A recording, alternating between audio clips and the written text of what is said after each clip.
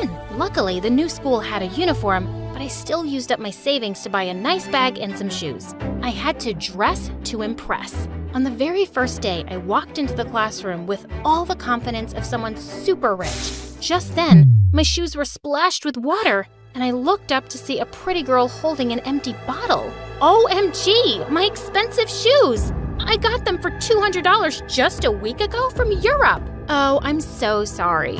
I was just having fun with my friends. It was an accident. Oh, okay, yeah, no worries. I've got like 5 more pairs of these. It turned out that the girl was Sitara, the daughter of an actress and a film director, and we instantly became friends. She'd often want to talk about her parents and their lives, and all I could think about was how much I wanted to be like them. One day when I was walking down the hallway, I saw Sitara with her minions bullying some poor girl. Where'd you get these clothes from? The garbage?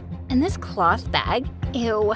Did your mom make it? Sitara snatched the girl's bag, and just as she was about to rip it, I ran forward and took her hand. Come on, Sitara. Why are you even talking to this lame girl? We're rich. We're born to give fashion advice to poor idiots. Let her go. She just seems like a hopeless case, not worth your time. I returned the bag to the poor girl, and she ran off like a scared rabbit. I hated Sitara's behavior, but I had to put up with it. As we all sat down in the cafeteria, Sitara announced she was having her birthday party that evening, and I was excited to attend. That is, until she said, "Hey, Apurva, would you like to go shopping with us after school?"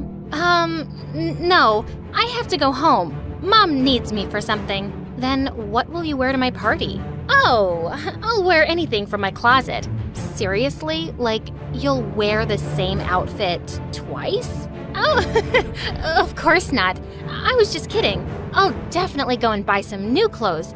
See you all at the party. I didn't have anything nice in my closet. I ran to the mall after school and bought an expensive dress, but I didn't remove the tag. I'd return it after wearing it. When I reached Sitara's place, I was stunned at the size of her mansion. She then introduced me to a handsome boy who was her brother, Rocky. I liked him at first sight, and he seemed to like me too. But just when Sitara was about to cut the cake, her minion suddenly said loudly, "Apurva, why haven't you removed the tag on your dress?" Oh, I didn't? I don't know how I forgot to. I'll do it at home. But just then she pulled the tag away. See? It's so easy. Gosh, how would I return it now? I was cursing that girl inside as I smiled at her. I was worried about the dress, but Rocky distracted me soon enough by asking me to dance. He danced with me all evening, and it was amazing. The next day in school, Rocky sat next to me at lunch, and soon we became very good friends. We'd often go out together, and I loved spending time with him. Once we were at the park getting ice cream when we spotted some beggar kids playing nearby, and Rocky bought ice creams for all of them. That was really sweet. Those kids were sweet. By the way, you got something on your nose. What? This. And then he rubbed his ice cream on my face and ran away laughing as I chased him. I was fast falling in love with him. And I was on freaking cloud 9 when he told me he loved me too. One evening when I was walking home, someone suddenly called out to me. It was Sitara in her car with her friends. Apurva? Come on, I'll drop you at home. Walking is what poor people do. No, it's okay. Actually, I just had a very heavy lunch today, so I'm just trying to digest it. But she insisted that I get in the car. My heart was pounding as Sitara was asking me the way, and I was randomly telling her to turn left and right. Just then, I picked out a big house and shouted, Stop the car, this one's mine." Ooh, nice home, but it looks like it's locked. Oh, actually, I'm all alone at home today, so I locked it when I went out. Gosh, where are my keys? Never mind, I'll find them. You mean these keys? And Sitara fished some out of her bag. I have them, because this is one of the 6 mansions my family owns in the city. I was always suspicious of you, Apurva, and I was right. You're a liar and a fraud. How dare a poor beggar like you befriend me and date my brother? Just look at her, shameless moron. Sitara, let's beat her. And as this girl came closer, I pushed her hard away from me. Hey, back off. I'm not scared of anyone. I don't live on your charity, so I'm not gonna put up with any of this nonsense from you. I stormed off, but by the time I got home, I was in tears. I felt so mad, not because those girls had insulted me, but because I'd been so stupid pretending to be someone I wasn't. I thought these were the people I needed to be friends with, but I was wrong. And I was done. I thought I'd call Rocky and tell him everything, but he was out of town for a few days, and I decided to wait for him to return. The next day, as I entered the school, I saw everyone staring at me like I was some kind of criminal. Of course, Sitara had told everyone about me. Just then, a ball hit me in the head. I turned to see Sitara and her minions. How can anyone be so shameless? I didn't think you'd be able to show your face now, but gosh, you just have no self-respect. Just then, I spoke loudly in the hall so everyone could hear me. Everybody here? Attention, please. I'm poor. What am I? Yes, poor. And I'm not ashamed of it. I'm here because I'm smart, not like these morons whose parents paid bribes for them. Hearing that, Sitara charged me and we broke into a big fight.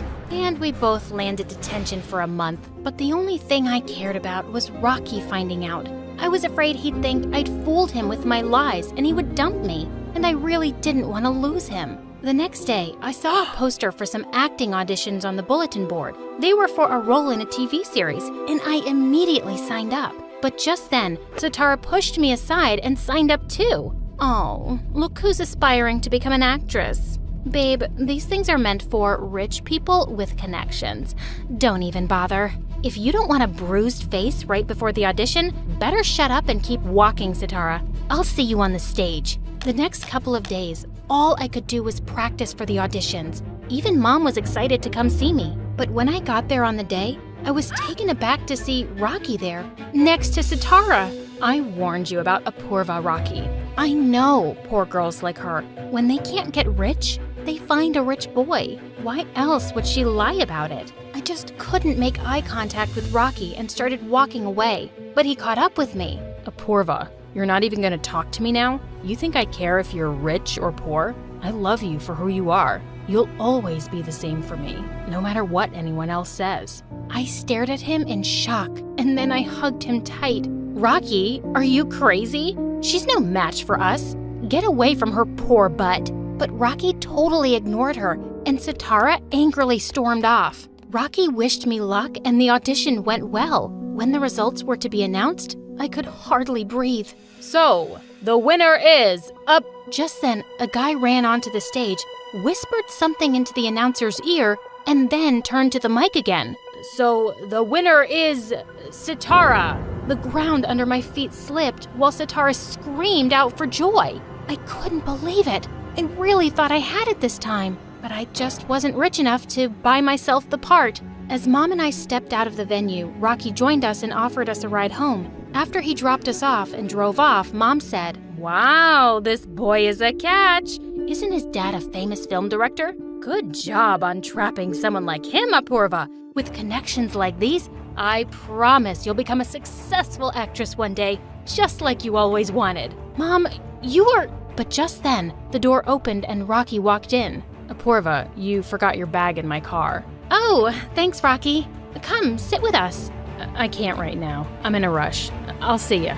And he left. The next day in school, as I looked for Rocky, I walked into the cafeteria and found him sitting with Sitara's group while she was standing on the table, busy making fun of me. Oh, you should have seen that beggar's face when she didn't win. I'm sure she went home and cried like this. And then she dropped down to the floor and started kicking and screaming while everyone laughed. Wow, Rocky. So you're just gonna sit there and watch her mock me? Yeah, I think I will. It's what you deserve. And he walked away as I stared in shock. But then I went after him.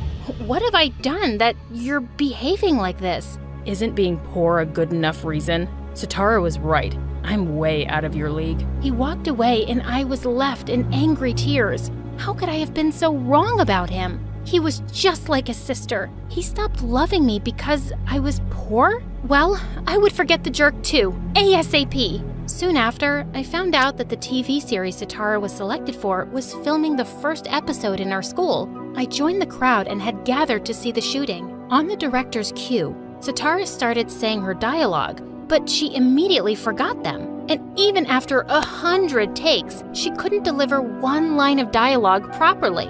The director was so frustrated that he banged his head on the desk, and I laughed out loud. Who laughed? Who is that? Come out. I raised my hand. How dare you laugh at my shooting? You think acting is easy? Yeah, I think it is. Oh, really? The director snatched the script from Sitara and gave it to me, thinking I'd make a fool of myself. But when I delivered the dialogue perfectly, he looked stunned. Oh my God, you're so talented. I know. The emotions, dialogue delivery, everything was just amazing. I know that also. Thank you so much, sir. Team, take up this girl. She's gonna be my lead actress. And throw this good-for-nothing Sitara out. These rich people think they can buy anything with money. Gosh, was I dreaming? Was I finally becoming an actress? I immediately called my mom to give her the news, and from that day onwards, my dream life began. I graduated from school soon and worked in many TV series, and soon became a celebrity. And I had the life that I'd always wanted. Years passed, and one day when I was being interviewed on TV, the host asked me, "Miss Apurva, our audience really wants to know more about your love life. Are you dating someone?" Oh no, I just try to stay away from love. I did love someone very much once, and I thought he was a good person. But I wasn't rich back then, and that's why he rejected me. So now I really can't trust anyone. I'd spoken lightly about it in the interview, but it was true. Later that night, I was in my room when I got a call from an unknown number, and I nearly dropped the phone when I heard the voice. Apurva, please, don't hang up on me. It's me. Why are you calling me, Rocky? Because I saw your interview, and I realized I'd been the world's biggest fool. All those years ago, I overheard your mom saying you'd planned to be with someone rich, and that just broke my heart. But when I heard you say you loved me once, I couldn't help calling you. I was speechless. All these misunderstandings had kept us away all these years. Rocky, it's been a really long time since I've seen you. Can we meet tonight? I'll be right there, Apurva.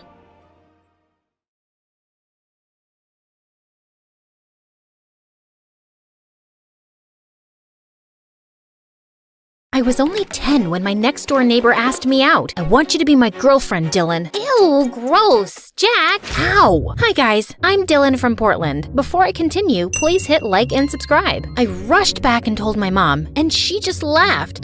"You're a smart cookie, Dylan. There's no hurry to date boys." He apologized and we made up because I didn't want to lose my only best friend over some silly thing. My life was amazing. I had my mom and Jack, but everything changed after that summer. Mom surprised me with a packed suitcase and a brochure. "What's this?" "I thought it would be good for you to get away and meet new people, since we can't afford a vacation this summer." "No, I don't want to go. Jack and I already have plans, Mom. If you send me there, I'll just call you every day, every hour, or every second until you come and pick me up." Mom had made up her mind, and she wasn't changing it, no matter how hard I begged. The day had arrived, and I wasn't ready to leave Jack. He pulled something out of his pocket. It's a leather friendship bracelet. Mom let me buy it at the mall. I thought maybe you'd think of me while you had it on. Yeah, it's a bit flimsy, but we girls love it, right? He tied it on my wrist, and I was just adjusting it when, snap, it broke. Whoops. Good thing you didn't buy the pearl one. I'll fix it, and I won't ever take it off. I was crushed. I'd have to leave my best friend for an entire summer. As if that wasn't enough, when I arrived at camp, all the kids seemed to know everyone there already, and I felt like an outcast. So I was tossing rocks into the lake, lost in thought, when I felt a tap on my shoulder. "Let's see who can skip rocks the farthest."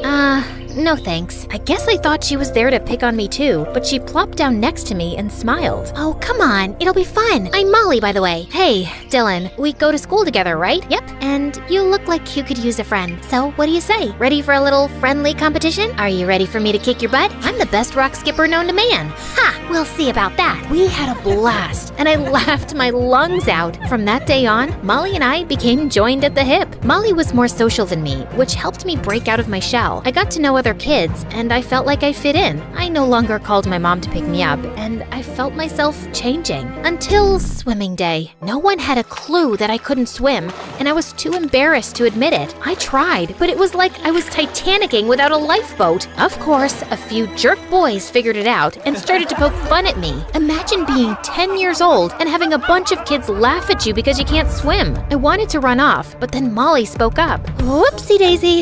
It looks like I just peed in the pool a little. Of course, she didn't, but the way those guys scrambled away was enough to give me a good laugh, and I felt my confidence creep back in, thanks to her. The rest of camp wasn't so bad after we put those boys in their place. Camp ended, and I got Molly's number to stay in touch. The first thing I did was go to Jack's. I was excited to give him a bracelet. I had made it in camp, but no one was home. Even his porch swing was gone. Mom, where's Jack? I'm sorry, Dylan, but Jack and his family moved away to California. He left you this. I was feeling devastated, but at least I could keep in touch with him, even though he was miles away. We started chatting and calling, and over the years, I started to like him more and more. As we got older, things changed, and he talked less and less until one day, his calls just stopped. He even blocked his Instagram account. He totally ghosted me. I guess he found himself a girlfriend. Talk about a broken heart, but I still had Molly. At 16, we vowed to make our junior year the best ever and maybe find ourselves some boyfriends. Did you talk to the new guy, Kyle? No, why would I? He keeps to himself. He's really cute. You're right, he's quiet, but I think I can get him to open up. You do have a knack for that. The final bell rang, but Molly continued gushing about Kyle. She always made me late, so we split and I ran to class and I was about to sit, but I missed my seat. And butt planted on the floor in front of Towns Miller, the most popular guy in school, and my dream crush. My hopes and dreams of impressing him were ruined. I looked over, unaware that Kyle had been staring at me. Hey, Kyle. My face was beet red, but he ignored me anyway and turned his attention to his phone. Such a rude dude. I didn't tell Molly this, but she wasn't lying. Kyle was hot. After school, I went to the mall with Molly to look for dresses for our upcoming formal. Neither of us had a date, so we decided to go with each other. We both slipped the glamorous dresses on. I felt so pretty in mine, and despite the price tag, I was convinced I'd wear this gown to the formal. When I came out, Molly was already waiting for me and twirling in front of the mirror. Dylan, look at us. We look like the popular girls. Screw the popular girls. I feel like a princess. It felt magical. But as I looked in the mirror, I spotted Kyle standing outside the store, staring at us. OMG, Molly, look! And just as we both turned to look, my foot snagged my dress and ripped it right off my body. We need to make a run for it, or else you're gonna be paying for a $3,000 pile of rags. No, wait. OMG! What is this? This big shop filled with pitiful things? I can even sue you for this. We are very sorry. It's our fault. It was from a defective batch. I'll give you both a 50% discount on any dress you choose from the store. This day couldn't get any better. Despite flashing Kyle and the entire dress shop, we were still laughing at my mortifying moment right before we ran into Kyle. Kyle, hey, what are you doing here? I waved, trying to play it cool, but knowing Kyle had seen me embarrass myself a few times now, I felt like sinking through the floor into the pits of hell. But why did I care anyway? Molly was so into Kyle that it was nauseating. It's a mall, so I'm shopping. Kyle blushed when he looked at me. I hoped Molly didn't notice, but when I looked over at her, she was practically drooling over him. Get a grip, girl! Molly looked like a psycho Cheshire cat. I'm having a party this weekend. Wanna come over? Yeah, sure, I guess. Molly gave Kyle her number, and that's all she talked about on the ride home. And the next day at school wasn't any better. I was walking down the hall when Towns yelled, "Looks like Aunt Flo came for a visit." I spun around, totally puzzled, as everyone was laughing. Out of nowhere, Kyle came running over and wrapped his flannel shirt around my waist. "You can borrow this." I stood there and gawked at him, but then I realized I must have gotten my period. Of course, that would have happened in front of Towns of all people. Thanks, Kyle. He was so sweet, but I was bummed that Towns made fun of me. I talked to Molly, and of course, she made everything better. But before we left, she pointed to my waist. "This is Kyle's. I'm so jealous. I wish I had my period instead of you." She was like a lovesick puppy. Later that day, I found Kyle looking inside his locker. Why didn't he notice? Try again, Dylan. He peeked out, but I felt myself sweating when he turned his familiar gaze toward me. Thanks for this. It's okay. Then he left, and I slammed my locker shut without realizing my hand was inside. Like always. Ouch! That weekend, Molly had her party, and Kyle was there. I gotta give the girl credit. She always went after what she wanted. The only problem was, I liked Kyle too. Ugh, why do I have to like the same guy my friend does? I stepped inside, and surprisingly, Towns walked right up to me. It turns out she also invited him. I know he made fun of me, but he was too handsome, so he deserved a chance. You have a date for the formal, Dylan? I'm going with Molly. No, you're not. You're going with me. I am? Towns moved his head close to mine, and I prayed I didn't have bad breath. Yes, you. Molly's going with Kyle, so you're going as my date. Wait, what? Hearing Towns admit that he wanted me to go to the formal with him was amazing, but I was hurt that Molly made plans without telling me. Should I be mad? But why should I when we're both going with our crushes now? Molly was busy, so I walked over to Kyle since he was the only other person I knew there, and Towns was busy talking to his friends. So, you and Towns, huh? I nervously tugged at my old bracelet, something I've always found comforting since I was a kid. It's nothing official. We're just going to the formal together. Molly probably had to bribe him to go with me. What makes you say that? I'm not exactly Miss Popular, and Towns is like the school heartthrob, in case you haven't noticed. Maybe he sees more in you than those popular girls. You're funny, kinda clumsy in a cute way, and a really good friend to Molly. You've got great qualities, Dylan. Excuse me? What? Is he flirting? The rest of the party went well. Molly and Kyle spent a lot of time together, and I got to know Towns a little better. Now, let's jump to the night of homecoming. I went arm in arm with Towns. He looked amazing, and I felt like I was on cloud 9, standing next to him when everyone had their eyes on me and looking like royalty in my gown. I immediately spotted Kyle, but to my surprise, Molly wasn't with him. Towns immediately found his friends and left. I was kind of pissed, but I wouldn't let him get me down. This was my night to have fun. Hey, you made it. You look beautiful tonight, Dylan. My heart skipped a beat when Kyle said those words, especially since Towns didn't even compliment me. My face got hot when he gave me a once-over. Everything about him that night screamed flirting. He couldn't possibly be into me, right? That would be bad. You're wearing that bracelet again. His fingers brushed my wrist. Kyle, if this is you flirting with me, don't bother.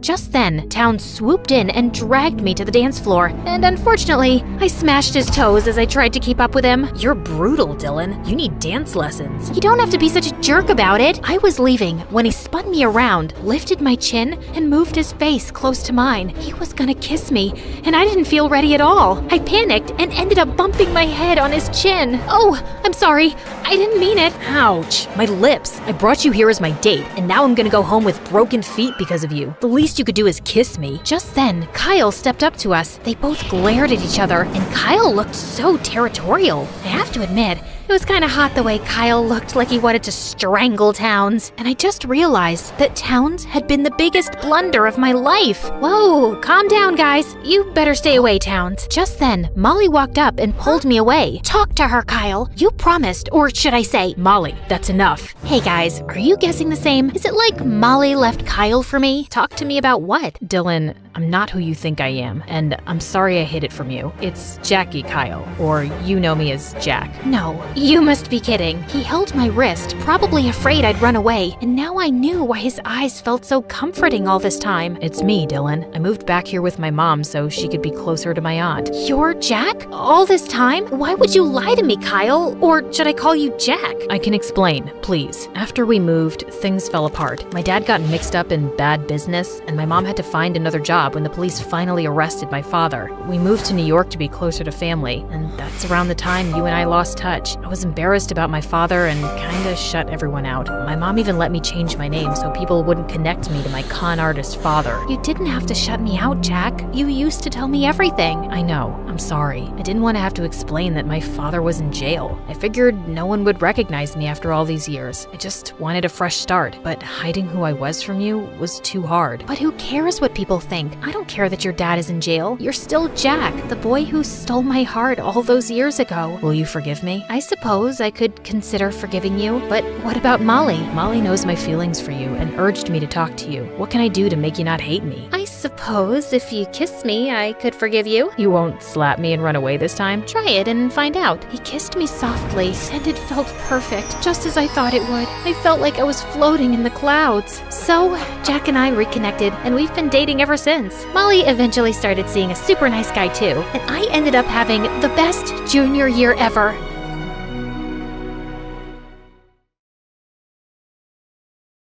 Hi, I'm Nellie from San Francisco. Please like and subscribe. My mom worked as a caretaker at a rich old man's home, and Dad was a street vendor who sold chocolates. My sister, Jenna, who was 2 years older, took care of me while our parents were at work. Once when I was 7, Mom took me and Jenna to the mansion where she worked, and it was massive. The old man who lived there couldn't move around much and had no family, so Mom did everything for him. Feeling curious, I sneaked into his room to see him. Just then, I saw him struggling to reach for the glass of water, and I ran forward to help. He smiled and asked, Oh, such a lovely girl. What's your name? Nellie, and what's yours, sir? You can call this old man anything you like, little Nellie. I started enjoying his company, and he loved mine. But Jenna never cared to meet him. She would just come to watch TV at the mansion every day. Once in the 5th grade, I was asleep when Jenna poked me awake at night and said she had something to show me. To my shock, it was a really expensive-looking watch. Oh my God, where'd you get this from? I found it in the drawer at the mansion. Isn't it cool? No, it's not cool, dummy. It's stealing. But no one's ever going to wear this. Think of the stuff we could buy if we sell it, Nellie. No way! You have to put it back, or I'll tell Mom and Dad and the old man. She made an annoyed face, but the next day she took it with her to return it. When we got to the mansion, though, we received some shocking news. The old man was gone. I was heartbroken to hear it. Soon after, the old man's lawyer showed up, and Mom sent me and Jenna away while they talked in the study. The minute the lawyer left, we heard screams, and we found Mom and Dad dancing. We're billionaires! The old man left all his money to us. This is the happiest day of our lives. We're rich? Nellie, can you believe it? It's all ours now. This watch? Mine. And before I knew it, we'd moved into his mansion, and my family went on a shopping spree. They were spending money like crazy. Nellie, buy some fancy clothes, please. We're joining the new school with all the rich kids. We need to look like them. No thanks. Designer dresses aren't my thing. We were enrolled in the best private school in town. Since both Jenna and I loved dancing since we were kids, I went to sign up for the school's dance club right away and found her there too. We auditioned, and I was excited when we were both selected, but Jenna was acting like she didn't even know me. The next day, I was sitting by myself in the cafeteria when a girl walked over and said, "Hey, get lost, kid. This is Amy's table." But there are so many other empty tables, and who's Amy? I'm Amy, and Amy always sits on this one. She suddenly picked up my plate of spaghetti and rubbed it all over my shirt. There, your t-shirt is designer now.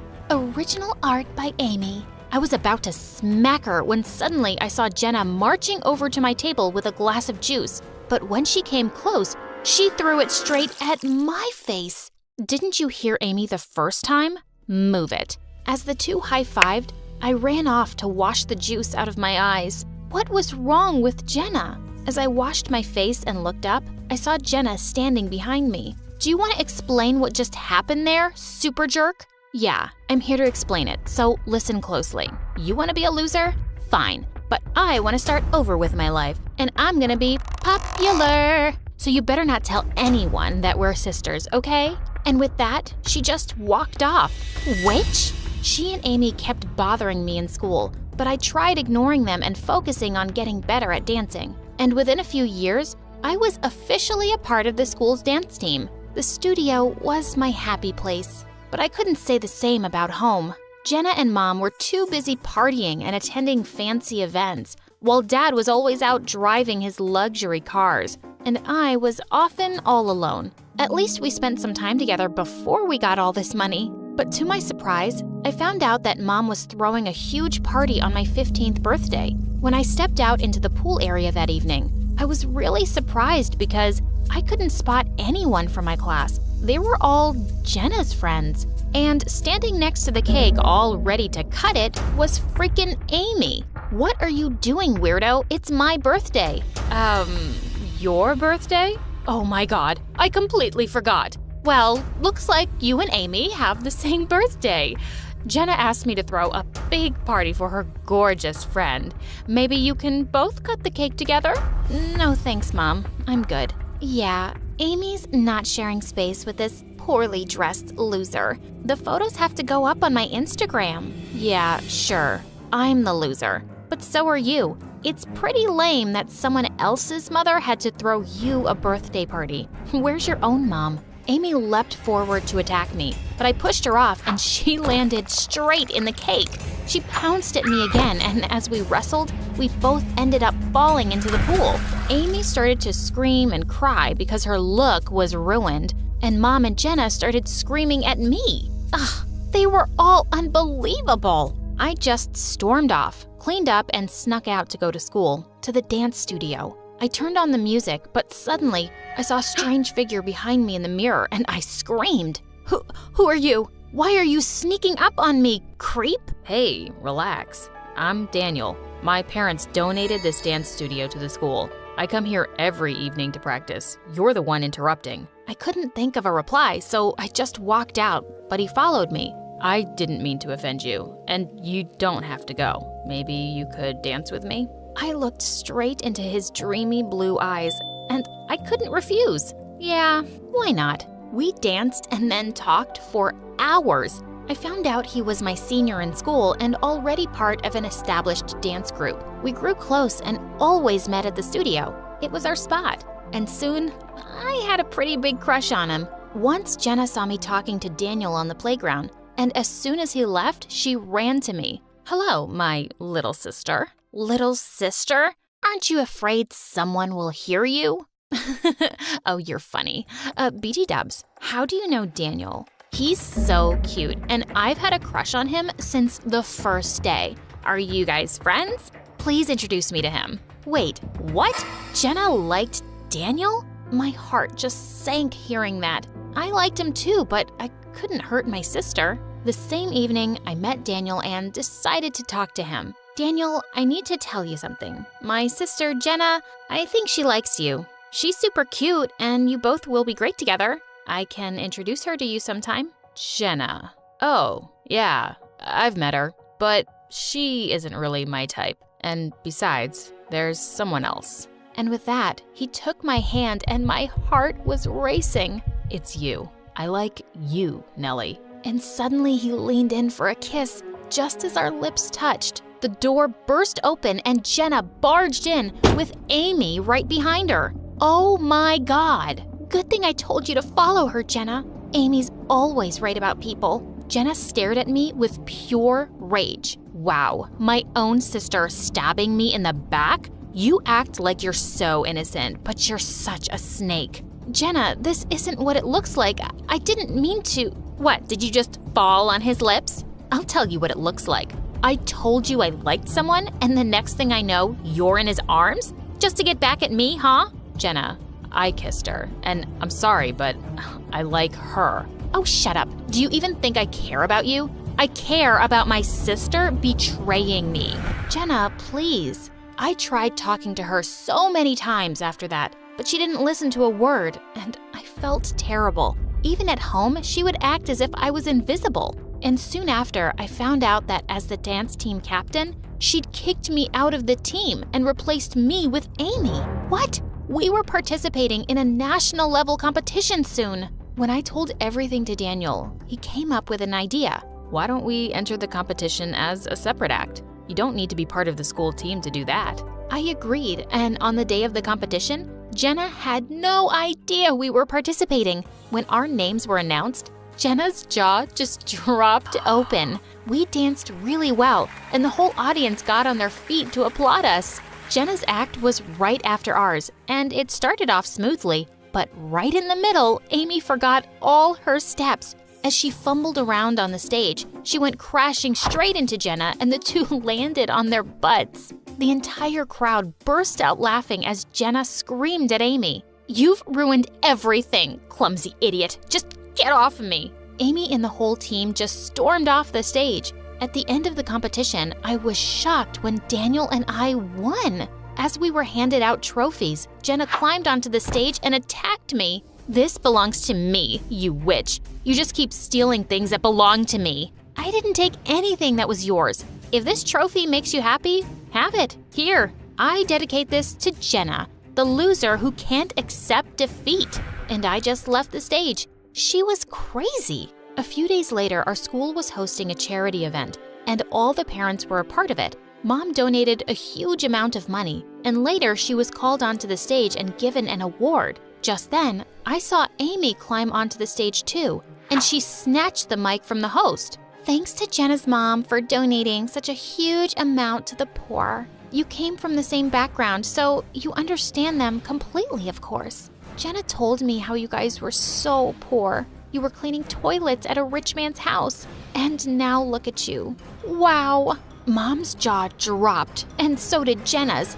Everyone started whispering. Really? She used to be a maid? But she tells everyone she was born a billionaire. Mom ran through the crowd until she found Jenna and pulled her aside. That little brat, Amy. What did you tell her? I'm sorry, Mom. I didn't know she was going to publicly announce that. My reputation is ruined because you couldn't keep your mouth shut.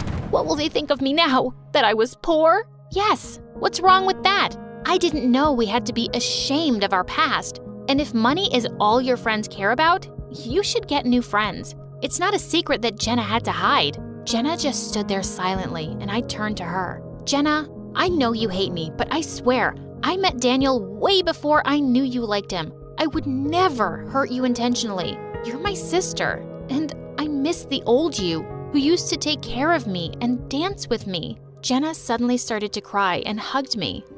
Nellie, I'm sorry for being such a jerk. I just wanted nice things and to be treated nicely. And all the money, it just got to my head. I started behaving badly just to fit in with the rich kids. And I knew Daniel didn't like me, but I still acted like a fool. I've missed you too. I was so glad to have my sister back. But Mom suddenly leapt towards me. You're such a stupid girl. But Dad stopped her. How dare you? Have you forgotten all this money is Nellie's? Wait, what? Dad then told me the old man had left everything to me, and once I turned 16, I was the only one who could decide how it would be used. Seriously? You've just been misusing my money all these years? And I bet you were never gonna tell me, Mom. I'll make sure you don't spend a penny on another stupid thing again.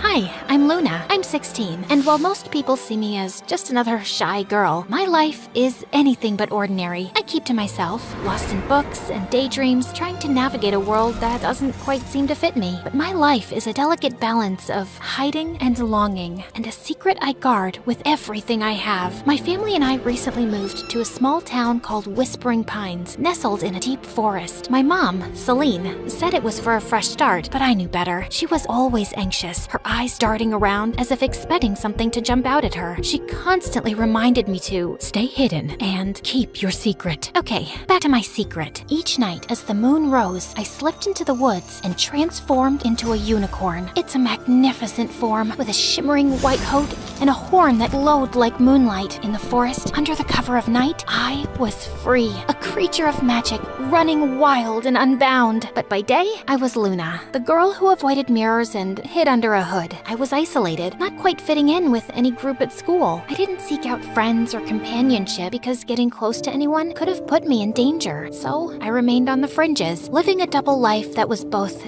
exhilarating and exhausting. Then there was Jasper. He's an artist with a sketchbook perpetually in hand, always drawing and observing. There was something different about him. His eyes seemed to see beyond the surface, and he had been curiously watching me ever since I arrived. His presence was a mix of intrigue intrigue and unease for me. One day, after school, he cornered me by my locker. Hey Luna, I've noticed you always wear that hood. Is there a reason? I shrugged, attempting to sound nonchalant. Just like it, keeps me warm. He raised an eyebrow, unconvinced. There's something more, isn't there? You're always hiding. I laughed nervously, trying to deflect. What about you? Always drawing? Jasper flipped open his sketchbook to reveal a detailed drawing of a unicorn. My heart skipped a beat. The other night, while I was walking through the woods, I found these strange tracks in the snow. So I did a little research, and maybe, just maybe, there are unicorns out there. I tried to maintain a casual demeanor, though anxiety bubbled beneath the surface. Unicorns aren't real, Jasper. He looked at me, his eyes sparkled with curiosity. What if they are? What if there's something magical out there that we don't know about? I forced a smile, feeling a sense of dread. Maybe. But I wouldn't worry about it. Despite my attempts to dissuade him, Jasper's curiosity didn't wane. He continued to question me, probing with a mix of genuine interest and persistence. His questions, though innocent, hit too close to the truth and made me uncomfortable. The next day, while I was walking to the local bookshop to get a new journal, I saw 3 men and 2 women exiting a large black SUV, all wearing the same black suit and tie. As I stayed hidden in the shadows, I got close enough to hear them speaking to Whispering Pines local sheriff, Marty Luca. They told him they belonged to a government agency of environmental researchers, but their high-tech gadgets and probing questions suggested otherwise. It was clear that they were searching for something, and I couldn't shake the feeling that it might be me. Later that night, I told my mom about the mysterious group of strangers that had arrived. Immediately, my mom's anxiety reached new heights. I watched as she ran to the closet and pulled down an old photo album from behind a row of hat boxes. She flittered the pages until she stopped at an old newspaper clipping with a photo of the same people I saw earlier that day. Luna, we have to be extra careful now. The OSS is here, and they're not what they seem. I looked at her, confused. What do you mean? Who is the OSS? She gripped my shoulders, her voice trembling. Office of Supernatural Sightings. They're looking for magical creatures. If they find out what you are, they'll capture you and use you for their own purposes. You must stay hidden. But I need to go out at night. It's the only time I truly feel alive. My mom's eyes filled with tears. I know, sweetheart, but it's too dangerous. Please, promise me you'll be careful. I nodded, but in my heart, I knew it was a promise I may not be able to keep. The allure of the forest and the freedom it represented was too strong. That night, I snuck out as usual, but the OSS's presence was palpable. Their advanced sensors and patrols made it clear they were on the lookout for something. My heart raced as I navigated the forest. I was careful to stay out of sight, but in my panic, I accidentally left behind a few strands of my magical mane caught on a branch. The next day, Jasper found the strands while sketching in the woods. He was intrigued, examining them closely. Later, he approached me in the school hallway, holding the strands out with a mixture of curiosity and excitement. Luna, look what I found! He held them up to the light. They sparkled with cosmic energy. They're different, almost magical. I tried to dismiss his concerns with a laugh, but Jasper's gaze was unwavering. Magic? Are you sure? He nodded, his eyes serious. Then he looked deeply into my eyes, like he could see right through me. There's something about you, Luna, and you've been acting so strange lately. I felt a rush of anxiety. I don't know what you're talking about. Jasper's frustration was evident. Come on, Luna, I'm not trying to pry. I just want to understand. Is there something you're hiding? I hesitated, torn between fear and the desire to confide in someone who seemed to care. But the moment was interrupted as my mom approached and pulled me away from Jasper. What's wrong? The OSS is intensifying their search. They set up traps in the forest. They're using tracking technology, and they're questioning the townspeople. My mom's fear became even more apparent, urging us to leave town immediately. Luna, it's getting too dangerous. We need to leave before it's too late. I crossed my arms in defiance. I'm not leaving. I've been running all my life. I want to stay. Mom looked over my shoulder at Jasper. You can't risk everything over a boy. You don't understand how serious this is, Luna. I do understand. And Jasper is my friend. I trust him. My mom scoffed and walked away, clearly frustrated. I approached Jasper and took a deep breath, my heart pounding in my chest as I looked into his eyes. Jasper, there's something I've been hiding from you. Something I thought you could never understand. My hands twisted nervously. I took Jasper into an empty classroom so we could talk in private. I'm not like everyone else. I'm a unicorn. As the words left my lips, a soft, ethereal glow surrounded me, and a single shimmering horn slowly appeared on my forehead, illuminating the night with a radiant, magical light. I watched his face, waiting for his reaction, fearing he would turn away, but hoping beyond hope that he would stay. Jasper's face softened, and a smile slowly spread across his lips. He reached out and gently touched the glowing horn, his fingers trembling with awe. I always knew there was something magical about you. Thank you for trusting me enough to share this. He let out a soft laugh, his eyes bright. You're beautiful, Luna. All of you. In the following days, Jasper and I spent countless hours together, working on a plan to outsmart the OSS. His artistic talents became crucial. We created detailed maps and tracks to mislead them, and in the hours we spent together, the bond between us grew stronger. Jasper's presence was a source of comfort. For the first time, I felt that I wasn't alone, that there was someone who truly understood and cared for me. One afternoon, Jasper voiced a troubling thought. What if they catch you, despite our efforts? What if they find out everything? I took a deep breath, trying to stay calm. They want to control me, to use me for their own gain. But having you help me is everything. I've never had someone stand by me like this before. Jasper reached out and gently touched my arm. I won't let them catch you. I'll do everything I can to keep you safe. His words brought me a sense of relief and hope, but also a growing fear. The OSS's search was becoming more relentless, and time was running out. The night of the final confrontation arrived. The OSS's search had become more intense, with advanced tracking technology and sophisticated traps. My mom was even more frantic, and her anxiety made it difficult for her to focus. Jasper arrived with a determined expression. We have one last chance. If we can make them believe the unicorn has left town, they'll stop searching. He worked tirelessly through the night, setting up a series of diversions and false evidence. Jasper used his artistic skills to create elaborate fake tracks, leading the OSS in circles. I used my unicorn magic to add an extra layer of deception, making it appear as though I had been everywhere at once. The process was exhausting. We were both drained, but driven by hope and the desire to protect my secret. As dawn approached, the OSS's frustration was evident. They started to back up, convinced they were following a false trail. Jasper turned to me, his eyes filled with concern. Are you okay? I nodded as tears welled up in my eyes. I'm just grateful.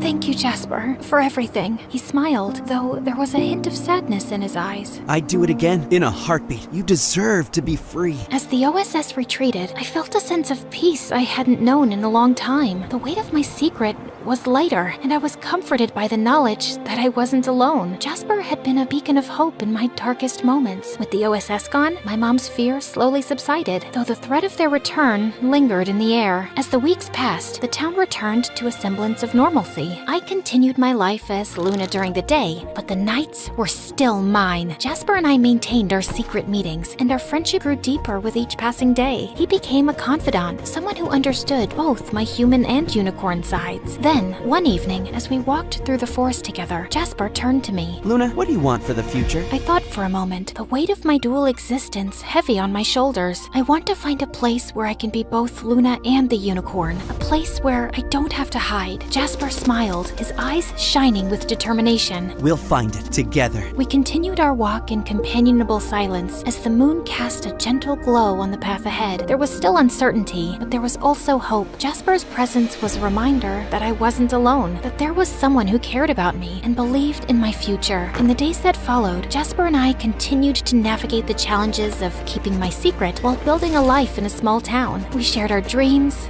fears, and hopes, and our friendship deepened. Jasper's sketches were a chronicle of our journey, capturing the magic and struggles of our shared experiences. One night, as we sat together by a small stream in the forest, Jasper asked, Luna, what's the most important thing you've learned through all of this? I reflected on the journey, the challenges, and the moments of connection. I've learned that even in the darkest times, there's always a light. It might come from unexpected places, like a friend who believes in you, and sometimes the magic we seek is within ourselves. Jasper nodded, his gaze thoughtful. I think you're right, and I believe that with your strength and our friendship, we can face whatever comes our way. We sat together in the moonlight, the stream's gentle murmur, a soothing backdrop to our conversation. The future remained uncertain, but with Jasper by my side, I was ready to face whatever challenges lay ahead.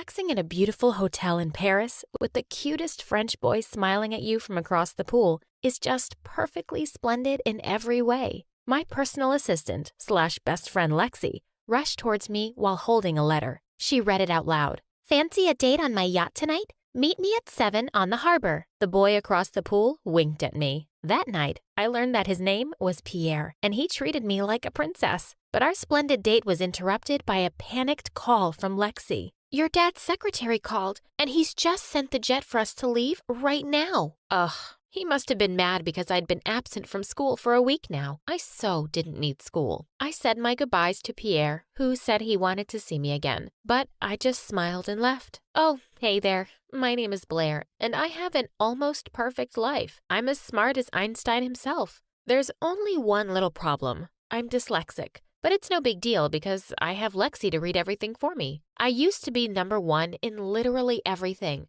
but things took a wild turn when a foreign exchange student joined our class. Please hit that subscribe button before I tell you my whole story. The next day, my limo dropped Lexi and me off at our school, a very expensive private one, where only families with a net worth of at least $1 billion can attend. "Blair, watch out!" I screamed when I saw an angry dog charging towards me. What was it doing here? Pets aren't allowed. Francesca, my arch nemesis, picked it up while laughing at me. "Good boy," she whispered, but I heard it. This insecure brat always found a way to ruin my day. "Oh, hey, Blair.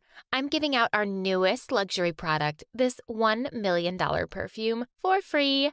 I thought you might need one." "Thanks, Francesca, but I'd rather donate it to charity." The principal appeared and got angry when she saw her dog. "Our dog mansion with 10 floors is currently being renovated, so my baby needs to roll with me." Ugh, what a show-off. The principal shut her mouth when Francesca gave her a stupid perfume, too. In the middle of class, I suddenly forgot how to breathe when the most gorgeous boy that I'd ever seen walked in. "Everyone, I would like you all to meet Terrence, a foreign exchange student from Korea, and he will be with us for this school year." We were all speechless as we looked at him. Francesca immediately offered her seat, but Terrence just headed quietly to the back. Our math teacher then started the discussion and suddenly asked us to solve the area of a stadium on our tables. Such a no-brainer. The answer is, it's 69,963 square meters. We all turned to Terrence like we'd seen a ghost. He'd answered before me. Like, how? After class, all the girls flocked around him, including Lexi. I tried to smile at him too, but he didn't smile back. What a snob. I snatched Lexi away from him and told her to cut it out. "Do that again and I'll fire you." "Oh, come on, Blair. He's literally perfect. He's like Lee Min-ho." "He's not my type." Terrence might have heard that because he turned to me, but so what? He snubbed me, and first impressions last. Every year, our principal holds an auction party, and this year, all the proceeds would be going to poor children in Africa. The last item to be auctioned was a beautiful pearl with a special history. It cost around $50 million. As expected, Francesca and I started the bidding battle. 100 million, 200 million, 500 million.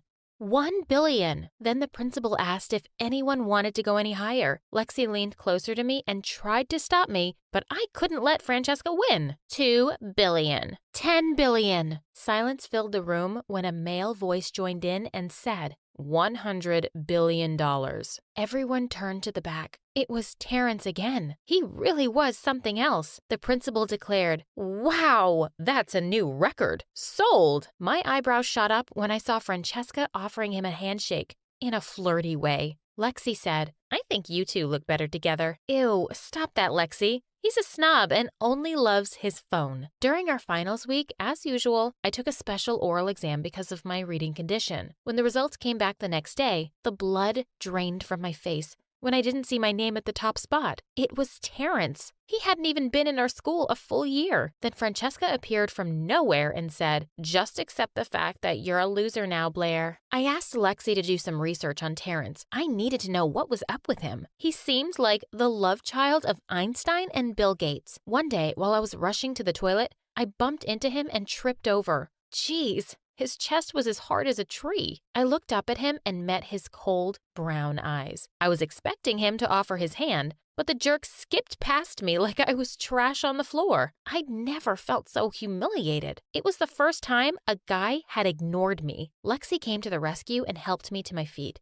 He helped me when I tripped out of my helicopter yesterday. Sorry, girl, but you're not his type. Francesca's comment made me furious. Thank God Lexi calmed me down, or else. During lunch, Lexi told me that she'd finally finished her research on Terrence. He was a young CEO in Korea, and his company develops games and software. That's why he's always on his phone. So, he's a self-made billionaire. Interesting. I was on my way to our campus's art center one time, and I stopped when I saw a board ahead. It had some words on it. Francesca and her friends were right behind me, but I didn't want to ask her for help, so I tried to read it myself. It seemed to be saying something about a vacation. I ignored the sign and continued walking. Suddenly, the ground under me collapsed. Someone caught me right on time before I was buried alive. I looked up to see my savior. It was Terrence. He let me go and dusted his uniform off. Don't you know how to read? It says deep excavation ahead. I have dyslexia. Anyway, thanks for saving my life. Just be careful next time. My heartbeat was still going fast as I watched him walk away. A few days later, the principal announced the annual competition between private schools called the Battle of the Brains. I was so ecstatic when I was picked again to represent our school. I always aced it. The problem was the competition would be all about teamwork, so I needed a partner. And Terrence was picked. Lexi came up to me and said, "Oh my God, I ship you both. This is going to be fun." I ignored Lexi's stupid comment and told Terrence to meet me in the music room. We needed to talk about the competition. While I was waiting for him, I started playing the piano. I couldn't finish the song because I forgot the keys. Just in time, he arrived and continued for me. We were so close to each other and it felt really weird. I was about to move, but the way he played was hypnotizing. I flinched when I felt a spark as our fingers touched. He looked down at me after he finished playing. That's how you do it. I don't need piano lessons right now. We need to plan a strategy. Just focus on the spelling. Memorize the letters of the longest words, and we'll be fine. Don't underestimate me, Terrence. How about you? Are you going to study? The dummy answered me with a poker face and left the room. Sometimes I really hated his guts in his gorgeous face. And seriously, he was so confusing. The competition day finally came and we were totally silent during the ride. He later fell asleep on my shoulder and I went stiff as a board. Should I move my shoulder or should I let him sleep in peace? The limo passed over a rough road which woke him up. He looked up at me and I immediately looked away. Can you, scoot over? You're in my personal space. My heartbeat went back to normal when he moved. I was so nervous during the game, but as expected, we made it to the final round. Terrence won the versus round against another boy, and then it was my turn. I needed to win this so we would be the winners already. I was shocked when the announcer said that it was a spelling round. Oh no. Spell supercalifragilisticexpialidocious. Terrence gave me an encouraging look. I focused and wrote down all the letters according to my memory. I felt like passing out from nervousness when I slowly raised my answer. Correct. I jumped around in happiness and found myself hugging Terrence. When I realized what I was doing, I immediately pulled away. He then patted my head and smiled at me for the first time. And I must admit, he looked even more gorgeous. You did great. Well,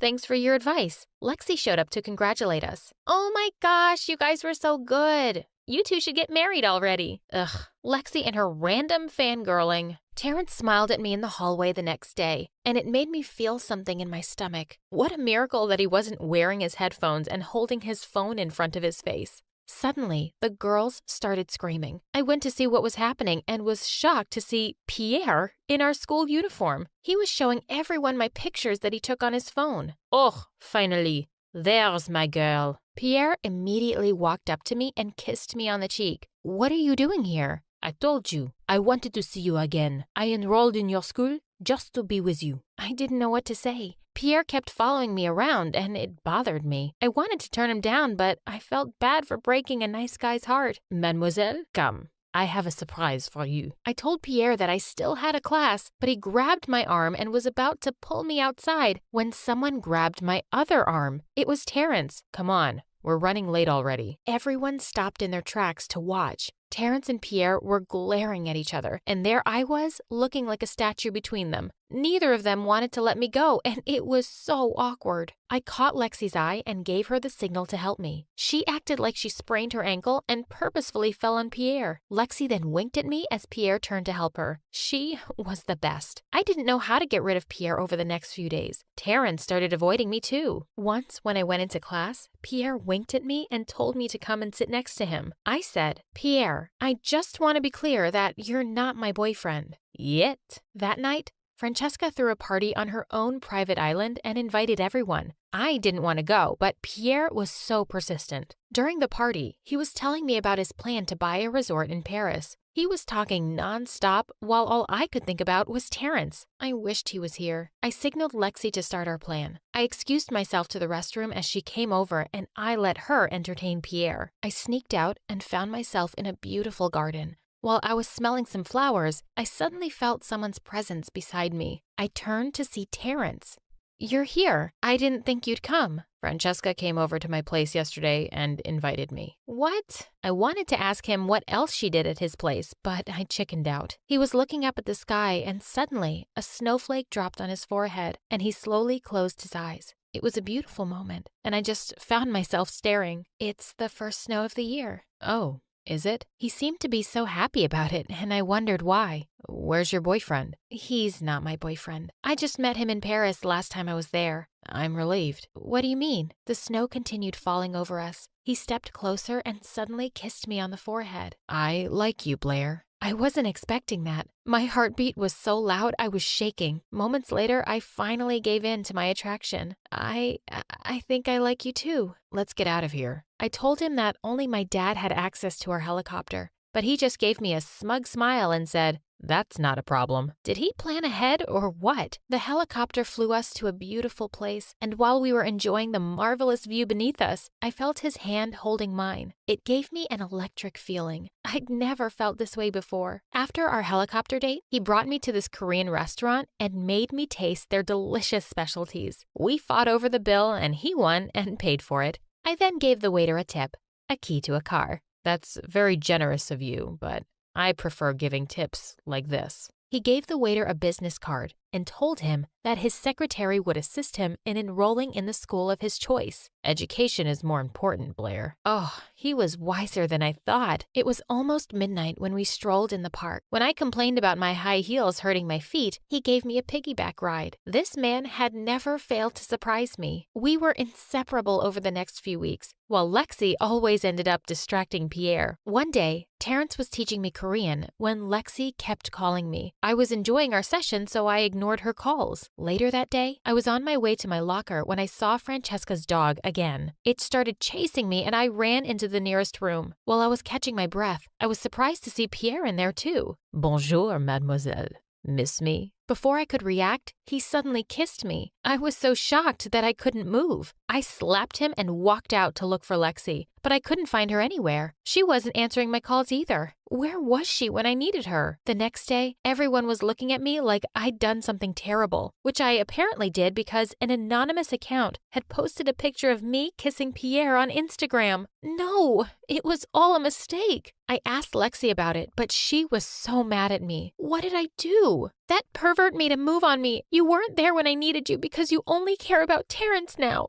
Lexi, I'm so sorry. Please don't do this to me. You're my best friend. No, Blair, I'm just your personal assistant. Oh, not anymore, because I'm resigning. I was crying as she left me. I looked for Terrence and found him in the music room. "Terrence, it's not what you think. Let me explain." "I don't deal with cheaters." I tried to convince him, but my heart broke when he said, "Get lost, Blair. I don't want to see you again." I was totally miserable after that. My best friend and boyfriend were ignoring me, and everyone was calling me a cheater. One day, I passed out in my room because I hadn't eaten all day. When I opened my eyes, the first thing I saw was Lexi. "Thank God you finally woke up. You had me so worried. Are you okay? How can I be okay when you hate me now?" "Oh my God, stop. I'm not used to seeing you cry." Lexi then told me that she overheard Francesca and Pierre talking about their plan to set me up. I knew it. I need to talk to Terrence. She then looked away and said, "He went back to Korea this morning." What? Are you freaking serious? I felt like someone had thrown cold water on me. She just bowed her head and avoided my eyes. Why so soon? Is this a prank? I'm so sorry, Blair. I already told him the truth, and he believed me, but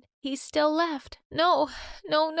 This can't be happening. I tried to get up, but Lexi told me that my doctor had advised that I shouldn't leave bed yet. I called Terrence, but his phone wasn't on. I checked his social media accounts and confirmed that he was already back in Korea. I just wanted to sleep and hope that it was all a dream. The next day, I woke up to Lexi's scream. She pulled me out of bed and dragged me outside. There was an unfamiliar jet landing outside. A handsome boy then stepped out, and I swear, my heart jumped with joy when I realized who it was. I ran up to him and hugged him. He apologized for doubting me and for not telling me about him leaving. I just needed to finish my surprise for you. He then showed me an app on his phone. You can download this from the App Store. I've specially developed this for dyslexics. Oh my God, this is amazing. I love you, Terrence. I love you more, my Blair. I was so over the moon when he finally kissed me. Another cute Korean guy came out, and Lexi looked like she just peed her pants. Terrence introduced him as Andrew, his brother, and Lexi started jumping in excitement. Thank God you have a brother. Terrence and I just laughed as we held each other's hands. Me? Sorry. I think I must have gotten the wrong address. No, you're in the right place. We've been expecting you. Like me and the spirits. They told me you were coming. You're Nova, right? Hilda's granddaughter. You know me? I know a lot of things. Like it's gonna rain in about 5 seconds and you should come in. And right on cue, it actually started raining. Freaky. Anyway, I walked in and the girl told me she was Margot's granddaughter and her name was Coco Lin. My dad's Chinese and my mom's American. They couldn't decide whether to give me a Chinese name or an English one, so they mashed them together. Kinda has a ring to it if you say it on repeat. Coco Lin, Coco Lin, Coco Lin. Cool, right? I think it's very cool. Like, it's also pretty cool that I'm my grandma's reincarnation. I've retained some of her memories and her power to see the future, talk to ghosts, and read your star chart, yada yada. In fact, before I was my grandma, I was this super rich woman who went on a ship, met this cute artist. He was poor. I was loaded. We fell in love, but then the ship crashed and he died. Like the movie Titanic? What? Never mind. Can we just get to work, please? I gave her the diary, and she invited me into this small room. As I settled into a beanbag, Coco Lin took the diary in her hands. Then suddenly, she threw her head back dramatically. Before I could ask if she was okay, she snapped her head forward like a possessed owl, then started spinning in slow circles. Then she dropped to her knees, flapped forward, and after a full minute of silence, popped back up. All done. The curse is now reversed. Whatever once belonged to your brother is now yours. Wait, what do you mean by reversed? I wanted you to end the curse. Yeah, well, unfortunately for that, you'd have to find the original witch who cast the curse on your family. And she's probably dead. So unless you have a shovel and a time machine, this is the best I could do. Now remember, every spell has its repercussions, so just be aware of potential side effects. What kind of side effects? Mild nausea, headaches, nosebleeds, and in rare cases, hallucinations. It depends. On what? On how badly cursed you are. Just kidding. I fixed the curse, remember? You'll be fine. Would you like some tea? But I just thanked her, paid her fee, and got out of there as fast as I could. The whole way home, I kept thinking if what I'd done was wrong. But was it really that bad if Dorian suffered a little? Also, Coco Lin was kind of a weirdo, so I wasn't too sure if her chaotic head Roomba fixed anything. But boy, was I wrong. I looked around and I froze. This wasn't my room.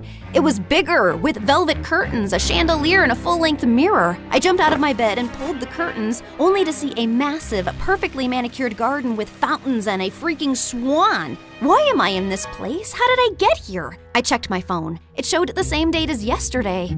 Okay, this is clearly a dream. Ow! Ow! I pinched myself hard, and seconds later, Mom burst into the room. Oh my God, Nova! Why did you scream like that? I thought some stalker tried to jump into your room again. Again? When was the first time it happened? Oh, my poor baby. You've been so traumatized lately, you've probably blocked out everything. It's fine. We can talk about it later. For now, drink your kale. You're already late for gym, and Coach gets cranky when you're not warmed up before cheer practice. Mom, I don't do cheer practice. I barely passed PE. This isn't real.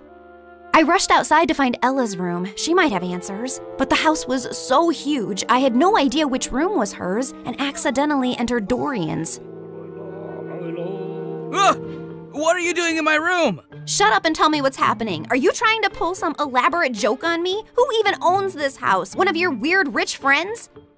What are you rambling on about? I'm just living my perfectly miserable life in silence, and you won't let me have that? If your life is miserable, I might as well be an earthworm. You know, I saw this documentary about teen celebrities and how they all went bonkers at age 18. You should watch it. I think you'll fit right in. You think this is funny? God, just tell me where Ella is and I'll leave. Same place she's always been. Why? Suddenly remembered you have a sick sister who needs your attention? I've always cared about Ella. You don't care about anyone else but yourself, Nova. Now get out and go sign some stupid autographs. I was shocked. The way Dorian was talking and everything Mom said could only mean one of two things. Either everyone in my family had lost their minds, or the spell actually worked and transported me to my new reality where I was the golden child. I ran back to my room and opened my closet to find shoes and clothes that I could never afford. Downstairs, Mom was smiling like I was the best thing that ever happened to her, while Dorian sat quietly on the side scowling. Then I went to school, and the moment I got out of the car, people flocked around me. Hi, Nova. Love your outfit. Can we get a selfie? Are you coming to my birthday next week? You can cut the cake if you want to. It was like stepping into a dream where I finally mattered and wasn't invisible next to Dorian. I was still processing everything when Stacy walked over and linked her arm through mine. There you are, bestie. I've been trying to call you. Really? I didn't get any calls. I said I was trying, but then I got busy with these new cheer uniforms. Everyone's obsessed with pink, but what do you think? I actually kind of like blue. But clearly everyone else wants pink, so let's go with pink. Oh, I knew you'd say that. We're so in sync. If you were a boy, I'd totally date you. I mean, you'd have competition, obviously, but I'd cheat on my boyfriend with you. Okay, wow. I was best friends with Stacy? This girl who once insulted me in front of the whole school was now asking for my opinions? And over the next few days, it only got better. I had a personal stylist, a manager, and spa appointments booked every other morning. My closet had its own air conditioning, and Dorian had to ask my permission to even borrow a charger.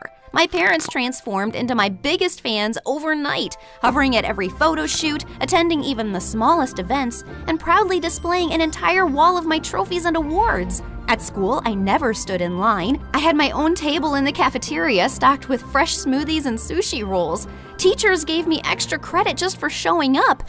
And one afternoon, I got a letter from a college I hadn't even applied to offering me a full scholarship because they liked my vibe. My life was perfect, and it was everything I ever wanted. Until it wasn't. Because Stacy was as obnoxious as ever and was getting on my nerves.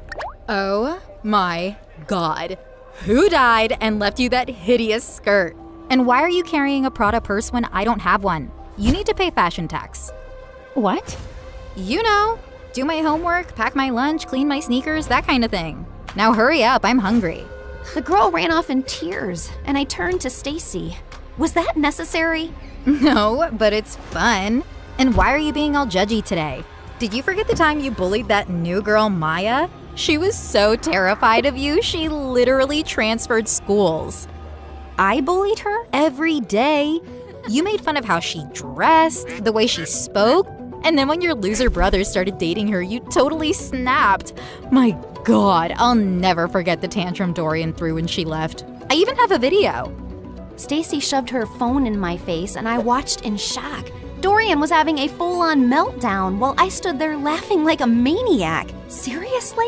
What? And that wasn't even the worst part. The girls on my cheer team laughed and joked until I walked in. Everyone on my modeling team walked on eggshells around me. I even overheard this girl say that I should get an exorcism because I had a devil living inside of me. This one time during a shoot, my makeup artist accidentally dropped a brush. I reached down to pick it up and she recoiled like I was gonna hit her. I'm so sorry. I'll get a new one immediately. Hey, it's just a brush. Don't worry about it. You're not mad? Why would I be mad about an accident? While the photographer was adjusting his camera, I overheard two assistants whispering. She seems different today. Last week she threw hot coffee at me because I got her the wrong brand. Remember when she made Tina cry because she accidentally walked into her photos? Poor girl's still in therapy. It felt like I jumped from living under Dorian's shadow to being the most hated person on Earth, and it was heartbreaking. But what truly got to me was that at home, Dorian barely looked my way, and Ella never came out of her room. And every time I tried to meet her, Mom would freak out. Her disease is contagious, sweetie. You know that. I can't lose another daughter to that stupid illness. I really wanted to see her and share what I was feeling, but I was too swamped with photo shoots, press events, and parties to process it. Has anyone ever tried snail mucus coffee? Apparently, it's very good for your skin. I'm already having my vitamin C, D, E, G, H, Y, Z, Q to keep my nails shiny and healthy. You know what, guys? If you hang upside down for at least an hour and a half, you will get the reddest cheeks ever. Or you could get a brain hemorrhage and die. Excuse me? I'll just be right back. Jeez, how lame were these conversations? If these people were the cream of society, I'd rather be skimmed milk. The rest of the night was just as bad. The music was too loud, the people were fake, the food looked fancy but tasted like chalk. Then my date asked me to dance, and I accidentally stepped on his foot so hard he started limping. I rushed to grab him a first aid kit and came back to find him making out with a waitress. Ew. I just wanted to leave.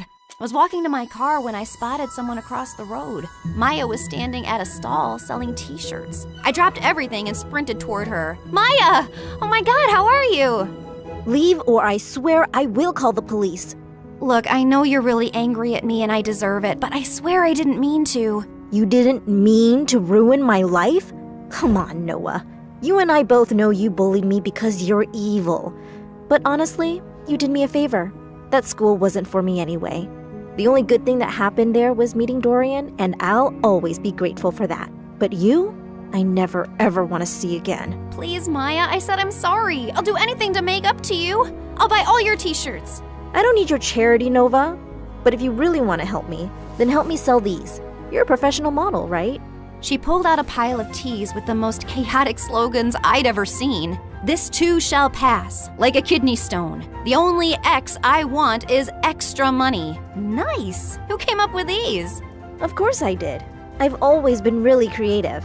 That's true. By the end of the night, Maya and I had sold every single t-shirt in her stall. We even clicked a bunch of pictures, and when I shared them on my Instagram, Maya's business exploded overnight. She called me the next morning telling me how people were begging for restocks. Someone even asked if she shipped internationally. I'd finally used my popularity for something good, and I was happy. But that changed the moment I entered school the next day.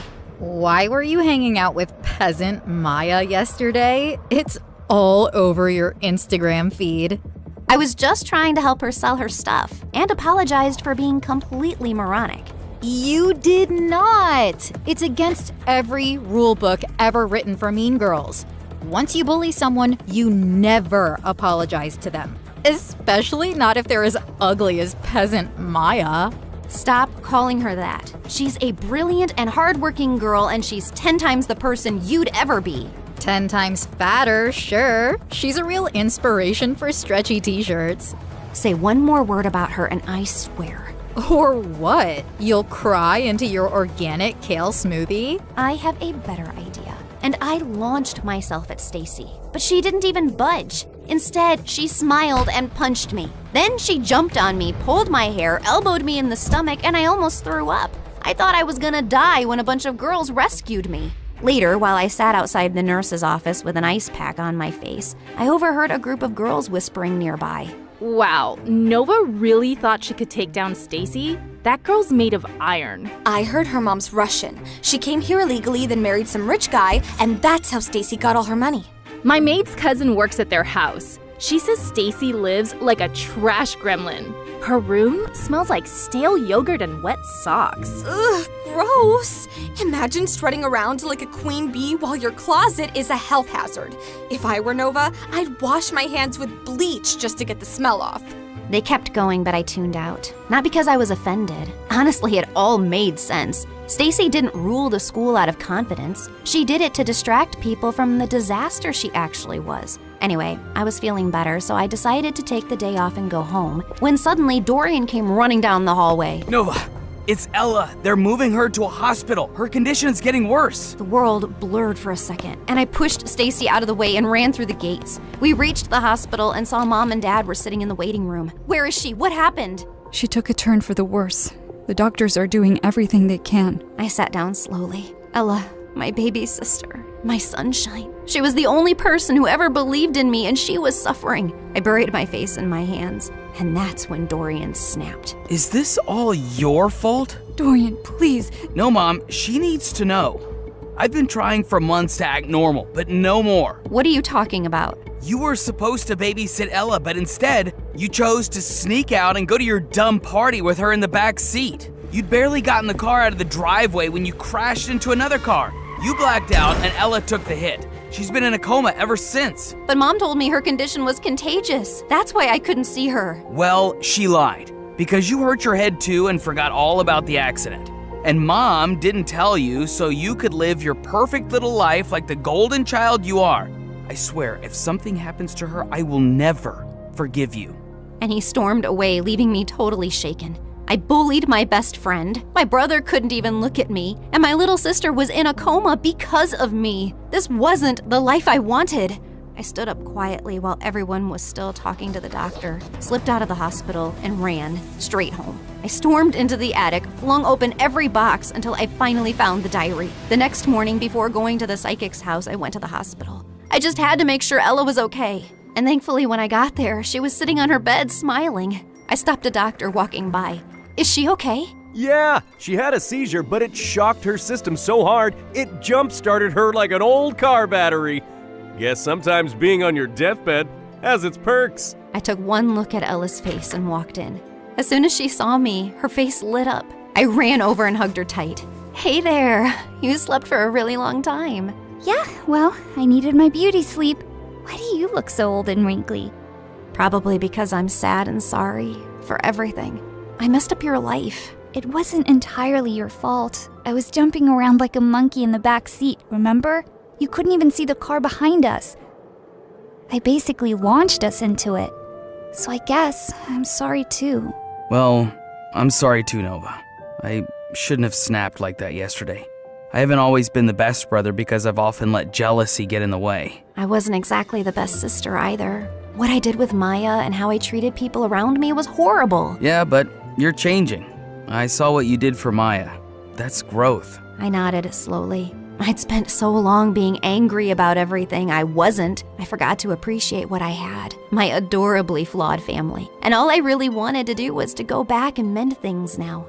Namaste, fellow seeker. What brings you here today? Oh, it's you. Welcome back. You recognize me? Why do you always ask the same question? Of course I do. I can see through dimensions too. Like in one of my parallel lives, I was this really hot girl who lived on the streets doing odd jobs until one day this handsome rich guy asked me to be his date. He bought me clothes, took me to parties, and eventually fell in love with me. Like Pretty Woman? Yes, I was a very pretty woman. But enough about me. Tell me what you need. I told her I wanted to reverse the curse, and Coco Lynn stared at me blankly. Are you sure? Once I reverse the curse again, the spell will seal itself. No more rewinds. So make up your mind. You can't keep jumping between realities. I already have. I want to go home. And this time I won't hide behind Dorian's shadow or bad grades. I spent so much time being angry and dejected that I never really focused on myself. And that's why I never got anywhere in life. I can't control how people treat me, but I can control how I take their opinions. So now I'll live for me, with kindness and purpose. Spoken like someone who's truly ready. She stood, cracked her knuckles, and started chanting. The candles flickered, the walls shimmered, and then everything went blank. I woke up to the smell of burnt toast and the sound of birds. I sat up slowly and looked around. My old room. My old posters, my old creaky fans spinning above me. I rushed to Ella's room and found her sleeping peacefully. Then I went downstairs and saw Dorian kicking the ball like a dork. I ran and tackled him in a giant hug. Oh my God, I missed you. Get off me. You broke my streak. Now I have to start all over again. Well, so do I. That morning, I got dressed and walked into school. And for the first time, people noticed. Not because I was a model or because I had 1 million followers, but because I held the door open. Because I helped a kid who dropped books. Because I smiled at people. For real. And that's when I realized that life isn't about being the favorite. It's about being someone you can be proud of, even when no one's clapping.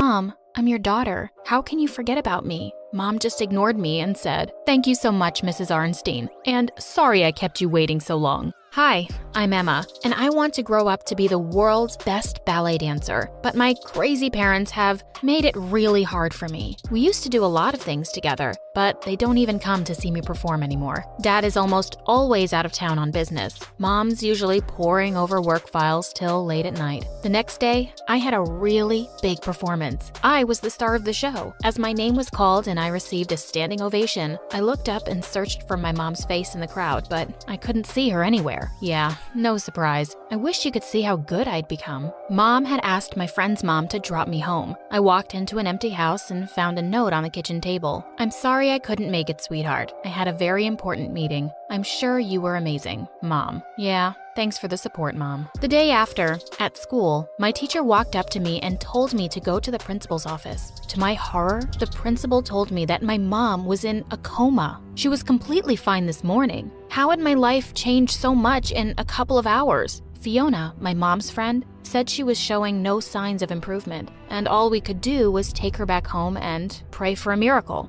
She would come around for a daily checkup, and we got a nurse. Dad told me to focus on school, but it's not like things were great there either. Miley, the most popular girl in my class, just seemed to hate me for some reason. She was always making comments about how stupid being a ballet dancer was. Who even watches ballet these days? My grandma, probably. Or something like, "Aw, why aren't you wearing your silly tutu today? It matches your lame personality." Jeez, I don't even know how Brian could be with someone like her. I went to the game to distract myself from everything happening at home. And just my luck, the only empty seat was next to Brian. "You can't sit here. This seat's taken. It's for my popcorn. Don't be silly, babe. It's all yours, Emma." I tried to focus on the game and ignore how Miley was just all over him. But then suddenly, I saw the faces on the big screen. It was me and Brian. Kiss, kiss, kiss. Brian turned to me, looking a bit uncertain, but I wasn't letting this moment pass. "Let's give the people what they want, Brian."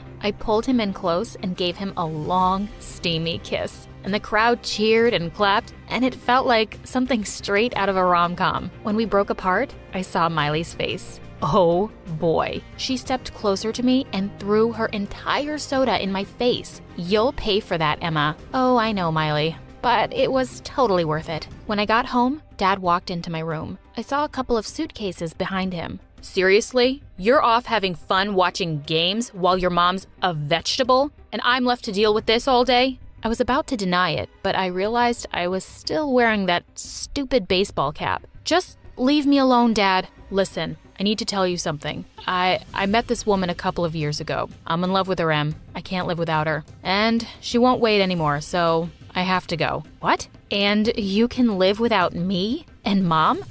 How could you even just leave us like this?" "I'm sorry." And like that, he was gone. As I sat next to Mom's bed that night, I felt really blue. So I started watching a video on my favorite channel, My Story Animated. It was about a girl whose mom woke up from a coma after 15 years to get revenge. I really hoped my mom would wake up much sooner. Before I could watch part 2, I suddenly saw Mom's hand move. "Mom? Mom!" She asked me what had happened and where Dad was. I quickly lied that he had to go away for work and called up Fiona. She was amazed to see Mom's miraculous recovery. As I walked away to my room, I wondered how I could possibly break the truth to Mom. "Sweetie, How long did Dad say he'd be away? Most of his stuff is gone. When I went to her room, I could see Mom going through the empty closet and drawers. Shouldn't you be in bed, Mom? I feel just fine.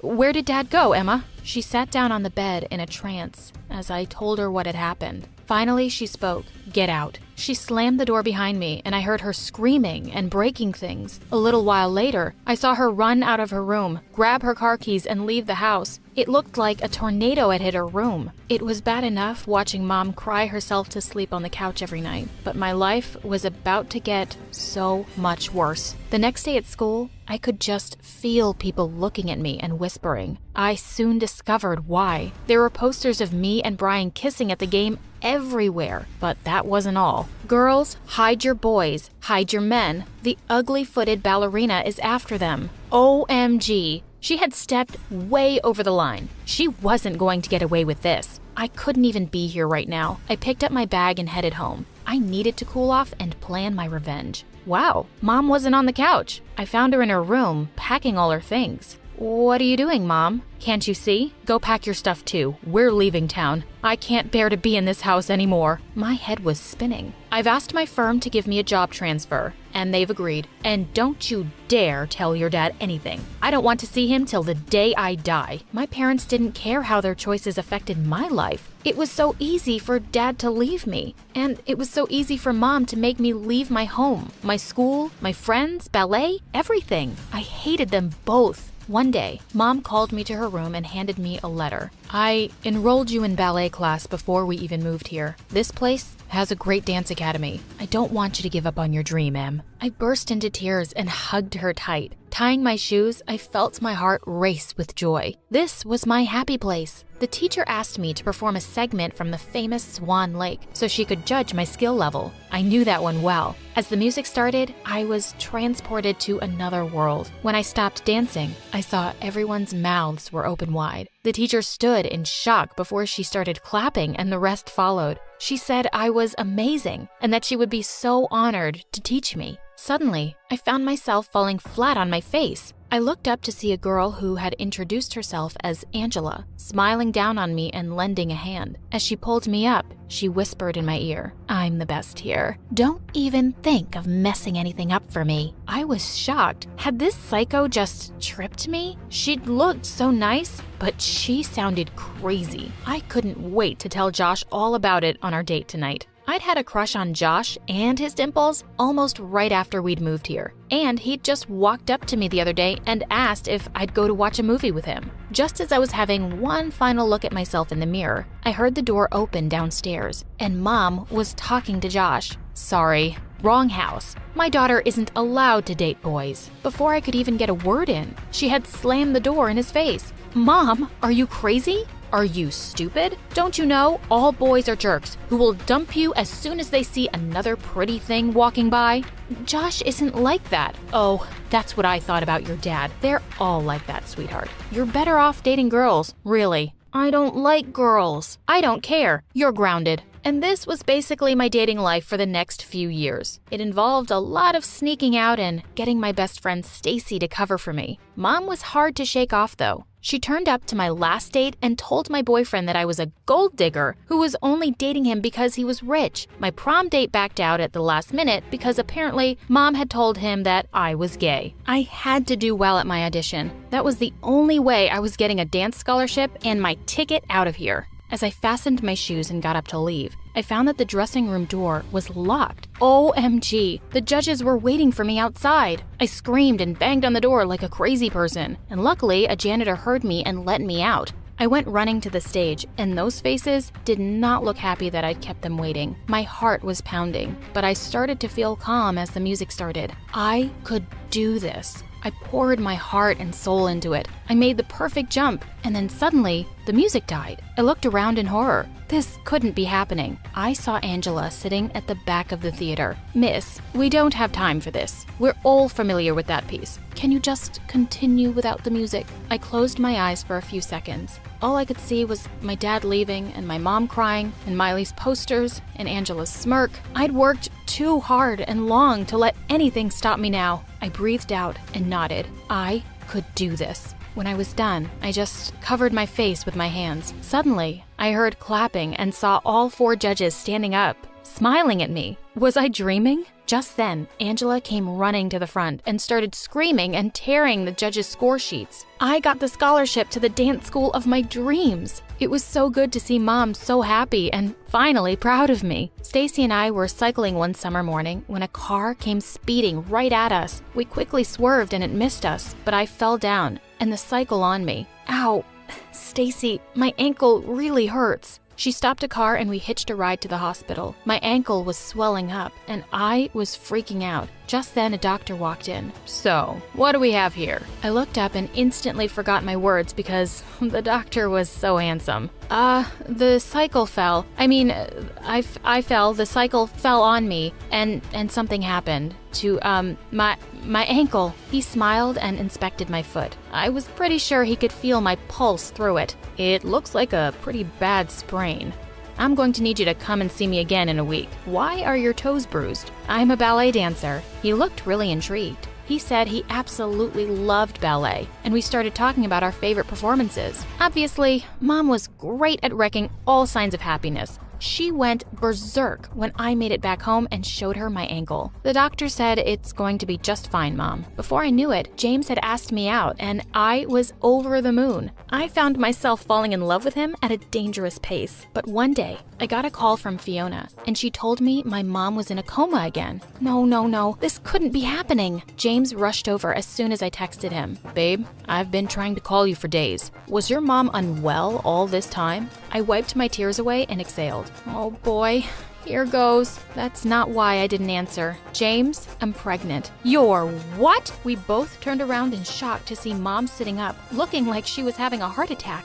"What on earth, Mom?" I knew something was up and I had to find out. "I was right, you idiot. You've got my daughter pregnant?" "Mom, no. Wait, you faked a coma? What about all those years ago?" That was to deal with another piece of garbage. I heard him talking to that woman and saying he was going to leave me. As I stood there in shock, James looked at me and said he would talk to me later. "No, you come back here." But before Mom could even get up, James was long gone. I couldn't even look at her. She didn't even care about what she and Dad had put me through. And she was still doing it. When I went back home in the evening, the last thing I wanted to do was deal with Mom. "So, what is the doctor prescribed now?" "He says he's too young and has his career to think about. He can't take responsibility for a child. He broke up with me." Mom stood furious. His career? His career? And what about yours, huh? What about your ballet? I warned you, and I told you again and again. For once, Mom,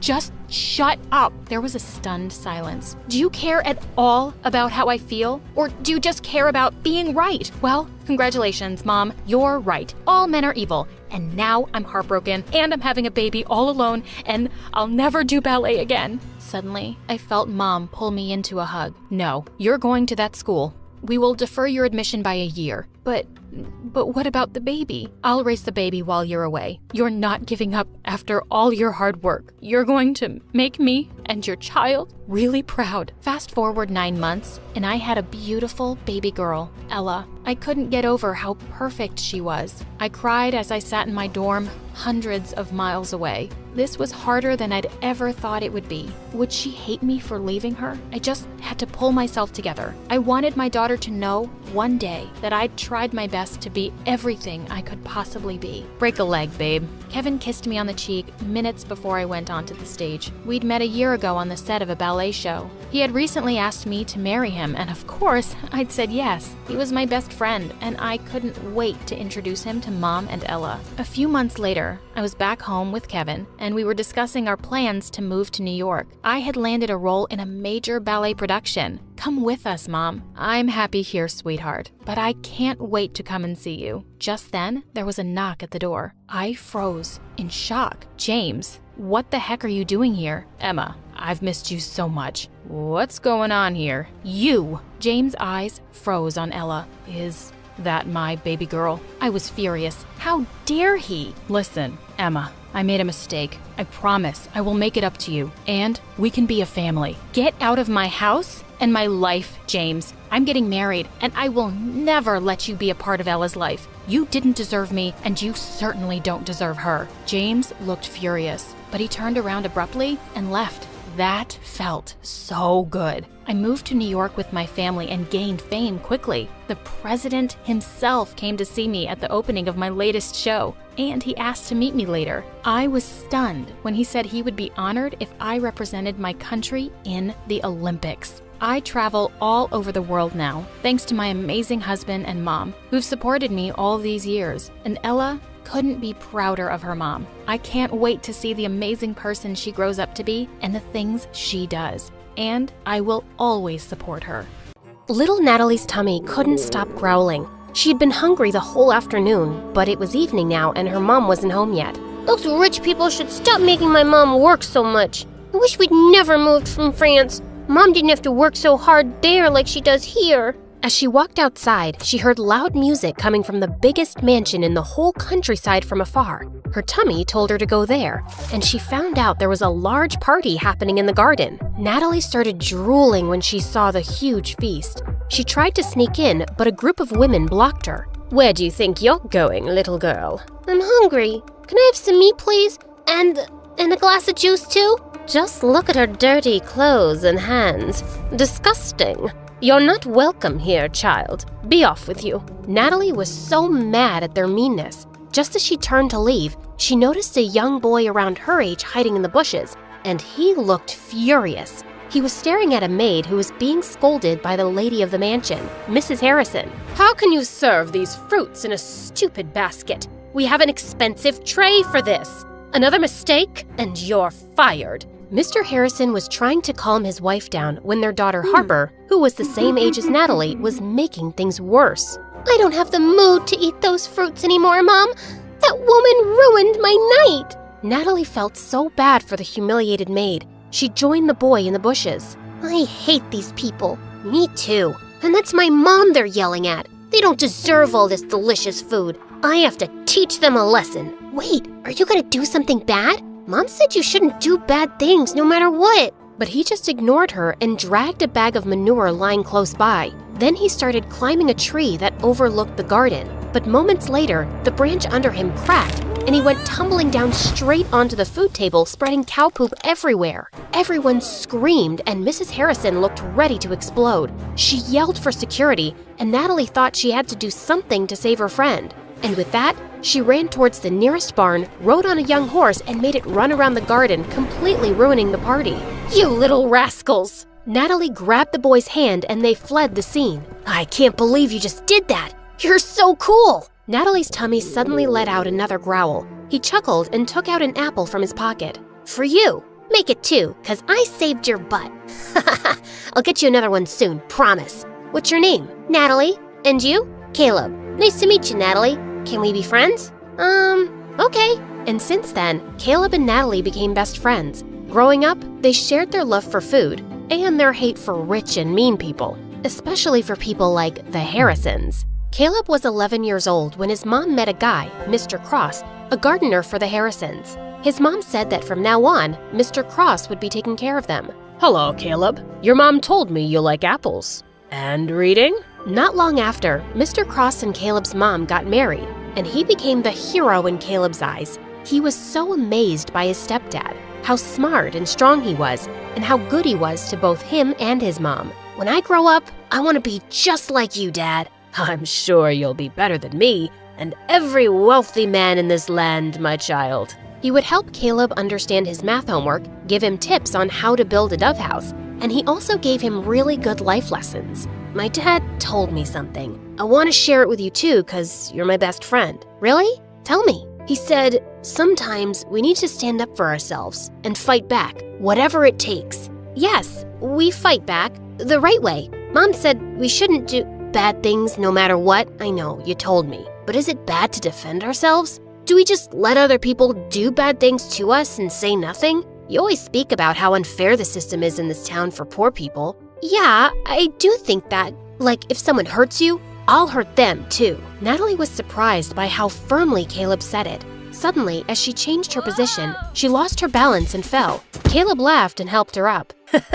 Now, I don't know how to hurt the fence or the ground, but Caleb then kicked the fence and stomped his foot on the ground. Natalie found it funny. She liked the thought of Caleb as her protector and felt really lucky to have a best friend like him. And over the years, she grew to like him as much more, but she was too scared to admit it, too scared to ruin their friendship. One day in high school, she decided to cook his favorite food and surprise him at lunch, but her heart ached with jealousy when she saw him laughing with some girls in the canteen. She was leaving when Caleb called her name and walked up to her. "Is that for me?" Before she could reply, the girls jumped in and glared at Natalie. Why are you friends with that dumbhead, Caleb? Same question. Handsome boys like you should hang out with pretty girls like us. Suddenly, Caleb wrapped his arm around Natalie's shoulder. My girlfriend is not a dumbhead. She's the smartest, coolest, and most beautiful girl I've ever known. So please, stop talking rubbish about her. Girlfriend? As the humiliated girls left, Natalie turned to him. Why did you tell them that nonsense? Those girls are gonna hate me forever. Are you mad? Yes? I'm mad because you lied. We're not dating. We're just friends. Fine, I'm sorry. But what if I wanted to be more than that? What do you mean? Can I hold your hand? No. I love you, Natalie. I've loved you since we were kids. Do you love me too? Caleb's sincere gaze made her melt. Yes, I think I feel the same way. Caleb started to lean in closer, and when their lips finally touched, she felt like she was on cloud 9. After that, the best friends became lovers, and Natalie was really happy with Caleb as his girlfriend. But over time, things started to get complicated. His mom fell really sick, and his stepdad's earnings weren't enough for her medicines. So Caleb was forced to take more part-time jobs around the farm. He hardly had any time to spend with Natalie anymore. Meanwhile, that night at the Harrisons, the family was having their usual dinner. Mr. Harrison was talking about the progress of their business, while Mrs. Harrison was being pushy towards their son to date someone. I don't understand the rush. I'm so young, I'll have plenty of time later on. You have plenty of time now. I don't, Mom. I'd rather focus on school than date. Love is nothing but a stupid distraction. All work and no play makes people really dull, darling. Remember Sheila? Benjamin's daughter. I think she's a nice girl. Mom, I don't like her. She's weirdly obsessed with me. Duke, she cares about you. Let him be for now. Don't push him so hard. He'll eventually find someone. But Sheila might not be around till he decides he's ready. And I think she would be so good for him. She's a smart young woman. They're perfect for each other. I have no interest in wasting my time on girls right now. Oh, brother, how about boys? Do you want to share something? Shut up, Harper. Well, Sheila and her parents are visiting us soon, and you will spend time with her so you can get to know each other. Who knows? Maybe it will end in a wedding. Hearing that, Duke suddenly felt the urge to lie. I'm sorry, Mom, but I already have a girlfriend. What? I said, I'm not dating Sheila because I already have a girlfriend. Since when do you have a girlfriend? Since 6 months ago, but we kept it a secret.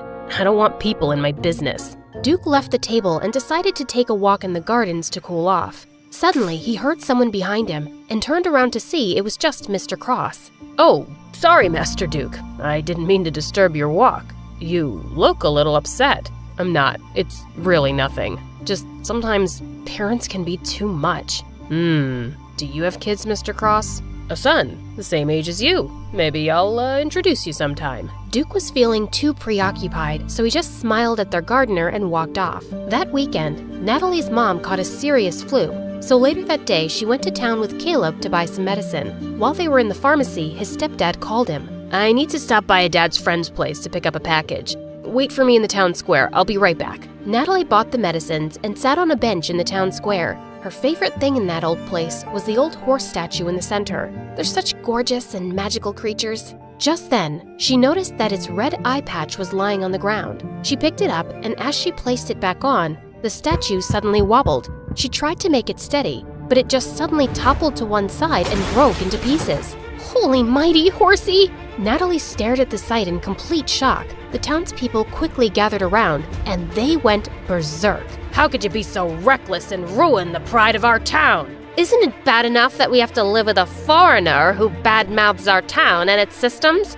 And now you've ruined our cultural legacy. Some of them even started crying, and Natalie felt panic. She tried to contact Caleb, but her phone's battery was actually dead. I swear, I didn't do anything. It was already unsteady. Please, forgive me. But the townspeople were blazing mad. Soon the police came, and as they were questioning her, everyone suddenly became silent as they made the way for someone. Natalie lifted her head and met someone's eyes. Duke, the oldest child of the Harrisons. What's going on here? This girl just caused serious damage to a public property, and we need her to come with us to the station. Duke just nodded at them, and soon, Natalie found herself sitting in a police station. Please, officer, just let me go home first. My mom is sick, and she must be really worried. But the officer just ignored her. A few minutes later, Duke came out of the main office. You're free to go. I've taken care of everything. Huh? What do you mean? I paid $50,000 for the fine and damages, so you won't go to prison. What? Why are you doing this? You don't even know me. Because I need you. What? What do you mean? Duke then dragged her outside the station to talk. Listen, I need you to work for me as my fake girlfriend for a month, and I'm gonna pay you for it. I'm sorry, but can you repeat what you just said? I'm not sure if I heard it right. I think you did. You don't look like you have any hearing problems. Is that how you joke? Because it's super lame. Even hyenas won't laugh at it. Do I look like a clown to you? How can you offer me a ridiculous job when you don't even know if I have a boyfriend or not? Look, I don't care whether you're single or whatever. I'm not interested. I just need you to pretend to be my girlfriend and convince everyone that we're in love, especially my family. But why would you need a fake girlfriend anyway? You can just have a real one. Just choose any girl but me. You rich people are used to getting whatever you want anyway.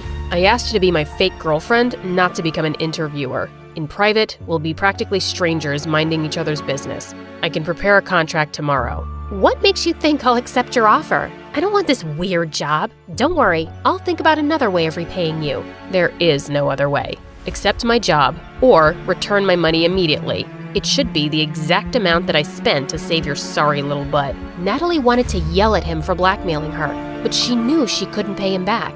Let me think about it. I don't have much time. I'll give you a day. Let's meet at the cafe tomorrow, same time as this. Before Natalie could say anything more, he turned around and left. When she got home, she found Caleb's messages saying that he'd be staying at his stepdad's friend's house for the night. Natalie really needed to talk to him, but she was also worried about how he would react. She also didn't want to tell her mom about this yet and stress her out. So later that night, she went to her favorite spot on the farm to think it over alone. Suddenly, Caleb appeared beside her. Hey, what are you doing here? Wait, Nat, are you crying? Tell me what's wrong. She didn't have a choice but to tell him everything. Are you serious? You shouldn't have let him help you. He took care of it himself, and I could never pay $50,000 on my own. But of all the girls, why does he want you? This is stupid. I thought Harper was evil. I didn't expect that her brother would be worse. Look, if he didn't help me, I'd be cold and miserable in jail right now. But he obviously helped you just to force you into this stupid job. What am I gonna do? He left me with no choice. Seeing my girlfriend dating another guy is torture, Nat. It doesn't matter if it's fake or not. Caleb got up and furiously kicked some rocks. Okay, fine. I won't do it. I'll have to think of another solution then. As Natalie's tears poured, Caleb sighed and sat down. Okay, I'm sorry. Don't cry, please. Let's talk this over. You'll just be acting, and it's only for a month, right? And are you sure he's paying you a huge amount for it? Yes, I'll just be a fake girlfriend. I'll never fall in love with that jerk. Hi, I'm Edith from Ohio. Yeah, I know I sound like an 80-year-old woman. My dad was very close to his great-grandmother, and he insisted that his first child would be named after her. Unfortunately, that's me. Also, as you can see, I'm in a wheelchair. I had a spinal injury when I was little, and I don't even remember what it's like to walk. So if you want to feel bad for me, it should only be because of my name. Before I continue, please like and subscribe. After me came my sisters, Louisa, Isabel, and Celine. Their names are pretty because Mom chose them. We lived in a kind of poor household in a small town with parents who were galaxies apart. My dad was a neuroscientist who lived in our basement. He was convinced he was onto some groundbreaking research that would win him the Nobel Prize, but every year his research got rejected. It had almost become a metaphor in our town. It'll rain today, I'm sure of it. As sure as Mr. Arnstein getting rejected again. My son has failed 10th grade again. He's really pulling a Mr. Arnstein on us. Those comments made me so mad. No one was as smart or hardworking as my dad. Mom, on the other hand, was pretty and vain. She never met a reflective surface she didn't like. All she'd ever wanted was a fancy life, so she reminded Dad of his failures every day. When I met you, you made me believe you were freaking Einstein. I thought we'd be rich by now. Can't you discover gravity or something already? Like really, how hard is it? I might figure out all the mysteries of the universe before I understand why I asked you to marry me. I was such a fool the day I said yes. Not much has changed since. Mom unhappily ran a small flower shop to make ends meet. As the eldest, I wanted to make things easier for both my parents. I was a model student, and I tried helping out at home by making my sisters responsible. It worked when they were younger, but they were growing up to be useless, especially my second sister, Louisa, who was a lot like Mom. She was pretty, but apparently her nose wasn't rich-looking enough. What does that even mean, girl? I've got this flat button nose, and rich people have cute upturned noses. Okay, gotcha. They look like they can smell cow dung all the time. Exactly. She would sleep with a clothespin on her nose, hoping it would turn upwards. She'd also poke her cheek with a pencil while doing her homework, thinking if she did that every day, she might get a cute dimple. Such a moron. The other two weren't much better. Isabel wanted to be a dancer, and I've never met anyone so uncoordinated. Celine was also super untalented, but she kept trying new things all the time, hoping to find her true calling soon. No one prayed harder than me that it would be really soon. Luckily, I'd inherited Dad's brains, and in the 11th grade, I got a scholarship into a private school that would open up great opportunities for college. You've always been my favorite for a reason, darling. I know you'll do amazing things one day. I know you will too, Dad. I was really excited to start school until disaster struck, and my crazy family was to blame entirely for it. A week before, Mom came home really excited one day because she'd received a huge order for flowers at a rich client's house. And the minute my sisters heard that, they were dying to go with Mom to help her. Dad was out of town, and I'd just settled in for a peaceful evening by myself when I got a frantic call from Isabel. Edith, I'm at the police station. Mom and Louisa are going to jail. What? What do you mean they're going to jail? Louisa stole a necklace from the rich lady's room and got caught. Mom begged and cried, but the lady called the police. Please, you have to go talk to her.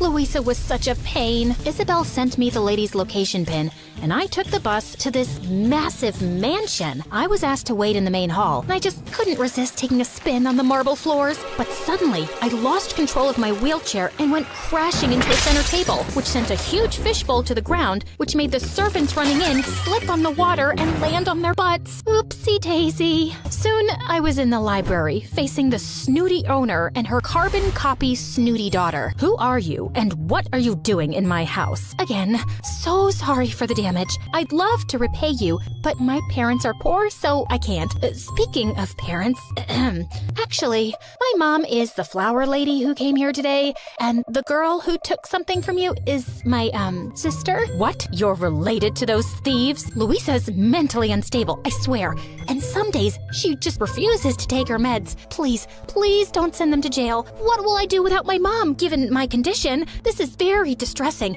and the doctors have told me stress is really bad for me. The lady didn't look happy, but she called the police station and asked for Mom and Louisa to be released. I thanked them profusely, and just as I was leaving, I ran into a school bag lying on the floor, knocking over its contents. Do you even know how to use that thing? You should take driving classes or something. I apologized and left, but I was horrified. This girl was going to the same school I'd just gotten into. How has my life suddenly become so complicated? Oh, I'll tell ya. It's because Miss Kleptomaniac here decided to steal, and I had to save her greedy butt. And now I have to go to school with this snooty girl who thinks I'm from a family of thieves. Oh, what a great start. Edith, are you done with this useless family meeting? Louisa and I have had a very tough day, and we need our beauty sleep. Maybe the girl won't remember who you are. Fingers crossed.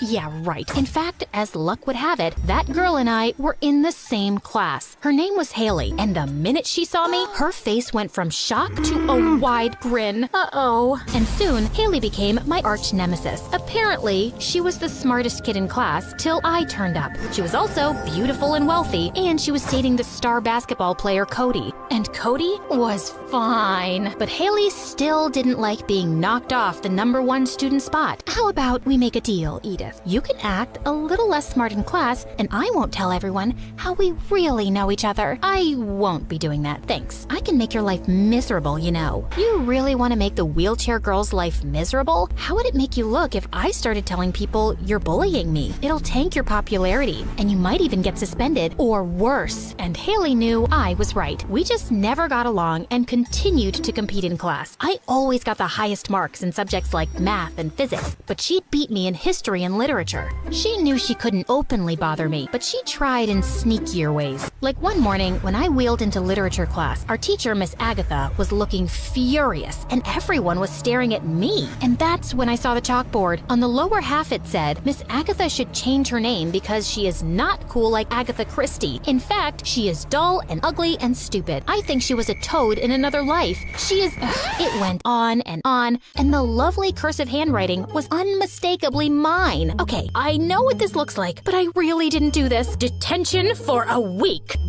This Haley was good. She'd copied my handwriting to perfection. I didn't take her prank sitting down, though. Well, I'm always sitting down, but you know what I mean. I just had a lot of accidents around her. Oops, sorry, lost control. That jacket looks new, huh? Sorry, I just didn't see your toes. You have really tiny feet, Haley. Then one day, our principal came to class to tell us about a statewide competition for which one student would be chosen from the school, and all interested candidates had to sit for a test. Also, I should add that the winner of the competition will get a full scholarship to any university of their choice. This was a chance to make all my dreams come true. I spent countless hours studying for the test. I knew Haley was preparing for it too, even though she didn't need a scholarship. It was just an attempt to beat me. The test was tough, but I did my best. And guess what? It was good enough. I managed to come out on top, and I was over the moon. But there was one problem. The competition required a big entry fee, and I had to travel to another town and cover those expenses too. I wanted to ask my parents for help, but that evening, I heard a huge fight between them over money, and I just couldn't. I wasn't giving up though, not after coming this far. So I decided to sell tacos in the school cafeteria, because seriously, I make the world's best tacos. I could cover the cost of ingredients, and I just needed to sell enough for 2 weeks to collect the amount I needed. I set up a little taco corner in the cafeteria, and they were an instant hit. My tacos were selling like hotcakes, till the awful lunch ladies in the cafeteria reported me to the principal, and I was informed that I couldn't sell food on school premises. So the next day, as soon as school ended, I was ready with my taco stall right outside the school gate. Technically not on school premises, so no one could say anything to me. Even some friends joined me in selling them, and the first few days, things were going great. But suddenly, things started going very wrong. Students started getting sick in school with similar symptoms, and parents poured in with complaints. The principal launched an investigation, and it wasn't long before they discovered the problem: my tacos. I was suspended for 2 weeks, but worse than that, Haley was chosen for the competition instead, and I was devastated. I didn't even tell anyone at home I was suspended. They all thought I had spring break. But 3 days later, the most unlikely thing happened. Cody, Haley's boyfriend, came to visit me at home. Hello? I'm Cody from school. I came to see if you were doing okay. Oh, wow, you're welcome. You too. What? Can I come in, or are you busy? No, I'm not busy. I mean, yes, I am busy. Actually, there's an avocado that's going bad, and I need to make some guacamole, but it can wait a bit longer. Not too long, though. What was I even saying? And that afternoon, Cody told me that Haley had sabotaged my taco business. She'd mentioned something about bringing you down, and I thought she was kidding. She got someone to mix something into your food, which made everyone sick. I am so sorry. I couldn't believe that someone could be so heartless, and there was nothing I could even do about it, and I just started to cry. There'll be other chances, Edith, and I can't believe you started a business and made that much money. You're really cool and brave. After that, Cody started visiting regularly during my suspension, and we'd have fun and joke around. He really made me feel seen, and we could talk about anything. Do you feel people act weird around you sometimes? Yeah, most people get so awkward when they see a wheelchair. Like, they don't know if they need to express sympathy or if they should just ignore it completely. But really, I'm fine, and I just want people to act normal. Do you wish you could walk someday? More than anything in the world, I dream about it all the time. Cody pressed my hand and smiled warmly, and my heart fluttered. And when I went back inside, my stupid sisters were waiting for me with huge grins. You like him. You want to hug him. You want to kiss him. You want to... Shut up, Louisa. He's just a friend. You may be book smart, but you don't know the first thing about boys. He's not coming over every day because he likes you as a friend. And if you're not interested in dating him, I can. I mean, it would be a crime to let this rich, yummy boy go. Shut up, Louisa. He's mine. When my suspension ended, I was back to school, ready to work hard again. Actually, I was looking forward to seeing Cody more than anything, but to my disappointment, I found him right next to Haley. I gave him a small wave, then he just looked away. Well, I guess things were back to normal. Cody had just felt bad for me, and he tried to make me feel better. He was still gonna choose Haley because she was everything a guy could want. Soon enough, the spring dance was on everyone's mind, but I wasn't even thinking about it till one day in the cafeteria. I was reading by myself when Cody sat and joined me. Edith, I'm sorry I've been avoiding you. Will you go to the spring dance with me? What? But what about Haley? You stole my boyfriend. You act like this poor little wheelchair girl, but you're so cunning. And I'm done keeping your stupid little secret too. Hey everyone, did Edith ever tell you that her sister's a thief who stole something from my house? Who knows? Maybe dishonesty runs in the family, and Edith's lying and she can actually walk. That's enough. I broke up with you because I don't love you, Haley. Please, just back off and stop spreading lies about Edith. No one's buying them, least of all me. Haley stared at us furiously, then screamed and stormed off. So, where were we? Oh yeah, the spring dance. Go with me? Since you're desperate, sure. We had an amazing time dancing away, and then we went out for a breather and shared our first kiss. Well, my first kiss ever, and it was magical. But when I got back home, I found Dad in the lounge in tears. Dad, what's wrong? Are you okay? I'm more than okay, honey.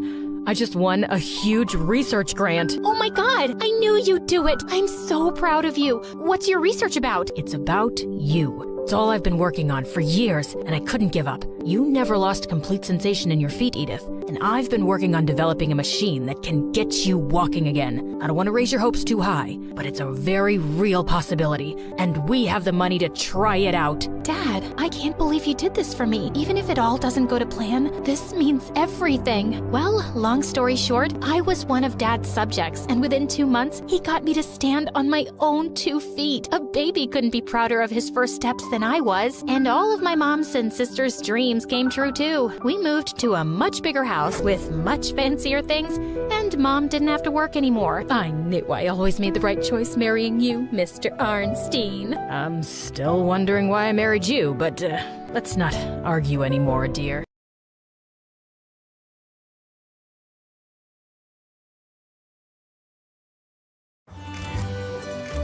When I was 8, my parents took me to Italy on a family holiday. It was all fun until I saw something I could only imagine in my worst nightmare. The Leaning Tower of Pisa. I ran to the building and started pushing against a wall. Mom, Dad, please come and help me get this straight. It's all wrong. What's wrong with that girl? Is she possessed? That kid's a freak. But Mom went mad hearing them. She's a perfectionist, not a freak, dumbhead. Dad dragged her away and took us both home before we could make a bigger scene.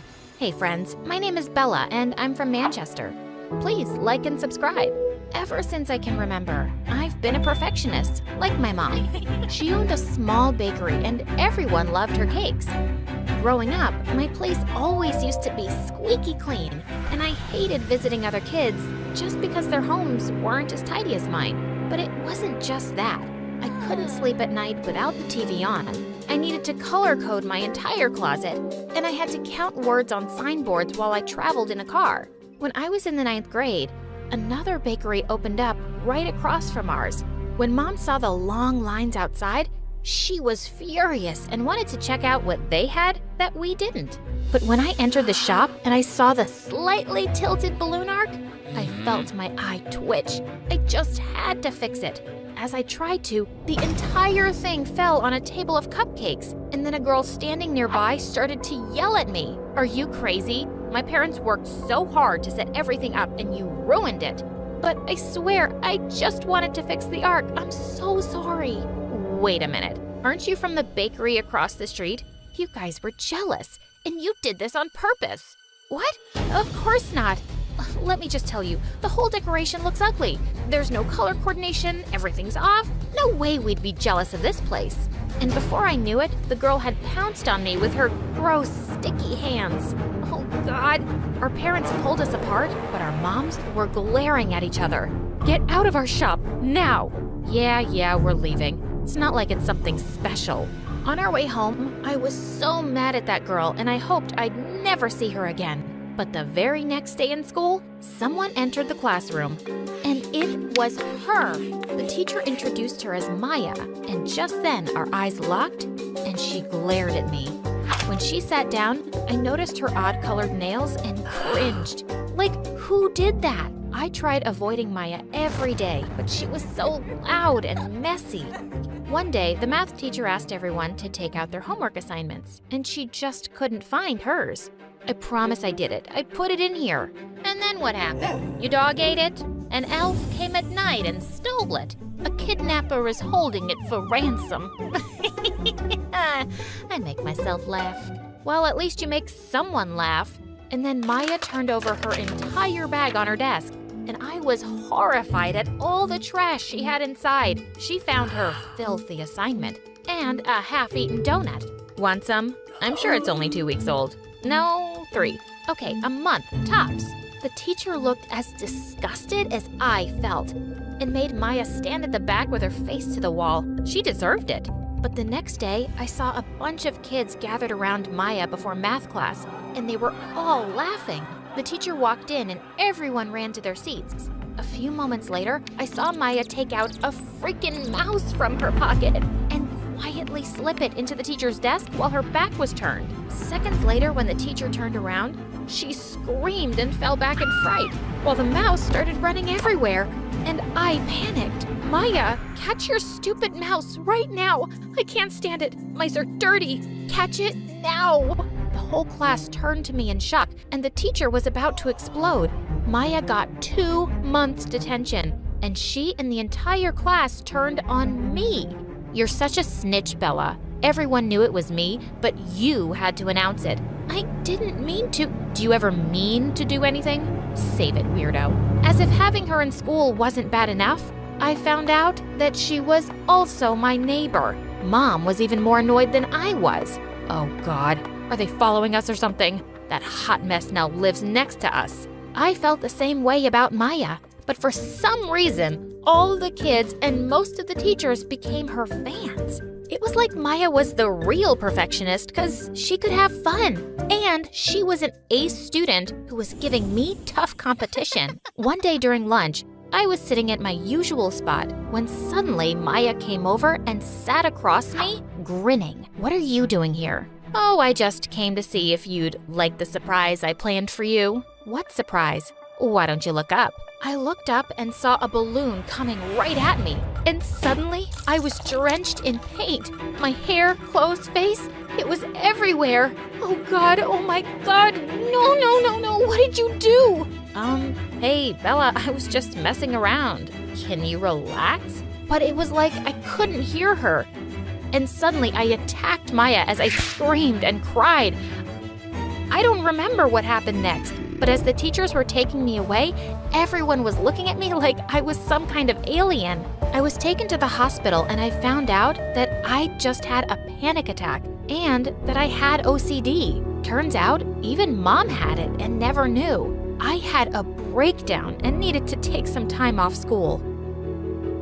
I returned after 2 weeks and could feel everyone giving me weird looks, like I'd go mental any second, and it was all Maya's fault. But the moment I entered class, she stepped forward and smiled at me. Hey, Bella, I'm so glad you're back. I hope you're feeling better. Whatever, Maya. Don't pretend like you care. Look, I'm just really sorry for that day. I was only having fun, but I didn't know. Oh, please, just get out of my way. But after that day, Maya kept being nice to me, even though I kept trying to ignore her. A few days later, we were having art class, and Maya took a place next to me. Sometime later, she looked over my painting and said, "That looks really good. You're talented. Can't say the same about you. What did you even make? A dog with a horse's body?" Maya just looked at me and then burst out laughing.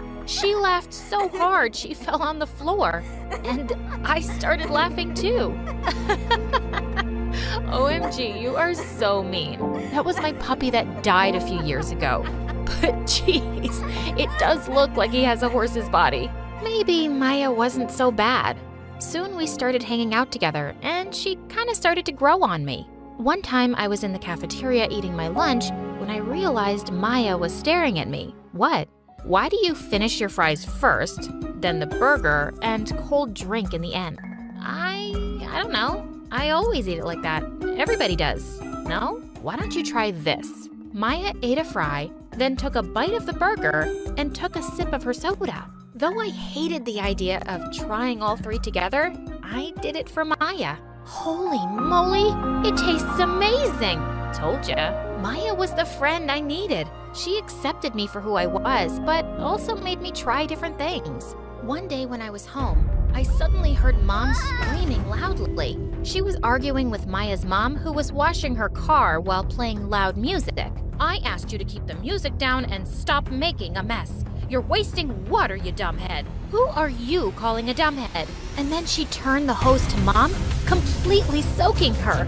Mom was furious and tried to snatch the hose from her. As they both fought, I saw Maya come out. Jeez, Maya, tell your mom to stop. Look at her, she's messy and crazy. She's crazy? Well, at least she's not a robot, like you and your mom. And just like that, we both got into a fight.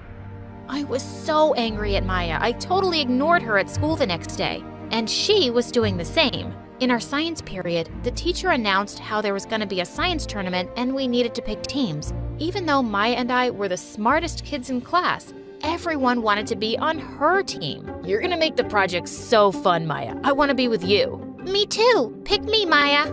So I had to choose from 3 backbenchers. And as we worked together, I realized my team really needed to learn the basics.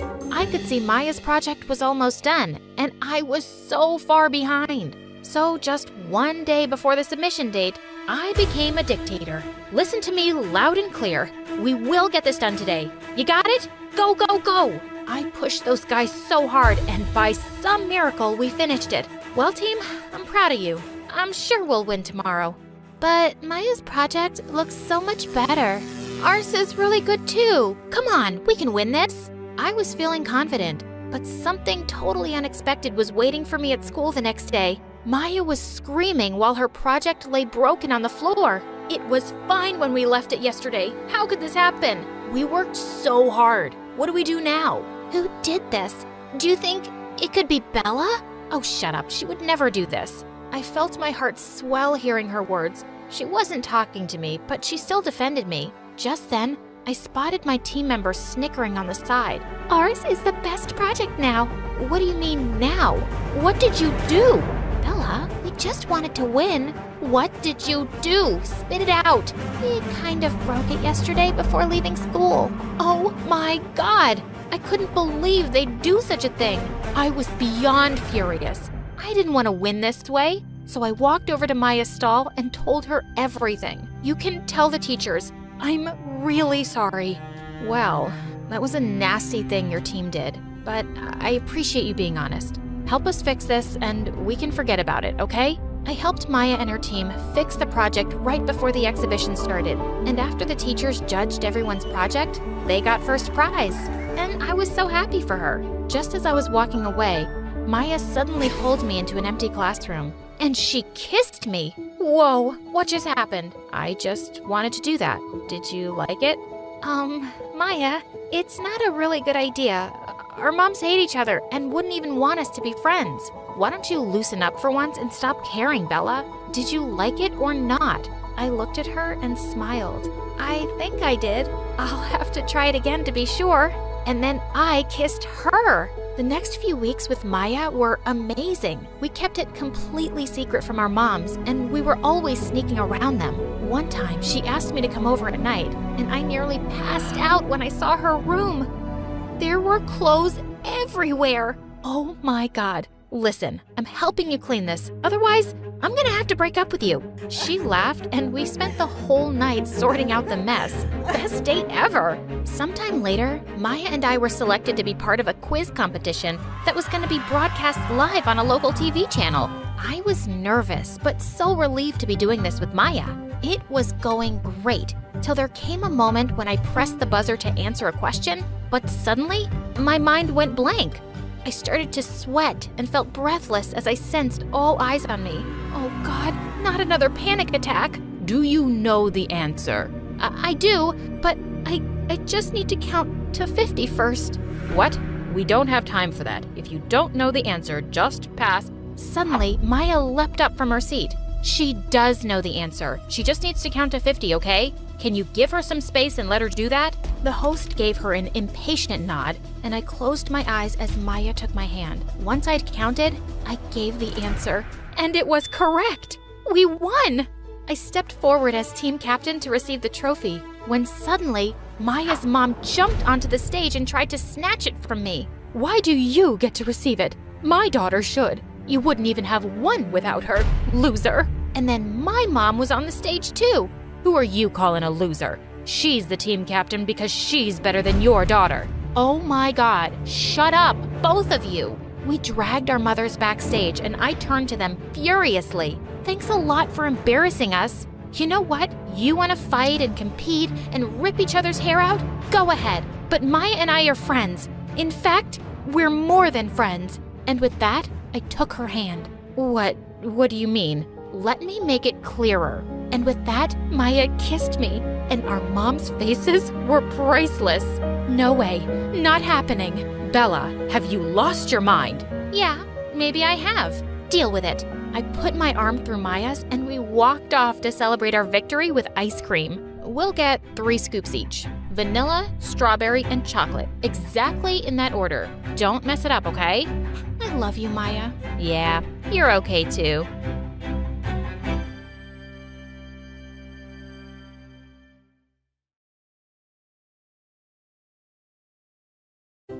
My name is Missy, and if there's one thing you should know about me, it's that I've always dreamed of finding love.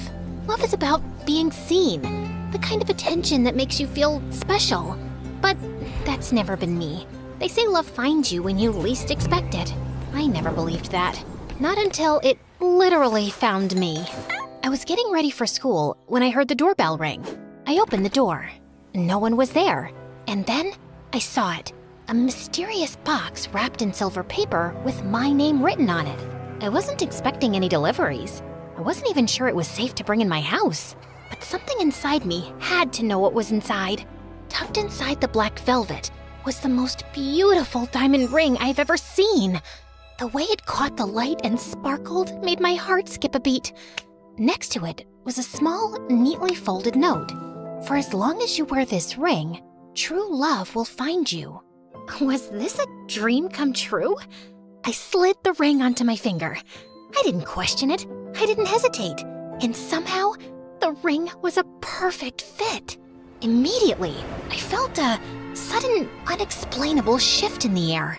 When I got to school, things were different. Typically, I was just lucky to get noticed if someone bumped into me in the hallway. But when I walked in today, my classmates who usually ignored me seemed thrilled to see me. Even Amanda and Daisy, the most popular mean girls, gave me compliments. Good morning, Missy. You look so cute. Missy, hi. Will you sit next to me at lunch today? I was starting to think this was some kind of prank. But then in class, Mr. Robbins, my calculus teacher who never seemed to pass me no matter what I did, complimented my homework. Everyone could learn a thing or two from Missy. She's the only one who turns in fantastic work. By lunchtime, it was like people were fighting to sit near me. I had never gotten this kind of attention in my life. Girls kept trying to take selfies with me to post on social media, and boys kept throwing me looks of interest. Some even came over to chat me up. Even the nerdy, antisocial guy from my chemistry class, Gordy, came up to me after volleyball practice. And he never talks to anyone. Hey, it's Missy, right? You're really good at volleyball. I wondered if anyone at school had ever even heard his voice up until now. Were you watching me? Oh, yeah. Do you want to be my girlfriend? No. He just asked me what my name was, and now he was asking me to be his girlfriend? Who does that? My mind was racing. It was like I was totally invisible before.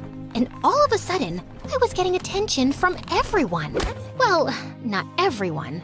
The one person who I'd hoped would notice me, Jake, still walked by me like I didn't exist. I'd had a crush on Jake for, like, forever. When I read that note this morning, I thought Jake and maybe he would, I don't know. I thought this ring was supposed to bring me true love and that it would be with Jake. When I got home, my phone was ringing and buzzing off the hook with calls, text messages, new likes, and followers on social media. I didn't even recognize most of the numbers. That's when I wondered, was all of this from the ring? I took it off, and suddenly the call stopped. Interesting. Well, at least this way I could focus on my homework. The next morning, I realized I totally overslept and went to school in a mad rush. And when I got there, I was suddenly invisible again. No one talked to me, not even Gordy. None of my new friends paid me any mind. What changed? I realized I'd forgotten the ring at home in my rush to get to school. I was a ghost in the hallways, and that lack of attention was causing panic to creep over me. I didn't like being invisible again. Once I got home, I'd shove that ring back on and never take it off again. I wanted that feeling again. Needed to be seen. The next day at school, with the ring on, I had everyone's attention again. And it felt good. Really good. For the next few days, I was learning what it meant to be this new version of myself. The new Missy was confident, fearless. She owned every room she walked into. I quickly became the most popular girl in school. I had more followers on social media than my entire class combined. Every girl wanted to be me.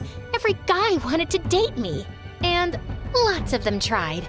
I flirted aimlessly with a lot of them for fun. But others that tried, I couldn't believe they would even shoot their shot with me. Hi, Missy. Do you want to be partners in the chem lab today? Ew, no, she doesn't. Why would someone like her ever even speak to you? Right? Like, get a clue. He's such a loser. Really? The only guy that stood a chance with me was Jake. And he still really hadn't paid me the mind that other people had. Just then, I saw Jake at his locker. Maybe I just needed to try a little harder. Give him a nudge. I'd hit him with the move that had the other boys following me around like puppies. I walked towards him, and as I passed him, I flipped my hair and talked to him over my shoulder. Hey, Jake. Wicked shirt. Oh, thanks. Nothing. Barely even a reaction. How come everyone was obsessed with me except Jake? Clearly, either the ring didn't work on Jake, or he just wasn't my true love. I walked into chemistry sulking from my bruised ego. Seeing the line of boys hoping to be my lab partner didn't even help. I was still in my pity party when a deep voice with the hottest accent pulled me straight out of it. Don't even bother asking her, boys. She's mine. Timothy. He had just moved to the country a few months ago. Even though he kept to himself and barely interacted with anyone, he was shrouded with new kid mystique. Rumors flew around that he came from a super powerful rich family who lived in a mansion. Anytime I had seen him, he was just observing. I figured he was still trying to learn the ropes of an American school. And now, here he was, claiming me. The boys grumbled and laughed, while Timothy slid into the empty seat beside me like he'd always belonged there. He set down his books with a smooth ease, giving me a lopsided smirk. Wow, possessive much? I prefer efficient. You don't even know if I want to be your partner. Don't you? Before I could even respond, our teacher told us to begin. We put on our gloves and got to work. Timothy handled the assignment like he was a craftsman, and chemistry was his craft. Everything was done with precision and impressive control. Every so often, I would catch him glancing at me. So, you do this often? Mix potentially dangerous substances in your free time? Only when necessary. Where are you from, anyway? You mean before I arrived here? Well, yeah. Europe. Well, that's specific.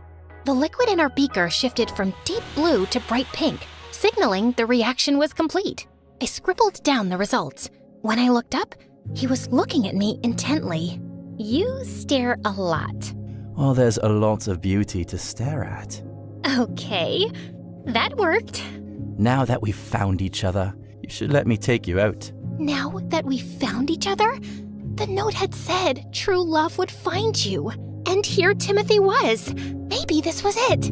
Okay, yes. Timothy smiled, looking as if he'd just won something. After class, we walked to lunch together, arm in arm. If I thought I had attention before, this was next level. Everyone, and I mean everyone, was talking about how Missy and the new hot European guy were together. The next morning, I walked into school to find a perfect red rose taped to my locker with a note for my beautiful Missy, thinking of you always, Tim. It was so sweet, the kind of thing I had always dreamed of someone doing for me. He carried my books to class and even paid for my lunch every day. I felt a flutter in my chest, a tiny voice whispering, "This is real. This is good." I was starting to feel something for him. For the next few weeks, it was like Tim and I owned the school, and I loved the feeling. Some people worshipped us, while others were so envious of our relationship. And I loved that even more. Old Missy might have wanted Jake, but new Missy deserved something bigger, like a bunch of friends and attention and someone rich and cool who's obsessed with her, like Tim. The best part was Timothy's access to the most luxurious things. It meant I had access to those things. One day, Timothy took a group of friends to the Larkwood Club, a super private and elite social beach club with a crazy membership fee. As I stood there tanning in the sun and being the center of attention, a waiter in a crisp white shirt approached. Jake. Finally. I'll have a lemonade, fresh squeezed, not that canned garbage. Same. And make it fast, yeah? Jake nodded, jotting down the order, but didn't say a word. That apathy, like he wasn't even paying attention, it bothered me a lot. You got that? Make it fast or no tip. We've waited long enough. Chop chop. Jake's jaw tensed, but he just gave a short nod before hurrying off.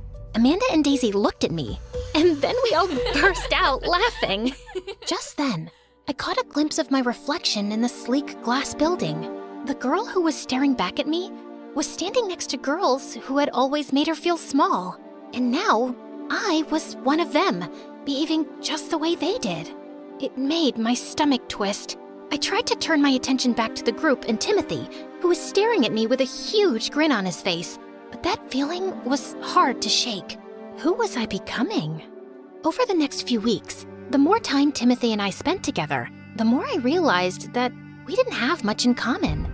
He didn't watch movies or listen to music. He never laughed at my jokes. He never talked about his childhood or his friends or past or what he wanted to do in the future. Every conversation somehow circled back to how perfect we were together. Maybe it was true. Opposites attract, right? And anytime we were apart, the feeling that something was wrong would start weighing heavily on me. Then as soon as I was with him, I felt like I could breathe again. It had to be right. It all took a turn when I went over to Tim's house for the first time. As I walked up his driveway, I realized this was nothing like I'd been expecting. The house was a mansion, but it was old and creepy, the kind kids dare each other to walk past on Halloween. When I lifted my hand to knock, the door creaked open all on its own. There in the shadows stood Tim, grinning. Missy, come on in. I forced a smile and stepped inside. The only source of light inside were some flickering candles. And then I saw Tim's parents in the hallway. They were both tall, thin, and dressed in all black except for a bunch of old Victorian-looking jewelry. They just kept watching me. It was like their eyes never blinked. But it was the glazed look in his mom's eyes that freaked me out the most. So, you're Missy. Yeah. Nice to meet you, Mr. and Mrs. Oh, don't worry about that. Just call them Mom and Dad. I froze. Mom and Dad? I just met them. Surely he must have been joking. I let out a nervous laugh, but no one else laughed. They just stared. Do you believe in fate, Missy? I guess. Then you understand some things are meant to be. We're so glad you agree and like the ring. The ring? How did they know anything about the ring? I knew it would be perfect for her. Wait, hold on a minute. You were the one who gave me the ring? Of course I am. Now we can spend the rest of our lives together in love. My heart dropped. Timothy had given me the ring? How was that even possible? This whole situation left an awful taste in my mouth. I looked over at his mom, who still hadn't opened her mouth.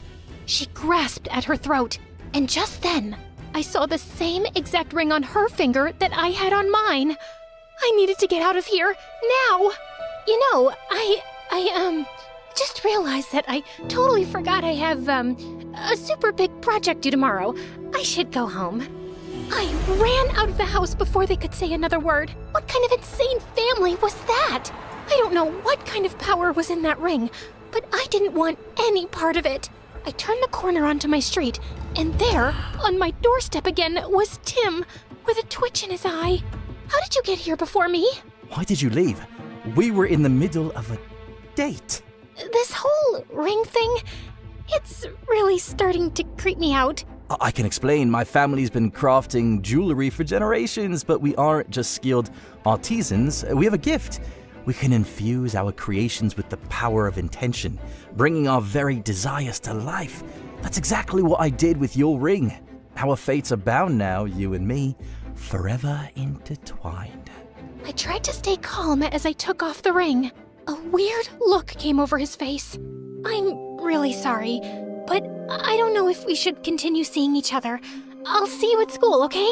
I went into my house and started to close the door, but he stopped it with his hand. Didn't you notice how much better your life was when you wore the ring? When I first moved here, I noticed you when no one else did.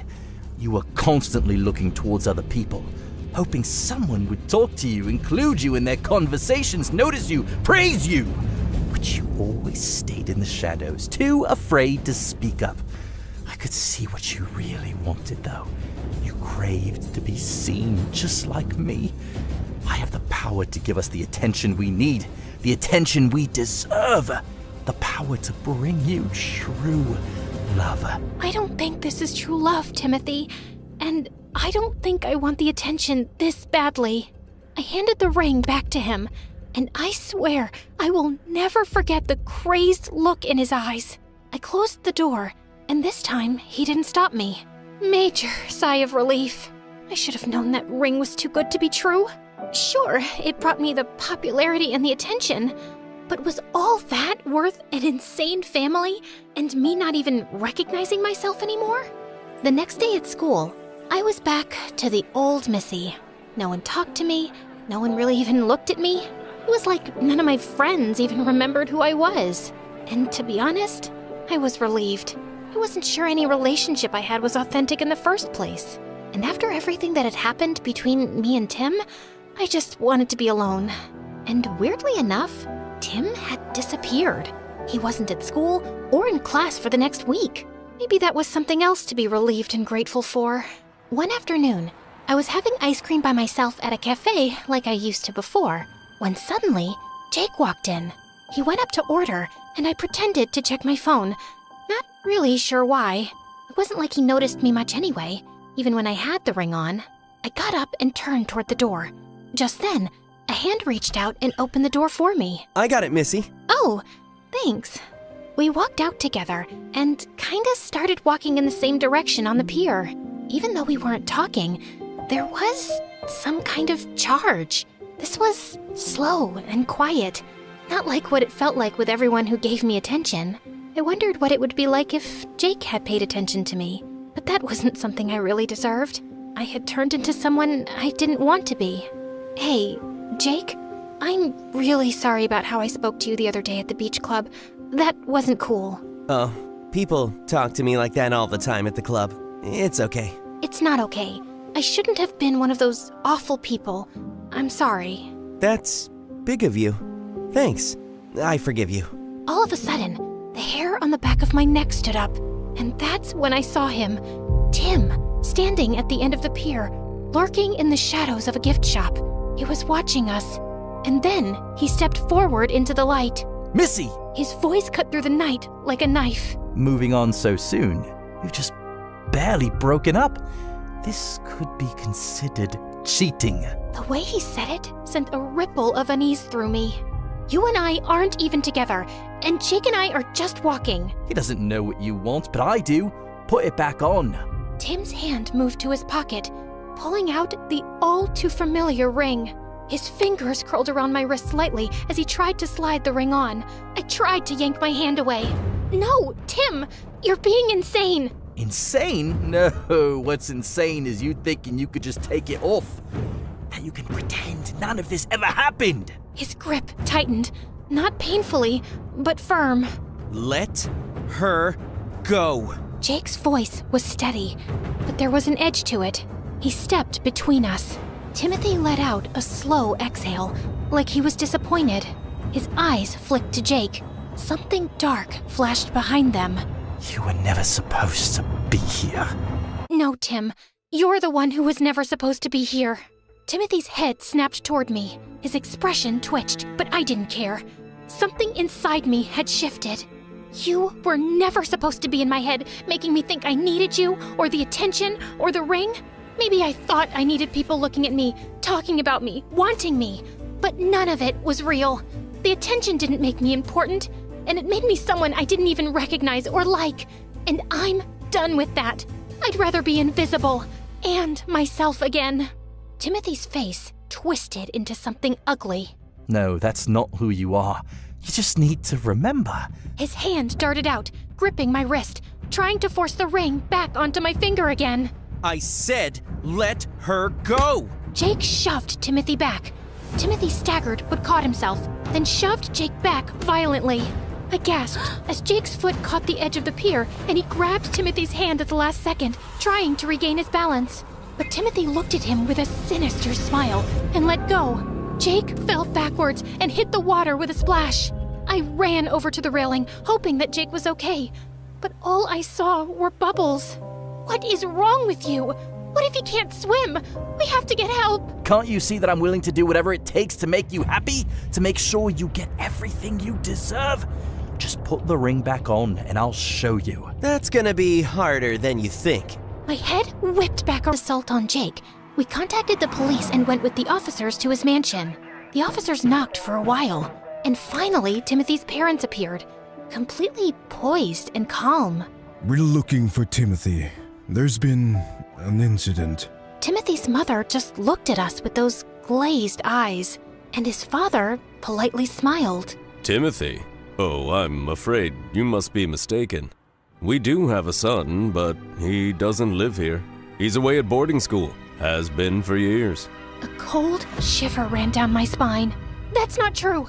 He's been at our school. I know him. And I've been here in this house with all of you before. The officers exchanged looks. One of them walked over to the car to hop on the radio to talk to someone. He walked back over a few moments later. Ma'am, we've just checked. There's no record of a Timothy ever being enrolled at your school. A sick feeling crawled up my throat. As the police started to walk away, Timothy's father bent down and whispered in my ear. Attention is a fragile thing, Missy. The moment it shifts away, it's like you were never there at all. Back at school, it was like Timothy had never existed in the first place. But Jake and I knew the truth. And sometimes I felt it, that prickling on my neck, the weight of unseen eyes, like Timothy was still watching. When suddenly, I saw a bunch of kids running toward me. I froze, stunned. But they rushed right past me without even looking.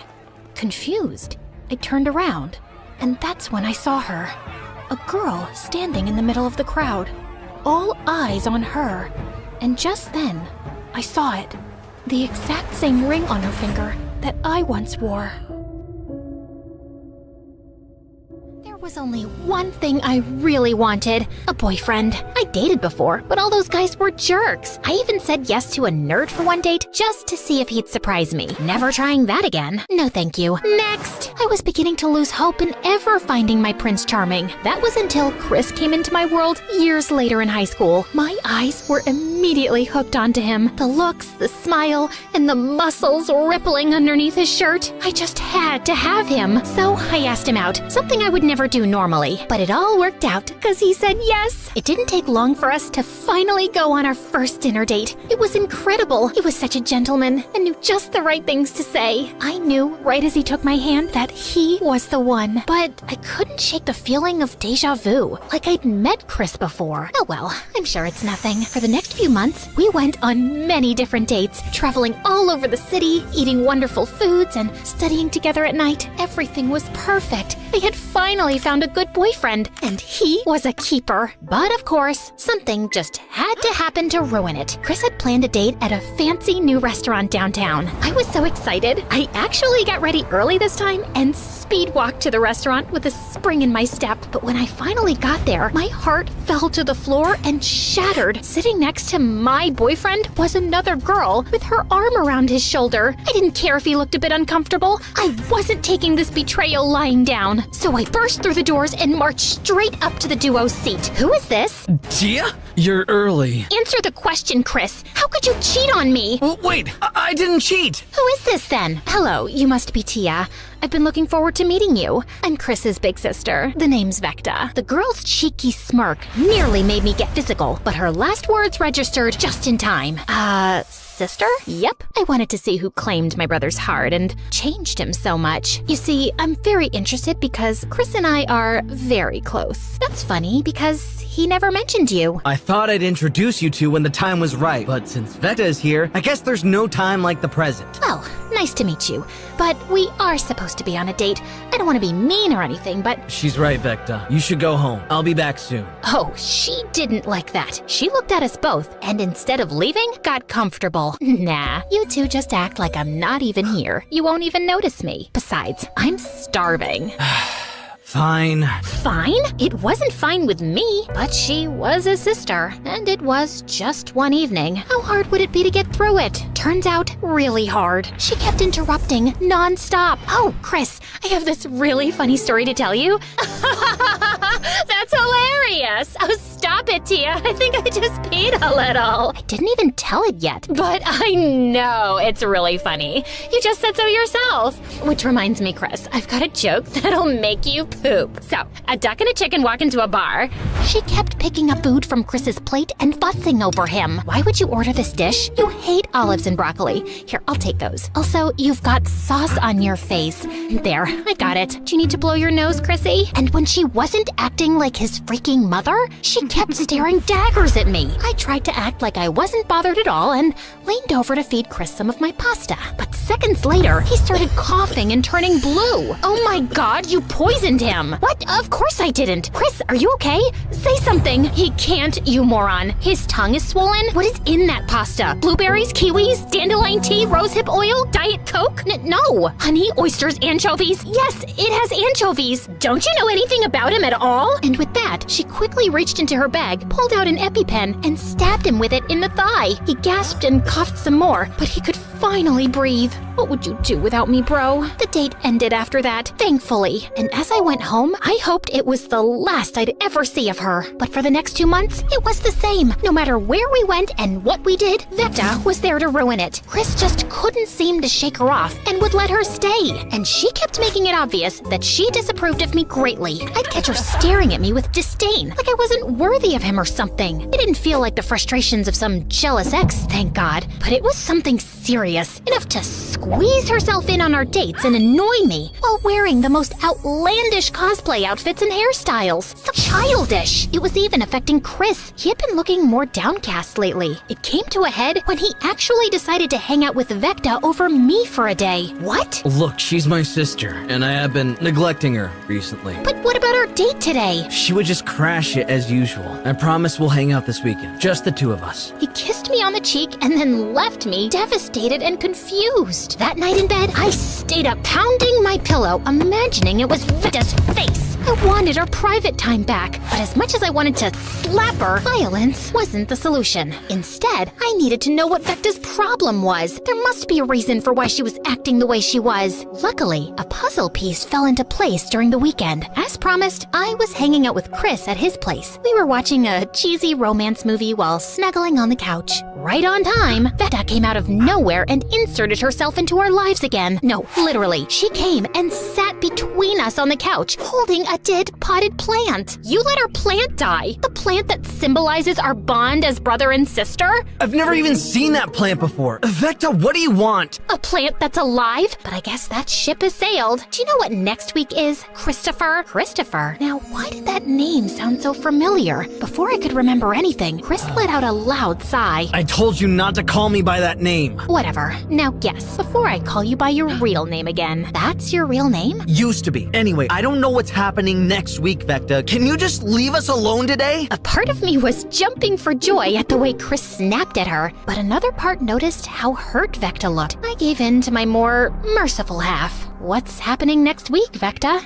It's the annual LARPing Capture the Flag event for our city. LARPing? Like that thing nerds do outside? Playing pretend? Yeah, figures you would say that. Are you attending it with me, Christopher? You can even bring your girlfriend. Why would I do that? That's for losers. Then Tia should fit right in. That was it. What is your problem? You. Sis? No, everything was fine before she showed up in your life. I could say the same for you. Stop it, you two. No, not if we want this to stop for good. Vecta, I have a proposal. Interesting. Shoot. We'll join your stupid game. Do we play in teams? Oh, I see where you're going with this. Yeah, we do. I'll be on the team opposing yours. If my team wins, you'll stop interfering in our relationship. And if mine wins, you'll break up with Christopher. That is not your choice to make, Vecta. What? Scared she'll lose? Get bored of you and the game, walking away from both? What? I wouldn't do that. I love Christopher, and I'll prove it by beating you. Deal? Deal. We shook hands, and I suddenly realized I just made a deal with the devil, all because I let my emotions get the better of me. I don't even know how to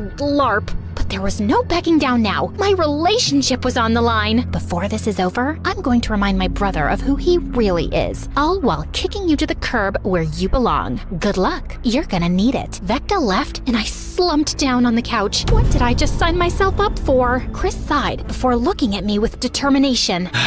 If we're going to do this, then I'll have to train you. You know how to LARP? Of course not. I just picked up some things from my sister. If you say so. Where do we start? Conditioning. Say what? Chris was not joking. I was put through actual exercises and drills like I was preparing for the army. I was seconds away from giving up, but I refused to lose to Vecta. So I pushed on. And you know what? I'm glad I kept at it. Sure, the conditioning was terrible, but once I was actually playing the game, it felt like I was in another world. It was magical and so different from anything I was used to. But what really made it all worth it was Chris. He was really enjoying himself. That and his immense knowledge on LARPing made it clear he had played before, although he refused to admit it. I hadn't seen him smile like this since ever, really. And if he was happy, I was happy. Eventually, the weekend came, and it was finally time for the event. And when we arrived at the venue, oh my god, there were at least 200 people here. They had even built small buildings and tents, and the large space with a nice forest surrounding us made it even more picturesque. Before I could really appreciate the beauty, Vecta came running up to Chris. Christopher, you really came. Of course, we both did. Hello. Oh yeah, I almost forgot about you. Are you sure she won't slow you down? I'd hate for you to lose because of a handicap. Hey! No worries, she's a natural. She even started to like it. She did? Yep, this isn't so bad.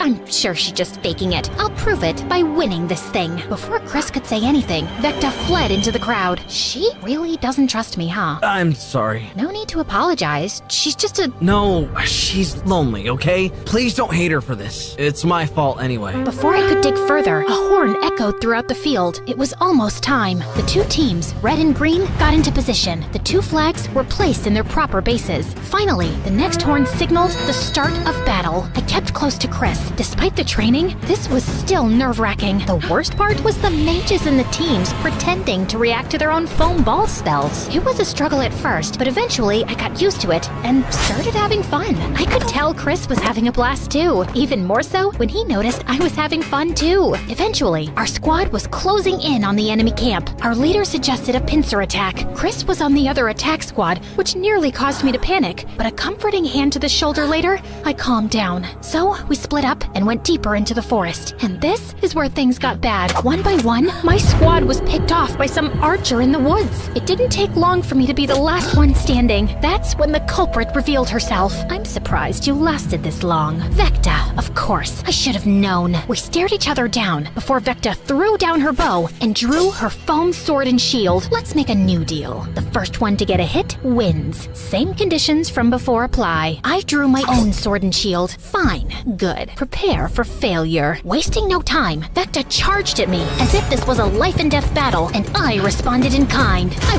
wasn't losing my relationship with Chris. We clashed repeatedly, trading blows on our shields, unable to get a body shot. Shockingly, I was holding my own. Chris had taught me well. I dodged an attack to my leg and asked the burning question in my head. What is your problem with me dating Chris? Shouldn't you be happy for him? Now that really got her mad, and she was lashing out even harder. You seriously haven't figured it out? Of course not. Why would someone like you remember some poor, nerdy boy who bravely asked the popular girl out? Huh? Suddenly, it all fell into place. Chris was Christopher, the nerdy boy I had turned down all those years ago. Christopher used to be a big nerd just like me, and we were always super close, but he decided to abandon who he is to become the kind of guy you'd want. A typical Prince Charming. I barely even recognize him now. I felt ashamed of how I hadn't even given Christopher a chance before. I judged him by his appearance before I even got to know how sweet and amazing he was. But I knew that now, and I liked everything about him, nerdy side and all. I wasn't so shallow anymore. With renewed determination, I took advantage of Vecta's rash attacks and finally got a hit on her side, and she lost. She was about to break down into tears, but before that could happen, I hugged her. I get why you hate me, Vecta, and I'm sorry for turning him down like that before. Your brother is a great guy, and I would never want to change him. Are you serious? Yeah, I love him after all. For the first time, I actually saw Vecta give me a genuine smile. I gladly returned it. Just then, the horn blew, signaling someone had won. We ran back to the team's base, and the sight brought another smile to our faces. Christopher was being carried by his team while holding the green flag, and the smile he wore melted my heart. We won! My brother is something special, huh? He sure is. I was never exactly the most popular girl in school. Well, at least not for the right reason. My sister Lenore and I grew up with parents who were the very definition of a weird goth couple. You know, the usual. Dressing like Victorian gravediggers, feeding ravens in the park, and that one time my mom pranked the dentist with her fake vampire fangs. Yeah, typical parent stuff. But believe it or not, my parents aren't my biggest problem. They're actually the best, most supportive parents anyone could hope for. Yes, we get stares and whispers when we go out in public together, but we didn't care. We were living our best lives. That is, until Lenore and I started elementary school. We were dressed in our usual goth attire, black clothes, black shoes, and black backpacks. My pet spider Sam even snuck into my pocket. The moment our parents dropped us off, the other kids started laughing at us and saying mean things. Hey, look! Twin freaks! Is your mom a vampire?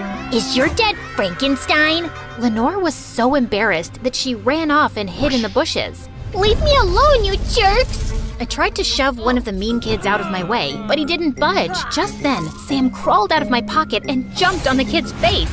The kid ran crying and screaming like a maniac. The principal found out, and I was suspended for 2 weeks. That night, Lenore begged Mom and Dad for new clothes. She threw a huge tantrum and refused to eat. When that didn't work, she blasted pop music and ran around the house dressed like a clown. That music, it's so happy. It's melting my brain. All those colors in that clown costume are burning my eyes. Please, make it stop. By the next morning, Lenore got her way. Mom and Dad bought her a brand new wardrobe. When my suspension was over, I went back to school. And to my surprise, Lenore was the most popular and best-dressed girl in school. During lunch, I tried to sit next to her, but this girl named Stella looked at me like I had 3 heads. What are you doing, creepy crawly? You can't sit here. No weirdos allowed. I looked over at Lenore, and she just shrugged. You heard her. Go sit somewhere else. As the years passed, Lenore and her BFF Stella became more and more popular. By the time we reached high school, they were captains of the cheerleading team. They had the best grades in our class, and all the boys wanted to date them.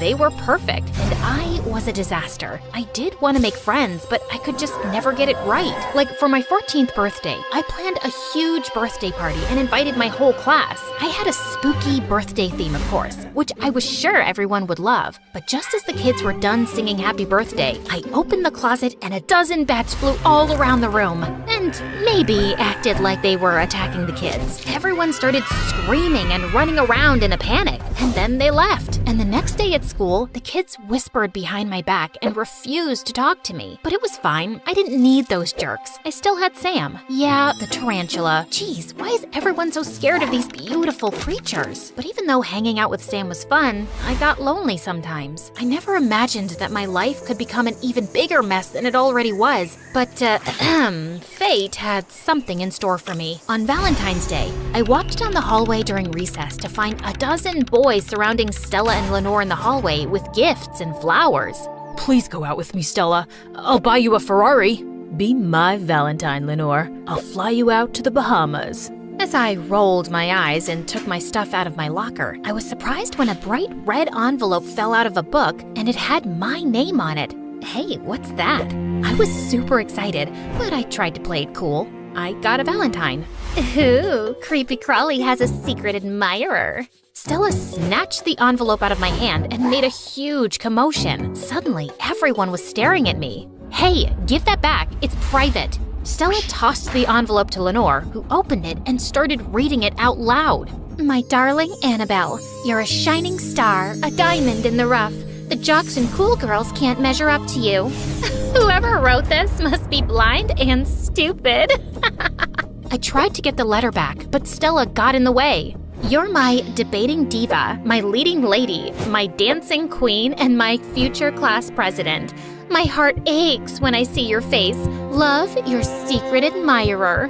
Lenore, Stella, and all the other cool kids couldn't stop laughing, but I was shocked. I only joined the debating team a couple days ago. The last role I played in drama club was a donkey's butt, and I was too shy to dance in front of anyone. Plus, the odds of me becoming class president were slimmer than a toothpick. Just then, Jack, the editor of the school newspaper, materialized right beside me. I think that's a nice letter to get on Valentine's Day.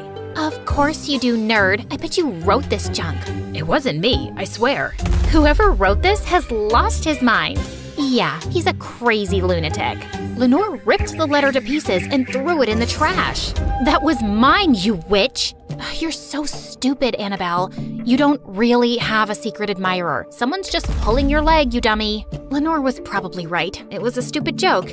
I felt like the biggest loser ever. Once everyone had walked away, Jack pulled the letter out of the trash and taped it back together. Ignore them. I think your secret admirer is real. Maybe I can help you find him. Jack spent the rest of the day asking me a ton of questions about every boy I'd ever spoken to or sat next to in class. He even came home to continue with his questions. Jack was annoying at first, but it felt kinda nice to have someone taking an interest in me. I'm positive he's a member of the drama club or the debate team. All you have to do is lure him out. How am I supposed to do that? Simple. If you suspect someone, you'll wink at him and smile, like this. Jack started doing something really weird and twitchy with his face. Just then, Lenore barged into my room. You idiots are still searching for that stupid secret admirer? Not real. My secret admirer isn't stupid. If you aren't going to help, you can get out. Fine, dummy, I'll help. Don't say I never did anything nice for you. Lenore spent all night teaching me how to flirt with boys. The next day, I set my plan in motion. First up, drama club. I asked the drama teacher if I could audition for the lead role, and surprisingly, I got it. During rehearsal, I met a cute boy who seemed to be into me. When I caught him staring at me in the hallway, I grabbed Jack and pretended to laugh at a joke. Oh, Jack, you're so funny. Your arms are like marshmallows made of steel. What? That doesn't make any sense. I'm flirting with you. Play along. Oh, stop. You're too much. Drama boy immediately swooped in and asked me out on a date, and it was pretty sweet. He read me poetry and sang to me, but he swore he didn't write the love letter. My next date was a boy from the debate team. I studied for days to earn a spot on the team, but I ended up being so good that I kept beating the team captain. And every time he saw me in the hall, he gave me the meanest looks. I think he hates me. He's just playing hard to get. One night, me and Debate Boy stayed after everyone had left to practice, and the next thing you know, we were kissing. But when I asked him if he was my secret admirer, he got annoyed and blocked my number. A day later, out of the blue, Stella's ex-boyfriend Dylan, who was the best dancer in school, invited me to a party. I didn't think it was a good idea to go, but then I remembered something. OMG, Jack, what if it's Dylan? You know, this one time Dylan came over to my house with Stella, and he accidentally walked into my room when I was dancing alone. It could be him. Yeah, your secret admirer called you a dancing queen. But what about Stella? What about her? Stella broke up with Dylan 2 years ago. She's dated 6 guys since then. I took Jack's advice and went to Dylan's party. As soon as I got there, Stella marched up to me. I heard you're trying to date my boyfriend. Isn't he your ex? He's mine and he doesn't date freaks like you. She's not a freak. I think she's unique and much cooler than you. Stella got mad and stormed off. Dylan took my hand and pulled me to the dance floor. All eyes were on us, and I got really nervous. Then Dylan whispered in my ear, "You got this, dancing queen."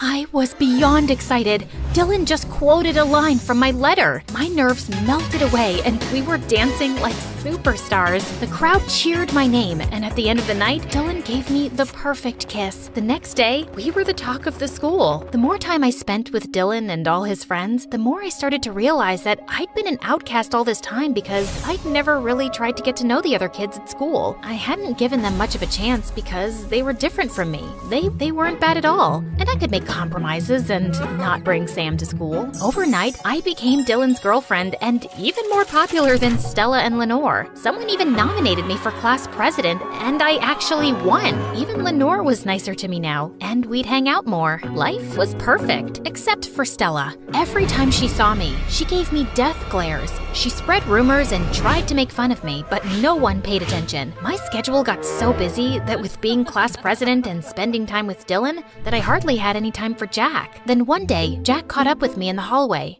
So, what's the verdict? Is Dylan your secret admirer? Maybe. I haven't asked him yet. Then I opened my locker and found another letter in a red envelope from my secret admirer. I started to open it, but I hesitated. What if my secret admirer wasn't Dylan? Then Stella appeared out of nowhere. She snatched the envelope out of my hand and ran down the hall and right up to Dylan. Hey, Dylan, I'm sorry to be the one to drop the bad news, but your creepy crawly girlfriend is a cheating witch. Stella showed Dylan the love letter. Dylan, it's not what it looks like. Stella read the letter out loud. Dearest Annabelle, I'm sorry I've been away for so long. You've kissed a handful of frogs, but that's over now. Meet me behind the bleachers after school and I'll reveal myself to you. Love, your secret admirer and one true love. Am I a frog? That seems to be the case, dummy. Shut up, Stella. Let's go, Annabelle. Your secret admirer's waiting.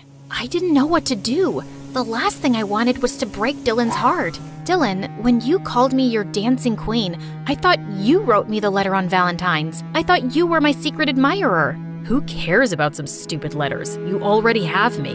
Dylan was right, and he was sweet, but he wasn't my true love. I'm sorry, Dylan. I just need to know who it is. I really care about you, Annabelle, and I wish you'd change your mind. But if you don't feel the same way about me, then you should go. I thanked Dylan and gave him a kiss on his cheek. Then I snatched the letter out of Stella's hand and ran. I felt like a jerk, but I had to meet my secret admirer. He'd seen me when I was invisible. He really knew me. I wouldn't have ever had the confidence to make new friends, audition for the lead in the school play, or run for president if it wasn't for his first letter. Jack and I raced out the door and headed straight for the bleachers. When we got there, Jack turned to me. I'm your secret admirer, Annabelle. It was me all along. Jack leaned in to kiss me, but something didn't seem right. I didn't feel any butterflies. In fact, I felt pissed. What? You've been lying to me this whole time? If you liked me and sent me the first letter, why did you make me go after the other boys? No, it was just a little game. I wanted you to see the garbage out there to realize we're perfect for each other. Well, thanks to your stupid games, I just broke Dylan's heart. I got so mad I pushed Jack into the mud. Man, Stella didn't say this would be so complicated. Stella? What does she have to do with this? Did I say Stella? I meant melons. I'd sure like a melon right now. How about we go get one from the supermarket? I grabbed Jack and told him to tell me the truth. Fine, I didn't send the first letter. The new letter is a fake by me. I wasn't expecting you and Dylan to actually become a thing. I thought he'd just be one of those popular jerks who'd ditch you soon. But when you got all chummy, Stella came up with a plan to write the second letter so she could get Dylan back, and I could finally have you notice me. We really don't know who sent the first letter. Come on, just forget about your stupid secret admirer. I couldn't believe it. I ripped up the letter and threw it in Jack's face. My secret admirer isn't stupid. He's a dumb cow who's too embarrassed to show his face. Or maybe he's not even real. He's just a joke, like you. I punched him, ran straight home, threw myself on the bed, and cried into my pillow. Hey, what's up, creepy crawly? What do you want, Lenore? I heard about what happened with Stella and Jack. I'm really sorry. You were right all along. I don't have a secret admirer. The whole thing was just a joke, and I was too dumb to see it. Just leave me alone. After that, I moved on with my life. My parents bought me a new coffin to cheer me up. Lenore started being nicer to me, and Dylan and I managed to become good friends. Jack spent weeks begging me for forgiveness, but when Sam bit him on the nose, he stopped bothering me. I thought the whole secret admirer thing was behind me until one night. I'd just come home from a party. I went to a lot of those now that I was class president. I was super exhausted and immediately fell asleep. And then I woke up in the middle of the night. At first, I didn't know where I was, but soon I realized I was in my mom's home office, under the Victorian hardwood desk. Moonlight streamed through the windows, drenching the room in white light. I looked down at my hands and saw that I was holding something. It was my mom's ink pen, and I was holding a red paper with something written on it. Beside me were a handful of matching red envelopes. My heart clenched when I finally realized what was going on. I haven't written to you in a while, my dearest Annabelle, and that's because you don't need me anymore. I'm writing to you one more time to tell you that I'm so proud that you've accomplished everything you wanted, and I'm sure you'll achieve so much more. Love, your secret admirer. It wasn't my handwriting, not exactly, but I knew it was written by me, to me. I knew I had a habit of sleepwalking and scribbling things on walls as a kid. I guess that had returned. I'd written that first letter to myself in my sleep. I was my mysterious secret admirer all along. Weird or not, I'd found my greatest cheerleader. Gained confidence, made friends, become class president? Nice going, me. I rolled the letter into a ball and threw it in the trash can. Finally, it was over. Oh yeah, one more thing. You have to promise not to tell anyone. Pinky swear and cross your heart. It's our little secret. Shh. When I was in the 3rd grade, Mom was convinced that Dad was having an affair with his pretty new secretary. So one day, she took me and my older sister Sophie to his office. Please don't steal our daddy, lady. Don't take him away from us. Who will feed us and buy us clothes? Do you want us to be orphans? It's a very bad thing to be wait, I forgot. I wrote it on my arm. Oh yeah, a homewrecker. Homewreckers are bad, and you'll end up in jail, bad lady. Wait a second. Are those my jeans you're wearing? I want my jeans and my husband back, witch! Are you insane? As if my size 0 jeans would even fit your size 8 butt. Mom snarled and leapt at the secretary, who dodged her and went screaming down the hallway. She burst into the conference room with Mom on her tail, and the two ended up crashing onto the large conference table where Dad was having a meeting with the company's top executives. What on earth? You cheated on me and gave this bimbo my favorite jeans. Mom threw a stapler at Dad, which missed him and hit his boss instead. Needless to say, he was fired. And that was the day he left us for good. Sophie and I were devastated. Wipe your tears, girls. He wouldn't have left if he wasn't cheating on me. Take it from me. All men are garbage, and we're better off without them. Well, that didn't stop me from having my first crush in the 7th grade. His name was Adam, and he was our neighbor. One day, Sophie caught me staring at him from my window. Adam and Nora sitting in a tree. Kissing. Shut up, Sophie. I don't even like that boy. Yes, you do. You want to brush his hair and hold his hand and have his babies. I read it in your diary, see? I snatched my diary out of Sophie's hands and pushed her out of my room. She was so annoying. A couple of weeks later, a super pretty girl named Becca joined my class, and we quickly became friends. Once, when we were hanging out at my place, Adam showed up at my door. Hi. I brought you some cookies I baked myself. You free to hang out? Oh, yeah. Why wouldn't I be free? Wait, I have another guest over, but yeah, I don't think she'd mind. Come in. You smell so good. I mean, the cookies smell so good. I wanted Adam to have a good time, so I logged on to Ask Brain 2 and asked about fun game ideas. The three of us played Truth or Dare, charades, and hide and seek. A couple of times, I caught Adam smiling at me, and when he brushed cookie crumbs from my cheek, my heart skipped several beats. The next day at school, I was at my locker, and I saw Adam staring at me from across the hall.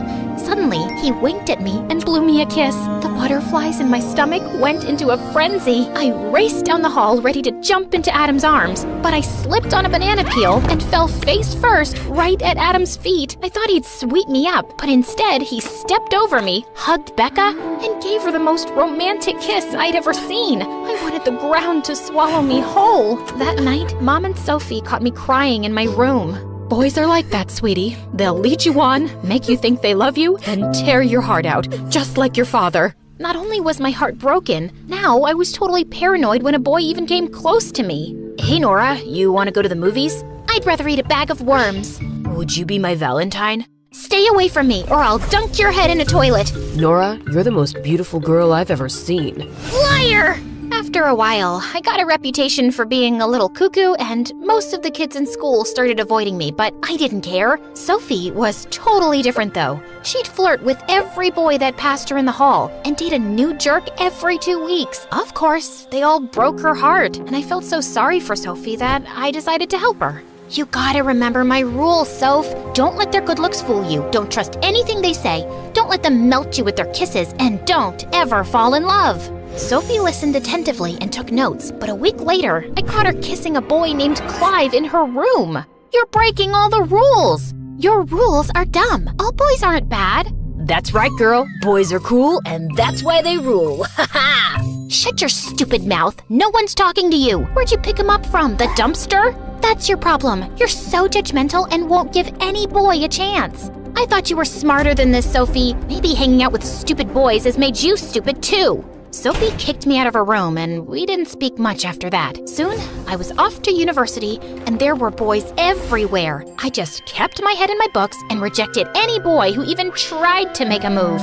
But you know, a girl starts to get lonely. So, when a girl in my class asked me out one day, I impulsively said yes. Just because I'd renounced all men didn't mean I couldn't find love. And how bad could it be, right? At first, not so bad. In fact, pretty great. She loved to cook, she braided my hair, she gave me the best pedicures, and we were the same shoe size. But then, she started acting like I'd adopted her. She would never leave my dorm, and I hated it when she used my towel and my hairbrush. She was clingy and needy, and constantly needed validation that she was the most important person in my life. So, if your mother and I were hanging off a cliff, holding on for dear life, and you could only save one person, who would it be? My mother, obviously. Seriously, I've known you for a month. Mom carried me in her womb for 8 more months than that. I thought it was a reasonable answer, but she totally lost it. She broke half the things in my room and threw the other half out the window before she stormed off. Then she started stalking me everywhere I went. I tried talking to my other friends about how unsafe I felt, but they all laughed it off. Yeah, if you're dating a guy and complain about him, everyone shows you sympathy. But no one comforts you if it's a girl. Oh, come on, she's barely 5 feet and she looks totally harmless. What could she possibly do to you? Only after she tried kidnapping me did anyone take things seriously. She was expelled from the university and I got a restraining order. And after that, I swore off girls too. Then in my junior year, Sophie showed up at my dorm one day with the worst news. Clive proposed to me. You're kidding. Man, that loser is so out of your league. Don't worry, sis. I know how to handle this. Just send Clive a breakup text. Tell him he stinks, he makes you want to puke, and you never want to see him again. No, I love Clive. I said yes, and our wedding is in 4 weeks. I just came to ask you if you'd be my maid of honor.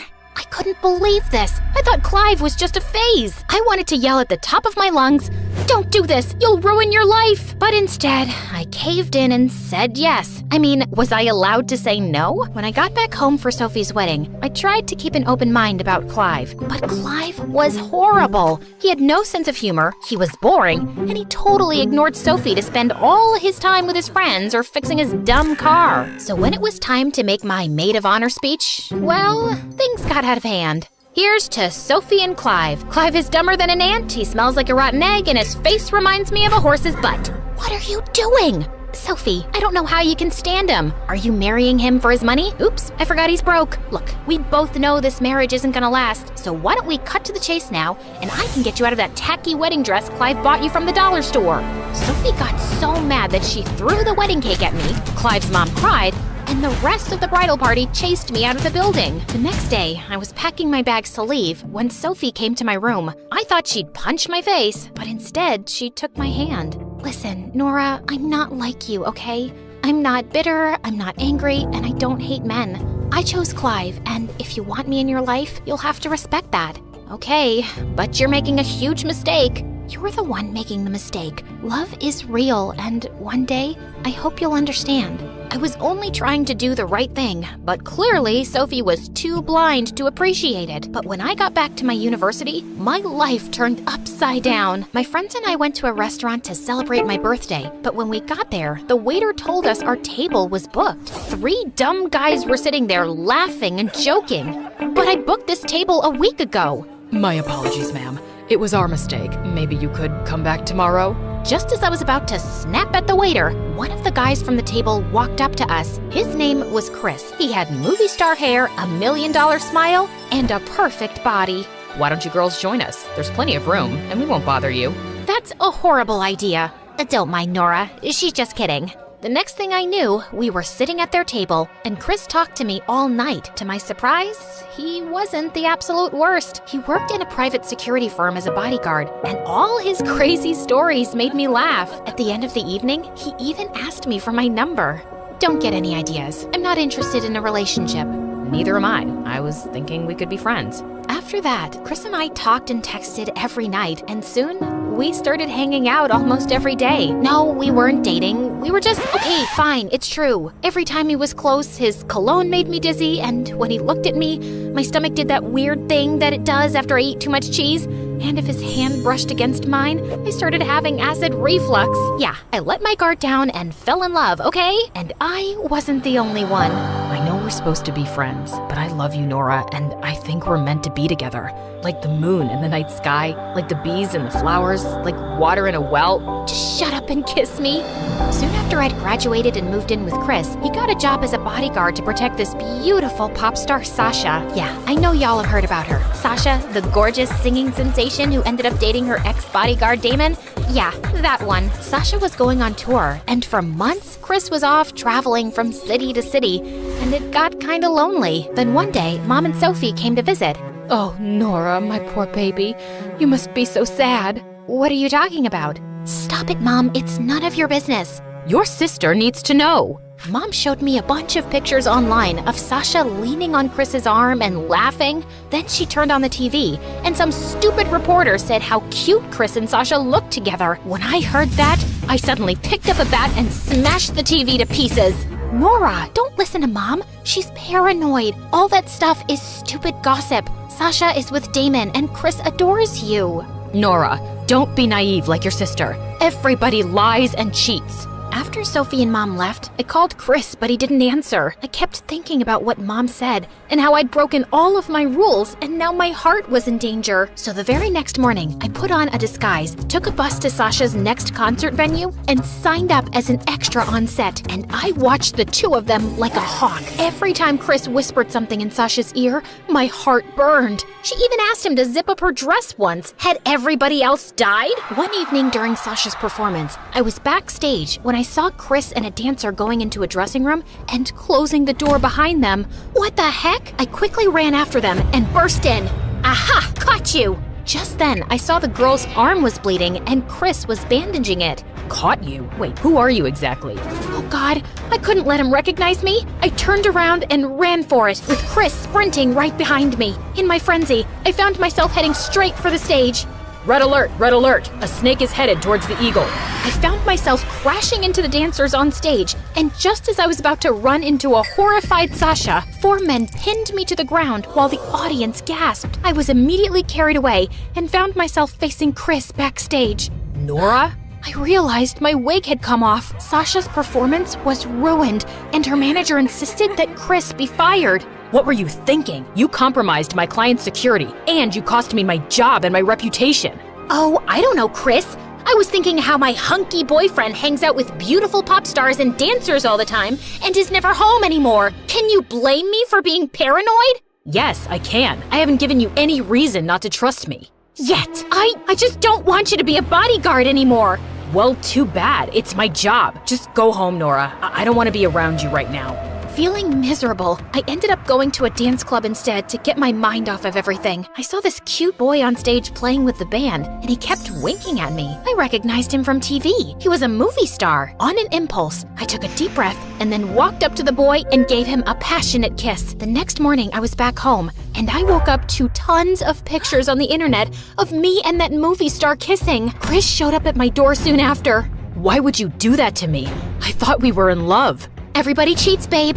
Welcome to the real world. I know you'll cheat on me one day if you aren't already. I am done with this stupid relationship. I walked out of there with my bags and went to Sophie. But soon after, I started feeling sick to my stomach. It hit me like a ton of bricks. I was a cheater, something I hated and felt horrible about. I made a big mistake. I don't know what to do. Yeah, you messed up big time. I wasn't talking to you, Clive. There's no need to be rude. You're right. I'm the worst, and I'm sorry for all the mean things I've said and done to you too. I don't know who I am anymore. I never wanted to hurt Chris, but something came over me. You let Mom get into your head, Nora. She says she's better off alone, but all I see is a bitter, paranoid woman who can't be happy and can't stand anyone else's happiness either. You deserve to love and be loved in return. And yeah, sometimes love can hurt, but sometimes it can also be amazing, like what Clive and I have.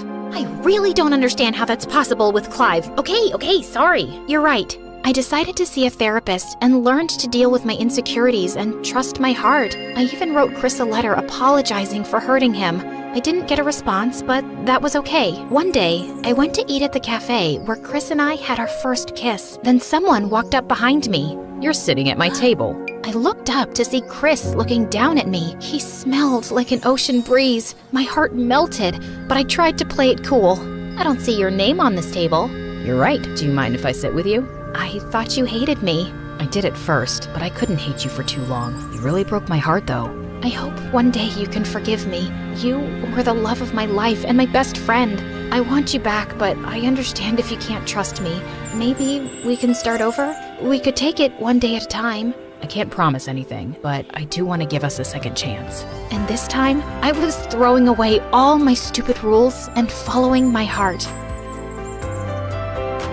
My great-great-great-great-grandfather's sister was married to the Duke of Scotland, so that made us partially royal. Dad got a big chunk of land and inheritance, but he sold that and moved to New York to work as a designer where he met my mom. They got married and had me, but when I was 10, Mom decided to turn into a spiritual yogi. Truth is a myth. Happiness is a myth. Life is a myth. The only thing true is today, and today will be tomorrow, and tomorrow the day after. What is she saying, Dad? I wish I knew. Mom went bonkers, left for the Himalayas, and never came back. Dad was sad for a while, but then he threw himself into his work and started his own fashion line. And as for me, I fell in love with poetry. Roses are red, violets are blue. A face like yours belongs in a zoo. Hold up. Violets are not blue. Violets are just, well, violets? I don't know. Who made this dumb poem? It's poetry, okay? It doesn't always have to make sense. Yeah, so I loved poetry and spent hours in my room reading and writing stuff from scratch. I dreamt of publishing my own set of poems when I grew up. But then I turned 18 and everything changed. I was at a shoot for Dad's new fashion venture when a photographer saw me and was totally floored. She's a diva.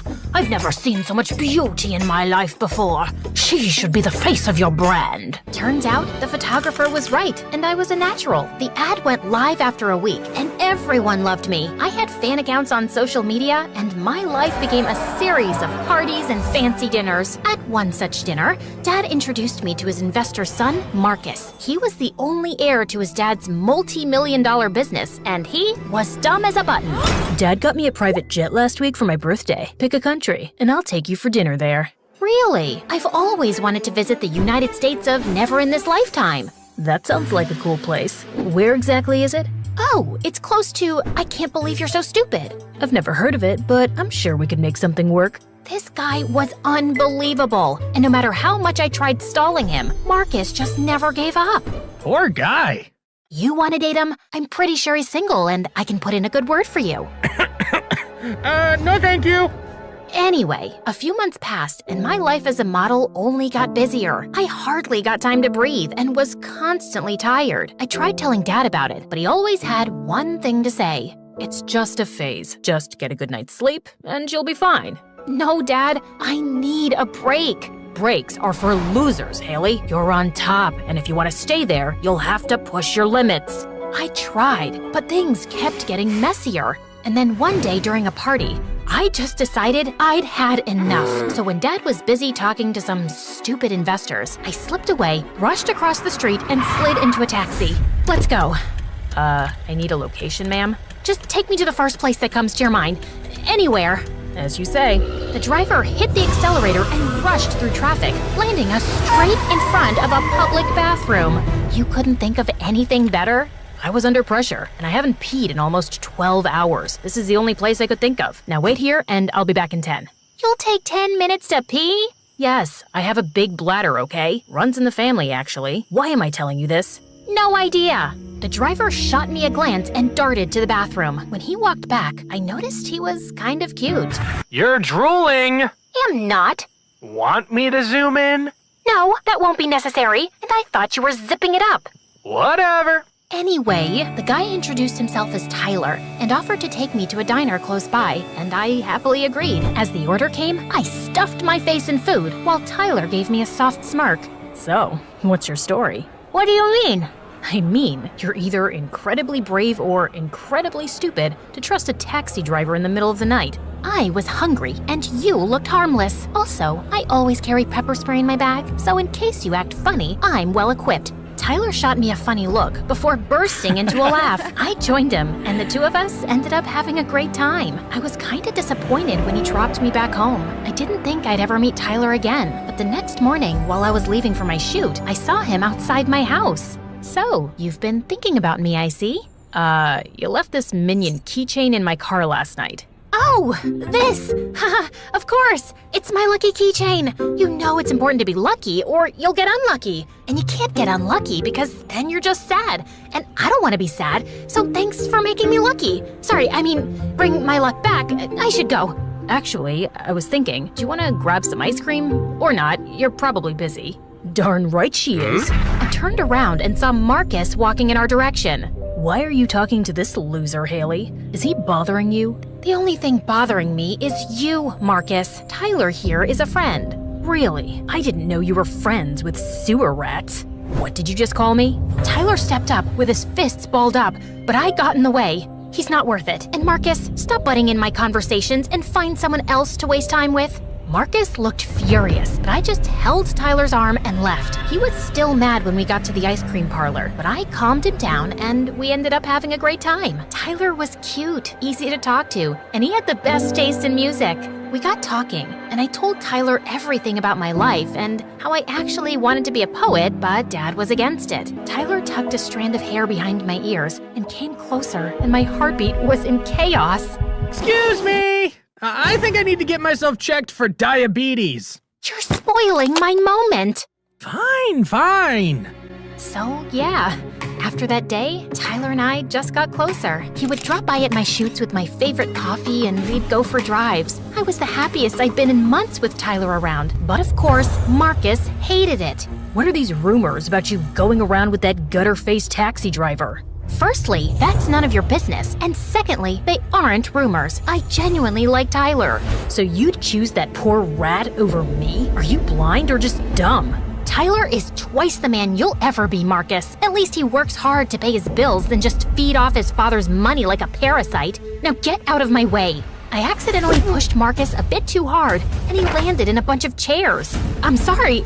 You'll pay for this, Haley. Mark my words. Saying that, Marcus just got up and left, and when I got home, Dad was waiting for me, looking like a ball of fire. What were you thinking, Haley? Marcus's dad is our biggest investors, and you hurt his son. He was being annoying, Dad, and it was barely a scratch. That's not the point. You need to treat Marcus better. He's not just anybody. He's A moron, and he's rude and flashy. I'm already doing everything you're asking me to do and literally left all my dreams behind. Like what? Become a poet and roam around asking people to read your stupid poems? Let's face it, Haley, you're doing so much better here with me. Now remember, next time you see Marcus, be nice and don't do anything stupid. I wanted to argue more, but Dad got a phone call and he left. I was so bummed when I met Tyler the next day and told him what happened. You did the right thing by standing up for yourself. I don't know. Dad's not happy at all. He'll be fine. Now come on, I want to show you something. We were sitting on a bench overlooking the ranch when Tyler turned to me. He held my hand in his, and I felt my cheeks turn red.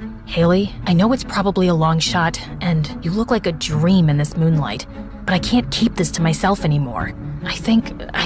Before Tyler could finish, someone pushed him hard and he landed on his face. I turned around and saw Marcus standing behind us. What the heck are you doing here? Your dad has been calling you for hours, but you weren't answering. He thought someone kidnapped you and came to me for help, so I used my contacts to track you. And now, I'm gonna tell everyone how this guy abducted you. Unless, of course, you agree to come with me. I'd rather eat a bag of worms than go anywhere with you. Don't make me force you. I'd punch your teeth in before you touch Haley.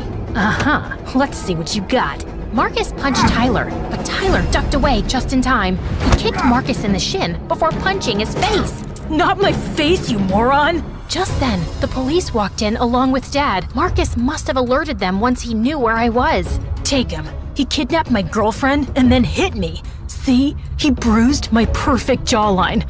I think I'm feeling dizzy. Saying that, Marcus dropped to the ground like a fly and passed out. Okay, I take my words back. Marcus is a moron. Finally, we agree on something. Marcus was carried off in an ambulance. Tyler got arrested, and I tried to stop the police, but Dad shoved me in the back of his car and took me home. Why would you do that? Tyler is innocent, and Marcus is lying. I need to talk to the police. You can't. Why not? Because I'll lose everything. That's when Dad told me that a few months back, he ran into money troubles and started gambling. He even got involved with some illegal businesses and would have been in jail if Marcus's dad hadn't used his connections to help Dad out. The only condition was that you and Marcus get married. You've got to be kidding me! I'm not. Marcus fell for you the day he saw your first dad. He's the one who told his dad to invest money in my business. I thought you guys were old friends. Dad, I'm not marrying that jerk. You don't have to marry him. You just need to date Marcus. I will stall the wedding by a few months and figure out a way to get out of this debt. Please, help me. I wanted to say no, but Dad was practically begging me. I'd never seen him so helpless in my life before, and it crushed my heart. That night, I called Marcus and told him that I was ready to give him a chance if he took back his complaint against Tyler. Marcus agreed, and the next morning, Tyler was out. I went to the station to see Tyler, but before I could say anything, he spoke. I don't think I want to see you anymore. You and I come from very different worlds. Reputation is everything for me, and I can't keep going to jail because of you. So it was nice knowing you, but goodbye. Really? Is that how you feel about me? Yes, just please, stay away from me. Before I could say another word, Tyler walked away. I rushed after him, but Marcus got in my way. You heard him, Hales. He doesn't want to see you. Now, be a good girlfriend and forget about that leech. I have planned something exciting for you. The next few weeks were a blur. I missed Tyler terribly and tried reaching out to him, but he never responded. I wanted to go to his place and talk to him, but Marcus was stuck to me like chewing gum, and now he was even more controlling than ever. You look hideous in that dress. Change it. It's my dad's design. Well, it sucks. And keep your hair down. It hides your ears better. In fact, you should get plastic surgery to fix those ugly ears. The nose needs a little work too. I'm fine just the way I am. You could be better. Marcus was horrible, and Dad was nowhere close to getting the money. I didn't know what else to do except wait, but we were running out of time, and soon my engagement was announced. On the engagement day, I felt heavy and heartbroken. I was in the room, weeping my eyes out, when I heard some voices. I rushed outside to see Marcus holding my dad by the collar. What do you mean you can't pay for a champagne fountain? I already told all my friends. I don't have that kind of money, Marcus. You know that. Then beg, borrow, rob a bank, I don't care. It's customary in our culture for the girl's father to pay for everything. Marcus kept screaming at Dad, and I felt my blood boil. I walked up to Marcus, punched him in his gut, and he winced like a little boy. What do you think you're doing? It's customary in my culture to punch the guy if he acts like a jerk. And for the record, this engagement is off. You can't do that. I'll ruin you and your family. Try me. I took Dad's hand and the two of us walked out of the venue. As expected, Marcus's dad pulled out his investment and tipped off the police about Dad's involvement in the illegal business deals, and he got arrested. Dad lost the company, and his case went to trial, but fortunately, we had enough savings to hire a good lawyer, and Dad's sentence was reduced to 6 months. I'm sorry for dragging you into this mess, Haley. I wish I was a better father. You can be one now, Dad. It's never too late. Are you crying? No, I'm not! Don't look at me! I'm hideous! I don't disagree. Anyway, I picked up modeling again and moved to a smaller apartment. Marcus tried getting in touch a few times, but I got a restraining order against him, and a few weeks later, I saw on the news that his dad was arrested for smuggling. Karma paid him a visit after all. Everything was falling in place, except I still missed Tyler a lot. I had gone to visit him at his family ranch, but his neighbors told me he'd moved. A few months passed, Dad got out of jail, and I finally quit modeling. I wanted to give poetry an honest shot and was writing in a cafe when I heard a familiar voice behind me. Glad to see you're still writing. Tyler? Oh my God, how have you been? Good. I quit working as a taxi driver and got into college. We even sold the place on the ranch to move closer to college. I know, I visited. Listen, Tyler, I know you don't want to see me, but let me stop you right there. Whatever I said at the police station that day was because Marcus threatened me and my family, Haley. As much as I loved you, I couldn't let him hurt my mom and grandma the way he hurt me. So I decided to let you go. And it was the most difficult thing I'd ever done. You should have just told me the truth, Ty. And hold up, did you say you loved me? Yeah, dummy. I loved you. Actually, I think I still do. So, if you'd like, maybe we could catch up over coffee? I'd like that. And in case it wasn't clear, I love you too. I think that's pretty obvious now. Yeah, whatever. Now, can you look away so we can kiss? I lived in an old house with Dad, who worked as a potter. Mom left us when I was 4 to make it as a big movie star and never came back. With gorgeous hair and porcelain white skin, I looked exactly like her, and no one believed my dad and I were related, especially our nosy neighbors. Once when I was 6, Dad got a big order from the city. He worked all night to make all 20 vases. I was admiring them when I accidentally knocked them off, shattering them to pieces. I am so sorry, Dad. I didn't do it intentionally. It's okay, Maya. Don't worry. I'll make new ones. But Dad couldn't make them in time, and he lost the order. He was devastated. Things got worse when the police knocked at our doors later that night. Our nosy neighbors heard the crashing sound and thought I was in trouble. Dad tried to convince them, but they only left when I showed them my birth certificate. I begged Dad to give the neighbors a piece of his mind, but he was a softie. They're just concerned. No, they're crazy. Things didn't change much even as I grew up. We struggled with money, but I was happy as long as I had my dad. On my 10th birthday, Dad took me to a mall and asked me to buy whatever I wanted. I saved it for your birthday, dear. You deserve it. But Dad, I don't want anything, and we could use this money. But he was dead set that I should buy something. I walked in, but the store manager refused to let Dad get in. You won't be able to afford anything here. Why not? We have money, and we're here just like everyone else. The manager made a face and refused us straight to our faces. Eventually, Dad gave in, and we left. It was humiliating. That day, I decided I'd never let anyone bully us like that. Soon after, I got into boxing, and by the time I was in 12th grade, I was the toughest girl in my class, and I started participating in all the major competitions around town and aced them all. One time during practice, I felt a sharp pain in my hand. Dad took me to the doctor, who confirmed I had a minor sprain and needed some rest and medicine. But Dad looked extra worried. Dad, relax. It's just a small sprain. It's not that. Your mom called this morning. She wants you to complete your school year with her. What? No way! She never looked back once, and now it's too late. This is only temporary till I look for a job. I don't even have the money to buy your meds, and you'll be starting college soon. I'll work hard and win a scholarship. I'm good at what I do. Please, don't send me away. But I knew Dad had made up his mind when the next morning a big car arrived in front of my house with Mom in it. When she saw me, she hugged me tightly. Oh, my sweet Maya. You're all grown up and so pretty, just like me. I pulled myself away as Mom smiled at me. It was the first time I'd seen her after so long. If not for her movies, I would have never recognized her. I am nothing like you. And please, don't think that I'm happy to do this. As long as I have you. Mom got her staff to pack my stuff, and I was ready to move within minutes. I was still unsure if this was a good idea, but Dad promised he'd get me soon and we'd be together again. So I left him with a heavy heart. The next few days in Mom's mansion were a nightmare. I wanted quiet time away from her, but she was stuck to me like gum in your hair. I was forced to take long walks with her and go on unnecessary shopping trips. And then one day, she changed my entire wardrobe.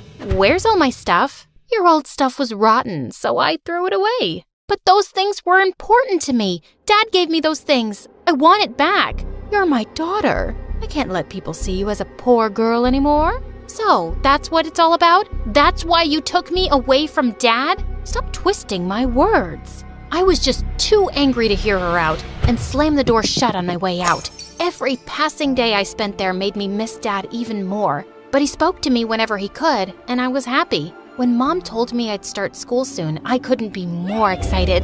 Anything to get away from her would work. On the day I was supposed to start school, I woke up late to my mom screaming at someone. I went down to see it was the cook, and a boy stood next to him holding a bagel. How dare he steal from our kitchen? But I found this in a pile of food you were throwing away, ma'am. I'm talking to your father. If your son does this again, I'll fire you. They nodded and left. I went after the boy to see him give that bagel to a helpless girl on the sidewalk. That was the kindest thing I'd seen since I'd come here. When he looked in my direction, I noticed how cute he was. She was hungry. I'm not some thief, but your mother didn't seem to believe me. I believe you. I'm Maya. He introduced himself as Zach, the cook's son. We exchanged smiles, and when the driver arrived, he continued on his way. At least there was one kind person in this strange place. My first day of school was nothing like I'd imagined. Thanks to my mom, everyone knew who I was, and to make things more awkward,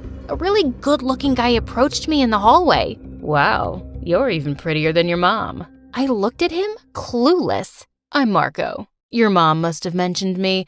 She's best friends with my parents. Nope, doesn't ring a bell. I started walking to class, but Marco stopped me again. I wasn't done talking, princess. Too bad. I was, and I'm late for class, Franco. Marco. Don't care. After that day, Marco did everything to get my attention. He started showering me with expensive gifts and flowers, and it almost looked like he was on a mission to get me to date him. Only later did I learn he was the mayor's son and one of the most powerful guys in town. Not that I cared. I already had an obsessive mom, so my hands were full. One day, it was Mom's movie success party, and the entire town was invited. She was so excited that she even bought us matching dresses and begged me to wear them. We'll look like twins, baby. It'll be fantastic. First, that's weird. And secondly, that dress looks like poop. I'd rather wear a tent. There was no way I was doing anything she wanted me to. So I went ahead and bought myself the weirdest dress I could find, just to embarrass her. The party was boring, and my eyes hurt from all that bling. And when I saw Marco enter, I knew I had to get out of there. I tiptoed my way into the kitchen, but banged into Zach. Are you okay? Hey, I'm just trying to ignore someone. The guy in white who looks like he eats money for breakfast? Yeah, how did you know? Zach pointed in Marco's direction, who was frantically searching for someone under the tables. We burst out laughing, and I noticed what a heart-melting smile Zach had. Come here, I'll show you a great hiding place. He pulled me toward the back entrance, leading to a sprawling garden. It was beautiful. Our eyes met for a second, and I felt a weird rush in my tummy. So, why were you hiding from him? He's just an idiot from school I'm trying not to punch. I wish I could return home and get away from this place. You really hate it here, don't you? I nodded. Zach and I walked around and started talking. He told me how he was saving up for culinary school and wanted to be a chef someday. And I told him my story. Boxer, huh? Show me your moves. I know a little boxing myself. Don't say I didn't warn you. I tried to do a fake box in the air, but ended up hitting Zach smack in his face. That was good. Ow. Oh my God, I'm so sorry. Are you hurt? As I tried to check for any broken bones, Zach moved in closer and tucked my hair behind my ears. I felt my knees go weak. Better. His eyes caught my attention because they were a gorgeous shade of green and could make anyone swoon. I wasn't paying attention when I noticed a flash from the corner of my eye, and then 100 people started taking pictures of us. I turned to run, but saw Mom staring at me with eyes blazing like fire. It's bad enough that you're dressed like a joker, and now you're flirting with the help? His name is Zach, and he's my friend. That looked more than friends. You embarrass me, Maya. Why don't you just abandon me then? You're good at that. Mom and I got crazy on each other, and the party fell silent. You rude child. I saved you from your pathetic father, and this is how you repay me? Mom reached for me, but she tripped over a rock and fell into the life-size fountain. Her makeup washed off her face, and she looked like a zombie. I knew I'd taken it too far. I stepped forward to help her, but Marco reached before me and helped her out. I apologized to Mom the following day, but she ignored me. Zach and I were all over the news, and as a result, his dad was fired and they left. He was my only friend here, and I missed him so much. With Dad not responding to me either, I was left all alone. Soon after, Marco and Mom started working on a movie together because Mom recommended him. It was bad enough I had to deal with that fame-hungry, good-for-nothing brat in school, and now he was always at home. A week before my 18th birthday, I was already feeling low, so I decided to treat myself to some ice cream. But while I was walking back home, I saw a hooded figure following me. "Come out, you jerk! What are you hiding your face for?" I was all set to knock his teeth out when suddenly the guy came forward and revealed his face. Zach! Oh my God, you got me there for a second. Sorry, didn't mean to scare you. Scared my butt? Why are you following me? I work in a store nearby. I saw you come in, and I just had to talk to you. Maya, your mom is hiding something from you. Zach told me that when he was fired, he'd gone back to collect his check when he heard Mom talking to someone over the phone. She said something about a big deal, and Marco is involved too. Just check her office. No wonder that jerk is always home. And he's also involved in her new film. What could this be about? I don't know, but it's something big. Thanks, Zach. I always knew my mom was up to something. Maybe it's time I got my answers. One more thing. Zach moved closer and kissed me lightly on my forehead. Please be careful. I like you a lot, in case that wasn't clear. I thought I'd lost my chance after that black eye I gave you, but I'm glad to know I didn't. Before leaving, I pulled Zach in for a magical kiss, and then I started with my secret mission. But I had no idea what I was looking for or where I would find it. With Marco around the house, I had to be extra careful. I found my opportunity when Mom offered to throw me an 18th birthday party. She'd be busy with the guests, and I could snoop around the office. She got me the most beautiful dress and even hired someone to do my makeup. I hated everything, but I didn't want to draw any attention, so I agreed. The whole house was filled with guests on my birthday that evening, and I spotted Mom in the corner talking to Marco. This was the perfect moment.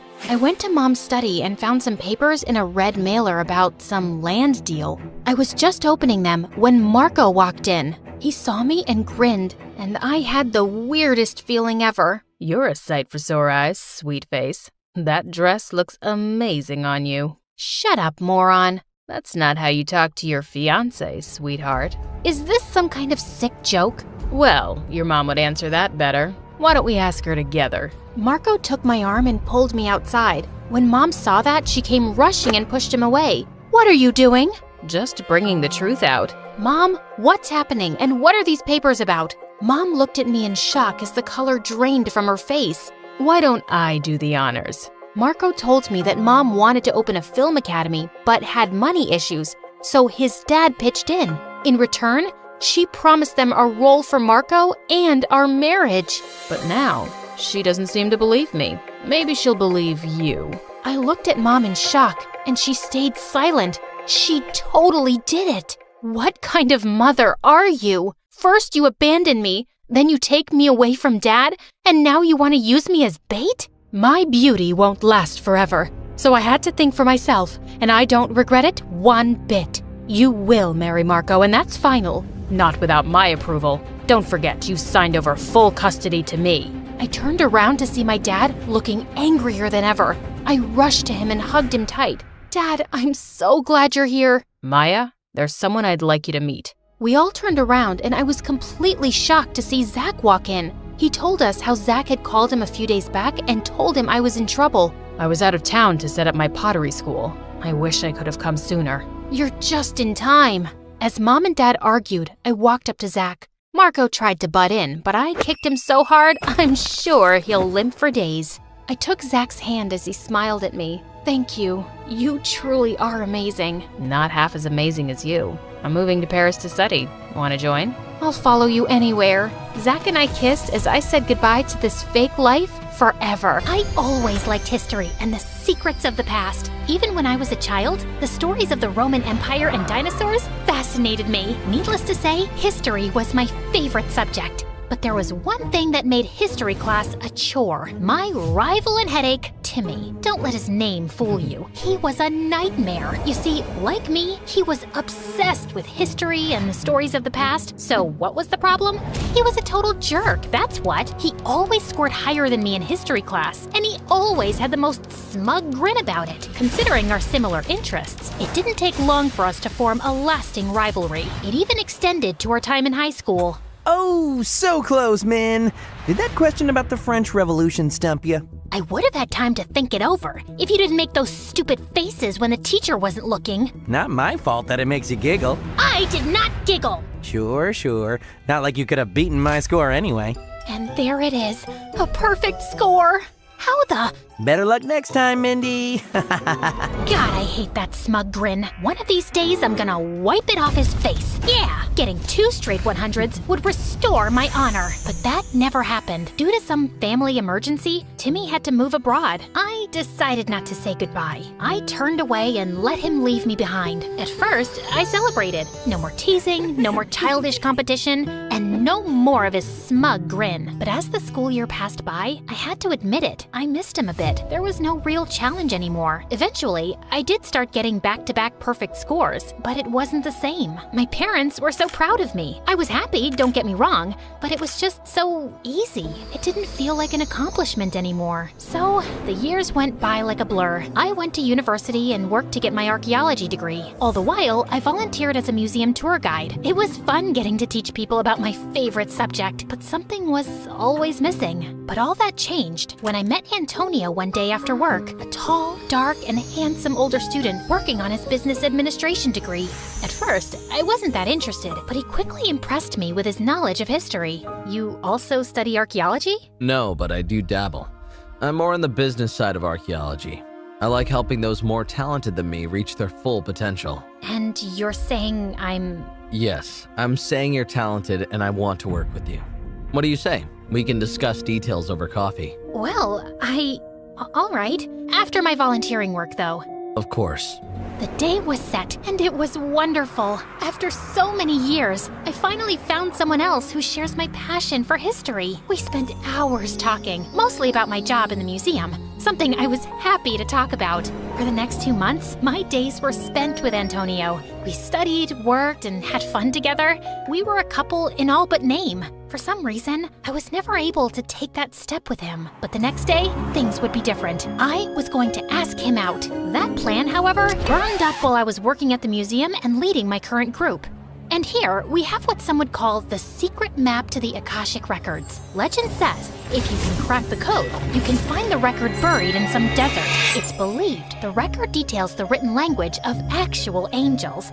But that's just a myth and doesn't... Actually, it's believed the record is the written account of all events throughout time. You're thinking of something else, Mindy. You never were one for the stranger side of history. That voice, it can't be. Tim? Oh. You must have missed me if you're using my nickname. No, I didn't. Shut up! I tried to deny it, but I had missed him. Even his familiar smug grin didn't cause me to groan. Wow, he really grew up. He almost looked hot. No, think of Antonio. I'm supposed to ask him out on a real date today. But that's when I noticed something. Timmy just corrected me in front of my tour group. That's not what the Akashic Records are about. Really? Well, I'm sure it doesn't relate to the language of angels. How would you know? Have you ever seen the records? Have you? Admit it, Min. I got you beat once again, and I've only just come back. Before we could get into one of our serious debates again, someone entered into the equation. Are you okay, Mindy? Is this guy bothering you? No, he... Oh, you must be Antonio. Nice to meet you. You know each other? No, I don't think so. Do I know you? Nah, but I know you. Upcoming businessman with a strong interest in history, archaeology, and people? Word gets around. But I have never heard of you or your relation to Mindy. I've been away for a long time. Maybe you should have stayed away. Mindy clearly doesn't want you here. Now wait a minute, She should be the one to decide, don't you think? I think she has. The question is if you will comply or will I have to call security? Didn't know you owned the place, or are you getting to that? Red lightning cracked between their gazes. My tour group was slowly backing away, and I was at a loss for words. What in the world was going on? My salvation came in the form of my boss, who quickly ended the tense confrontation. Timmy gave me a wink before leaving. Antonio stayed with me the rest of the day, which was sweet of him, but I couldn't get what happened out of my mind. I should be mad, but despite everything, a smile was slipping. Timmy was back, and it was like he never left. We easily picked up where we left off, bickering like an old married couple. Not that I want to marry him. He was still insufferable. So because of that, I completely forgot to ask Antonio out. Well, maybe next time. But the next time never came. Timmy showed up every day afterward. We would bicker and argue over historical facts. I actually remembered more facts correctly this time. It didn't wipe that grin off his face, but I couldn't bring myself to care that much. The fun ended every time Antonio came, and that's when the guilt crept in. I'd been putting off asking Antonio out, and I don't know why. I liked him, and I was quite sure he liked me too. Wasn't it wrong of me to be talking with Timmy so casually? For me to so easily fall back in step with another guy? It wasn't fair to Antonio, but it also wouldn't be fair to Timmy to ignore him. This cycle of guilt continued for almost a month until Antonio pulled me aside one day during work. I think you should stay away from that Timmy guy. He might be looking to steal something from the museum. What? This is Timmy we're talking about. He loves history. He would never... Based on what you told me, he's obsessed. Worse still, you haven't seen him in years. He's not the same person you knew. What Antonio didn't know was that Tim loved this stuff as much as me. If I wouldn't do it, then I'm sure he wouldn't. But the thought wouldn't leave my mind. It got worse when I started noticing things. I thought Timmy was here for me, but he did spend a lot of time just looking around. The problem was what he was looking at. Cameras, the guards, and especially the Akashic Records map? No, he wouldn't, right? He's not like that. But how well did I know Timmy? He'd been gone for years. Who knew what could have happened during that time? These thoughts haunted my nights, and they wouldn't go away. So I made a decision. If I couldn't sleep, I may as well stake out the place, like in the movies. If Timmy was innocent, I wouldn't see him there, and all I'd lose is sleep. But if I did find him, I had no idea what I'd do. So for the next few days, I kept watch of the museum at night, hoping and praying not to see Timmy. But my prayers weren't answered. A week in, I saw him, Timmy, picking the lock and entering the museum. My heart shattered. Timmy betrayed me? Me? Of all people, his rival? I couldn't let this stand. Thoughts of sleep faded away to thoughts of doing what I've always wanted to do, but never found a reason for. Punching Timmy in his stupid face. I carefully followed Timmy's trail through the dark museum. When the coast seemed to be clear, I picked up the pace and ran towards the room where the map was. And to my horror, it was gone. And standing not too far away was Timmy. I was too mad to think. I stormed over and punched him in the face, hard enough to knock him down. Min? Don't you ever call me that again. How could you? Stealing a historical artifact? Breaking and entering? Using me to get close to it? I didn't steal it. Mindy, listen, No, you listen. I was wrong to trust you. I don't know why I ever did. It's not like we were ever really friends. But I thought you at least understood me, that you loved history as much as me and would never do something like this. I couldn't stop my tears from falling from my face. Mindy, I didn't steal it. Look at me. If I did, then where is it? You must have hidden it when you heard my footsteps. That big thing? Really, Min, you're smarter than that. Min, please trust me. You're the last person I would want to hurt. So believe me when I say I would never do something if it meant it would upset you. For the first time, Timmy actually looked dead serious. For a second, I believed him, but if he didn't steal it, then... I guess I have to deal with you both. Timmy got in front of me to protect me from whoever spoke, but I instantly knew that voice. Antonio? I'm sorry it had to come to this, Mindy. I really did enjoy your company. I knew you were after the map. Didn't think you could bribe the guards to leave, though. I was surprised by how empty the place was. Why, Antonio? All this time, it was Antonio who was using me. I was too focused on Timmy to realize. Why? Because regardless of which one of you is right about the map, I'll be rich after I sell the records. Money? Really? Typical. That map and the record, if it exists, belong in a museum, not in the hands of some rich collector. It's not up to you, I'm afraid. Before he could reach into his pocket, Timmy tackled him with surprising speed. The two started to grapple, tear, and pummel one another as I stood frozen in my spot. Run, Min! Call the police while I hold this guy off! I listened, not because I wanted to, but because my instincts kicked in. I didn't want to die. I didn't want to be dragged into this big conspiracy. I just wanted to get my degree, find a job, find a husband, and live a normal life. Husband. My steps slowed to a crawl as I looked back at my time with Tim. Despite the frustrations, I also loved my time with him. And when he left, a hole was born. A hole I thought Antonio could fill. But instead, he was just an imposter. The person I wanted to ask out, the person who makes me smile, it's clear who it is. He's someone I couldn't bear to lose permanently. So I ran. This time, to find something to save him with. Quickly, I found the first thing that looked like it could hurt Antonio. A spear believed to have been used by our ancient ancestors. I ran back to the two men and found Antonio standing over Tim, ready to end him. Your father would be so disappointed in you. With all my strength, I swung the blunt end of the weapon across his head. Thankfully, it knocked him out, but it also broke the spear. Whoa, did you, little Miss Historian, just break a historical artifact? I'd do it again for you. I actually made Tim blush. I helped him up, but I didn't let go of his hand. Min, You don't have to say anything, okay? So what now? We clean this place up, call the police, and find the map. I'm sure he didn't move away from the museum just yet. So that's what we did. The map, thankfully, was recovered from a closet. Tim was right. Antonio didn't have time to properly move it. After that, we were congratulated by the city and the museum for our brave actions. We were even given $10,000 for our heroics. Antonio was sent to prison, and Tim joined me at the museum. But something tells me our adventures are far from done, if Tim's knowing smirk is anything to go by. I was enjoying my ice cream cone when I heard screaming and saw people running from a nearby bank. Most girls would go for safety, but I am not like most girls. I ran towards the bank and saw a robber in a ski mask holding a hostage. I had to think fast. I pulled my hood over my head, hid my ice cream cone around my back, and entered the bank. Nobody move! I'm robbing this bank! The robber turned around, totally confused. This is awkward. I'm actually robbing this place, so... No way! What a coincidence! Let's team up. Sorry, sister. I work alone. As the robber moved his gun to talk to me, I threw my ice cream, splattering him in the face. I moved like the Flash, grabbed his gun, pointed it at him, and he surrendered immediately. Everyone was telling me how heroic I was. I felt amazing until I overheard one handsome guy in the crowd respond. Wow, she's amazing!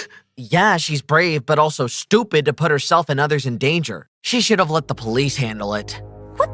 What was his deal? I turned towards that jerk to give him a piece of my mind, but a muscular hand grabbed my arm and pulled me away. My eyes sparkled with excitement when I realized that hand belonged to Aiden, my oldest brother's best friend from boot camp. And I totally had the biggest crush on him ever since I saw him hugging my brother at his graduation.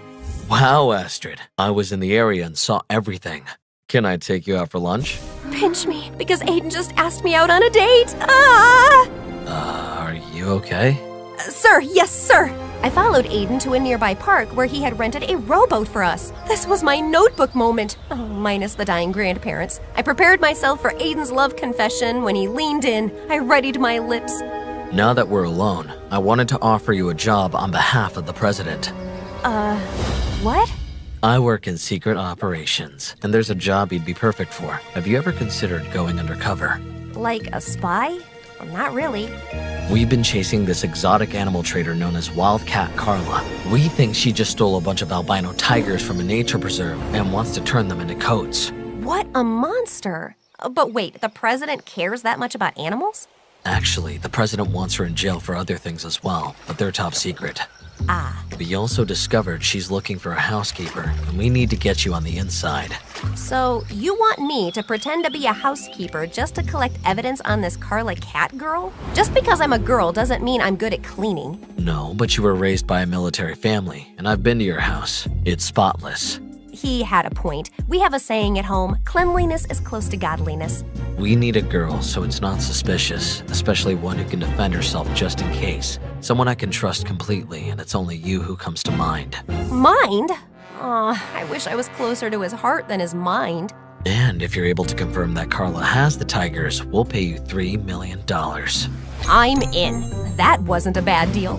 I got the job easily, but when I showed up, I realized this place was a dump. No wonder no one else wanted this job. I turned a corner cleaning when, crash! I slammed into one Mr. Tall, Dark, and Handsome. To my shock, it was the same jerk who called me stupid after I had saved all those people at the bank. Thankfully, he didn't recognize me. Achoo!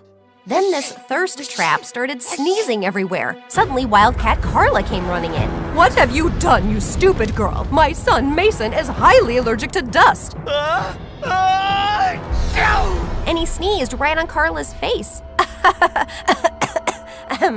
I'll fix this. I grabbed Mason and ran to the bathroom, throwing him into the shower as fast as I could. As water poured down on us, Mason stopped sneezing. If he wasn't known as a jerk, or I was so worried about keeping my job, I would have considered this romantic. I turned off the water, but Mason kept blinking at me.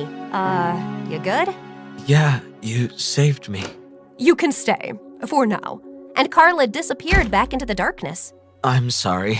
Don't be. I'm just a housekeeper. But if I save a few lives, I guess that's a win-win. No, I mean about my mom. She can be a lot. Sure you're up for this? Why wouldn't I be? You look delicate, and it's a tough job. And then I grabbed him with one hand and pulled him to his feet in one swoop. Mason was floored, literally. How's that for delicate? I walked off like the awesome boss I am. The look on Mason's face told me he would not make that mistake again. The next day when sweeping, I saw Carla enter a suspicious warehouse on the edge of her property. I was just done setting up some microphones when… Well, if it isn't my hot housekeeper. The name is Astrid. I'm throwing a party here tonight and I want you to clean it up for me, since you are my employee. And then, with a flip of his hair, he walked away before I could answer. I showed up to the party that night with a new +1, my mop. Romantic, right? But Mason's friends were bigger jerks than he was. They started having mess-making contests and would force me to clean up after them, laugh, then make a mess all over again.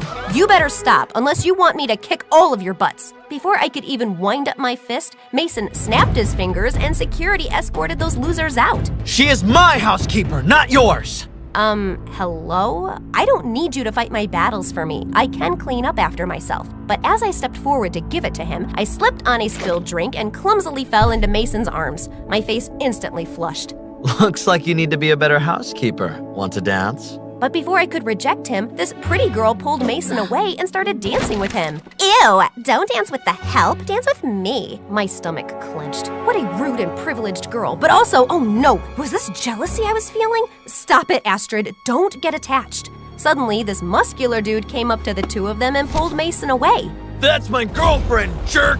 He threw a punch at Mason. Out of instinct, I jumped in, blocked it, then flipped the bully onto a nearby table, shattering it. Mason looked at me like I was Wonder Woman.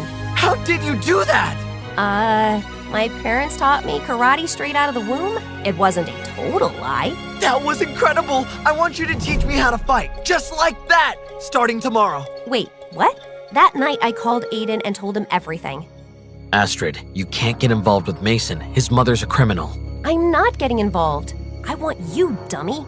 Actually, that's not a bad idea. You should get Mason to fall in love with you. Maybe then he'll tell you his mother's secrets. I don't want to be his girlfriend. He's called me stupid when I saved everyone at the bank. You're undercover, Astrid. This is your chance to get him back, make him fall in love with you, and then show him who's really stupid. I guess he had a point. The next morning, Mason burst into my room as excited as a schoolgirl. Training time, it's Astrid and Mason's training time. Gosh, he was annoying. But why did he look cute being excited? Ugh, focus, Astrid. Aiden's idea was already paying off because Mason took me into the warehouse through a key card he kept in his jacket. Noted. But inside, no tigers. Show me what you got. And what he had was pathetic. Mason got tired after 2 tiny punches. You're gonna need more focus if you want to defend yourself. Yeah, I know. Mom tried to teach me how to fight once. I got 1 punch in and she spent 3 hours telling me everything I did wrong for 1 punch. She was right. I should just give up. No, Mason, you have what it takes. Just, you have to believe in yourself. You got this. He got back up, more confident than before. Sure, he wasn't perfect by the end of the day, but he had thrown some solid hits. He even hugged me. Thank you for believing in me. Anytime? Hey, my mom wants you to come with me to her zoo tomorrow. I'm in. This was the first big lead I had in weeks. But when we pulled up, a protesting group of animal lovers blocked the entrance. They had signs accusing Mason's mom of animal cruelty. Mason instantly turned the car around. He didn't speak for the whole drive back. He seemed embarrassed. We got back into Mason's and he looked really sad, so I grabbed his hand and my heart fluttered a bit. Is everything okay? I have to be honest with you, Astrid. My mom didn't actually order you to come to the zoo with me. I like you, and I was worried you'd say no. You're the strongest, most beautiful girl I've ever met. Aw, thanks. My mom's been accused of some bad stuff. None of it is true, but I understand if Cinderella out after this, she would be a constant reminder of his betrayal. Please don't send me away. Please don't send me away. This is the only place I've ever felt safe. I will do whatever you ask of me. Please, I love you. I love our home, Mother. Ugh. Oh, my poor precious child. How could I hate you? You're betrayed and abandoned just like me. Of course you will stay here and we will heal together. Anastasia and I were abandoned too, and Mother never paid attention to our healing. As Cinderella sobbed into Mother's lap, she shot me a sideways glance that clearly said, "Checkmate." Mr. Rivers' betrayal just cemented Cinderella's place in our home more firmly. Now she wasn't just beautiful, she was tragic too. She needed love and care, and everyone from the servants to the house cat wanted to give it to her. Mother now referred to her as my precious girl, while Anastasia and I were quietly downgraded to the other two. And I just found being around Cinderella unbearable. It's not like I was even needed around the house anymore, so I started slipping away more often to Henry. One afternoon, we decided to explore the woods near the estate, and barely 20 minutes in, there was a loud snap, a startled yelp, and I turned around to see Henry dangling upside down from a tree in a hunter's trap. I couldn't help laughing as he flailed around, trying to reach up and unhook himself. A little help before I pass out, maybe? I was just waiting for you to ask. I started tugging at the trap rope, but Henry kept giving me instructions nonstop. You're doing it wrong. Step to your left, pull tighter, then twist. No, not like that. Oh, you'll break it. Do you think I'm a helpless little girl who can't possibly figure out a rope trap for herself? Have you ever seen a rope trap before in your life? Of course not, because all I do is embroider cushions and sigh dramatically. I bet you don't even know how to embroider. You're right. I hate it. My threads get so tangled up that I want to poke someone in the eye with my needle. Violent and unladylike. You're a real catch. I yanked hard at the rope, and his face swung towards mine. Suddenly, we were too close, and his lashes were longer than any boy's had a right to be. Ooh, your eyes are really pretty. Flattery isn't gonna make me help you faster. No, really. They're dark and deep, like pools one could drown in. That's just the blood rushing to your head. I quickly moved to brace the rope again, when suddenly I noticed his shirt had slipped to reveal his belt, which had a silver crest. The royal crest. Wait, are you from the palace? Define from. Define it before I drop you straight on your head. Technically, yes. Are you the court jester? The guy who polishes the king's shoes? Something like that. Yeah, I'm gonna need better answers before I help you. I pushed him hard and sent him swinging like a pendulum. Oh, come on, Lady Dracula, just let me down. That's when I heard boots thundering through the woods. And before I could react, a pair of soldiers in armor grabbed me roughly by the arms. Another two swooped in, expertly cutting Henry down and catching him before he face-planted into the dirt. Endangering the crown prince is a punishable offense, girl. Endangering the who now? Stand down, and she's harmless, unless she has a needle and thread in her hands. I just gaped at him. You're the crown prince? Yes, first name, Crown, second name, Prince. You told me just Henry. Well, I am just Henry sometimes. You never asked follow-up questions. You will say nothing of this to anyone, men. Same as you. Keep quiet about my visits here. Is that understood? Yes, Your Highness. Your Highness? Your Highness? You look like you're both spiraling and want to murder me. No, that's just my normal expression. Now, since we're being honest and going for full disclosure... You're a liar who got forced into telling the truth. How about you tell me your real name, too? Drizella. That's pretty. Dracula suits you better. Lots of names are coming to my mind for you, but I shall refrain from using them since I know who you are now.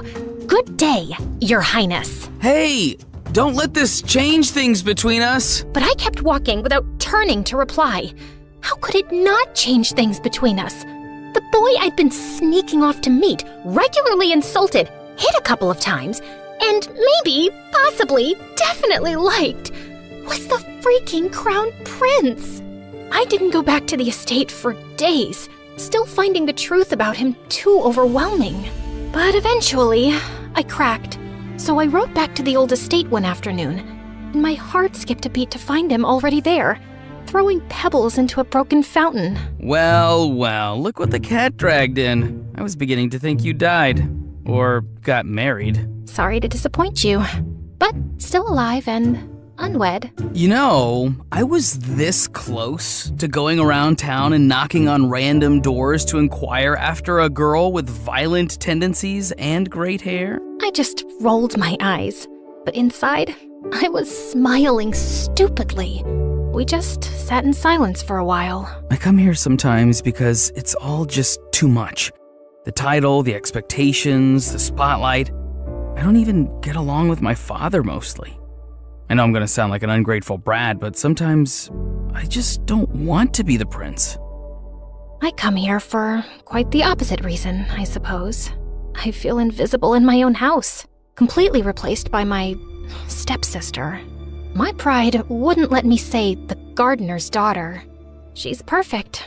Everyone admires and adores her. It's not hard to see why. Come on, no one's perfect. Oh no, she really is. I'm sure this sounds like some petty sister jealousy, and it doesn't compare to your royal problems. But honestly, they don't sound so bad. No one expects anything from me. Well, except maybe being more ladylike so I can marry some stuffy lord one day. But you could do so much with your life, Henry. And people expect things from you because you're important. Because you matter. Henry reached across the space between us and slipped his fingers through mine. You matter to me. As my heart tripped over itself, he leaned in and kissed me. It was clumsy at first. Our noses bumped, my hair got stuck in his stupid jacket, and we started laughing. But it was so sweet and real. And for a while, I forgot Cinderella. I forgot he was royalty. I forgot about everything. It was just me and Henry. I floated through the next few weeks like some lovesick idiot. Of course, like any self-respecting lady, I didn't show it. You're grinning like you've got a clothes hanger stuck in your mouth. What is so funny about my art? I wasn't grinning. And what art? The one you're staring at, my masterpiece. I made this cat sculpture from old socks and glue. Ah, that art. The one cleverly disguised as garbage. It's the loveliest duck I've ever seen. Cat. It's a cat. Yes, that's what I said. It was the happiest I'd ever felt in my entire stupid life, which naturally meant the universe had to kick me in the teeth soon. One afternoon at the estate, Henry sat me down with a serious look I didn't like one bit. I have to leave for a while. What, running away to join the circus? No. Father's sending me across the sea for an official royal delegation. It could be months, even a year, maybe. I forgot how to breathe for a few seconds. Drizella, you made me realize that I need to take my position and privilege more seriously instead of whining about it. So, yeah, I'm really trying. I'm really proud of you, Henry, and I just know you're gonna be brilliant. But a small, selfish part of me wanted to scream, "Don't go, just stay." We promised to write regularly, no matter what, and for a while, his letters were the only thing keeping me sane. Of course, I always picked them up from the post office. I didn't want to draw anyone's attention to our correspondence. Dearest Countess Dracula, you will be thrilled to know that the local delicacy here is fermented fish eyeballs. Guess who had to eat 3? Smiling all the while. I cannot sleep at night because I keep imagining those eyeballs swimming around my gut, winking at each other. Send help. Dearest one-time goat milker, I regret to inform you that my life is way more exciting than yours. Just today, Cinderella invented chamomile soap and taught her cat to fetch her ribbons. Anastasia lost an intense staring match to a goat. Mother tried flirting with the milkman, and he fled on the aforementioned goat. I am so close to faking my own death. P.S. I miss your face and your insults. Mostly your insults. Fine, also your face. P.S. I miss insulting you too. I'm forced to practice my skills on vendors at the market, but it's not the same. They cry too easily. Of course, it wasn't ideal, but every letter kept him close, and for now, it was enough. But then, the letters stopped coming. At first, I told myself it was all fine. There could be a million reasons for delays. But when 2 months passed by with no word, I started to feel a bit crazy. Still nothing for you, same as earlier this afternoon. You want me to save you a trip and scream no at you from across the street every morning? You might consider picking up a hobby. How about embroidery? I wasn't getting any letters, but I didn't stop sending them. Pages filled with jokes, questions, news, bad drawings. But weeks and weeks went by, and still there was no reply. By now, my heart was filled with dread. What if something had happened to him? But if that was the case, the news would be everywhere. And then finally, a letter arrived one morning. My hands were trembling so much, I almost ripped the letter trying to open the envelope. Dear Drizella,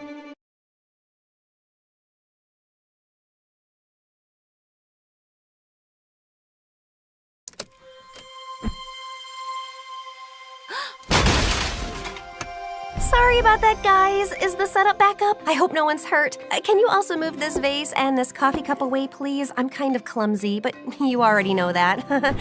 So, we're here to talk about my life, huh? It's quite a roller coaster, let me tell ya. Anyway, I'm Maisie, and before I continue, please like and subscribe to MSA. My story starts in a small apartment in Washington, D.C., where I lived with my dad, who worked as a computer expert with the government. Dad and I were close, mostly because we both loved computers and would spend hours chatting about codes, algorithms, applications. Well, let me tell you something interesting. There are over 700 computer languages, and the first bug found in a computer was an actual bug. Okay, that's not interesting. I can see you're yawning. That's because you took my coffee away. I would have broken that cup. I was 6 when I accidentally broke the toilet because my butt was too fat to fit inside. And then at 10, I went to a wedding, tripped on my own foot, and crashed into the wedding cake. You should have seen the bride. Some crying mess she was. So, you're clumsy and annoying? Do you want the story or not? Yes, please continue.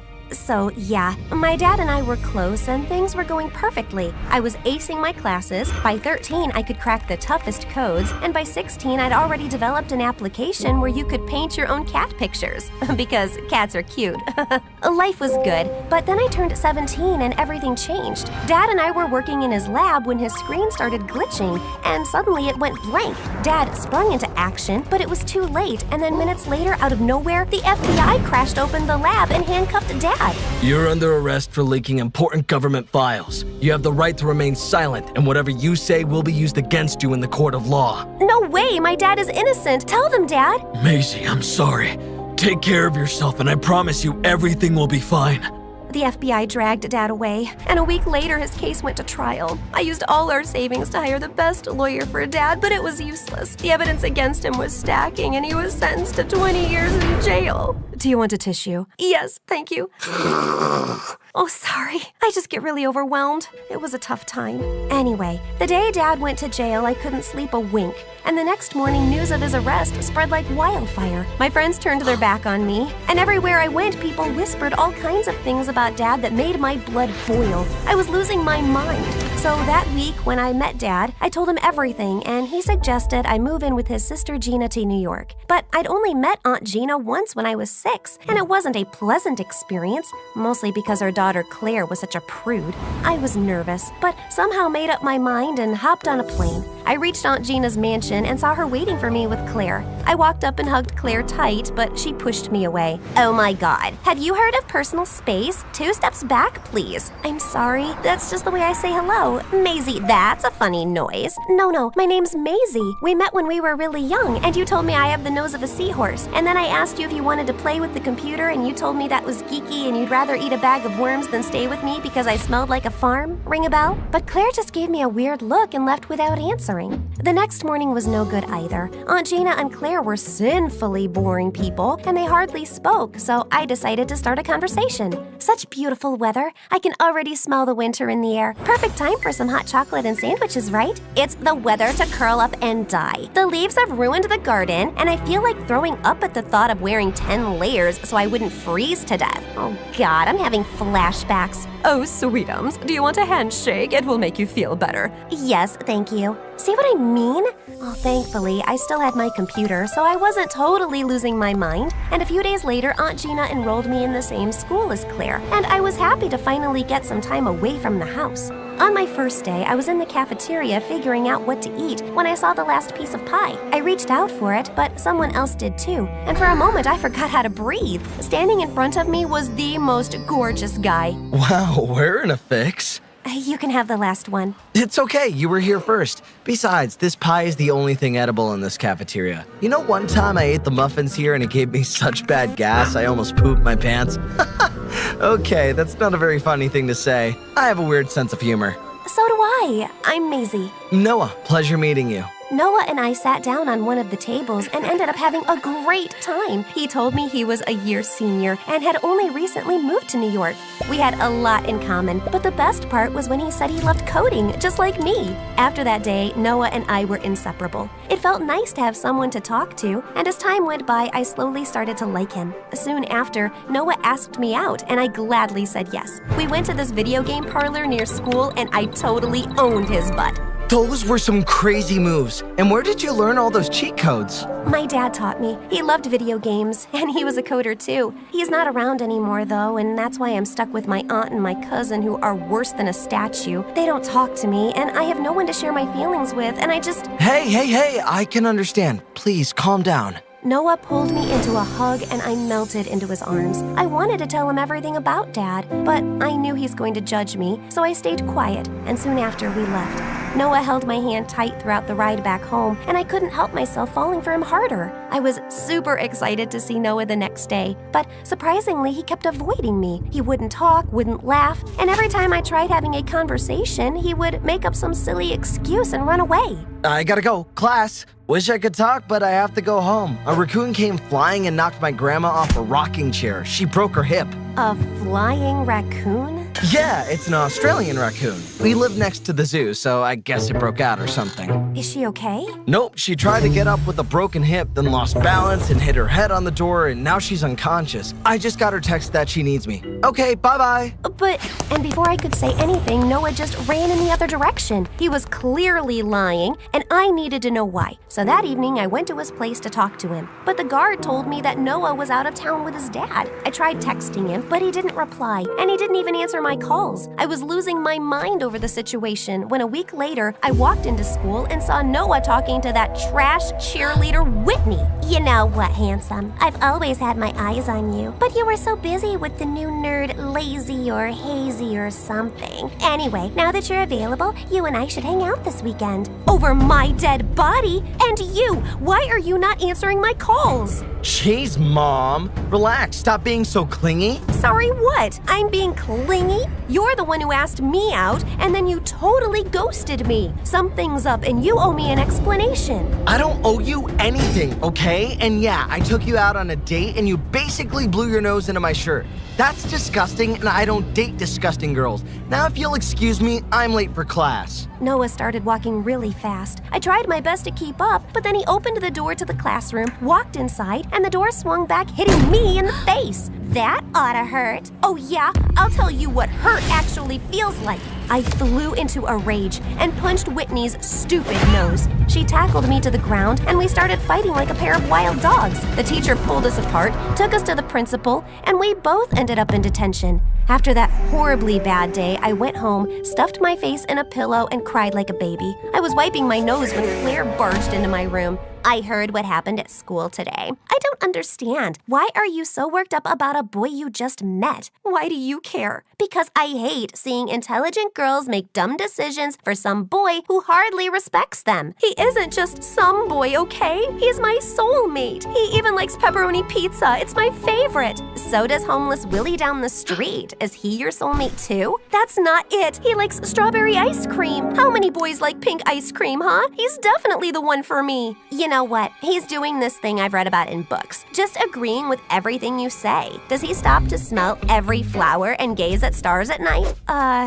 Yeah? Oh, yes, he's definitely faking it all. I haven't dated anybody, but I've read all the books there are to read about male psychology. I mean, I've only read 2, but I know they all must say the same things. Men aren't that complicated or diverse. He thought you were cute, and then he found someone cuter. This is not helping. Claire, trust me, Noah's different. He's lying, and I have to know why. I've already lost my dad, and now I can't lose Noah too. You also have me and Mom. I mean, I get why you're so hungry for love. The only people you love are in jail, and we both know my mom's as warm as an ice cube. But we're here for you, and that's why, if you're so sure that Noah's lying, then I will help you. You will? Oh, thank you. Just please don't hug me. I hate that. What started next was a series of things that Claire suggested, and even though some of them made no sense to me, I decided to go with the flow. The first thing on the list was to make Noah jealous by dating someone else, and for that, Claire hooked me up with her childhood friend Lance. We were standing by the lockers when I noticed Noah staring at me from the corner of his eye. I quickly took Lance by his arm and pulled him close. So, Lance, are you an appendix? I don't know what you do or how you work, but I feel like I should take you out. Seriously? Shut up. Is he looking? Not really. Hold my waist, now. He's digging his nose. Disgusting. Oh God, this isn't working. And with that, I pulled Lance in for a kiss. I was sure this would work, but then I turned around and saw Noah walking out. I followed him and found him beating a trash can to death. What's wrong? Are you mad?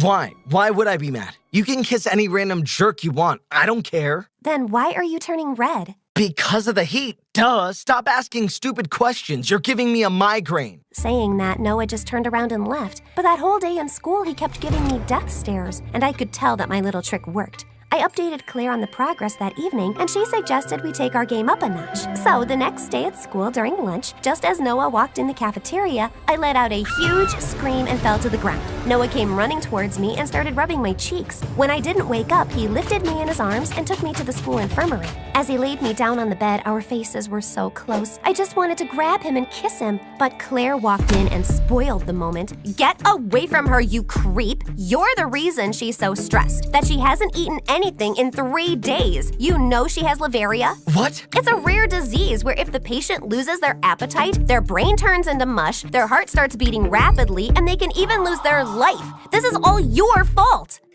I don't know what to say. I'm so sorry, Maisie. I never meant to hurt you. Noah leaned in to kiss me. Then I opened my eyes and jumped out of the bed. Gotcha! Are you crazy? I thought you were dying. I can't believe you staged this whole thing. I was dying, silly, of a broken heart. But now that I know you care about me... You can't just take a hint, so let me spell it out for you. I don't care. Then why are you here? You and I both know we had something special, and you're just trying to sabotage it for some godforsaken reason. Just be honest. You want me to be honest? Fine. I only helped you because I felt sorry that I hadn't been the nicest to you, but you're clearly out of your mind. You're a crazy lovesick puppy, and it's pretty pathetic, and you totally wasted my time. I wasted your time? You're the one who made me fall in love with you and then threw me aside like some cheap trash. And now you're being a jerk for no reason. You don't want me around? Okay, but at least give me a reason. I just don't like you, and I have nothing more to say. Fine, then you won't see my ugly face ever again. And I just covered up my face with a sheet as Noah walked away. I spent 2 days in my room crying and stuffing my face with ice cream. Every time I saw Noah at school, my stupid heart fluttered. Then it would break again the moment he was out of sight. I didn't want to feel like that, so I plunged myself into studies and applying for college. But it still wasn't enough. Then one evening, Claire thought it would be a good idea to go out and clear my mind. But on our way to the restaurant, I saw Noah talking to some shady-looking men. And then one of the men punched Noah in his stomach, and the other pushed him in the back of a van. I have to go. No, Maisie, this is not your problem. He's in trouble. I have to save him. Who do you think you are, Rambo? Did you see the size of those two men? They would crush us with their pinky fingers. Then you stay here, but I'm going. I took a cab and asked the driver to follow the van. Minutes later, we stopped in front of an abandoned building. The shady-looking men dragged Noah inside, and I was right on their tail. I hid behind the pillar, totally confused, when I saw a middle-aged man walk in. What is this I'm hearing? You don't want to work for me anymore? Have you forgotten why I adopted you? No, I know you only need me for my skills, but I've done enough already. I can't hurt Maisie anymore. Well, my little boy is in love, it seems. I wonder what your girlfriend would say when she finds out that you're the reason her dad's in jail. If you wouldn't have hacked into her dad's computer and leaked those files, he'd still be home with his dumb daughter. I did what I did to save your butt. Maisie's dad knew that you were supplying confidential information to enemy nations, and if I wouldn't have leaked those files, he would have outed you and you'd be rotting in jail. So be thankful. And I will be once I get rid of you. The old man snapped his fingers and a bunch of bodyguards surrounded Noah. One of them held Noah's arm and the other was about to punch him when I flung my bag at him and hit him smack in his face. Bullseye! Maisie, why are you here? I followed you and shouldn't be asking me questions. How dare you lie to my face? Watch out! Noah ducked a punch and ran towards me while I picked up a stick and started hitting people with all my strength. But it wasn't enough. There were too many. Just then we heard police sirens, and seconds later a team of officers barged in with Claire right behind them. It's okay, you can thank me later. Let's just get out of here first. The police surrounded the building, and Noah's testimony was enough to get everyone arrested, including himself. But just as they were taking him away, I asked if I could talk to him and went to the side. Why didn't you just tell me the truth? And say what? That I'm the reason your dad's in jail? The day you told me your dad was a coder, I went home and checked you out on the internet. After I found out who you were, I couldn't be around you. But I couldn't let you go either. I know I messed it up, but can you forgive me? No, Noah, I can't. I lost my home, my family because of you, and nothing can compare to that pain. I can understand. Have a good life, Maze. God knows you deserve it. Noah turned around and left, and I never heard from him again. Claire took me home, and a week later, Dad was released. Dad got his old job back, and I went back to being the computer nerd I was. Developed 100 applications, got rich, famous, gave interviews, but Noah always remained in the back of my mind. So you never met him again? Nope, but I still miss him a lot, and I wish I could have said that to his face. Let's see if we can help with that. What are you doing here? When did you get out? Last week, I helped with the investigation, so they reduced my sentence. The crew got in touch with me an hour back and sent me the address, and here I am. And I'm glad that you're here. Maisie, I'm sorry. You know that when you're away from someone for so long, you make a mental image in your head about how they would look, and you think that no one can be that perfect. Well, you are. You are perfect, and I wish I could have said that sooner, but... Can we not talk at all? And let's just agree that we've both been stupid? I'd like that. And can you also just pull me closer and...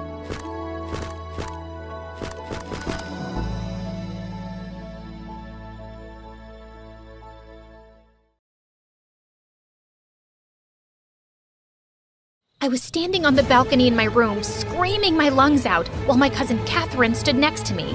Hello? Hello? Save me from this wretched queen and her snooty bodyguards. I will give 10,000 gold coins to anyone who saves me. No one can hear you, Merida, and even if they did, they won't go against the queen's orders. When I'm queen, I will demolish this stupid castle and build a big house with glass windows, and everyone can visit me, and I'll have lots of friends and pets and pastries. No, not pastries. They give me a sugar rush. Okay, so only friends and pets then. You wish. Just then, I heard the queen screaming my name, and I ran in the other direction to save my soul. Hi, I'm Merida, a real-life princess from someplace in the world. Please like and subscribe. My mom, the queen, was really strict, but she wasn't always like this. She used to be a fun-loving mom who loved spending time with me. But when I turned 5, Dad went out hunting. He fell from his horse, hurt his back, and was permanently bedridden. Mom had to take up all his responsibilities, and since then, she turned into the Wicked Witch of the West. To make matters worse, when I was 7, I was with my mom inaugurating a children's park when this homeless guy picked me up and started running. The guards caught him and saved me almost immediately, but Mom became extra paranoid and never allowed me to leave the palace. I wasn't allowed to go to school or play outside like normal kids. Growing up, the only friends I had were the palace workers or my royal tutors, who were really boring. My life sucked, and I hatched a new plan every week to escape the palace. Like this one time when I was 13, I tied a bunch of bedsheets and hung it down from my window. I was about to climb down when I saw how high it was and I chickened out. And another time, I climbed into the back of a van carrying pigs for the royal poultry farm. You, pig guy, drive or I'll behead everyone. Not the pigs, obviously. They're cute. But I will behead you, I promise. The guy shot me a look and started driving. But 30 seconds later, the royal guards caught on to me. Mom found out and went ballistic. What were you thinking, Merida? That driver could have harmed you and taken you away forever. And that would have been a dream come true. Even staying with pigs is better than staying caged in a castle for one more day. I'm bored, annoyed, and I hate it here. It's for your own safety. Now quit complaining and go to your room. But I wasn't gonna give up so easily. So the next day, while Mom was away on palace duties, I tried sneaking out the kitchen back door, but my foot got caught on something. I tripped and crashed into a servant carrying a bunch of plates, and she landed on her butt. Are you okay? I looked up to see a girl my age staring in my face. She helped me get up, and just then, Mom came running. What have you done? That was really expensive china. Wow, Mom! You could have asked me if I was fine, but no, expensive china is more important. You know what I mean, and I see you've met Catherine. And that's how Catherine came into my life. Her dad was my dad's younger brother, and I'd met her when we were kids, but then she moved to France, and now Mom had invited her back to the palace. Catherine and I quickly became friends and spoke about everything under the sun. I told her about my boring life and how I was stuck in the castle, while Catherine told me all about her travels, which sometimes made me jealous. You know, Paris is really pretty. I love sitting on top of the Eiffel Tower and staring at the city. It's magical. And did you know that street churros don't taste the same as the ones we eat here? Of course you wouldn't, because I can't leave the castle. I know, you don't have to rub it in my face. Sorry, I didn't mean to, but why don't you just sneak out? You think I haven't tried? My mom has the nose of a dog. She can smell me out. But you didn't really have help before. Really? You'll help me?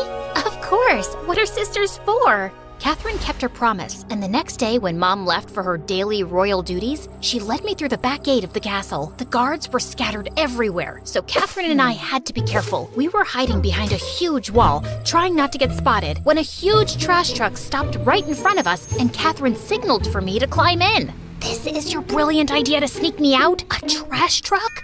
I'm sorry if it's not up to your expectations, but it's literally the only way out that will escape the guards' attention. Whatever, fine. After the longest, bumpiest, and smelliest ride of my life, the truck finally stopped. Without warning, Kathy yanked me out like a bag of potatoes, and we fell into some bushes nearby. Welcome to the real life, princess. Let's go. I look like a homeless person dipped in a pile of poop. I'm not going anywhere looking like this.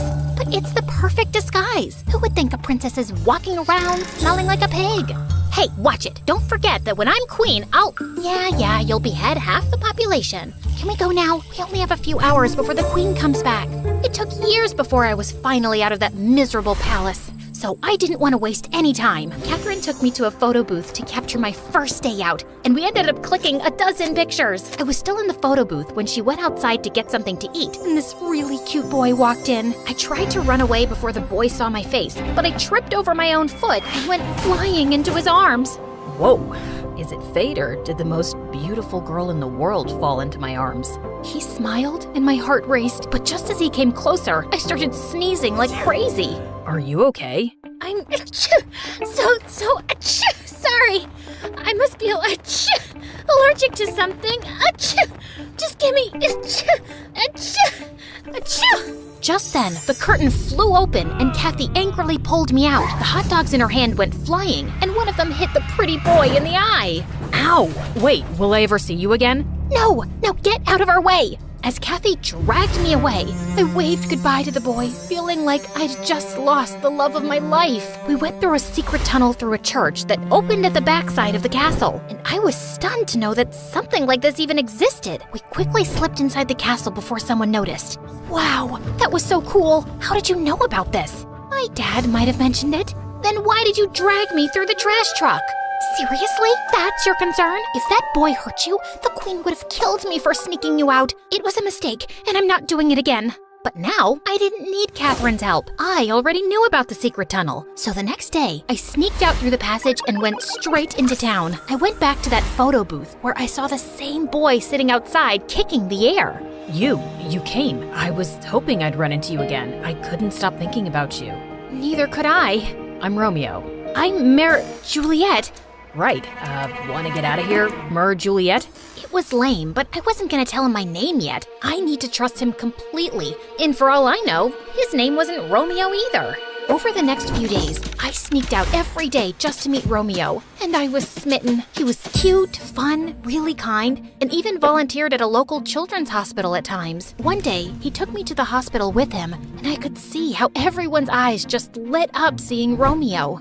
Hi, Romeo. Is this your new girlfriend? She's very pretty. Are you guys gonna get married? Well, her name is Juliet, so the chances are high. I blushed as Romeo winked at me, and my insides exploded with excitement. Later that evening, he asked me out, and we shared our first kiss, which was magical. I knew I was falling for him. So a few days later, while I walked back home, I decided to tell Mom everything about Romeo. But just as I crossed the secret passage, I saw a bunch of guards waiting for me on the other side. The head bodyguard, Markle, immediately grabbed me and carried me as I kicked and screamed. Hey, put me down right this minute, or I'll have your head served to me on a platter! Sorry, princess, but the queen will skin me alive if I don't deliver you to her. I prefer to be beheaded at this point. Oh, you stupid bug-eyed giant mooncalf! I'll make your life miserable when I'm queen! Can't wait. Markle finally sat me down, and a second later, Mom walked in looking pissed. She threw a bunch of photographs on the table along with a news article. I stared in shock with all my pictures all over the tabloid with the most hideous headline. The princess who smells like rotten eggs and kissing a commoner is a disgrace and not fit to rule. Hey, that's not fair. I do not smell like rotten eggs. You think this is a joke, Merida? I've spent a lifetime building my reputation, and I will not let you destroy it in seconds. And how dare you leave without my permission? Mom, come on. It was only one outing. Okay, 2. Okay, sorry, 20. But look at the bright side. Nothing happened to me. No one kidnapped me, which means it's safe to travel outside. But Mom didn't care and left angrily. The next few days were miserable. The security around me was tighter than ever, and this time, no one was allowed to enter my room, not even Catherine. Things got worse when a week before my 18th birthday, Mom announced my engagement to the prince of some country. Can't say the name, sorry. And along with that, the date of my coronation. I felt lost and furious. Late one night, I was sulking in my room when someone knocked on my door. I opened it and saw Romeo standing outside. I pulled him in immediately before someone saw him. What are you doing here? If my mom sees you, you're dead meat. I will leave, Merida, but before that, you need to know something. Catherine isn't who you think she is. What do you mean? Before Romeo could say more, the door burst open and Mom came in with Catherine and some guards who immediately grabbed Romeo. Mom, no! Let him go! I can't believe you would stoop so low, Merida. Wasn't it enough that you embarrassed me in the newspapers, that now you were planning on escaping with this peasant? Mom, Romeo is a very nice guy, and I wasn't going anywhere with him. You can ask Catherine. She's met him before. Tell them. I have no idea what you're talking about, Merida. I've never seen this guy before in my life. Why are you lying? I'm not. I was in my room when I heard noises coming from your chamber. I heard him telling you that he's here to take you away. And as a loyal servant of the royal court, it was my duty to inform the queen.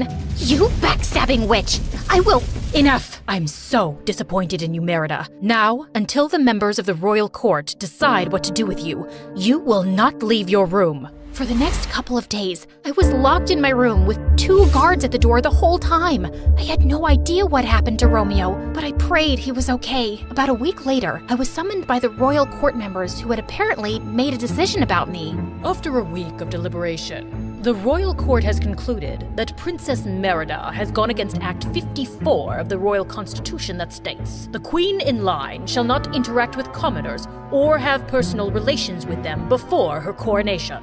Seriously? There's a constitution like that? Shh! The princess has not taken her duties seriously.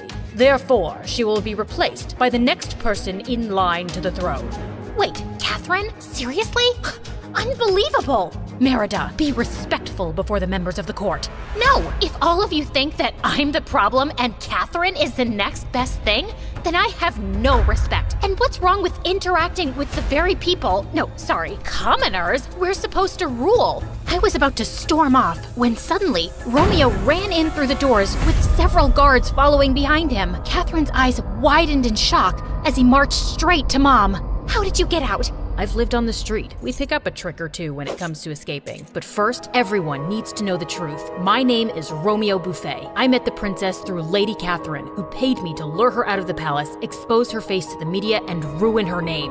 You did what? Romeo went on to tell everyone how his little sister was a patient at the children's hospital where he volunteered. She was sick and needed surgery. I needed money for the surgery, so when Lady Catherine approached me to work for her, I couldn't say no.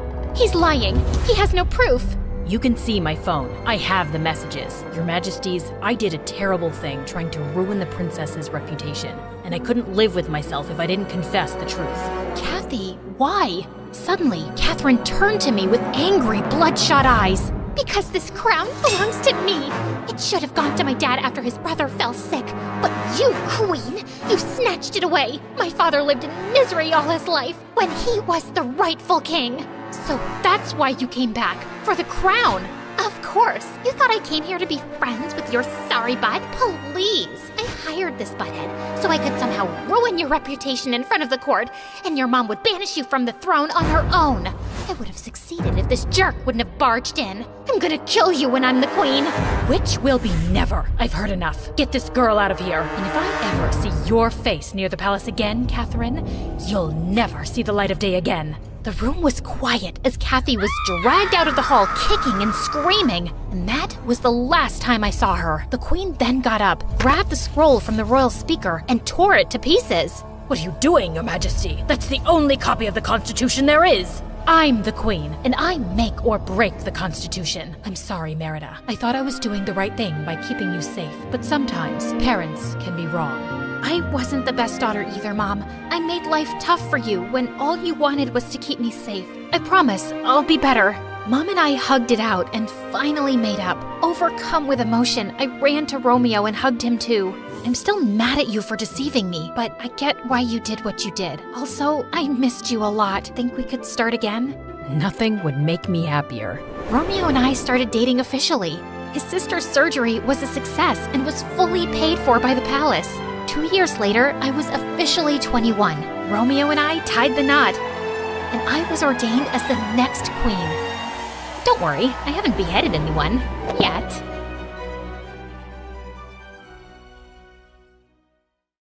Hi, my name is Isabel, and I grew up in a mansion with my rich aunt Judith, who ran a successful luxury jewelry brand. After having her daughter Riri, she couldn't have any more children, so she adopted me as a baby. My aunt loved to spoil me, but deep down I always wondered if it was because she truly cared or because she felt sorry for me.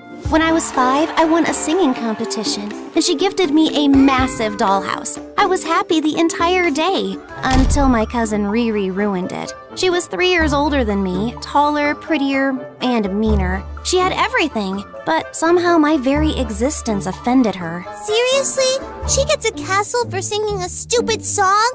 Meanwhile, I asked for a bathtub filled with melted chocolate, and you said no. Riri, first you wanted a voice-activated mirror that only gives compliments, then a tiara for your dog, and now a chocolate bathtub? And I told you, she's special. Be smart like her and ask for something reasonable. First of all, a voice-activated mirror that only gives compliments is actually a brilliant idea, especially at my age. It helps me build confidence, which is what you need to be successful. But of course you wouldn't see that, just like you somehow think a song from your little charity case is castle-worthy. The words stung, but I pretended they didn't. My aunt always told me to ignore her, but it was hard when she made it her life's mission to make me feel small. I used to always ask about my mom. I only had one picture of her holding me, and I kept it with me everywhere I went, folded, worn, and almost falling apart. When I got older, things only got worse. By 5th grade, I had stopped growing. At 4'11", I was the shortest kid in school, and people noticed, not in a good way. Sometimes it made me so frustrated that I avoided everyone and spent time alone. My aunt would check on me, but I didn't want to burden her any more than I already did. It was enough that she had Riri as a crazy daughter. You're like my daughter, Isabel. You can tell me anything. Like. She said, like her daughter. I knew she meant well, but somehow that one little word stuck with me. One time, our school took us to an amusement park. I was sitting alone when the new girl Daphne walked up to me. She was tall, confident, and way too friendly for my liking. Why are you just sitting here like a statue? Come on, it's a field trip. Act like it. Thanks for the motivational speech. Now get to the point. Jeez, someone's cranky. I'm just asking if you want to go on a ride with me. I don't feel like going alone. We got in line, and I was nervous but excited until the ride attendant stopped us. Sorry, kid, you don't meet the height requirement. Maybe get your mommy to ride with you. I wanted to disappear. She's with me. I'm her older sister, and I'll make sure she's safe. The attendant gave us a look, then shrugged and let us in. Seriously? This is your brilliant plan? You're welcome, short stack. From that day on, Daphne and I grew closer. We became BFFs, and it was amazing having her around, especially with Riri constantly making my life miserable.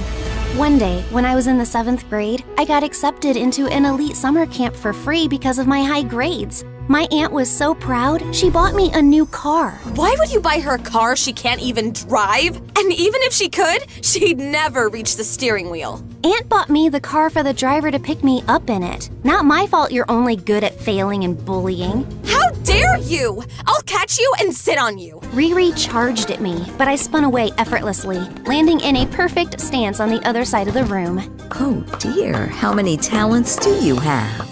Aunt Judith immediately enrolled me in a gymnastics team, and soon I became the best one there.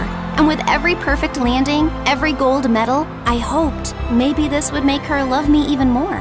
Your mom also used to be a gymnast. Hearing that made me feel closer to her. And from that moment, I loved gymnastics even more. But all this gymnastic thing only made Riri even more jealous. Instead of improving herself, Riri just got worse. She started sneaking out, wasting money on useless things, and hanging out with shallow friends. One night, Aunt Judith got a phone call from the police station. They had arrested Riri after she and her friends vandalized the principal's house and threw eggs at all the neighborhood cars. Aunt had to pay a hefty fine and cover the damages to get Riri out of trouble. Oh, why can't you be a normal child? Oh, you mean like Isabel? The perfect little angel who never talks back, never does anything wrong?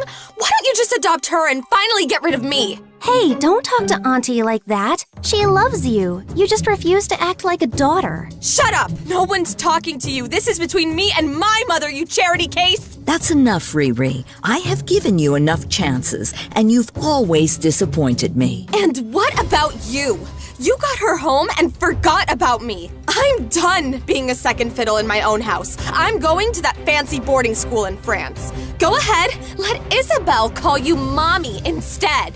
Aunt and Riri had a huge fight, and after a few days, Riri left for boarding school in France. I knew Aunt loved me, but I also knew no matter what, she would always love Riri more. And that was okay. Riri was her real daughter after all. Aunt tried to hide her sadness, but it was clear she wasn't happy that Riri left. I guess this is what they mean when they say a parent's love is unconditional, even when their child doesn't deserve it. At least I had Daphne around, but things at her house weren't great. Her dad was unemployed, yet he'd go missing for days and then come back like nothing happened. Her mom worked 2 jobs just to make ends meet. You know what annoys me? Not just that my dad is a useless human being, but also a liar. He keeps bragging about having another family. We know it's all nonsense, but it still hurts. I just wish Mom would finally stand up to him and leave him for good. She's incredible and doesn't need him.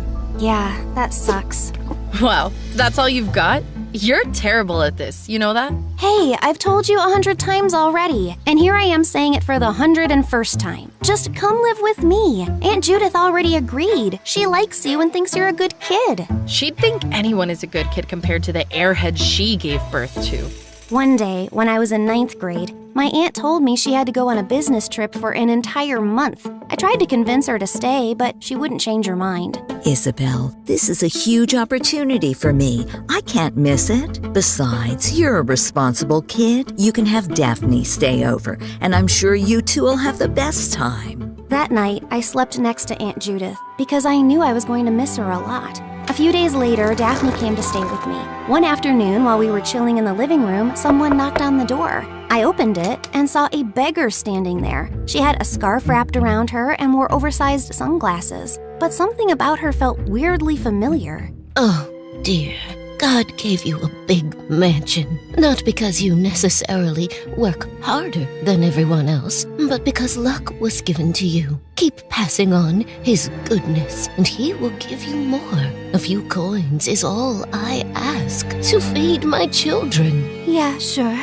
Wait here. Would you be a dear and let me in? I've been walking since morning. Just a moment of rest, and that's all I ask. I won't forget this favor. I'll keep you in my prayers, always. I didn't see the harm, so I let her in. Halfway up the stairs, I suddenly remembered I'd left my purse downstairs. I turned back, and there she was, standing by the entryway, grabbing a crystal diamond decoration off the side table and shoving it into her bag. Hey, what are you doing? Hearing my shout, Daphne rushed out from the living room and grabbed the woman's wrist, stopping her mid-motion. I ran down and yanked off her sunglasses and scarf. Mom? I can explain. I didn't know this was your friend's house. I swear. But still! Mom, you're a thief! How could you do this? I'm not a thief. I ask rich people for help. And sometimes I take a little. So what? They won't even notice. Oh my god! Is this your side job? Or is this the whole job? Begging and stealing? How else am I supposed to feed you? Pay for your bills? You think that useless, worthless father of yours is gonna do it? They started arguing, Daphne freaking out, her mom making excuses like it wasn't a big deal. Enough! They both turned to me. Just go. I'll talk to my aunt and see how we can help. Daphne's mom scoffed, grabbed her bag, and stormed out. You don't have to do anything for us.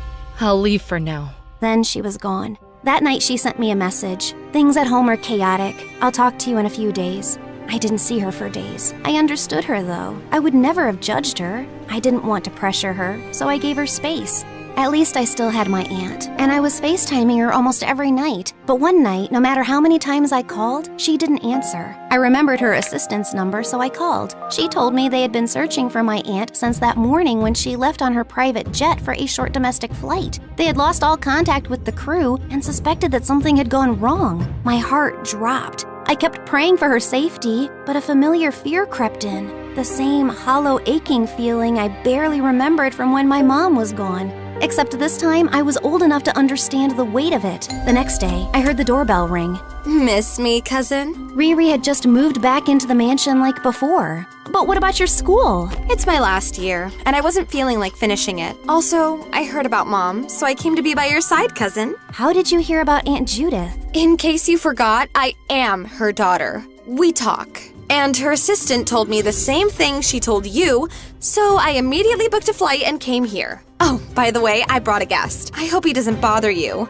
But if he does, well, I don't care. This is my mansion. This is my home. Just then, her guest stepped inside, and I couldn't help but notice how familiar he looked. Is he your boyfriend? On trial. I haven't made up my mind yet. He's my classmate, but he's a cutie, right? On a scale of 10? Solid 9, yeah? I looked closer at him. My stomach dropped. The resemblance was unreal. He looked just like Daphne. His name was Nathan. Riri kept insisting that he and I were strictly forbidden from interacting with each other. Never talk to him. What if he is, I don't know, coughing and about to die? If he's dying, you call me. Riri, an emergency! But if he's just coughing and clearly just needs a glass of water, then you call me, Riri, an emergency! See the difference? First one is Riri. Second one is Riri. Got it? Or do I need to write it down for you? What's it like going through life without a single working brain cell? Say that again. Let me simplify it for you. You are stew. Before I could finish, Riri lunged at me.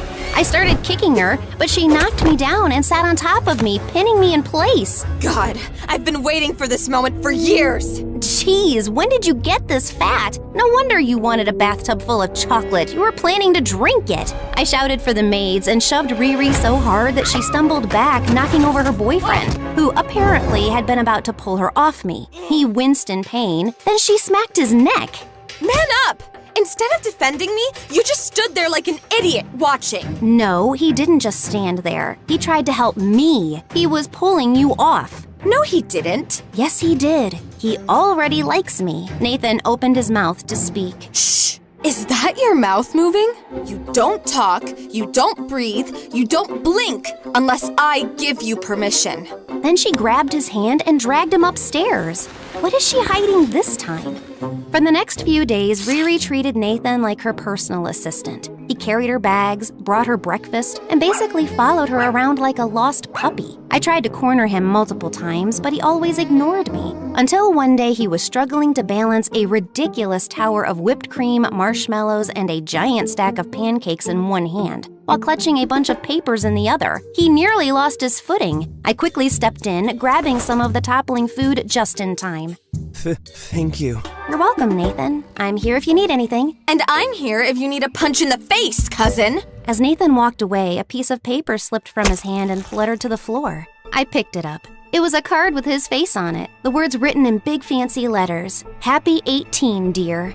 Wait, 18? How could he be in Riri's class if he was already an adult? The place felt suffocating, so I decided to visit Daphne for a change. But as I got closer to the door, I heard shouting and screams. I rang the bell, and Daphne opened it without a care in the world. Oh, cool. Perfect timing. Come, enjoy the show.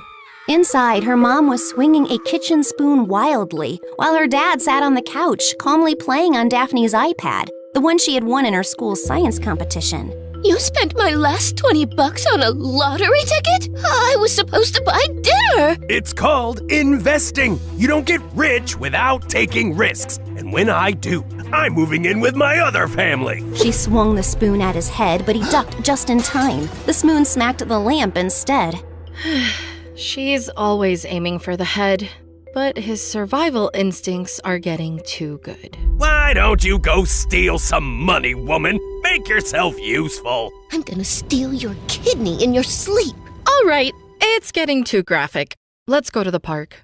As we walked out, I couldn't help but think about how messed up everything was. Not just Daphne's family, but mine too. And all I wanted was to be hugged, whether by my aunt or my mom. Just someone who felt like home. Days turned into weeks, and I kept trying to contact Aunt Judith, but there was still no sign of her. With each passing day, the silence grew heavier, and hopelessness started to sink in. A few days later, Riri decided to throw a party, despite my constant arguing. Your mom is still missing. How could you even think about throwing a party? I would throw a party or even run for the presidency if I wanted. That's none of your business, Shorty. I knew there was no point in arguing with her, so I decided to use this to my advantage. Maybe I could get Daphne to come and meet Nathan. Plus, we could wear costumes. 1, to embarrass Riri, and 2, to get Daphne involved in helping me figure out who Nathan really was without Riri finding out. On the night of the party, Daphne and I walked in dressed as Riri's biggest failed dreams. I wore a bathtub costume, covered head to toe in fake dripping chocolate. On the front, a golden nameplate read, Riri's Royal Spa, where luxury meets chocolate. Daphne, on the other hand, had a giant cardboard mirror strapped to her chest that read, You are beautiful, Riri, every time she pressed a button. The room went silent for a moment. Then, Boom! Everyone burst out laughing. Riri stormed toward us, eyes flaring. Isabel, what do you think you're doing? I know this is you from your height. You look like an elf-sized jacuzzi. Then she turned to Daphne and smacked the button on Daphne's mirror. Okay, this can stay. Mates! Catch that infant-sized hot tub and throw her away! Next thing I knew, I was sitting in my room watching the party from the window when I spotted Daphne moving toward Nathan. She stared at him for a few seconds, then suddenly froze. Her whole body tensed. Then without hesitation, she whipped around and bolted toward me. Not so fast. Before Daphne could make it out, Riri grabbed her by the arm. We're making a line. Everyone gets a turn to press your button. I want to reinforce the saying that I'm very beautiful until it becomes an absolute truth. By the time Daphne finally broke free, half an hour had passed. She burst into my room gasping like she had just run a marathon. He just looks like a lost brother. Then maybe he is? Didn't your father always say he had another family? We spent the next hour throwing out every possibility, debating whether this was just a coincidence or something bigger. You know, I always thought Riri was just jealous and angry at me. But when Aunt went missing, I really believed, just for a second, that maybe she'd understand what it's like to live without a mom. And then? And then she threw a party. We were so caught up in conversation that we lost track of time until we heard voices downstairs. We rushed over and peeked from an angle where they couldn't see us. The party was over, and for the first time, Riri and Nathan were arguing. How could you spill juice on the most important guest tonight? She's a modeling agent, and I invited her to impress her. I'm sorry, Riri. I didn't mean to. Oh, great! And what exactly will your sorry fix now? She's never going to pick me. She was never going to pick you anyway. What did you just say? Nothing. No. Say that again, you worthless idiot piece of dirt. Before she could finish, Nathan suddenly shoved her, like even he didn't realize he was going to. She stumbled back, looking stunned. How dare you! She lunged at him, running, but tripped on the carpet and passed out. We ran down to her and called 911. Nathan looked shaken, his hands trembling. I'm sorry, I have no... I'm sorry. We reached the hospital and Riri was immediately taken into the ICU. Nathan and I were waiting outside when this gum-chewing redhead nurse walked over. How is she? She's stable. Oh, thank God. Wow, I didn't think you'd take the news so well. You're tough for such a tiny person. What do you mean? You said she's stable. Yes, like not getting any worse. So she's getting better? Oh no, not at all. Relax, I just mean she's not worse. She's exactly the same, unmoving, frozen in time like a statue. God, can we just go in and see her? Yeah, sure. Especially since it'll be the last time. What? The last time she's out cold. Stop talking riddles and tell me if she's gonna be okay. Well, I'm afraid I've tried everything I could. Let her continue. And now the best doctor in the hospital is in the room looking after your sister, so yeah, she'll be okay. I wanted to rip off the nurse's head, but thankfully Riri woke up and we all rushed inside. Someone pushed me. Someone wanted to kill me. Whoa, no one was trying to push her. The annoying nurse was fussing over her, clearly impressed by the wealth and wasting no time kissing up to her. Well, looking at her injury, it does seem like someone really wanted to hurt her. The shock in her eyes, this is classic post-traumatic stress. She's clearly in distress. The human mind reacts unpredictably to such violent events. Oh, so now you're a therapist too? Someone wanted me dead. Catch them! Riri slowly raised her arm and pointed straight at Nathan. Before I could even think, I stepped in front of him. I did it. Obviously! Who else would be that pathetic? Well, that's a surprise confession, and a short one. Nathan looked relieved, but I also caught him glancing at Daphne, his eyes scanning her carefully. The nurse called the police and they questioned me, but in the end, they just gave me a warning and left. For the next few days, I just avoided Riri and her boyfriend, but things with my aunt were not getting any better. I wanted to do something, so I kept visiting the police station, but they told me there was nothing else to do and that all search attempts had stopped. Then I had enough. I decided to attract media attention and start doing interviews. People began noticing my aunt's case, and some even joined me in peaceful protests. Daphne was right there by my side. But Riri, she never tried to help or even fake being concerned. She continued partying and wasting money left and right. One day, after finishing my TV interview, I went upstairs to lie down when I ran into Nathan on the way. He kept his head down, only glancing up when he got closer. Psst! I never got the chance to thank you the other day. Why did you cover for me? I just had a feeling I should. Who even are you? I just can't say yet. Are you related to Daphne? He paused, nodded once, then walked away without another word. I thought about contacting Daphne and telling her, but I decided to wait a bit longer. Maybe she would tell her mom, and her mom was always unpredictable. I figured it was time to get back to practicing gymnastics. I had stopped ever since Aunt Judith went missing, and now felt like the right time for a distraction. Sometimes healing comes from doing what you love, especially when I imagined my mom watching me, proud and smiling. I pushed myself a little too hard in practice and ended up hurting my leg. The doctor told me I needed to rest and avoid many activities for the next few weeks. Perfect. Just what I needed. Staying at home was boring, especially having to hear and see Riri's dumb fights. Did you forget about my nail appointment? Nathan, you've been too distracted lately. I need sharp people around me, fast thinkers, geniuses. If I wanted stupidity, I'd talk to a goldfish or Isabel. So I'm doing you a favor. You're grounded until you learn how to think smarter. Don't ever leave the house. With Riri always out partying, Nathan finally had the chance to talk to me alone. The idiot had literally given us the perfect opportunity after forbidding us from even looking at each other. How does someone get stupider this fast? My name isn't Nathan. It's Alan. I was in Riri's class, and that's how I found out that she was from this town. So I figured if I got close to her, it would give me an excuse to come here without looking suspicious. Suspicious? Why? Because I come from a really rich family. My mom's side, at least. My dad, though, he's a nobody. A total loser. And you already know who that is. Daphne's dad? Yes. I'm Daphne's stepbrother. My mom comes from a really rich background, but she fell in love with the wrong person and had me.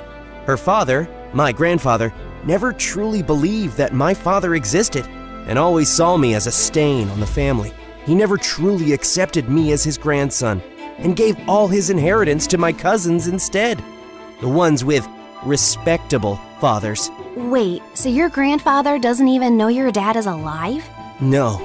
My mom tried her best to convince him, but without knowing where my dad was, we had no way to prove anything to my grandfather. Mom left a few years ago, and after that, there was no one left to help me uncover the truth. So I had to take matters into my own hands and search for him myself. It was only recently that I got a lead. My dad was in this town, but I couldn't come here alone. My cousins have always seen me as a threat, and if they found out that I was looking for my dad, they'd do everything in their power to stop me. If they found him first, they'd make sure I never did. I couldn't just show up without raising suspicions, so I needed a cover. That's where Riri came in. A rich, spoiled girl who wouldn't question why I was suddenly hanging around.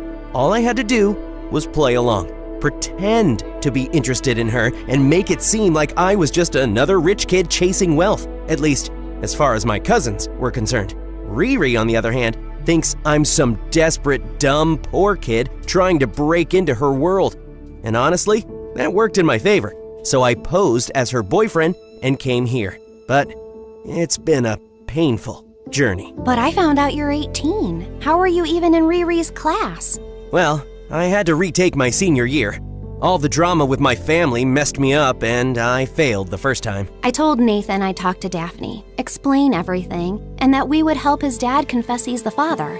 I promised to do everything I could to help him out. When Daphne and Nathan finally met, it was awkward, but eventually things worked out, and her father agreed to go with Nathan to his grandfather and confess that he was his father, on one condition. I might do it, but maybe you need to pay me $10,000. All right. I meant $20,000. All right. Daphne's dad started coughing, clutching his chest like a dying man.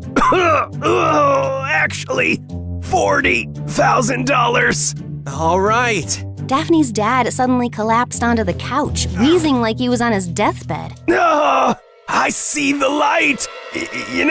What I meant to say was $50,000, and it's over. Daphne's dad immediately sat up, miraculously healed. Pleasure doing business with you, son. Nathan handed over the money, and just like that, the deal was sealed.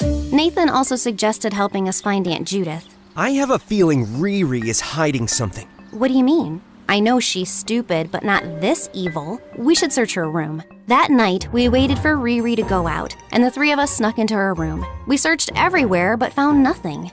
What do you think you're doing? We spun around to see Riri standing at the door, calmly licking Nutella off a spoon. If you're looking for something to help you find Mom, don't bother. I already did. I hired expert investigators and they found her. Turns out she lost her memory on some island. I've been paying for her treatment. Don't worry, she's in one of the best hospitals. I just didn't feel like seeing her anytime soon. Are you serious? We've been searching for her for months. The entire town has been helping us. Why didn't you say anything and save us all the effort and the stress? What is wrong with you? And you were all very cute about it, very passionate. Gold star for effort. Calm down, she's fine.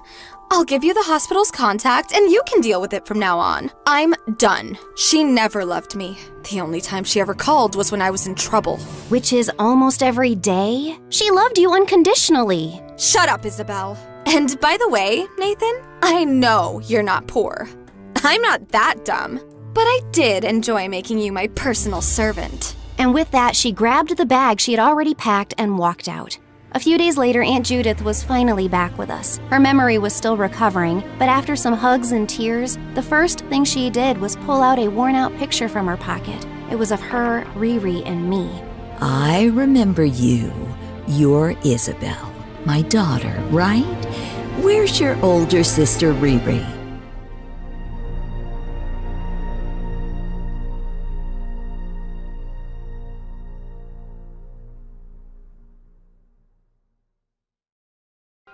Hi everyone, my name is Zoe and I'm from New York. But let me tell you, MSA will give $1,000 to one lucky person who subscribes in the next 7 days. Tell your friends, your sister, brother, and mom to subscribe now. Ever since I was little, my mom was super dramatic.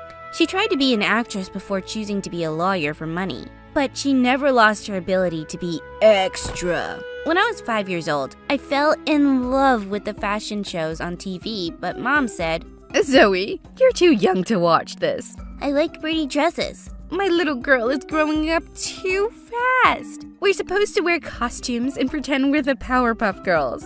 Mom, you're blocking my view. This is tragic. Just let the kid watch what she likes, please. Dad always supported me, no matter what I did. Like one time when I was 9, I cut up Mom's dresses to make awesome outfits of my own. Mom nearly had a stroke. My sequins! Oh no, oh no, oh no! I can make you a new dress out of the scraps, Mom. Oh Lord, what did I do to deserve this tragedy? Look at Zoe go, our little designer.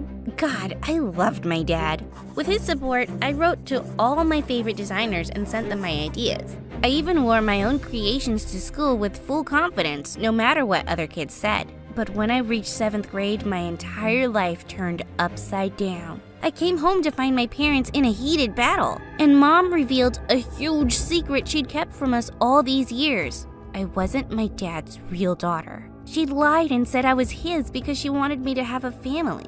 A family built on what? Lies? I can't take this. I begged him not to, but Dad packed up his things and just left. He even blocked us so we couldn't call him. In an instant, my best friend was gone, and my life was shattered.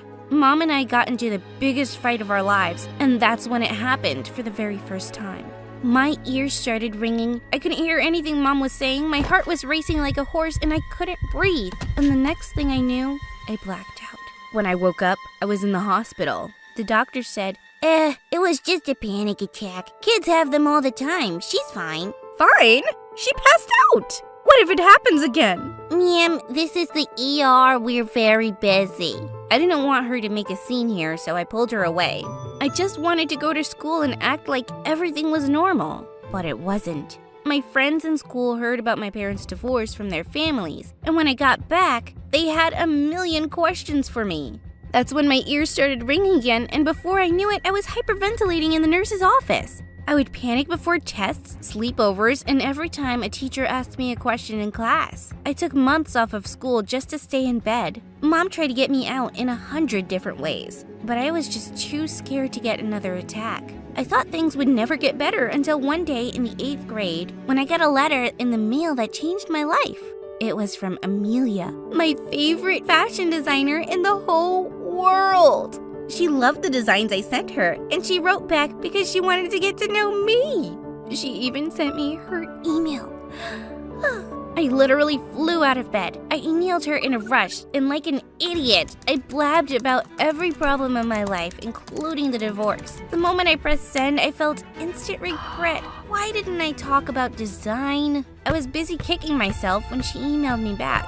Zoe, I never even got to meet my dad, but I'm still doing great, right? Have hope and hold strong. Wow, she was my idol! I rushed to tell Mom about what happened, but she got so dramatic as usual. You're texting a stranger? Online? Who is this person? Just the most famous designer in the whole country! I felt so relaxed. I didn't have to worry about my fears or my dreams. I could just ask Amelia, and she really believed in me. Amelia had advice about everything. We were in the 8th grade now, and my friends felt distant after my long absence. Amelia had a quick solution for that. Just make one of your friends trip at lunch and then help her up. If she spills food on herself, just give her an extra shirt from your locker. What? That's crazy. Trust me, she'll love you. I did as she asked, and I was shocked when it actually worked. The girl I tripped spilled soda all over herself, and when I gave her my extra shirt, she hugged me. You're such a lifesaver. Wow, that was fast. Amelia, it worked. I knew it. She was a bit over the top, but her techniques were flawless. I followed Amelia's rules, and by the time I reached 9th grade, I was doing well in my classes, I had plenty of friends, and I even became vice president of the school's fashion club. Everything was going well until one day one of the girls said, "Hey, Zoe, is this your dad? He's getting married again, look!" Her words took the wind out of me. She showed me the wedding announcement, and just like that, my ears started to ring. Not this again. Why are you shaking your head like that? Ew, she's putting her finger in her ear. Can you do this outside? I ran out of there with my heart racing. Everything was spinning. Was I gonna pass out again? Suddenly, someone close to me spoke, and it was a really cute guy. Are you okay? Ah, who are you? I'm a new student. Step away from me, please. I didn't want anyone to see me like this. What's happening to you? Nothing. My ears are ringing, that's all. I was sweating and gasping for breath, and the boy came closer. Take off your sweater. What? You're having a panic attack. I've had these before. Really? The cold will help you. Trust me. I pulled off my sweater with a huff. I couldn't believe it, but he was right. The moment the cold wind hit me, I felt better and I started to calm down. Are you a magician? He just smirked and walked away. I'm pretty sure I just fell in love at first sight. I was convinced the boy was just a handsome ghost until he showed up in my next class.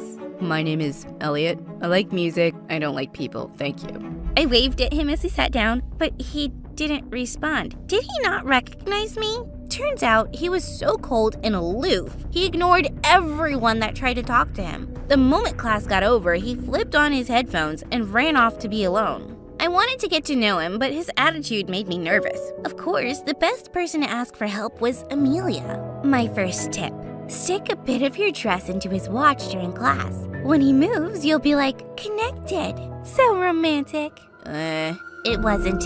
Elliot just took off his watch and walked away. What? Okay, he sounds like a tough cookie. Just ask him for a ride home on a rainy day. You know he'll help you. He did help by handing me his umbrella and asking me to walk home.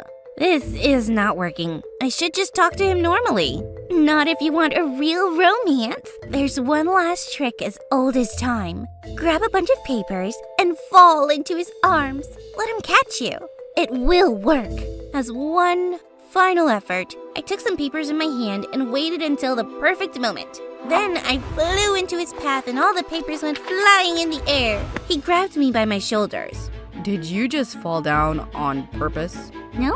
Liar. He dropped me and started walking away. Hey, wait, do you not remember me? You helped me on your first date. I wouldn't have helped you if I knew how weird you were. Okay, rude. Maybe I did try to get your attention, but that's your fault. You were like a beautiful angel who just appeared out of thin air to help me. I'm a girl. I'm not made of stone. I turned to storm away and he said, I'll be gone in a while. There's no point in getting to know me. What? I change foster homes every few months. I don't stick around. He walked away and my heart twisted. He didn't have a home? Is that why he had panic attacks? I wanted to reach out to him, but I had no time to myself the next few weeks. There was a huge fashion contest in the school, and kids from all over the town were gonna compete. I worked my butt off for that show, but the day of the contest, the fashion club president walked in with some news. One of our male models has the stupid flu. No! I found a super hot replacement in the hallway. Elliot walked in and I was shocked. You're joining the show? I'm handsome and tall, and I was rude to you, so I owe you one. Oh, thank you. Also, your president's paying me $50. Let's do this. I helped him practice his walk and chose an outfit for him. Dang, he looked so good in everything. I couldn't help but blush every time I touched him. When the show started, I was literally holding my breath as the models walked by in my outfits. I wanted to win so bad, and I did. At the end of the show, the judges announced my name as the winner, and my entire team screamed. We ran up to the stage to accept our award. Mom was hooting for me from the audience. Presenting our award today is a special surprise guest. Please welcome Amelia from Amelia's Designs. My heart dropped to my stomach. I watched Amelia walk up to me like a goddess. Congratulations! Amelia? How are you here? Oh my god! I grabbed her in a tearful hug and she looked shocked. Are you a fan of my work? I'm Zoe. We've been best friends for years. I'm sorry, have we met before? No, but you've been writing letters and emails to me since I was in the 7th grade. Look! I pulled out my phone and showed her the proof, but she just shook her head. Why would I spend so much time talking to some idiot kid? I mean, these emails aren't for me. That's impossible.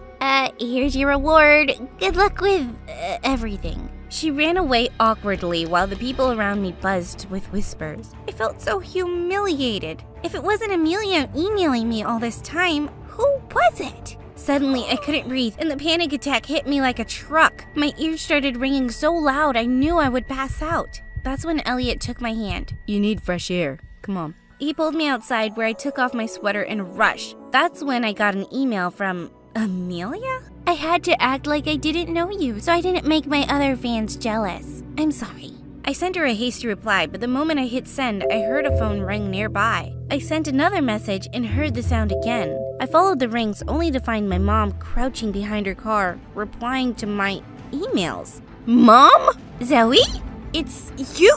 You've been sending these emails? No. Let me see your phone. No! Give it to me! I jumped on my mom and wrestled the phone out of her hands. One look at her email and I knew. It was her. Are you kidding me? All this time it was you? What's wrong with you? I'm sorry. I felt so guilty about the divorce and you were so unhappy without your dad. I couldn't bear the thought of you having those panic attacks and you didn't want to go to a doctor. I had to do something. What? Violate my privacy and make me dance to your tune like a monkey? That's not how it was, Zoe. All these years, I thought I'd made a true friend, and I thought I was sharing my fears and hopes with my idol, and it was you.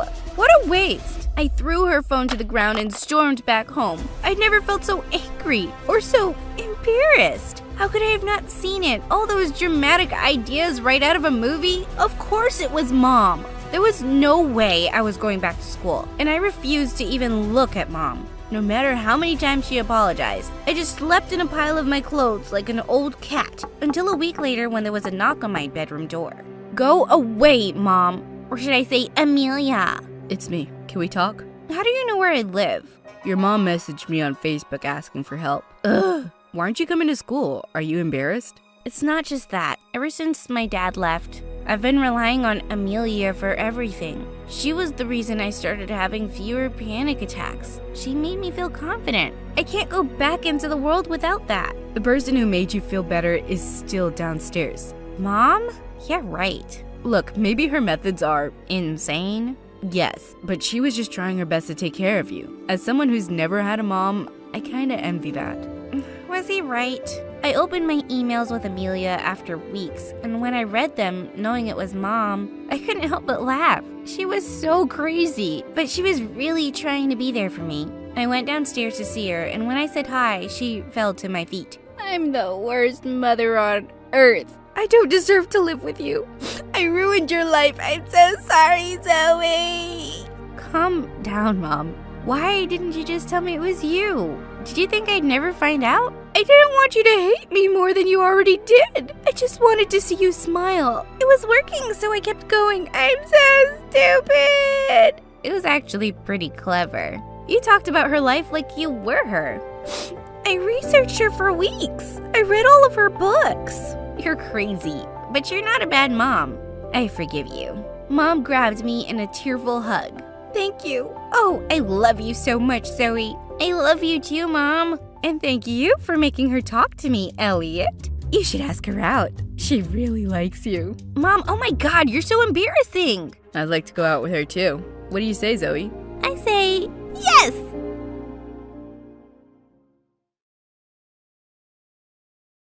Hi, I'm Brittany from Philadelphia. Please like and subscribe. I was raised by my single German mom who moved to the US before she had me, and she wasn't a very conventional mom. For starters, I was allowed to call her by her name, Julia, and other people just didn't get that. Carol, excuse me, can I please go to the bathroom? It's Miss Carol, honey. You don't call adults by their first names, like you say Mom. You don't use her name. Yeah, I do. I call her Julia all the time. What's wrong with that, Carol? She thought I was being cheeky and got mad, and I really didn't understand why. But after that, I started using Miss, Mr., or Mrs. with names of everything in her class, just to be on the safe side. Mr. Apple, Miss Banana, Mrs. Pencil, and for some reason, that annoyed her too. Mom always treated me more like her BFF than her daughter, and we could have candid conversations about anything. How many boyfriends have you had, Julia? 5. Can I have a boyfriend? Sure, but I warn you, boys are annoying. Was my dad annoying? He was the worst. Lazy, stupid jerk. He always stole my chocolates. I'm glad he's not around. Okay, is Santa Claus real? Ugh, of course not. I buy your amazing presents, not some fat old man. I thought so, Julia. Life was pretty good, till a woman moved next to us in the 3rd grade. She had a son who seemed to be my age, and Mom and I were excited to welcome them to the neighborhood, but the lady didn't seem too happy to see us. What is it? You woke me up from my nap. Oh, we just brought you a butter pecan pie. A what now? A butter pecan pie. That's just her German accent. Sounds really weird. I'll return the dish once we've eaten it. Okay, danke. What did you say? I said okay, danke. Who are you calling a donkey, you weirdo? And then she smashed the pie in Mom's face. Mom lost it and attacked her, and several neighbors had to stop them from ripping each other's hair out. I tried telling the lady and her son that danke means thank you in German, but they just wouldn't listen. And that was the day an endless war started between the two houses. Alan's mom worked the night shift and slept during the day, so Mom made sure she did everything noisy during that time, like mowing the lawn, hammering nails in the wall for hanging pictures, and playing the drums. Yeah, she bought a drum set just for that purpose. And in turn, we'd often find our washed laundry in the mud, dog poop on our doorstep, our newspaper crosswords always done, and trash outside our gate. Hey, you pick this up before I come and kick your bottom. You should go back inside. There's already enough garbage on the street. Our moms also kept calling the cops on each other. They were playing their music too loud. We were not. They're keeping an illegal animal in that house. We just own a cat, you moron. But you've been keeping lice in your hair and spreading it in the neighborhood. Officer, arrest her. We shared a wall, and one time, Mom was playing music and Alan's mom started banging on the wall. Mom got pissed and banged even harder. Then Alan's mom punched a hole through the living room wall with a broom. You stupid cow. You've ruined my wall. It's not your wall, it's mine. Alan and his mom tossed a bunch of trash through the hole, and of course, we returned the favor. And for me and Alan, our feud didn't even stay at home. We made each other miserable in school with stupid pranks. One day, I discovered slime in my locker, and just then, I heard Alan talking trash about me to his friends in the hallway. I'd had enough, so I threw toilet water on him. Wow, you smell terrible. I'll get you for that, Brittany. Ooh, I'm scared. You gonna get your mom to punish me, you mama's boy? I can take care of myself, you ugly monkey. There was never a moment of peace between us. And then in 9th grade, our moms both came to school for the school play and started fighting over a seat. Hey, that's mine. It doesn't have your name on it. If it did, how would you know? It's not like you can read English. They started shoving and scratching each other. A couple of teachers had to drag them out of the auditorium as Alan and I looked on in horror. It seemed like everyone was talking about us. I don't think I've ever felt so embarrassed in my entire life. Seriously, I wish the ground would swallow me whole. Wow, look at us. We actually agree on something. And honestly, I was getting a little sick of it all. We had done about as many nasty things as we could to each other, and I was beginning to wonder what the point of it was. Julia, why don't we just move and put all this behind us? No. That's exactly what that woman wants, and I won't let her have it. But there were more and more days where I saw Alan, and it wasn't my first instinct to glare at him or call him stupid or throw my drink in his face. And I started noticing a similar change in Alan. I think the two of us had reached the same conclusion. We had outgrown this feud. We weren't friends, like not at all, but we weren't really enemies anymore either, which somehow led us to being partnered for a class project. Oh, great. Stuck with you. Are you gonna set my notebook on fire or stab me with a pencil? Look who's talking. You threw rotten eggs through my bedroom window and put a dead fish in my mailbox. I'm not exactly thrilled about this either. Whatever, let's just get it over with. We knew there would be a huge fight if either of us told our mothers we were working together, so we kept it a secret and met up in parks and cafes. I didn't expect to enjoy myself, but weirdly, I did. One day, I caught him staring at me. What are you looking at? I always thought your face looked like a rotten tomato, but when you smile, you're kinda cute. Oh yeah? Your face looks like a raisin. Raisins are sweet, and they're good for you. The next day, Alan gave me a basket of golden raisins with a silly note that made me smile. Alan was actually really funny. He made me laugh more than anyone else, and I could almost forget all the things he'd done to make me angry over the years. Brittany, I know our moms hate each other, but I was thinking. You mean you finally got that brain of yours to work? Haha, very funny. Truth is, I don't hate you. I'm not sure if I ever really did. Yeah, I know exactly what you mean. Even after the project was done, we kept sneaking around and hanging out as much as we could, watching movies and taking long walks, and the more time I spent around him, the more I started realizing that I liked him. Alan, I think You've fallen head over heels for me, you've been struck by Cupid's arrow, you can't get enough of me, and you think about me all the time. I wouldn't say all that. Okay, fine. If you were gonna say that you liked me, then you should know that I like you too. So, what should we do about it? I have some ideas. Then Alan pulled me close and kissed me. Our moms were still getting into fights, but that didn't mean we had to be a part of it. When we were in school, we could totally pretend none of that drama was real. And afterwards, we would hang out in places where our moms weren't likely to find us. Sometimes we'd even use the hole connecting our houses to talk after our moms had gone to sleep. Things seemed to finally be going well, mostly. When should we tell our moms? Don't you think it's too soon? Considering that they hate each other, it seems like any time would be bad. Besides, aren't you sick of sneaking around behind their backs? I'm not really used to keeping secrets from my mom. I guess you're right. Why don't you come over for this big family dinner Mom's hosting tomorrow, and I can introduce you as my girlfriend then. She won't make a scene in front of so many people, trust me. That night, I showed up at the party all decked out, and Alan greeted me at the door. Wow, you look amazing. You look good too, aside from the sweat on your forehead. I'm just a little nervous. I'll be fine. The house was filled with guests, and they were really nice to me. A few minutes later, we all went to the dining room, and that's when Alan's mom walked in with the roast chicken and saw me. What is that awful girl doing here, Alan? Alan was about to speak, but then suddenly he pushed me away instead. I have no idea, Mom. She must have snuck in. She has a crush on me, and she's just obsessed, like a psycho stalker. I was so shocked and hurt, I couldn't even move or speak. You horrible child. Get off my property at once or I'll call the police. Alan's mom picked up a bowl full of spaghetti and hurled it at me. I ducked just in time and went running out the door in tears. And when my mom found me sobbing on my bed later, I told her what had happened. She was beyond furious. I'm not going to let them both get away with this. Julia, can't we please just move away?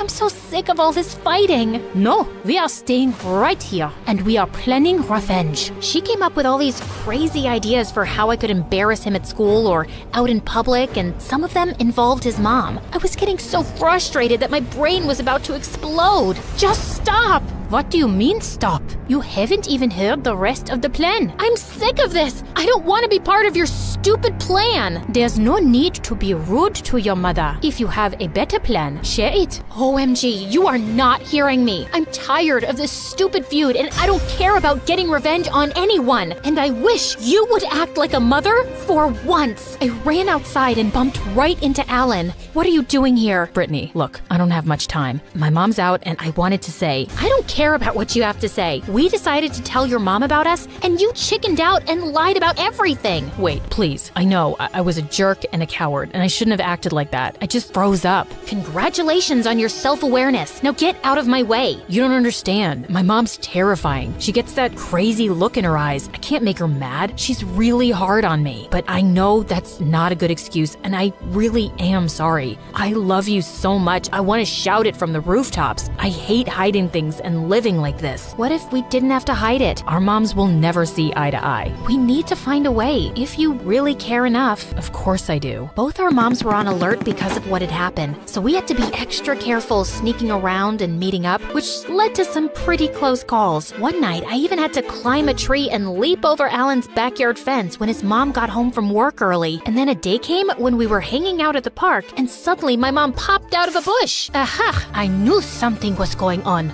How could you, Brittany? Mom, Alan. Suddenly, Alan's mom appeared from behind another bush. Why would you associate yourself with that awful girl? Because we love each other. Your evil daughter has brainwashed my son. More like, your demon son has brainwashed my daughter. Our moms fell into an all-out fight, pulling hair and screaming and trying to gouge each other's eyes out. It was insane. But Alan and I looked at each other and just ran away from there. We were done. And for the next 3 days, we hid at my friend's house and made her swear not to tell our mothers. After a while, our moms reported us missing, and flyers of our faces were posted all over the city. You know we can't do this forever, Brittany. I know, but I'm not sure I'm ready to go back yet. I'm not either, but we have to eventually. The next morning when we went home, both our moms came running out, pulling us into hugs and sobbing. Brittany, where have you been? I was very sick. Alan, how could you do this to your poor mother? Alan took my hand as we faced them together. Alan and I are together. That's not going to change just because you can't get along with his mom. We've always been so close, Julia, but you're ruining our relationship and making me miserable. I need you to stop being so selfish. Don't make us choose between you two and our relationship. You both need to respect our decision. You don't have to like each other, but you need to respect and tolerate each other if you want us in your lives. You got it? Our moms looked at us and then at each other, and for the first time that I could remember, they didn't start fighting. Instead, they shook hands. All right, this doesn't mean we are friends though, but can we call a truce? Gross. Why would I think we're friends? But yeah, truce.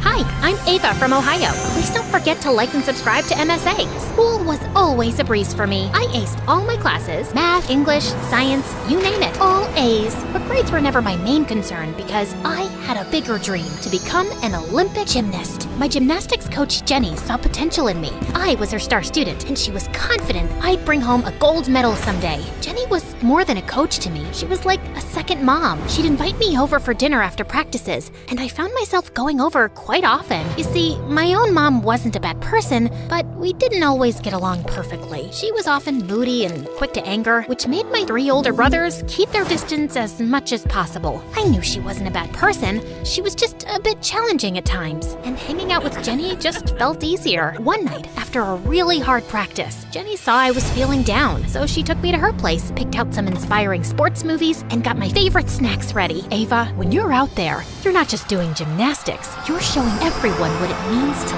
love what you do. That's why you're amazing. We laughed, cried a bit watching the movies, and talked about our dreams, but Jenny had one flaw. Her daughter, Becca, a year older than me, often behaved like she was 5 years younger than me. She was impulsive and wild. Becca would dress weirdly and act irrationally, and she never respected Jenny. During dinner one time, she showed up wearing the brightest neon colors and chewing gum. You know, Mom, I always thought I looked like you, but today, I looked in the mirror and I suddenly realized that I was pretty, like model pretty. So there's no way I look like you because, Mom, let's face it, you're ugly. Well, I'd love for my daughter to be prettier than me. Any real mom would love that. Real mom? Yeah, right. You're a hypocrite who's too busy kissing her trainee's butt for some extra money. No, she's nice to me because I'm good with her and treat her well. So why don't you go home and be good with your own mom? This is not normal. You have your family, spend time with them. Try it. That's enough. It's okay, Jenny. I'm leaving anyway. Are you joining us for breakfast? Then maybe Mom might make breakfast for a change. Otherwise, she's hurrying off every morning for your training sessions. And with that, she left for some late party. Jenny apologized to me and I said it was fine. I kissed her cheek and left. But after that day, Jenny suddenly changed. She became distant and colder towards me. Then, unexpectedly, she said she couldn't be my coach anymore. With the Olympic trials just a month away? I couldn't understand why. Why, Coach? Why are you quitting on me now? You're amazing, really. It's just, is it because of Becca? I promise, I'll stop hanging out at your place. She wouldn't spill what was really going on. She just kept crying and saying she was sorry and then shut down her gym. Next thing I knew, she'd even moved from her current place. I was crushed. I stayed in my room for days, feeling really down. I thought I was done with gymnastics. Without Jenny, it seemed pointless. I swore I'd never practice again. My brothers did their best to make me feel better. They even tried reaching out to Jenny, but no luck there. Then one day, Mom came into my room and said something that really hit me hard. You're my favorite, and it hurts me to see you this sad. I know it's tough, but your talent and determination make me so proud to be your mom. Maybe you could try to start training again? What Mom said really affected me. Even though she had always let me do what I wanted, I never really knew she appreciated my talent so much. I decided to push away the hurt I felt at being let down by Jenny and focus on the love I had for my real mom. And her encouragement made it feel right to pick up gymnastics again. But little did I know, training for the Olympics on my own would be a lot harder than I'd imagined, especially when I found out that Olivia, the richest and most popular girl in school, was a gymnast too, and she was going to do anything to get me to give up. She'd turn up in the gym whenever I was practicing and kept ruining my focus with her dumb comments. Next, my equipment started disappearing from my locker. I knew it was Olivia trying to sabotage me, so I started hiding it in the school boiler room. Olivia had a boyfriend named Derek. He was a nice guy, not like Olivia at all. He wasn't rich or from her social circle, and I thought Olivia was only with him because he was attractive and seemed perfect. They often fought in public. Olivia would yell at him, calling him terrible names. When he finally said he wanted to break up, she'd start crying and begging for forgiveness, making a scene until he stayed. Even though she was richer and more powerful, she acted as if he was the boss in their relationship, which was odd because she was usually so tough and bossy. One day, while I was practicing my routine in the school gymnasium, Derek saw me do 2 full rotations in a pike position during basketball practice. Whoa, Ava, that was amazing. How'd you learn to do that? I told him I was naturally good at most sports, and we were having a good time talking when Olivia walked into the gym. And when she saw the two of us together, she got jealous. Nice shirt, Ava. Where did you get it from? The Lost and Found? Whoa, babe, that wasn't very nice. Are you joking, Derek? It looks awful. I don't think it's awful at all. Why are you always like this? As the two of them started fighting, I walked out of the gym to avoid their drama. Then, later that day, Derek caught up with me and said he and Olivia had broken up. Ava, would you like to have dinner with me sometime? Are you asking me out? Yeah, is that okay? Isn't it too soon? You just broke up with Olivia. I've broken up with her 100 times before, Ava. Our relationship's been over for a long time, but if you don't feel comfortable with this, I understand. I guess losing my coach and training alone had made me feel quite low lately, and Derek seemed like a nice guy, so I said yes. That was a huge mistake. At first, Derek was great. He was fun and seemed to care a lot, and I appreciated his love and support. But after a few days, Derek started to act like I owed him everything. He got super clingy and always wanted me to hang out with him. I can't today. I have practice. I don't get it. I left Olivia for you because I thought you were nicer, but you're just an arrogant snob. Suddenly, I could see through him. He was just trying to mess with my head. Maybe even Olivia had put him up to it to throw me off my training. I see what you're up to, Derek, but why? Are you just playing games like you did with Olivia? Or are you caught up in Olivia's games? Do you really see what I'm up to? Here's a clue. Coach Jenny. What does Coach Jenny have to do with you? Let me spell it out for you. Becca, Jenny's daughter. What? Why would you be involved with that psycho? Don't call her that, okay? I don't like that. Oh, wow. So there is someone who sent you to ruin my life, but it's not Olivia. It's Becca? Oh, Olivia's nobody. Her tough act is just a facade. She's the weakest person I've met. I had the best time with her. She'd buy me whatever food I wanted. Yes, she's crazy and would call me names whenever I drove her mad, but she'd regret it instantly like a scared toddler. Okay, listen. I'm bored of this drama already. It's over, we're over. I go back to my training, and you go back to your girl. Olivia if you're hungry, or Becca if you're thirsty. You might actually want to head home and see what's going on there. What do you mean by that? After what we did to Jenny, you think we'd stop? It's your turn, babe. What do you mean? What did you do to Jenny? Man, you're annoying. I'm out of here. Just go home. With that, he stormed off. I felt a mix of confusion and worry. What had they done to Jenny? And what was happening at my house? Driven by fear, I rushed home. And upon arriving, I was shocked to see smoke billowing from the house. I ran to my neighbors, who immediately called 911. The police and firefighters arrived on the scene in minutes. Fortunately, nobody was home, so there were no injuries. And because I got there when I did, the house didn't suffer much damage. I shared Derek's comments with the police, but they got back to me later saying he denied having said anything of the sort, and they had no proof to take any action against him. Also, when they'd tracked Jenny's address down and gone to her place, her daughter had answered the door saying she was completely fine. Becca can't be trusted. Can you please give me the address so I can make sure? That's private information, ma'am. We can't disclose it. You are not related to Miss Jenny in any way, and if her daughter says she is okay, we have no reason to believe otherwise. After the fire incident, I felt upset and lost and unable to focus on anything. Finally, I decided to meet up with Olivia and told her everything, who was apparently also fed up with Derek for being a manipulative jerk. I know we're not friends, but sometimes you have to join forces with an enemy to take down a common one. Do you have any clue what Derek meant? He once introduced me to his cousin named Becca, which was obviously a lie. He talked about her having a rough time with her mom and said he was helping her. I actually have Becca's number. Can you reach out to her? Get her to meet me, please? I have to find out if Jenny is okay. I might do that. Or maybe even more. My dad can hire someone to track down Jenny for you. And in exchange, you want me to back out of the competition so you have a better shot at winning, huh? Exactly. Deal. But for now, can you arrange a meeting with her? Just tell her you want to meet her. Don't mention me, of course. The night before the big meetup with Becca, I couldn't shake off the unease. I was about to trade my dreams for some peace of mind. All the sweat and tears I'd shed in the gym would go to waste. But I also needed to know if Jenny was okay. So I ended up pouring my heart out to my mom. I didn't expect much, honestly. But Mom, in her own surprising way, gave me the clarity I desperately needed. Ava, sometimes the hardest choices reveal our true priorities. It's not just about winning or losing, it's about what you're willing to fight for. Remember, your value isn't measured by a medal, but by the courage to follow your heart, even when it leads down a difficult path. Her words resonated with me. I was going to meet Becca tomorrow. When I arrived at the cafe, Olivia was waiting for me at the entrance. Her look had a hint of sympathy. Becca isn't alone. Jenny is here too, and I think there's something wrong here. It's like Becca treats Jenny as a slave. She brought her to this meeting to hold her bags and stuff. I was stunned for a few moments. The thought of seeing Jenny made me emotional. Olivia stayed with me for a couple of minutes outside until I calmed down. Then I went inside. Ava, you can't be here. Tears welled up in my eyes. Why? What's going on? Ugh, here come the tears. Let's hold hands and cry. What are you even doing here, Ava? Ava, you know I care about you, but Becca, she's... What, Mom? Say it, Jenny. This is your chance. Becca, you've been unstable. She threatened me, Ava. It was getting out of hand. One day, she tried to do what she and Derek did to your house while locking me in the bathroom. She said she'd let me out, only if I promised to close my gym and stop training you. I'd do anything to ruin you and Ava. Derek and I have more plans. Derek is the only one who loves me and worships me. I always loved you, but I couldn't make you happy. Oh, shut up.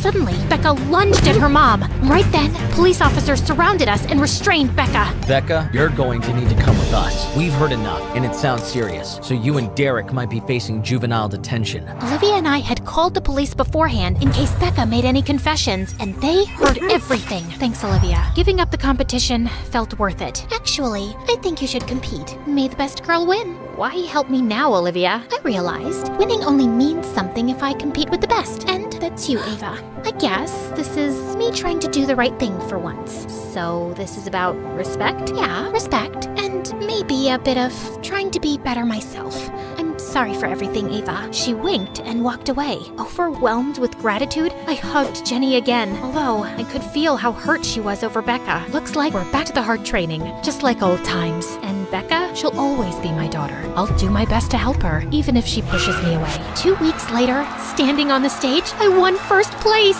Surrounded by my proud mom, Jenny's joy, my brother's support, and even Olivia's half smile, I felt on top of the world. True victory comes from within, beyond any medal.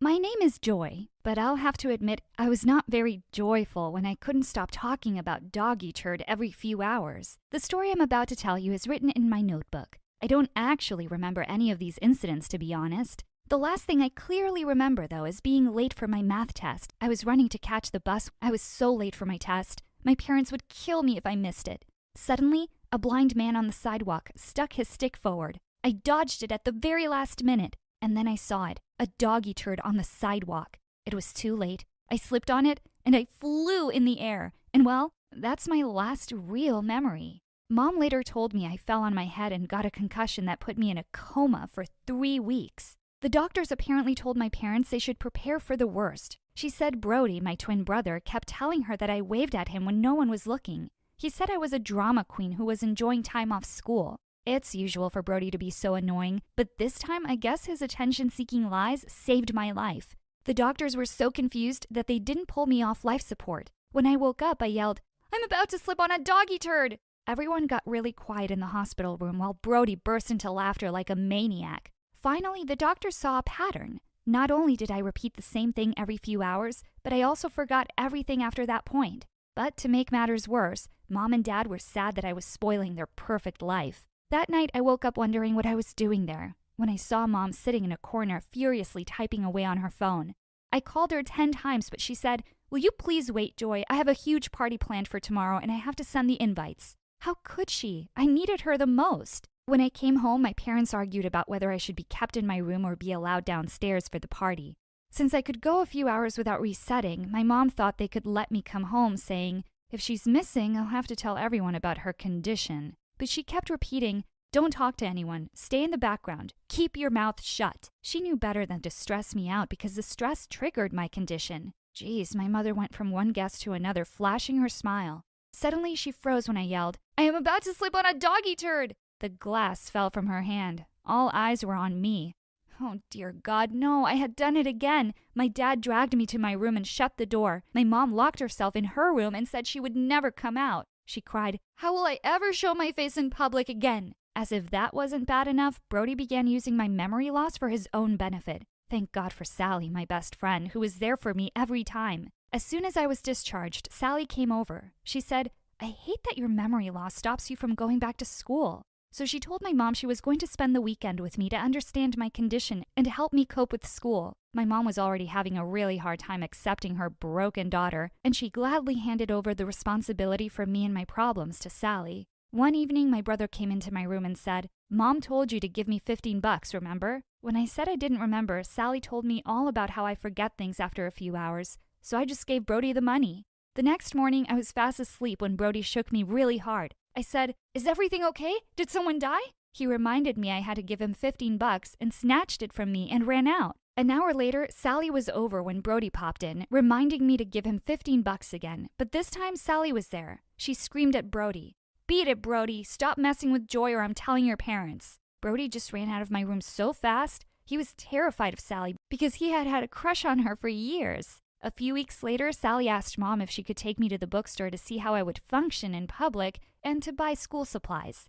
Mom said, "Do whatever you want. I have friends coming over tonight." We had just stepped into the store when I spotted him. This really tall boy was looking straight at me. My heart started beating so fast I felt like it would jump right out through my throat and strike him in the face. I immediately turned to Sally and said, "That boy is going to be my husband." To my surprise, Sally just ran away from me. A moment later, she returned and handed me a new notebook and a pen and said, "Write down what you feel about the boy." I was super confused, but I wrote it all down and she said, "From now on, always keep this with you." Sally filled me in on other details and said his name was Amit. From that moment on, the notebook was always with me. Sally also set an alarm on my smartwatch to remind me to write things down. Thanks to Sally, I started school soon afterwards and things seemed a lot better at first. The reason why my parents allowed me to go back was because they thought that being in familiar surroundings would help me stay normal, whatever that meant. But that obviously didn't work out. As soon as I walked into class, I saw the most handsome guy in the world.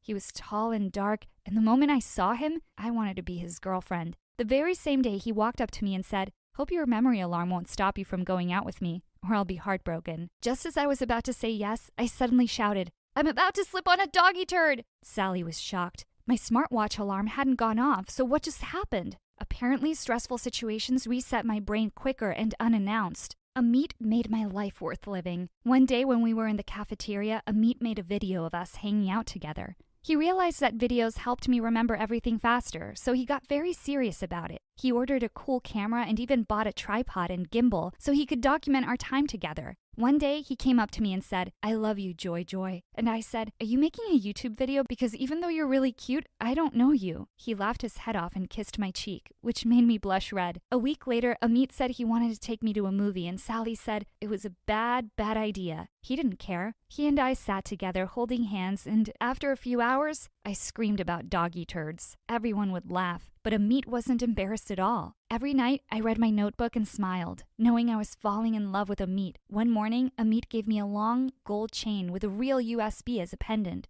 which was engraved with the words, "Watch me every day." I asked, what kind of a person needs a USB around their neck? But he just smiled really cute and left. His gift was super weird, but he was super hot, so I checked the USB. It contained videos of all the fun things we did together, and footage of me screaming about doggy turds at strange awkward moments. The next day, reading my diary, I had a brilliant idea. I knew how to get back at Brody. He opened his backpack in class, and his underwear fell right out. Oh, the look on his face. Sally started laughing so hard. "You need spare underwear for school? Why don't you just get diapers instead?" Brody turned red and looked like he was about to cry. Well, getting even with Brody was easy enough. It was harder dealing with how embarrassing Mom found me. A week later, Mom was hosting a brunch for all her hoity-toity friends. Before going down, she came to my room. She said, "Joy, please stay in your room for the next couple of hours. I don't want you shouting embarrassing things in front of my friends." She took my hand and wrote, "Must not go down till Mom says I can," and left. I felt really sad and curled up in my bed.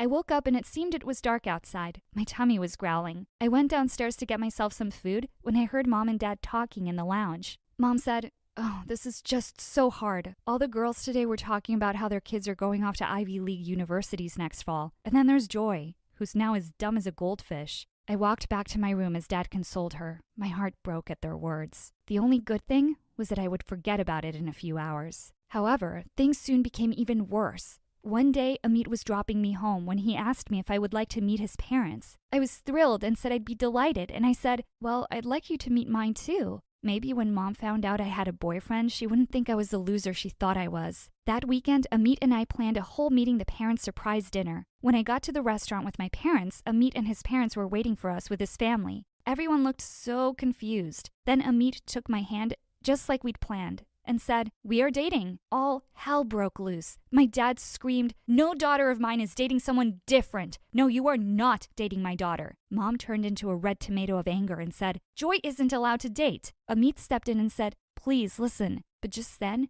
the unthinkable happened. I blurted out, "I'm about to slip on a doggy turd." That made Amit's mom stand up so quickly that her chair fell backwards. She said, "Joy is, strange." And his dad said, "I don't think our lifestyles and culture are similar. I find this girl rude and vulgar. My son can do so much better." The next day, Amit showed me a recording of it all. Amit and I were still committed to taking our relationship to the next level. But it wasn't easy. I was leaving for school the next morning when Mom and Dad ambushed me. Mom screamed, "You can't date someone like Amit. He's poor and different."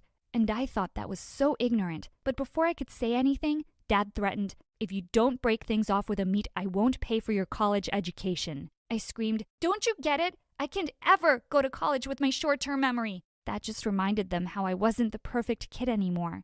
Furious, I went to school when Sally ran up to me saying, "Hey, the new principal is looking for you. We should tell him about your situation." I told her she didn't have to come with me. I said, "I think I want to try this alone, Sal." She hugged me and said she was proud of me. On my way to the office, though, someone pushed me into a dark corridor. I freaked, and that was before she said, "You cannot date Amit. I will not allow it." I was furious. I jotted down everything, but just as I was about to write the name of the girl, she snatched my notebook, my flash drive, and my watch. Then I clocked out. I don't know how long I sat there when suddenly the principal pounced upon me and yelled, "Miss Joy, in my office right now." As I followed him, my memory reset and I yelled, "I'm about to slip on a doggy turd." A few kids standing nearby laughed as he turned red. As he called my parents, I tried to explain to him that I had no idea what was happening. He simply said, "One more word, Miss Joy, and I will suspend you." Mom came in looking like a fireball. She screamed, "How embarrassing! Even Brody has never been such a difficult child." And Dad yelled, "This is all because of that stupid Indian boyfriend. I told you he was no good." Just then, Amit walked in and said,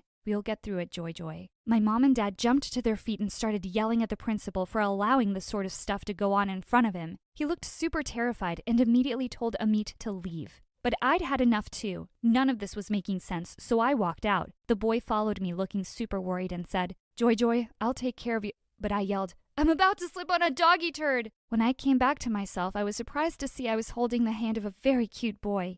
He looked Indian. I pulled my hand away and asked him who he was. He smiled warmly and said, Joy, it's me, Amit. Don't worry, I'll help you remember. It's all here. And he looked shocked then and said, Where's your drive, Joy? And your diary? I pushed him aside and called him crazy and then ran away. But as I was running away, I took one last look at his beautiful face, and for a minute, my heart hurt. Who is this boy? In the corridor, I bumped into Sally and clocked out again. Seeing how confused I was, she asked me where my stuff was. I said I didn't know what she was talking about, and she dragged me around. At the principal's office, I saw Mom and Dad leaving. Mom was crying. I ran to her and asked, What has Brody done now, Mom? She just walked away like she didn't know me. The next thing I knew, my parents had made me drop out of school. Sally reminded me of everything. At first, I couldn't believe her, but every time she said Amit's name, my heart felt warm. I asked her where Amit was, but she said she didn't know. A few days later at her house, Sally and I were sitting with Amit while he told me everything. When the bell rang, we went to check, and suddenly Amit's family barged inside, screaming. His mom yelled, We told you to keep that weird girl away from our son. Then, to our surprise, they threw something on the table. Amit yelled, Where did you get these? Then, to our surprise, his sister jumped in and said, I took them. You thought you'd just convince Mom and Dad to accept her? There's no way I'm letting that happen after they took away my love from me. Before Amit could say anything, Dad started to yell at me. I'm tired of all your drama. You're turning 18 next week, aren't you? You're a waste of time anyways. Get out of here and take all this drama with you. For a minute, I thought they were kidding. But in 10 minutes, I was homeless. But I wasn't alone. Sally asked me to live with her, and Amit moved out from his house too. As soon as he got a job, he rented us an apartment. It's been 5 years and we still live in the same apartment. Neither of our parents came to our wedding. And even though I never went to college, I'm now an established artist. Without my parents pressuring me for good grades, I could let my creativity flow freely. And best of all, my paintings don't disappear with memory. And Amit has set up video cameras and televisions in my room to remind me that I am a painter every few hours. I am now updating my diary with another entry. I'm pregnant, and I'm going to tell my husband as soon as he gets home.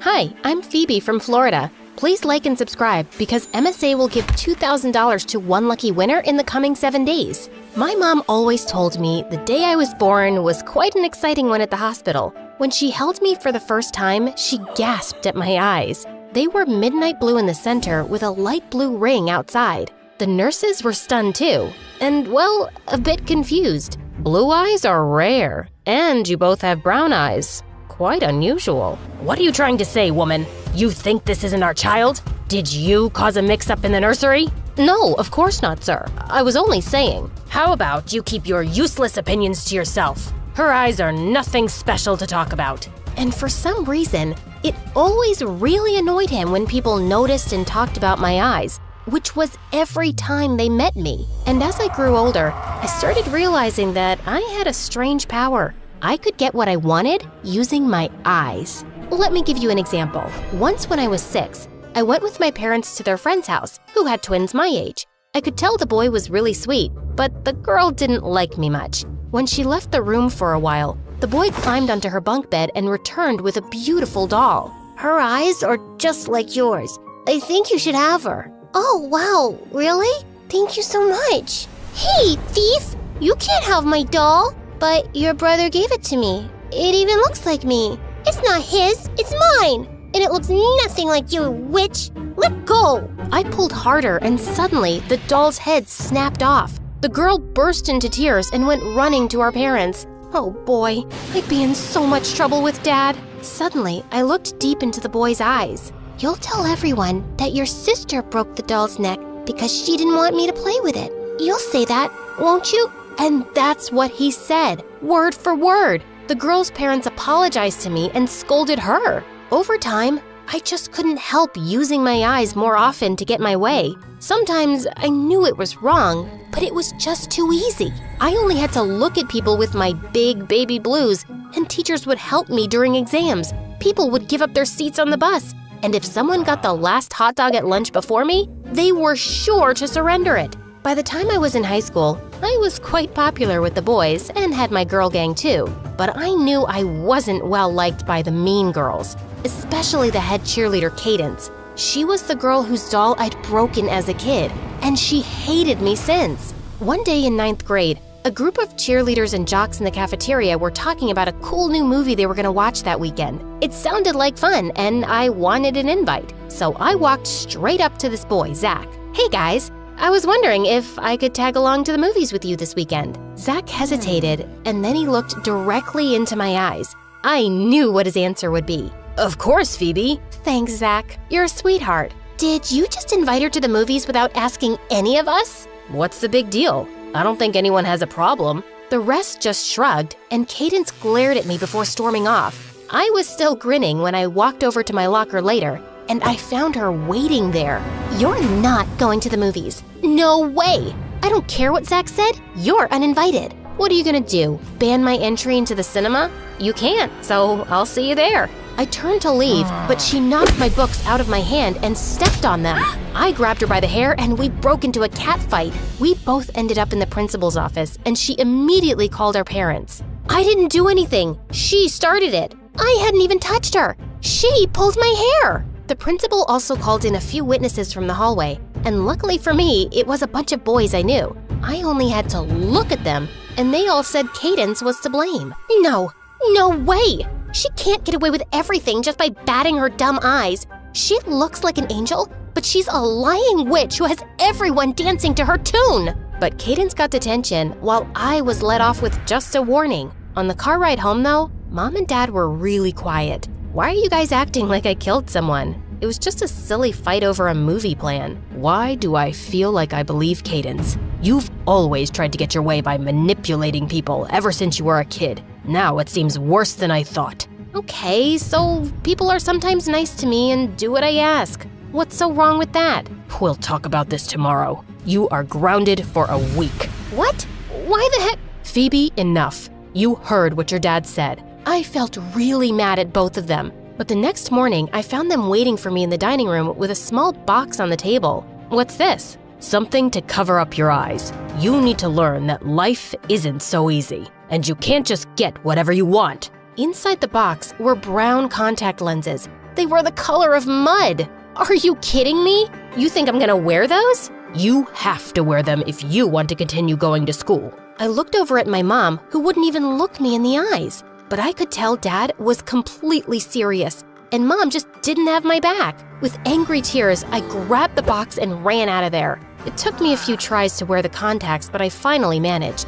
And I hated what I saw staring back at me in the mirror. It wasn't me. At school, I was hoping by some miracle no one would notice. But of course, everyone did. Why are your eyes suddenly brown? Did your evil spell finally wear off once you got all your wishes? Everyone's comments made things hard because it felt really embarrassing to say my dad was making me wear brown lenses. I made up some lame excuse about how the doctor had recommended them for an eye condition, but it didn't seem to convince anyone. And suddenly, no one seemed to care about me much. Luckily, a month later, Dad's job caused him to transfer to another state. A fresh start was exactly what I needed. No one in school there would ever know I had blue eyes before. But it was quite strange walking into this new place and not having anyone pay much attention to me. My classmates seemed pleasant enough, but everyone just went off with their groups at lunch. I was sitting outside having lunch under a tree when someone dropped down next to me. "Hello, mind if I join you?" "You already have,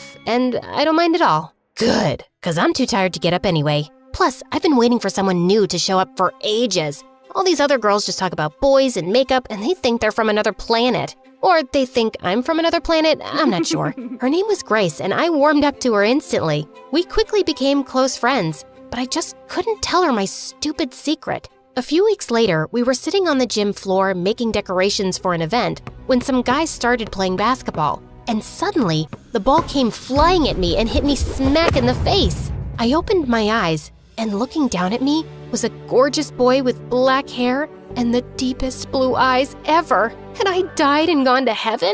Hey, are you okay? Of course she's not okay, you moron. You could have killed my best friend. Help me up, will you? Grace pulled me up, but my knees gave way and the boy swept me up effortlessly. He carried me to the bleachers and said he'd be back with some water. Phoebe, are you okay? Yeah, I'm fine. I see. Yeah, you aren't fine. And if he has his way, you never will be again. What do you mean? Just then the boy returned with a water bottle and knelt beside me. Really sorry. We should have been more careful. Oh, don't worry. I don't mind. I mean, it's just a ball, not a rocket. Now that would hurt. I don't know what I'm saying. Maybe I have a concussion, but I'm okay. O-Y-A-K. See? I can still spell. He just smiled at me and ran off to his friends. What a blubbering idiot. I turned to Grace and saw she'd already left. Later that night, I got permission from my parents to stay over at Grace's. So tell me, what do you know about the gym boy? That's Levi. He's my older brother. You're what now? Yeah, I know. Different set of genes. But Phoebe, he's a heartbreaker. He changes girlfriends faster than he changes underwear. He knows he's good looking, and he uses it to make girls like him, and then bam! 2 weeks later, some girl is crying in the school bathroom, and he's got a new girlfriend. Really? But he seems sweet. How would you know? He's my brother, and I'm telling you, he's a jerk. Is he here? Like right now? Yeah. But you don't want to talk to him, right? You're here to have a slumber party with me, and I just told you, he's a jerk, right? Gotcha. But I couldn't get Levi off my mind. Grace messaged me on Monday that she had the flu and wasn't coming to school, and I decided this was a great chance to talk to her brother. On the bus, I was thinking about what I'd say to him when someone sat down next to me. Sorry, seats in the back are full. Holy lady luck! It was Levi, but it seems like he hadn't recognized me and just started reading a book. What you reading? He turned the cover to me without looking my way. Oh, nice. I've never read that. Okay, good to know. Wow, he did seem like a bit of a jerk, but I wasn't giving up yet. If it's good, maybe I'll read it. I'm the girl from the gym, by the way. The one you hit with the basketball. I know that. I didn't have memory loss. It's just that you're Grace's BFF, and she told me to stay away from you. That's strange. She didn't say anything to me. And why can't we all be friends? Grace was down with some virus and couldn't attend school for 2 weeks, and I ended up spending all my time with Levi. He was gorgeous, but he was also funny and thoughtful, and I just couldn't help liking him. And I had a feeling he liked me too. But when Grace returned, she was furious seeing us together. So what? You've replaced me with Levi now? Of course I haven't. You weren't here and we just started hanging out. And now you're in love with him, aren't you? Even after what I said, doesn't take anyone too long to fall in love with Levi. He gets anything he wants. I was upset that Grace was mad, but I didn't want to give up on Levi either. Later that day, as I was running an errand, I passed by a cafe window and stopped in my tracks. Levi was sitting there with some blonde girl I'd never seen before. He suddenly spotted me and I started walking away quickly. Phoebe, please stop. It's not what it looks like. It's none of my business, Levi, so no need to explain. I obviously misread some signs. You should go back to your girlfriend. 2 weeks and it's time for a new girl, yeah? Just like Grace said. She said what? That you're a heartbreaker and that you change girls faster than clothes and that I should stay away from you? Phoebe, she made that up, okay? I went out with her best friend a year ago and things ended badly between us. She blocked out Grace too and moved away, and it broke Grace's heart. In fact, that girl in the cafe is my ex. She's in town and wanted to return some things. And you didn't misread any signs. I like you, a lot, and I was planning to ask you to the winter dance. I need to talk to Grace first, okay?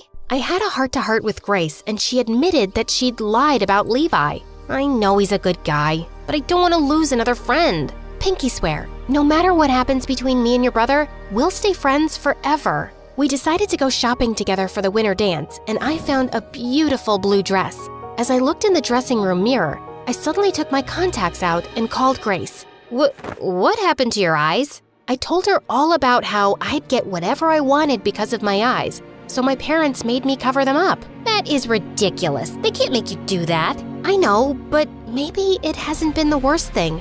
I got you and Levi, and it has nothing to do with my eyes. But yeah, I think I just want to be myself now. When I got home, I walked into the lounge where my parents were watching TV. What have you done? I'm tired of covering up my real eyes. This is who I am, and I won't hide it anymore. I'm done with your controlling nonsense. You'll do what I say as long as you live under my roof. Then maybe I won't live under your roof. I went upstairs to gather my things so I could go stay at Grace's house when suddenly Mom came in. I need to show you something. She pulled out contacts from her eyes, and they were the brightest blue, just like mine. Your dad hated the attention I attracted, and after we got married, he made me cover them up. But you're brave to stand up for yourself, and I don't want to let you down again. I'm leaving with you. We packed our things and left Dad for good. We checked into a hotel until we could find a place. But for the first time, I saw Mom happy and free. The next day, I put on my blue dress for the dance,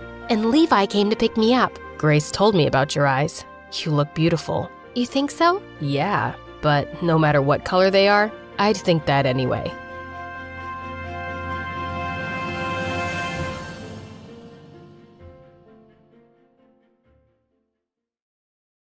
Hi, I'm Miriam, and this is my story. Please like and subscribe. I was born and brought up in London till I was 10. My dad's a doctor and Mom's an artist. Both my parents loved me to bits, so much so that they decided to move to the countryside to ensure I grew up in a pollution-free, stress-free environment. And I wasn't complaining because I loved being close to nature. Also, I loved painting. Being around nature was a great inspiration. On my first day at my new home, I met a girl in the yard who looked my age. Her clothes were dirty and her hands were full of strawberries. She smiled when she saw me, stuffed the strawberries into her mouth, and held out her sticky hand. Hi, I'm Stacy. Are you new here?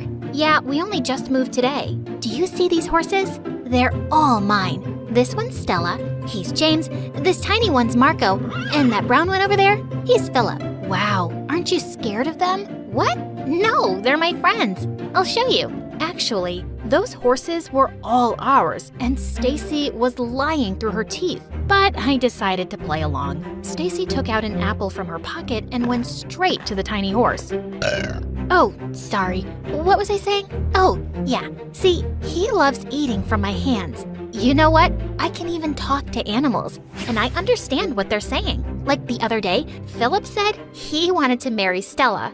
So I told Dad. Just then, our new housekeeper appeared. Stacy, what are you doing here? Didn't I ask you to feed the hens? He then turned to me. Morning, Missy. Sir's looking for you. Dad, you know her? Of course. She's Miriam, Sir's daughter. Stacy's face went a bit red because her lies had been caught, and she rushed off while I couldn't help laughing. I found her super interesting, and we soon became really good friends.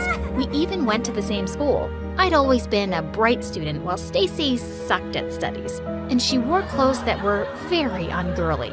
Baggy pants and loose t-shirts, that's what made her the butt of jokes in school. A girl named Jennifer was particularly mean to her. One day, she stopped Stacy in the school corridor. You're the daughter of Miriam's housekeeper, right? So technically, you're her servant.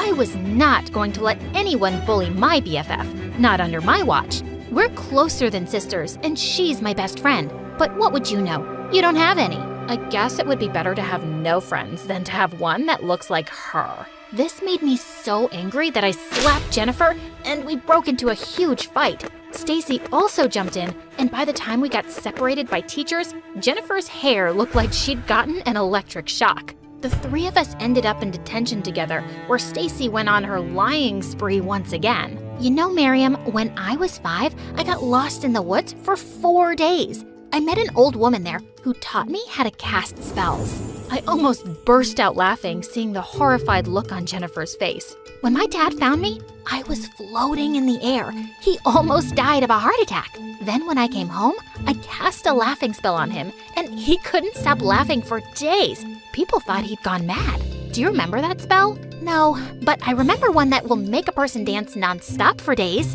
Jennifer sat as still as a mouse after that, and we rushed out the second detention was over.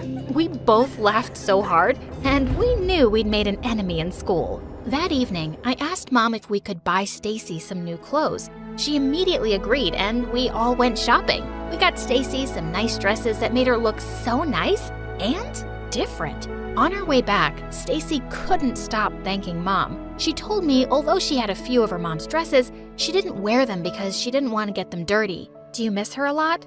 Sometimes. I keep myself busy so that I don't miss her too much. I've taught myself lots of things because I've always been a genius.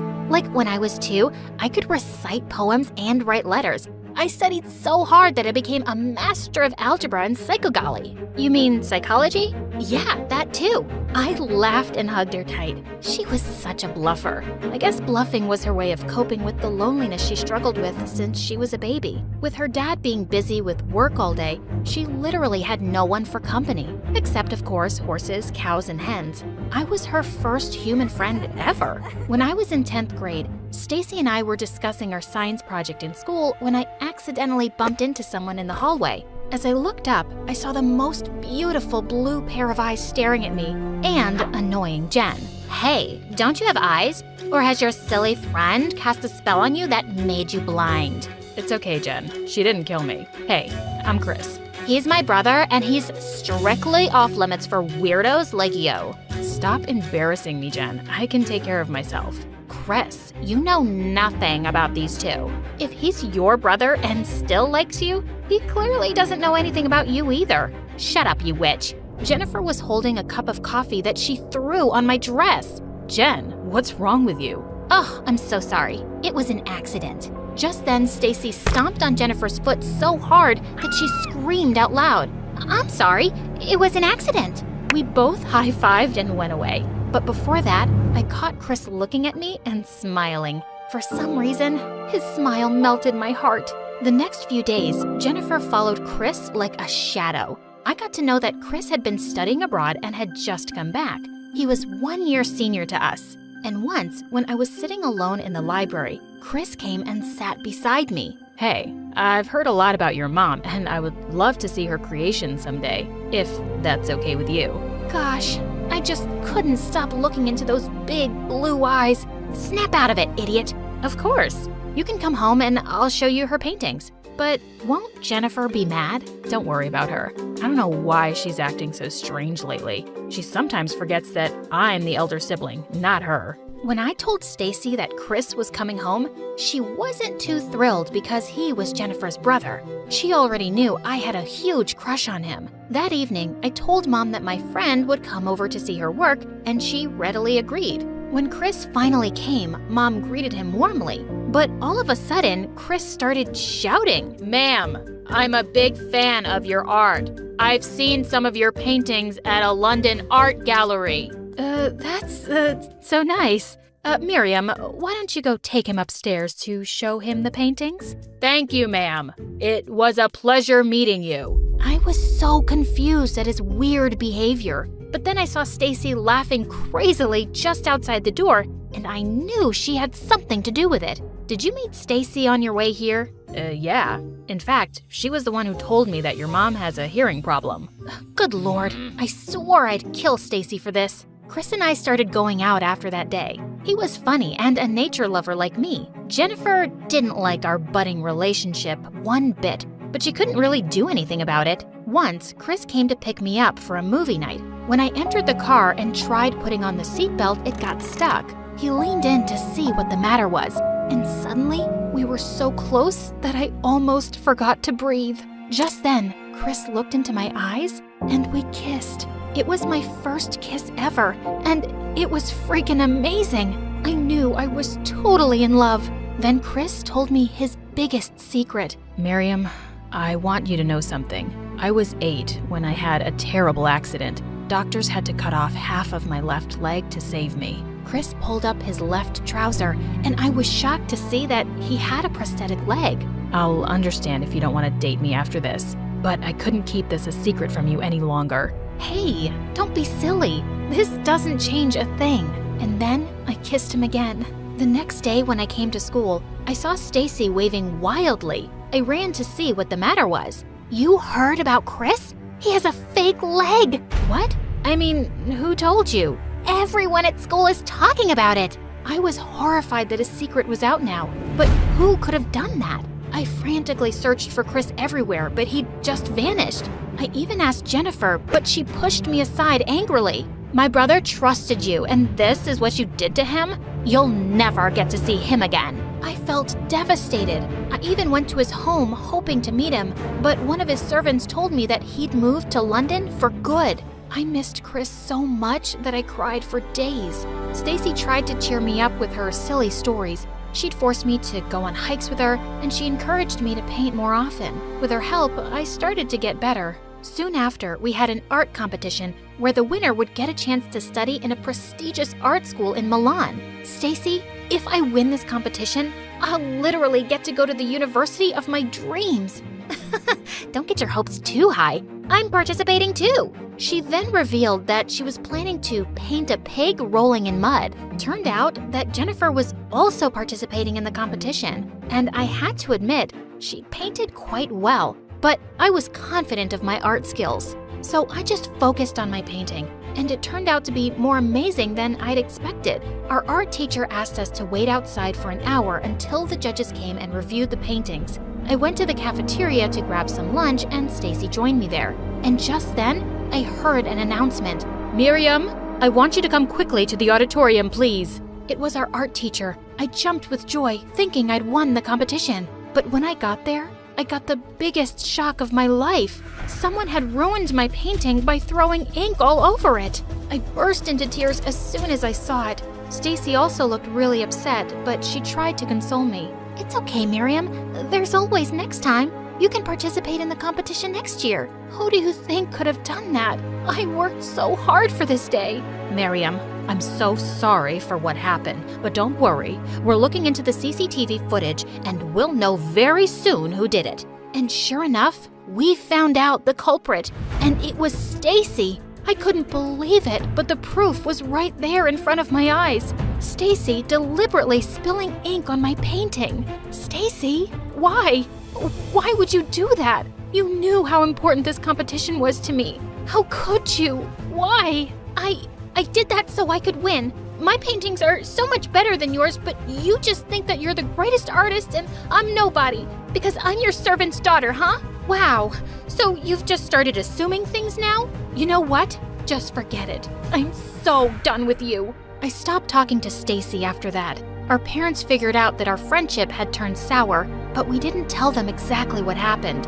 I just told my mom that my painting wasn't selected and I'd try again next year. The next few days were the worst days of my life. I missed Chris, and in spite of what Stacy had done, I missed her too, especially when I watched MSA videos alone. It was usually our favorite thing to do together. One day, as I was out in the stable feeding the horses, I heard a familiar voice behind me. Miriam? Chris, what are you doing here? I hope you're not still mad at me for vanishing like that. What? No, but you do owe me an explanation. And then, Chris told me that the day he'd come to pick me up, he was talking to Jennifer on the phone. She was really mad at him for dating me. When your seatbelt got stuck, I put the phone aside without realizing the call was still on. She heard me telling you about the prosthetic leg, and I guess she thought that if she let the rumor about my leg spread, I'd just blame you for it, which is exactly what happened. I'm sorry. My goodness, how can anyone be so evil? But how did you figure out that Jennifer was behind all of this? I didn't. Stacy did. Stacy? Yeah, she sent me a recording of Jen's confession. I think you need to go talk to her. I'll wait here. A recording? What had Stacy been up to? I hugged Chris quickly and went looking for Stacy. I found her sitting under a tree. Stacy, I need to talk to you. Yeah? About what? How do you know that it was Jennifer who spread the news about Chris's fake leg? Well, she admitted it herself. What? How? And why? That day after I ruined your painting, she came up to me and told me what an excellent job I'd done by showing you your place. I just knew she had something to do with you and Chris breaking up, so I decided to pretend to be friends with her for a while. And sure enough, one day she started boasting about how she'd managed to break your relationship with Chris. She told me everything. Stacy, I don't understand you. On one hand, you ruined my chances of getting into my dream university, and on the other hand, you reunite me with Chris. Why? I ruined your painting so that you wouldn't move to Milan. You were the only friend I had, Miriam, and I didn't want to lose you. I already lost my mom. I didn't want to lose more people I love. Stacy was the strongest girl I knew, and it hurt me deeply to see tears in her eyes. You weirdo. You could have just said that and I wouldn't have even participated in the competition. In fact, I decided right then that even if I won, I wouldn't move to Milan. City life is just not for me. I'm happy here with my horses, cows, and my wacko best friend. I hugged Stacy as we both cried, and Chris smilingly looked on.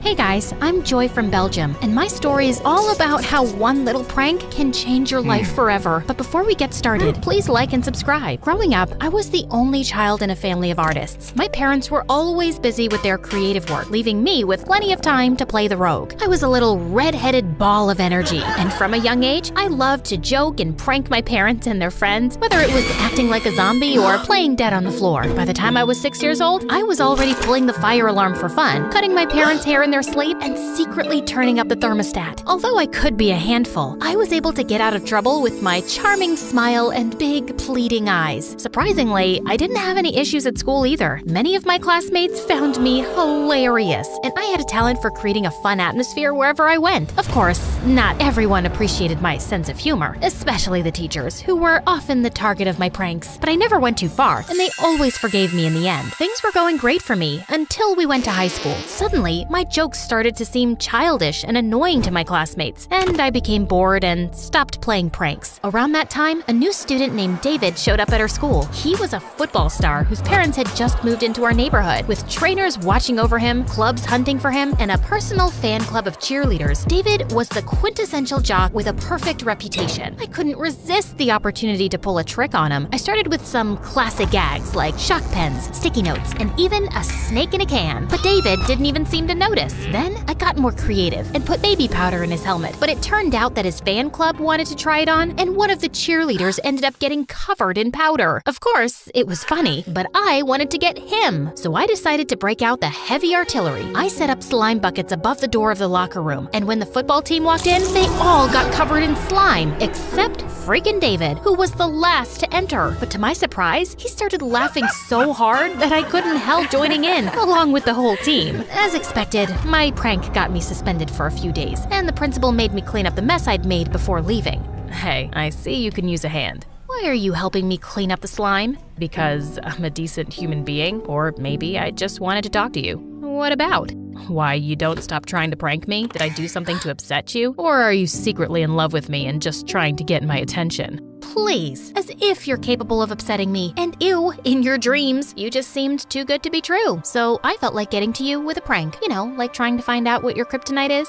Wow, did you just call me Superman? And my kryptonite is pizza. Really? Ugh, so boring. And beautiful redheaded girls who deny thinking about me. Are there cameras here somewhere? Nope, but I wish there were, so I could relive how you blushed at my words over and over again. I'm getting a call. I gotta take this. I didn't hear anything. It's on silent mode. Yes? Hello? Oh my god, my cat needs CPR. Hold on, Whiskers. I'll be right there. I ran off before things could get more awkward. As I sat at home the next day, thoughts of David filled my mind. Was I really falling for a football star? Ugh, so cliche. Suddenly, I got a text from an unknown number. Hey, look outside, smiley face. David's car was parked near my house, and he was waving at me. Don't you have some cool, masculine-y stuff to do? I thought spending time with a pretty girl might be more fun. You know, I still owe you for helping me clean up that slime. Let's go grab some pizza. Be careful, Joy. I might just fall in love with you after this. I rolled my eyes, but my stomach fluttered. Maybe this cliche wasn't so bad after all. We spent the entire day together, and he opened up as a romantic and attentive guy who had a lot in common with me. Like me, he was hyperactive, which is why his parents enrolled him in football at a young age. Soon, David asked me out on a date, and shortly, we were together. As we walked down the school hallways, I noticed the jealous glares from his cheerleader fan club. The girls tried to spread stupid rumors about me or even prank me, but I just laughed it off. Soon, the cheerleaders even began to imitate me, dyeing their hair red in an attempt to capture his attention. But David only had eyes for me, and he made me feel like I was the only girl in the world. But 3 months into the relationship, I started wondering if David was keeping something from me. I knew he was very busy with his training, but a few times I found out that his football buddies had gone home while he'd disappeared somewhere else. I didn't believe it was about another girl, but something was off, and I started to be cautious. One day, a Tinder notification popped up on his phone. I couldn't read the message, but it made me feel uneasy. I didn't want to confront him about it directly because I knew he would brush it off as nothing and I would believe him. So I decided to create a fake Tinder account and play a prank on him. If he had nothing to hide, we would both have a good laugh and move on. I posed on Tinder as a young artist with a red ponytail and soon matched with David. We exchanged messages and he suggested a date. At that moment, I realized he might actually be cheating on me. It was no longer a joke. Okay, let's find out who you really are, David. I wore makeup, a wig, violet contact lenses, and clothes to look like my fake Tinder profile. We met at the cafe, and he was in his best mood. To avoid revealing my real voice, I pretended to be less talkative. He led the conversation, but sometimes he would stop speaking, gaze admirably into my eyes, and touching my hand. And I was getting angrier by the second. It was time to tell him he'd been caught. Suddenly, a beautiful girl with curly carrot hair rushed to our table, and David turned white.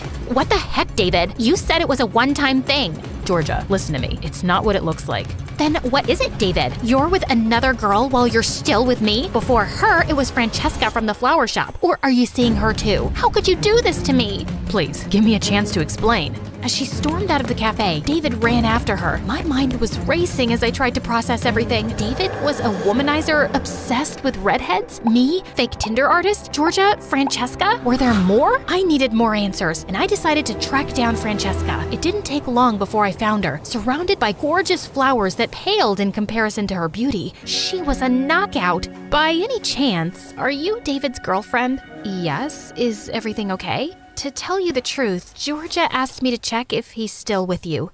Poor girl, I feel sorry for her. She's David's ex and she's obsessed with him even now. She can't seem to accept that he's moved on and he's in love with me only. David was an amazing liar, and I felt angry at myself for falling for his stupid lies. I wished there was something like the cheating police and I could call to have him arrested, but it was only me, and I had to do something. So I chose the one thing I was best at. I was gonna prank David. While we were hanging out the next day, I spied his phone password, and when he went off for training, I posted on his Facebook from his phone. Hey bae, if you're seeing this, get ready for a surprise tonight. Winky face heart, 7 p.m. at the fountain. At 7, the meeting point was crowded with red-haired girls, and I was just as shocked to see the number. I saw some familiar faces, like Georgia and Francesca, who hadn't seen each other yet. Finally, David arrived. The army of girls rushed to him, and then suddenly stopped to look at each other. David stared at them all in horror, realizing he'd been exposed. He panicked and just jumped back into his car, driving away like a maniac. This was you, wasn't it, Georgia? You arranged all of this so I'd break up with him. You're such a crazy ex-girlfriend. What are you talking about? We haven't broken up yet. What nonsense. I'm his girlfriend. They all started fighting like crazy, and I escaped. I felt victorious about exposing the truth, but also heavy-hearted because of David's deceit. The day after was a really big football match. David performed horribly, and our team lost the game. The other team was trash-talking so much today, just got to me and I felt distracted. Also, I think I'm coming down with a stomach bug, and I just didn't sleep much last night. David, please, stop lying. I know why your head wasn't in the game today. It's because your cheating got exposed yesterday. Yeah, I'm the one who called all the redheads there. I described my investigation, and he broke down in tears. Joy, please don't give up on me. I care about all my girls, and I never meant to hurt you. Love just happens, you know? But you're the only one who truly knows the real me, and I feel closer to you than anyone else. Please, let's work this out. David, you should work this out with a therapist, not me. But firstly, they all deserve the truth and an apology. You'll feel better once you're honest. And as for us, it's too late. I can't trust you anymore.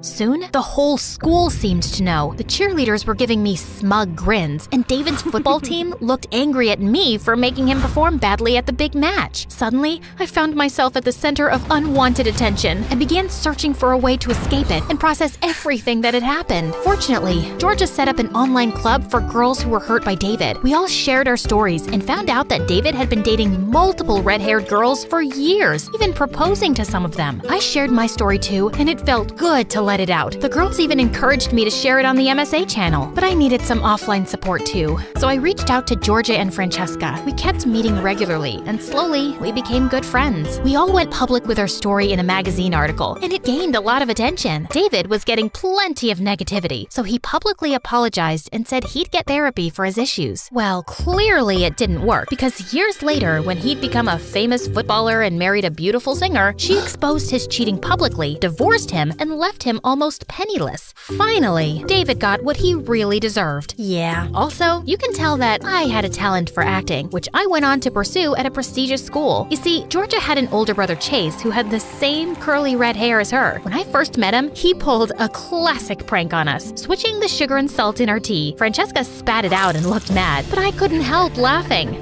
You better watch out, or you'll wake up the pranking dragon in me. Challenge accepted. From that day on, Chase always found a way to be around us, and we had a blast playing pranks on each other. One day at the premiere of my first feature film, Chase said he had to talk to me about something important. I'm so proud of you, and you fill up my life with joy, Joy. I'm in love with you. Chase, wow, I think I feel the same way. I'm in love with you too. Oh my God, Joy, what? I was just joking. What? Yeah, me too. Duh. Okay, I'm kidding now. The first one wasn't a joke. I do love you. I'm gonna kill you.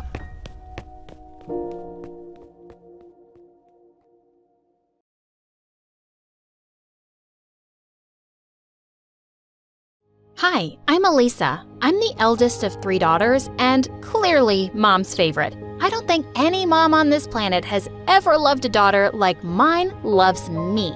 But before I continue, please like and subscribe. Mom loved me more than my sisters because I was smart and, well, they were kinda dumb. When I was in the 3rd grade, Mom started screaming at them at the parent-teacher meeting because they'd failed every subject. Why are you such dummies? What have I done wrong that God is punishing me by giving me daughters like you? But when my turn came, my teachers couldn't stop praising me. Yes, I thank God every day for giving me a daughter like Elisa. Her sisters are such an embarrassment. Suddenly, Bella grabbed a chair and flung it at me, and it missed me by an inch. Mom grounded her and said she couldn't have dinner that night till she wrote, "Please forgive me, dear sister," 1,000 times. But when Bella gave me the paper, it said, "I'll get you next time, witch." One day, some guests were coming over, and Mom asked me to make my amazing lemonade. When I served it to them, they all took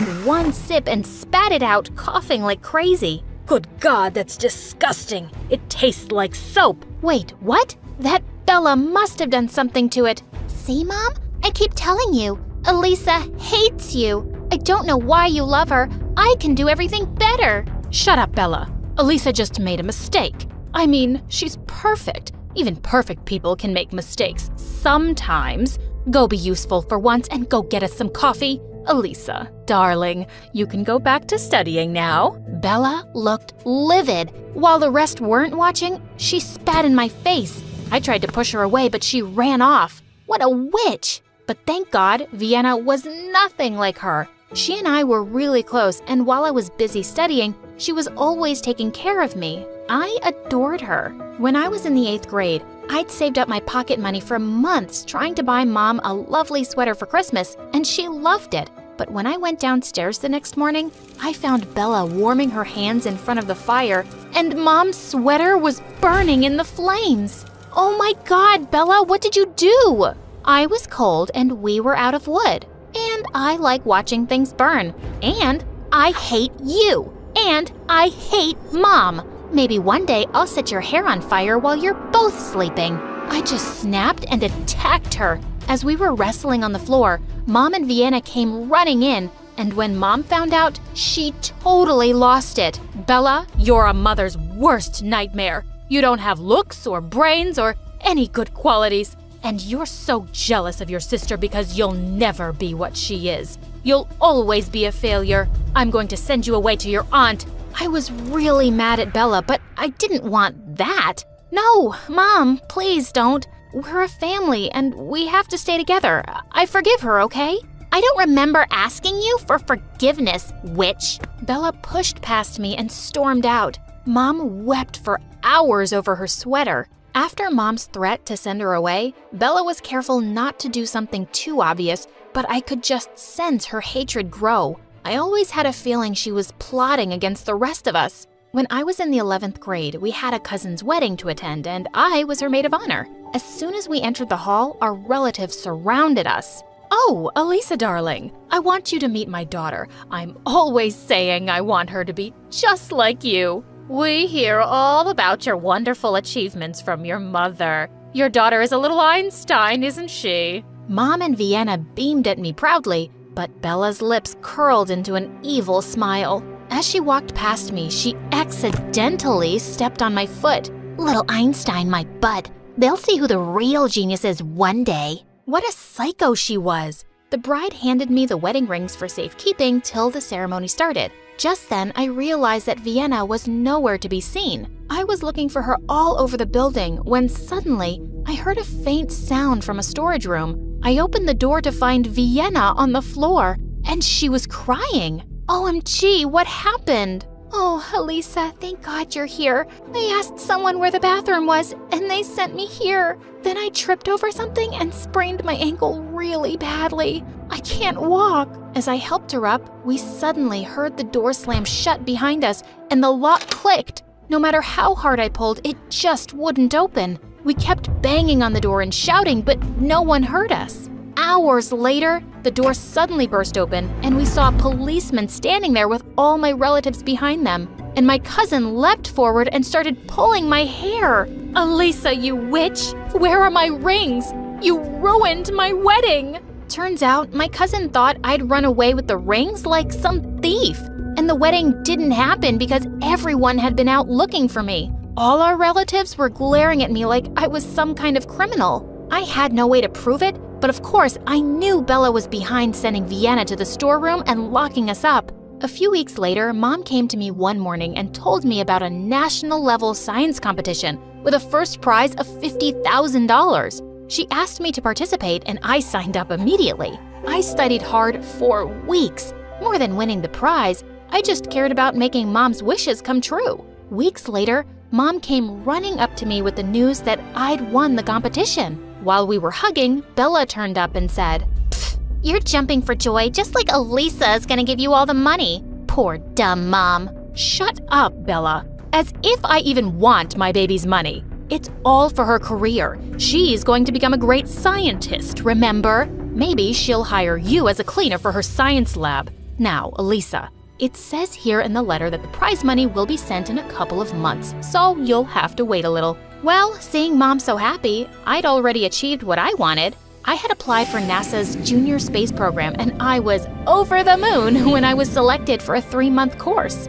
Of course, I expected Mom to burst with joy, but when she got home, she had some shocking news to share. She'd been laid off from work. I'm so sorry to ruin your amazing news. This should be a really happy day, and I'm so proud of you. But how will I manage without a job? How will I send you to the program? Mom, it's a fully paid scholarship, so you don't have to worry about me at all. And the prize money will be here soon too, and you can use it all for your expenses. Oh, darling, I couldn't possibly do that. I'll start looking for a job right away, but thank you for being the most amazing daughter in the world. The day I was leaving, Bella wasn't even around to see me off. Mom, Vienna, and I exchanged teary goodbyes, and I left for the airport. I only had my small savings for the next 3 months, so I'd just have 1 meal a day and not spend on anything else. I just couldn't ask Mom for more money. I was done with my course a few days earlier than I'd expected. I bought gifts for my family and decided to go home without telling them I was coming sooner.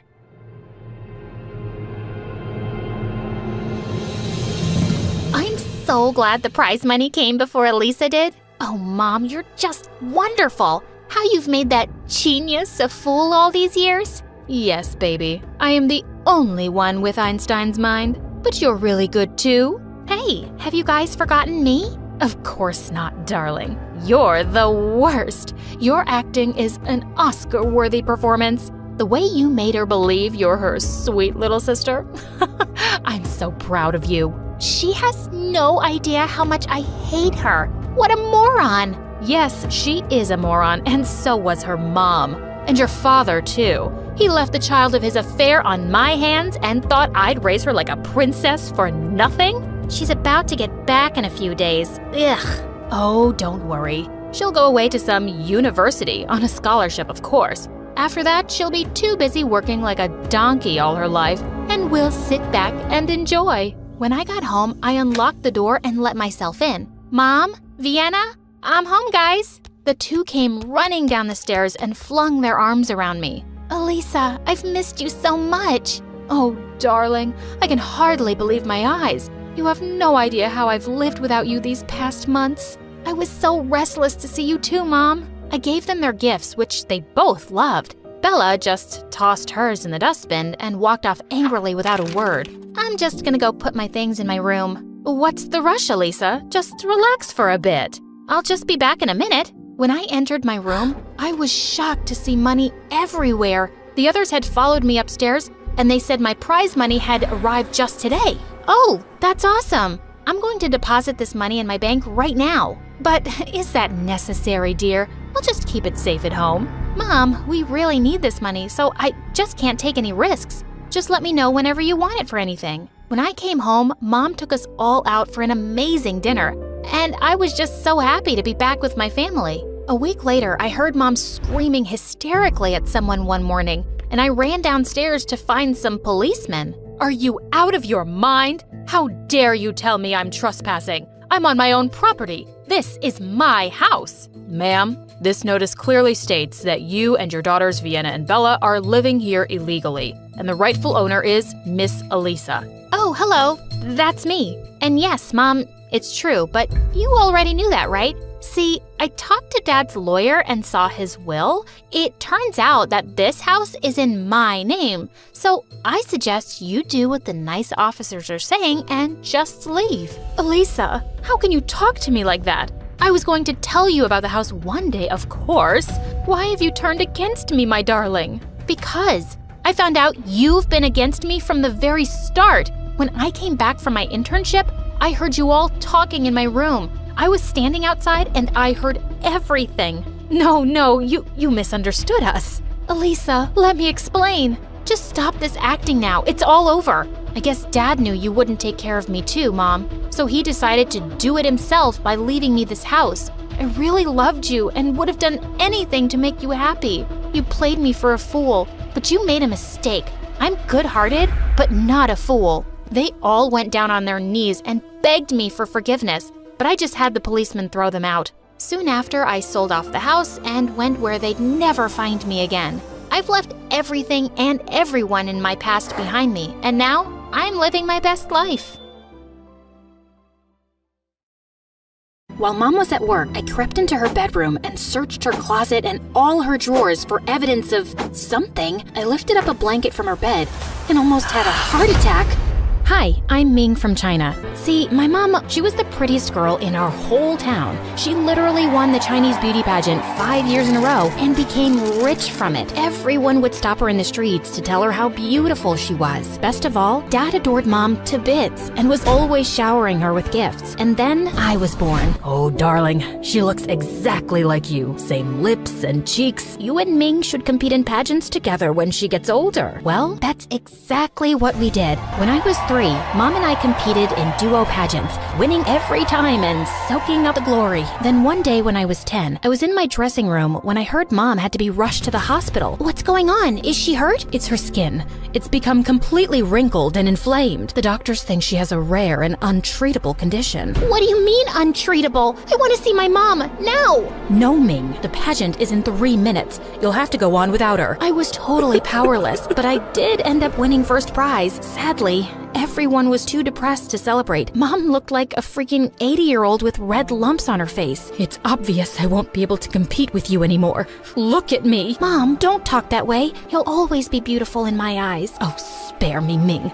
I don't want your pity. I felt so awful. And as I continued competing in pageants, people constantly compared me to my mom, especially my grandma. It's heartbreaking what happened to my daughter's skin. It's too upsetting for me to visit her these days. At least you look the way she used to. Their comments made me furious. I could feel Mom's growing resentment. Worst of all, the tension was affecting my parents' relationship, and they started fighting all the time. Finally, when I was 16, my parents divorced. Mom got custody since she'd been my primary caretaker, mostly because she'd always been driving me to our pageants. And it was then I decided I'd had enough. I don't want to be in pageants anymore, Mom. I only did them in the first place because of you, and I don't like how bitter and jealous you get every time I compete. That's the most ridiculous thing I've ever heard. Why would I be jealous of my own daughter? Gee, good question. All I know is it just got worse as I got older. I quit pageants, and then Mom decided to move to the US, which was a big adjustment. And as soon as we settled, she became even more of a nightmare to be around. That's a disgusting amount of makeup, but I'm just wearing lip gloss. Well, you're wearing too much for a girl your age. Wash it off right this second. I don't understand how you can eat all those pancakes and not blow up like a balloon. Enjoy it while you can. See what I mean? Luckily, my new school became much happier than my home life. One day at school, I asked around to see if I could get an English tutor, since I still wasn't comfortable with the language. All the kids recommended the same guy, someone named Gavin. He tutors for volunteer hours, so it won't cost you anything.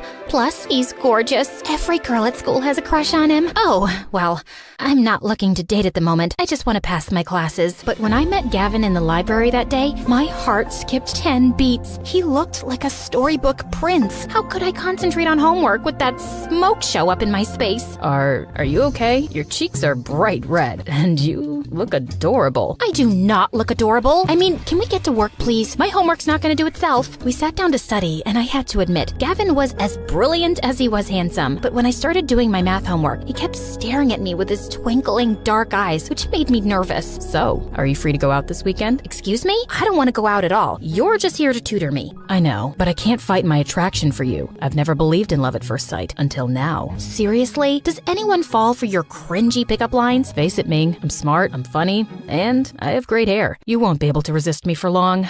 I couldn't help rolling my eyes at that. Maybe I should get a new tutor. Except that same week, I ended up getting an A on 2 exams. See? I don't disappoint. Now will you go out with me? Just because you helped me get a good grade doesn't mean I owe you anything. Come on, just one date? With that, Gavin pulled out 2 tickets from his pocket. And holy crud, they were to a Sasha concert, my favorite singer. I've been saving these for someone special, Ming. Okay, I'll go. But only because I'm a huge Sasha fan. But this is not a date. The night of the concert, Gavin came to pick me up at 6, but the second Mom saw him, she looked furious and pulled me aside. Where do you think you're going with that boy? To Sasha's concert? I already told you I was going with a friend. Please, do you really expect me to believe Mr. Heartthrob here is just a friend? He'll break your heart, just like your father broke mine. You're not going to that concert. But Sasha's my favorite singer.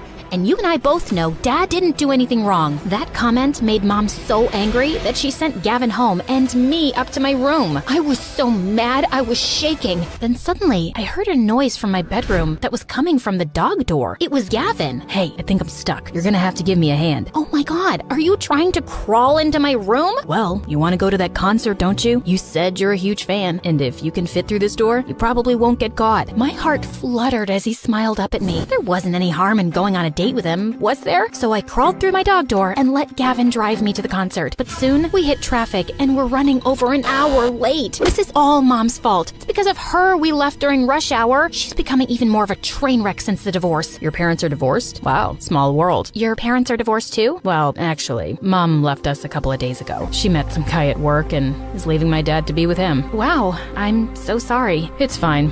I'll get through it. Gavin didn't seem like he wanted to talk about it anymore, so I turned on the radio. The concert was nearly over by the time we arrived, but Gavin had an idea. We're parked right above the stadium. If we just sit on my car, we'll have time to hear the last song. The last song was a slow one, and I closed my eyes, swaying my shoulders in the wind. I know your mom isn't perfect, but you sure are beautiful like her. Ugh, I hate it when people compare me to my mom. Can't I be my own person? I'm more than just a pretty face. I know that. You also have pretty hair. I slapped him right then, and he leaned in for a kiss. I felt fireworks between us. Then suddenly, Gavin pulled away. No, I can't do this. What do you mean? I don't want to fall for you. I'm scared of getting hurt. I don't want what happened to my parents to happen to us. Dude, we're in high school. I'm gonna run off with some other guy. Your parents' failed relationship doesn't mean you have to live in fear. But Gavin just said taking me to the concert was a mistake and started driving me home. I felt like such an idiot. He was the one who'd asked me out. I'd let him drag me hours away from home at midnight so I could give him a chance. Thankfully, Mom was in bed when I got home and I fell asleep with no trouble. Then at around 5 a.m., I felt someone's hands on my head. It was Mom. Ming, go back to sleep. At that second, I spotted a pair of scissors in her hands. What are you doing with those? And why are you holding a strand of my hair? Are you cutting my hair in my sleep? I just need a couple of strands. What? Why? Please don't ask questions. No, I will ask questions. You can't just cut my hair in my sleep without telling me why. Watch your tone, young lady. I'm not doing anything wrong here. You need to learn to respect your elders and bite your tongue. Mom stormed out of my room and slammed the door. She grounded me for a week, but I wasn't gonna let her scare me. While Mom was at work, I crept into her bedroom and searched her closet and all her drawers for evidence of something. Then finally, I lifted up a blanket from her bed and almost had a heart attack. On her bed was an open cardboard box with a pile of my hair strands. How long had she been collecting my hair? I wasn't sure what she was gonna do with it, but I knew one thing for sure. I needed to get away from her. I thought about booking a flight to China to go back and live with Dad, except what if he didn't allow me to? The next day at school, I was in the library when suddenly I saw Gavin sitting across from me reading a book. Oh darn, I'd forgotten to cancel our tutoring sessions. Ming, hey. Hi, look, I won't be needing any more tutoring sessions. I'm moving back to China. Wait, what? You're leaving? Yes, and I don't know when I'll be back. You made the right choice not to kiss me at the concert. We would have both ended up hurt. Everyone I've ever been close to in my life has done me wrong or got separated from me. You were right to protect your heart, Gavin. He stared at me with sad eyes, and I couldn't bear being around him anymore. I went back to the house so I could secretly pack my bags and leave home. But that night, Mom knocked on my door. Do you have a minute? What's going on? What's in that box? Your 18th birthday is tomorrow, so I made you a present. Oh man, my birthday. I'd completely forgotten. What's this? You asked why I was collecting strands of your hair. Well, it was to make a quilt with something called dongtai hair embroidery. It's an old Chinese practice. You sew hair strands onto a piece of white silk. My grandmother started a tradition where a mother would embroider a piece, pass it down to their daughter, who would continue the work and keep working on it until it was finished. Then, the next daughter in line would receive the quilt as a gift. And that's you. I was shocked. Mom hated me. There was no reason she'd want me a part of any family tradition. I don't even remember the last time you gave me any presents, let alone something like this. Well, it's your 18th birthday, and it's an old family practice. My mother used to tell me, back when we were close, that she wanted me to continue it, and you are my daughter after all. Mom hugged me awkwardly, and I tried to feel happy. Maybe I didn't have to run away from home after all. My mother loved me. This was proof she loved me, but I still couldn't sleep that night. I felt in my gut something was off, that Mom didn't give me that blanket for the reasons I thought she did. Suddenly, I heard voices coming from the other room that sounded like a FaceTime conversation. I can't believe you made me go through all that work to give Ming that dongtai blanket. She barely even said thank you. I shouldn't even have to ask you to pass that blanket down to your own daughter. I had to offer to take Ming for the summer so you'd agree to do it. Like I haven't already passed down enough to her. Ming is prettier than I ever was and won more pageants than I ever did. I did what you told me. I gave her the stupid quilt. What more do you want from me? Well, that all made more sense. Of course Mom hadn't changed. And of course she hadn't grown to love me. I refused to speak to both her and Dad that week. And one night, after Mom went to sleep, I threw the dongtai quilt into the fire with my strands of hair and 2 generations worth of work. At school, I still saw Gavin, but I avoided him too. After all, I told him I was leaving the country. On the last day of the semester, I was taking my finals, but I was panicking because I didn't know any of the answers. I hadn't been able to find a tutor as good as Gavin, and now I was the last one in the exam room. I tried to calm myself with deep breaths when suddenly some kids ran in screaming, pulling the examiner's arm. Miss Benson, someone broke into your car. And that's when Gavin walked in and sat next to me. We only have like 2 minutes tops. Give me your test, I'll finish it for you. No, Gavin, I can't ask you to do that. But he'd already taken my test and was filling in the answers. Why was he helping me? So, obviously, you didn't move to China in the end. No, not yet, but I still might, just to get away from everything and everybody. I don't understand, Gavin. Why did you do this for me? Because I still care about you, Ming. I know I wasn't ready to kiss you that night at the concert, but part of me regrets that. Really? Yeah, I don't want my parents' divorce to scare me away from falling in love. You told me that night, nothing is worth living in fear for. Gavin pulled me close, and I felt my heart skip a beat. Maybe you're right, Gavin. Just because my mom didn't know how to love me doesn't mean there aren't other people out there who do. You mean like me? Slow down, buddy. We're not there yet. I leaned over and kissed him right then. For the first time in ages, I walked home feeling happy. But when I entered the house, I found Mom sitting in front of the fireplace, crying.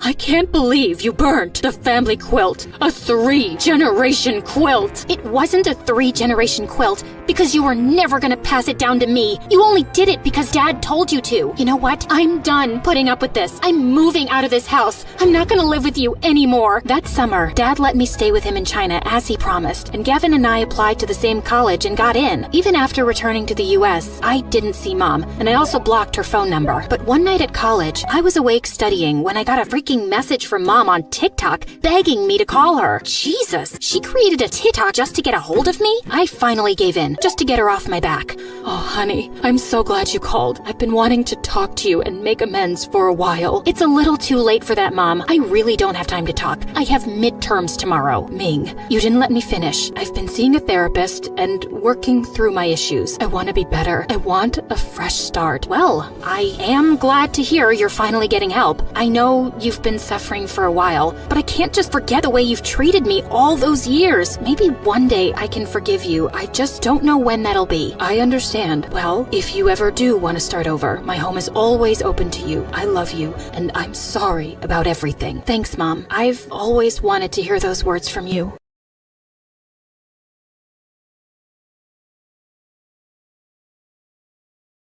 Hi guys, my name is Melanie, but call me Mel. Please like and subscribe to MSA. I used to live with my older brother Mark and my parents, who usually kept super busy with their work. With them gone for hours, Mark'd be responsible for the house and me. But that didn't come easy for him because I was a mess. As a kid, I was really wild and clumsy. I'd run around the house causing trouble, and he'd had to chase after me to keep me in check. No more chocolates, Mel. They ain't good for your teeth. But they're falling out anyways, brother, so let me have my fun. Even the kids at school would make fun of me for being weird and clumsy. But it all changed as I stepped into adolescence and the gorgeous genes in the family started to kick in. By the time I was 15, the same boys who'd teased me in my childhood now started asking me out. These are for you. Happy birthday, beautiful. Same to you. Little did they know I was still the same weird me on the inside. And Mark's protectiveness was all the more reason why I'd never gone on a single date. No doubt I loved him to bits. But he'd influence all the things I did at home and school, and it'd drive me crazy. Why did you throw away my party invitations? Why did you delete my Insta account? Why'd you sign me up for a geography class? Because that'll help you in your future. You should be thankful you have a brother like me, Mel. Or else, how are you gonna survive in this world? Happily. Saying that, I stormed out of his room, but later that night he came to me. Are you still mad at me, Mel? Okay, listen, I've always wanted the best for you since you were a kid. Yeah, but I'm not a kid anymore, and you gotta stop controlling my life. Fine, you're gonna have it that ways anyways, because I'm moving out for college next week. What? I didn't know how to react, because I was both happy and sad about him leaving. But after Mark left, I had this feeling that I could take complete control over my life, especially when Mom and Dad were moving to a new city for their work, and I was shifting with them. Our new house was like a giant mansion, and my room had these big windows and a tall mirror that took up most of the north wall. But more than anything, I was excited about getting a fresh start at school because Mark wasn't here to hijack my life. So, on the very first day, I wore a gorgeous new dress to school. But just as I was making my way through the hallways, I stumbled and bumped into a girl who was holding giant paint buckets in her hands, and all of them came flying onto my dress. Holy jeez! I ended up on the floor, but the girl reached out her hand towards me. Are you okay? I took it and quickly got off my butt, but I couldn't believe my eyes. She had gorgeous blonde hair and the sweetest smile. It was like I had an instant crush. I'm so sorry about the paint. Oh gosh, I ruined your dress. Come with me. She grabbed my hand and took me to the changing room, and there she handed me a fresh pair of clothes. Try this. It's not that great, but it'll help you make a good impression on your first day. How did you know it was my first day? Oh, word gets around here fast, especially about cute girls. Okay, thank you. If that was a compliment, was it? Oh, never mind.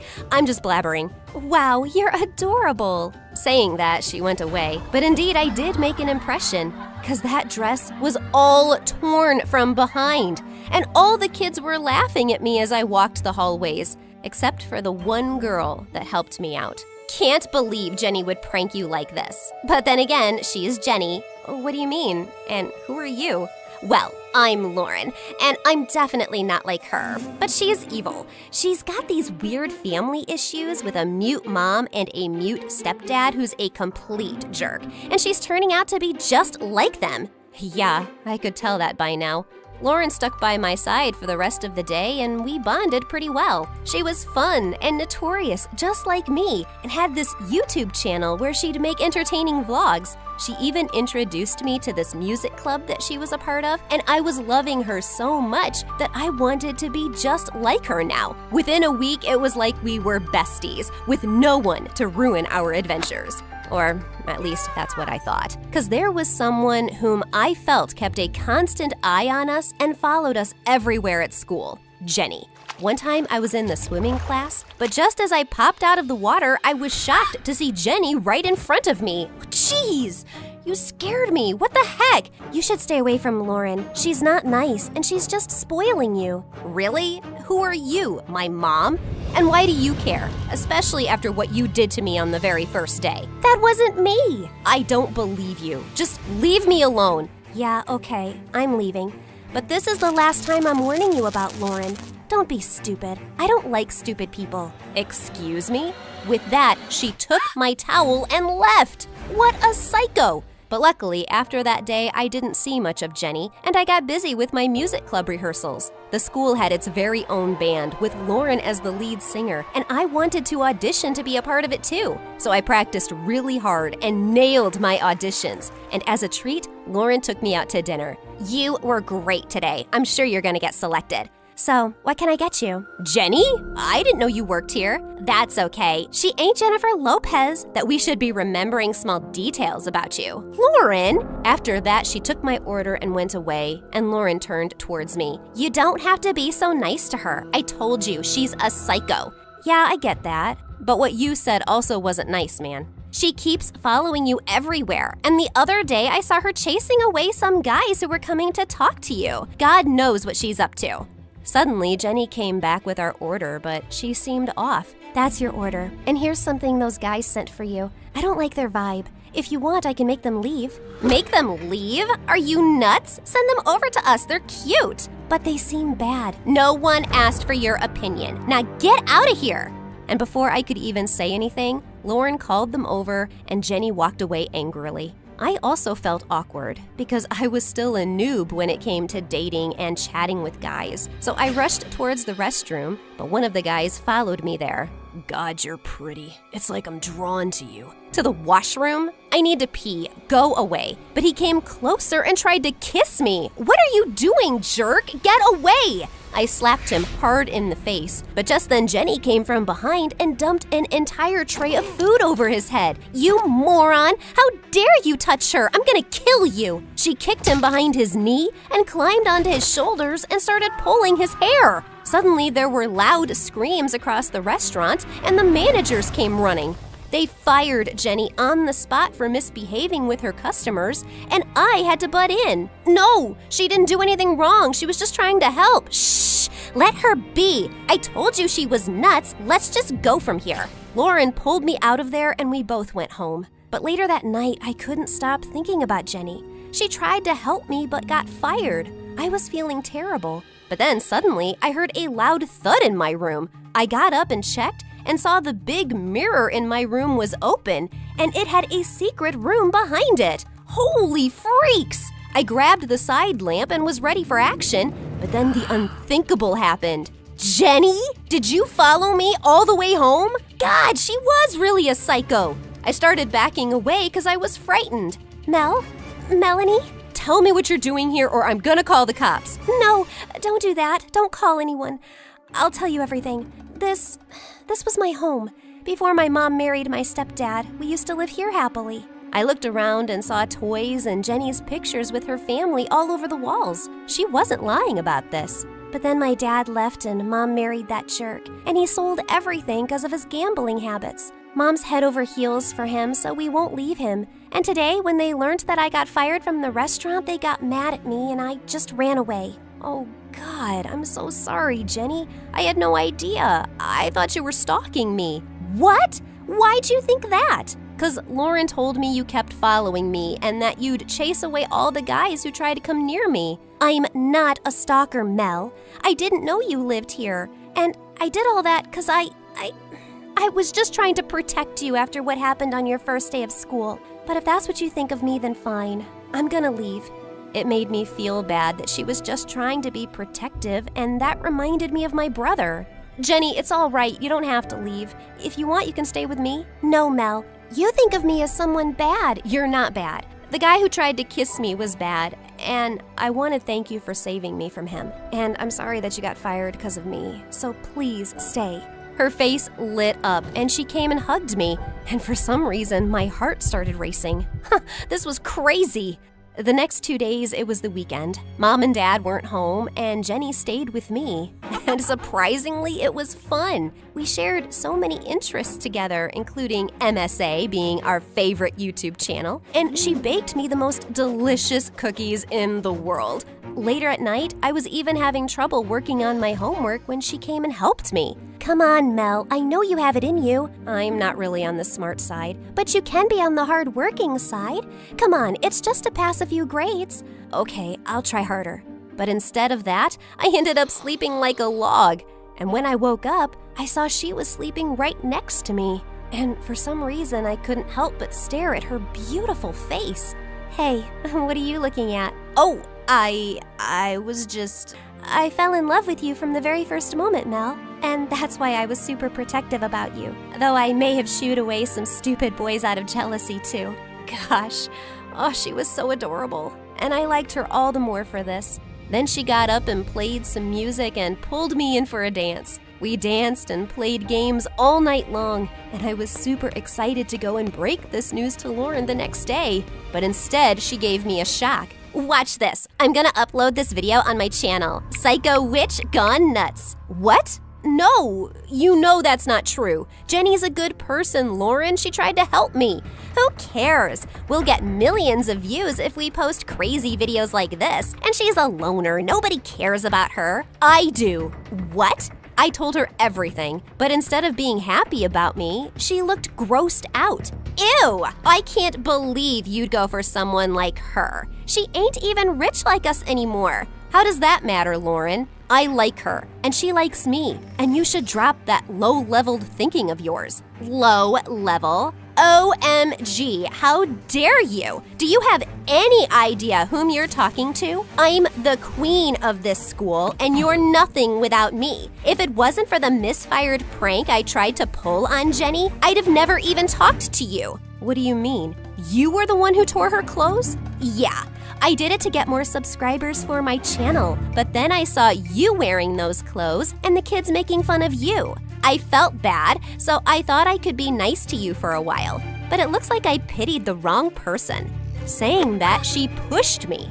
But I couldn't let her do this to Jenny, so I snatched her phone and smashed it into pieces. You witch! Suddenly she jumped onto me and we both broke into a wild fight. The teachers came running and pulled us apart. I'm not gonna spare you now. I rule this place. I'm a diva with thousands of subscribers watching me and following me. And that little music band you wanna get into? I run it. I know everything you do, and I've always admired you for it. So much that I always wanted to be just like you, but not anymore. 'Cause now I know that you're a bad person, and you use people to get famous, and I'd never want to be like you. She's right. Lauren is just so evil.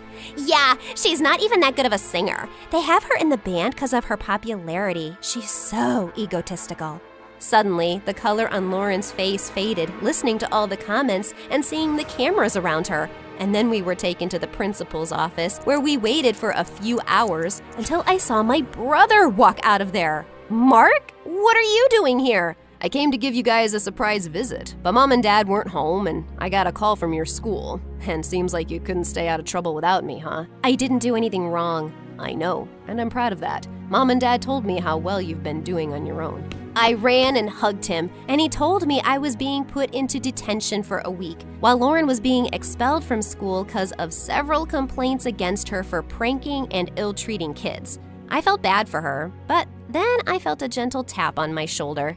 Are you okay? I heard what happened, and I got so worried. Why did you fight with her? 'Cause you would have done the same for me.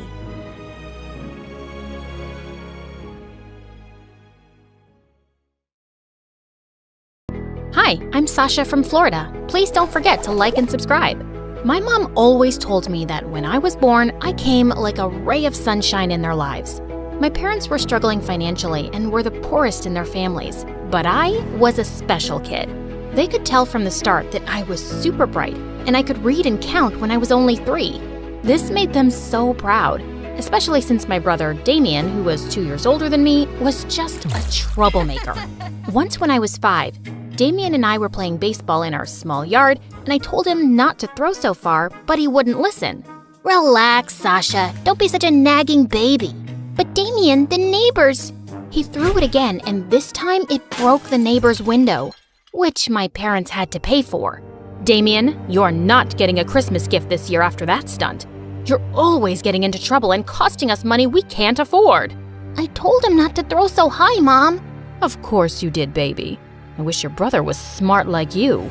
Damien looked at me with pure hatred, and ever since then, we fought like cats and dogs, and there was no peace in the house with us around. I kept excelling at school, and with time, my parents' struggles also started getting easier. Dad got a job in the city planning department, and he had a good salary now. The only one getting worse was Damien.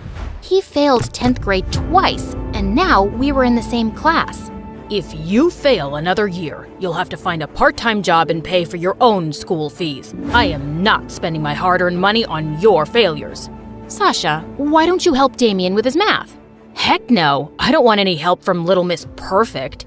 It's not like I'm dying to teach you, but this is just getting embarrassing, bro. Take my help if you ever want to leave high school. I tried my best to help Damien, but he was such a thick-headed student. How could someone's IQ be this low? One day, while we were sitting at the local ice cream shop going through his homework, this fancy, overdressed girl sitting at a table opposite us started yelling at the waiter for accidentally spilling a milkshake on her. "You stupid fool! Look at what you did to my Gucci top!" Even though the waiter apologized 10 times, the girl kept being a jerk and told him she wasn't paying for her food. She started walking out, and just as she was passing by our table, her shoe's heel broke and she tripped. But Damien moved at some lightning speed and caught her just before she fell. It was like watching a Bollywood movie in slow motion. The two were staring deep into each other's eyes till I interrupted.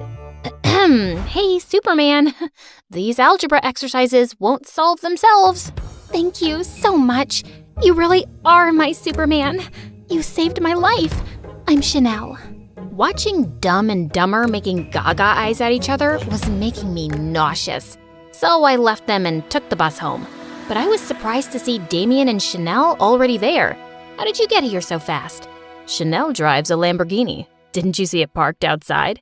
What surprised me even more was that my parents were smiling from ear to ear at her. Her father is actually one of the richest people in town. Yes, and your brother and Chanel are dating now. Isn't that amazing? Dating? They just met. I had no idea what this girl saw in my brother or what she wanted from him. So when she was leaving, I caught up with her. "Excuse me, Chanel, right?" "Yes, and you're Sasha. Your parents tell me you're so smart." "Yeah, and I love my family very much. And even though my brother's dumb, I don't want to see him get hurt. So what's your deal?" "What do you mean?" "I just like him, and I'm gonna ask my daddy to transfer him to my school." I didn't think Chanel was serious. But a month later, Damien was going to her school, and she was coming over to our house for Sunday lunches. My parents started giving Damien all their attention, and I stopped existing. "Damien, my darling, we're so proud of you. We always knew that there was something special about you." "Hey guys, I got selected to participate in the international math competition." "Oh, that's nice, dear. Oh, and Chanel, thank you for speaking to your father. Because of you, I now have a good job at the bank. But Mom, you don't even have any banking qualifications." Who needs qualifications when you know people in high places? My house was turning into a fake zone, and everything was about Chanel and Damien now. I wasn't used to this at all. When I was in 11th grade, Chanel invited us to her mansion for her birthday party. We were welcomed warmly by her mother, but her father was forever on a phone call. While my family were busy mingling with the rich, I found a quiet place on a balcony. Just then, this tall Superman-type guy appeared beside me, and I immediately felt nervous. The view is beautiful from here. I'm Clinton, by the way. I haven't seen you at any of Chanel's parties before. I'm her boyfriend's sister, not really a close friend. How are you related? Oh, I'm her ex-boyfriend. Why would you come to her party? Her father and I are very close, and he still wants me and his daughter back together. What? But she's with my brother. Chanel's father has helped me and my family a lot, so I'd do anything to help him out. Like, break up my brother and Chanel? Is that what her dad wants? And you'd do it? That's just crazy. They've been together for a year now, and they're in love. That's what you think. Sasha, what are you doing here with this jerk? He's obsessed with Chanel and keeps asking me to break up with her because he wants her back. You are such a fool. I'm just trying to help you, dude. Damien lunged forward to punch Clinton, who pushed him away roughly to defend himself. Just then, Damien tripped on a rug and landed hard on the floor. Damien! He was unconscious, and we quickly called an ambulance. While my parents and I sat in the hospital waiting room, I went to get some water when I found Chanel in Clinton's arms. You lying, cheating snake! My brother's seriously hurt, and you're here playing makeup with your stupid ex. You can't talk to me like that, Sasha. Oh, drop the act, you witch. Sasha, why are you making such a commotion? Because your son is in the hospital, and it's all because of this stupid girl you adore. Just then, I spotted Grandma's pearl necklace around Chanel's neck. Hey, what are you doing with that necklace? It was a gift from your mother. Mom, why would you give her that? You always said it was mine. Sasha, please calm down. Chanel has done so much for our family since she came into our lives. You need to be more thankful. Chanel is fooling all of you. She is not who she seems. Enough of your jealousy. Not everything is about you, Sasha. After my dad said that, I suddenly lost it and pulled the pearls off Chanel's neck, sending them flying everywhere. I ran away before my blind, foolish family could say more. When I went to see Damien later, he did not look great. You bruised like a peach, bro. But I'm glad you're awake. Where's Chanel? Listen, there's something I need to tell. I'm right here, Damien. Oh, you had me really scared, babe. Damien, don't trust anything she says. Just hear me out first. Sasha, just mind your business, okay? Chanel is the love of my life. Now please, get out. I saw that I was just wasting my time with my family, so I stopped talking to everyone and minded my own business. But a week later, everything came crashing down. Damien came home looking devastated because Chanel had broken up with him without any explanation. And when Mom returned, she said she'd also lost her banking job. I should have listened to you, Sasha. Chanel just threw me away like a toy she got bored of. And now, I'm back to being nothing. But you were never nothing, Damien. Yes, I was. I was always a disappointment next to you. But once I started dating Chanel, they finally noticed me. I was worth something. It was true. I'd enjoyed all their attention without ever thinking about how he felt. And for the first time, I hugged him. Just then, Dad appeared, looking frantic. Chanel is a bigger traitor than we could have imagined.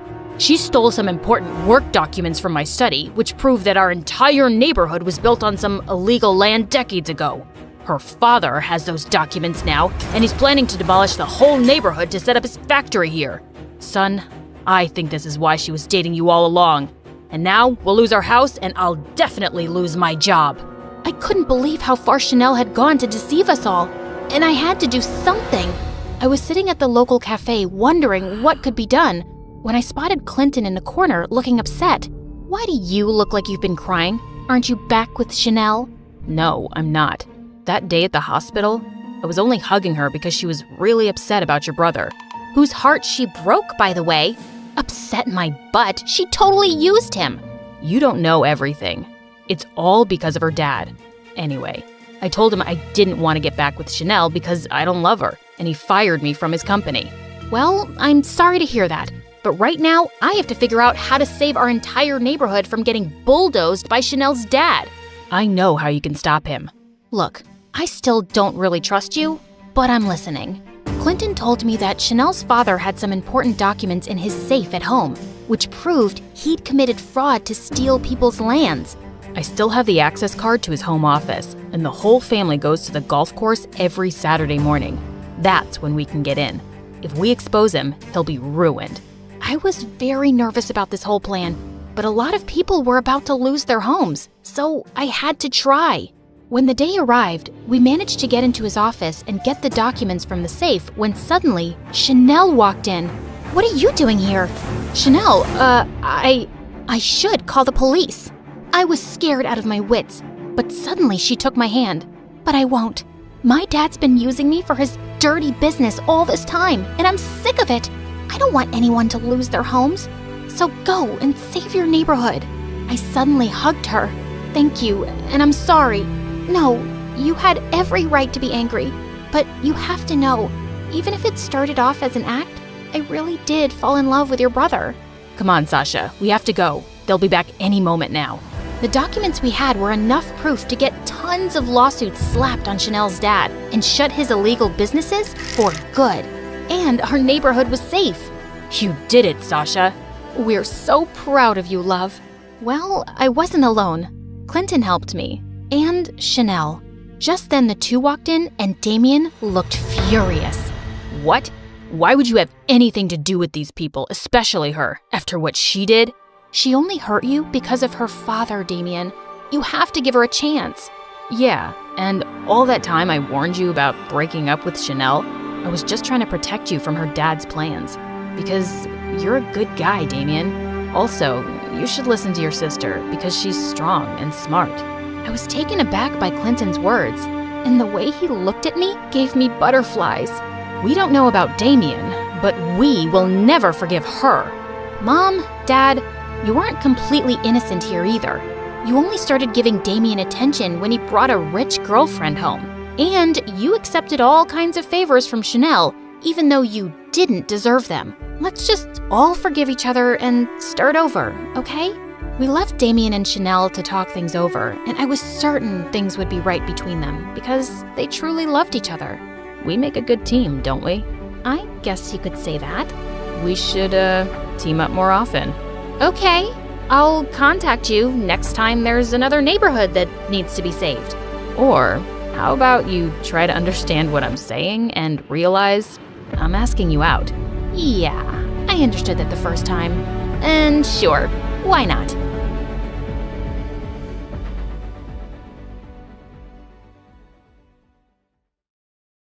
The minute the history teacher walked in, a sudden hush fell over the classroom. She was an absolute terror. That day, she announced a flash quiz and immediately turned her beady eyes to me. Annette, when was America's Declaration of Independence signed? Oh, thank God. I knew that one. 2nd of August, ma'am.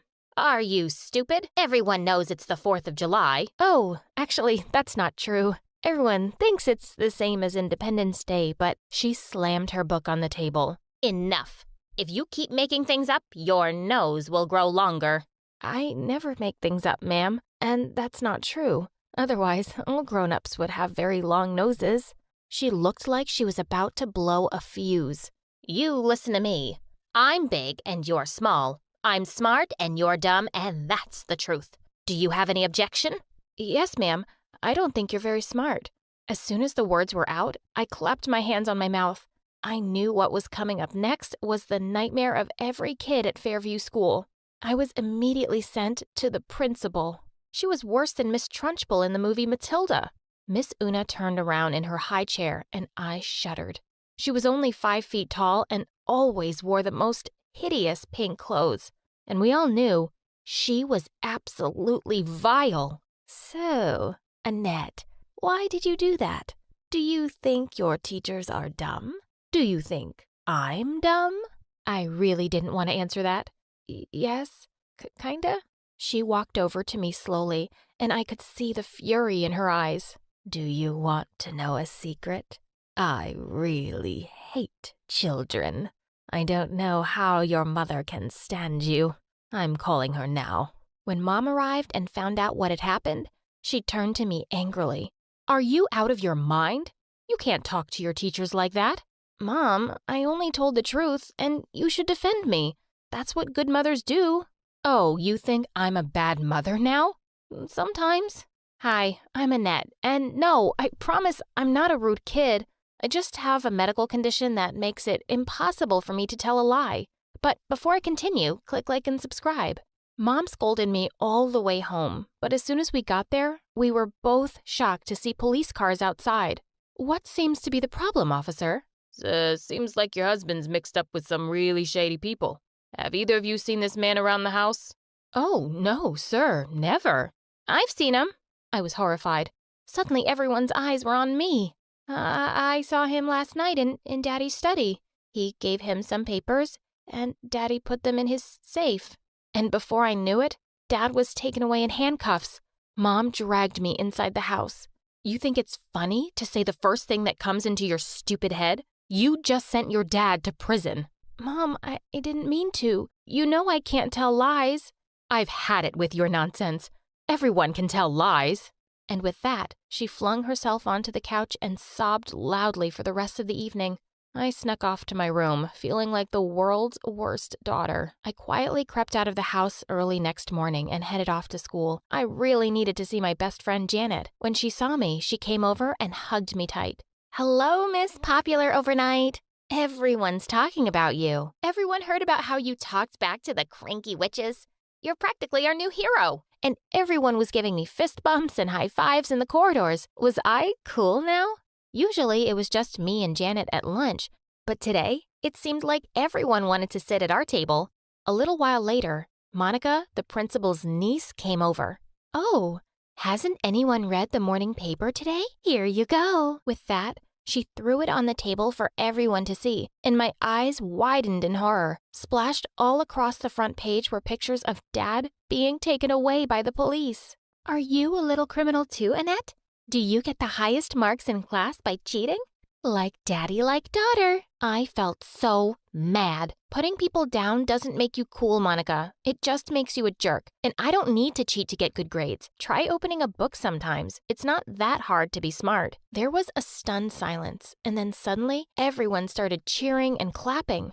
Monica looked livid as she stormed off. Someone quickly threw the paper away, and Janet pressed my hand. Dude, I wish I could be like you. No one dares talk to Monica like that. You're so brave and cool. Teach me. Oh, I don't think I can. It's just the way I was born. I bet your mom is so proud to have a daughter like you. Oh, yeah, really proud. When I got home that day, there were police officers swarming all over the place again. The minute Mom saw me, she screamed angrily.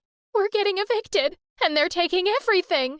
And before I knew it, we'd lost our home and moved into the tiniest apartment. I even had to share a bed with Mom. She kept kicking me in her sleep all night. The next morning, she threw another bombshell on me. If you want to go to college, Missy, you better get a scholarship. There's no way I can afford your tuition fees now. Things weren't great at home, but I'd suddenly become the most popular person at school. Janet said that the teachers treated me nicely now because they didn't want to get themselves insulted by me. Everyone at school thought I was a legend. Since that day, the principal was after me with a vengeance. She just seemed to be everywhere, ready to punish me over the dumbest thing. One day, Janet was showing me this cute boy on Instagram who worked at the same coffee shop as her. As we were swooning over his pictures, suddenly, Miss Una's shrill voice nearly made me drop the phone. Boys and girls must always be 2 feet away from one another. Do you see any boys around, Miss Una? Don't try to be oversmart. Detention for you both.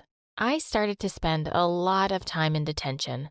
I could only look forward to getting out of here soon. I started working on my college applications and scholarships, and all the teachers were helping me out. Except one, of course, the history teacher. When she returned my last assignment, I was horrified to see a big fat D on it.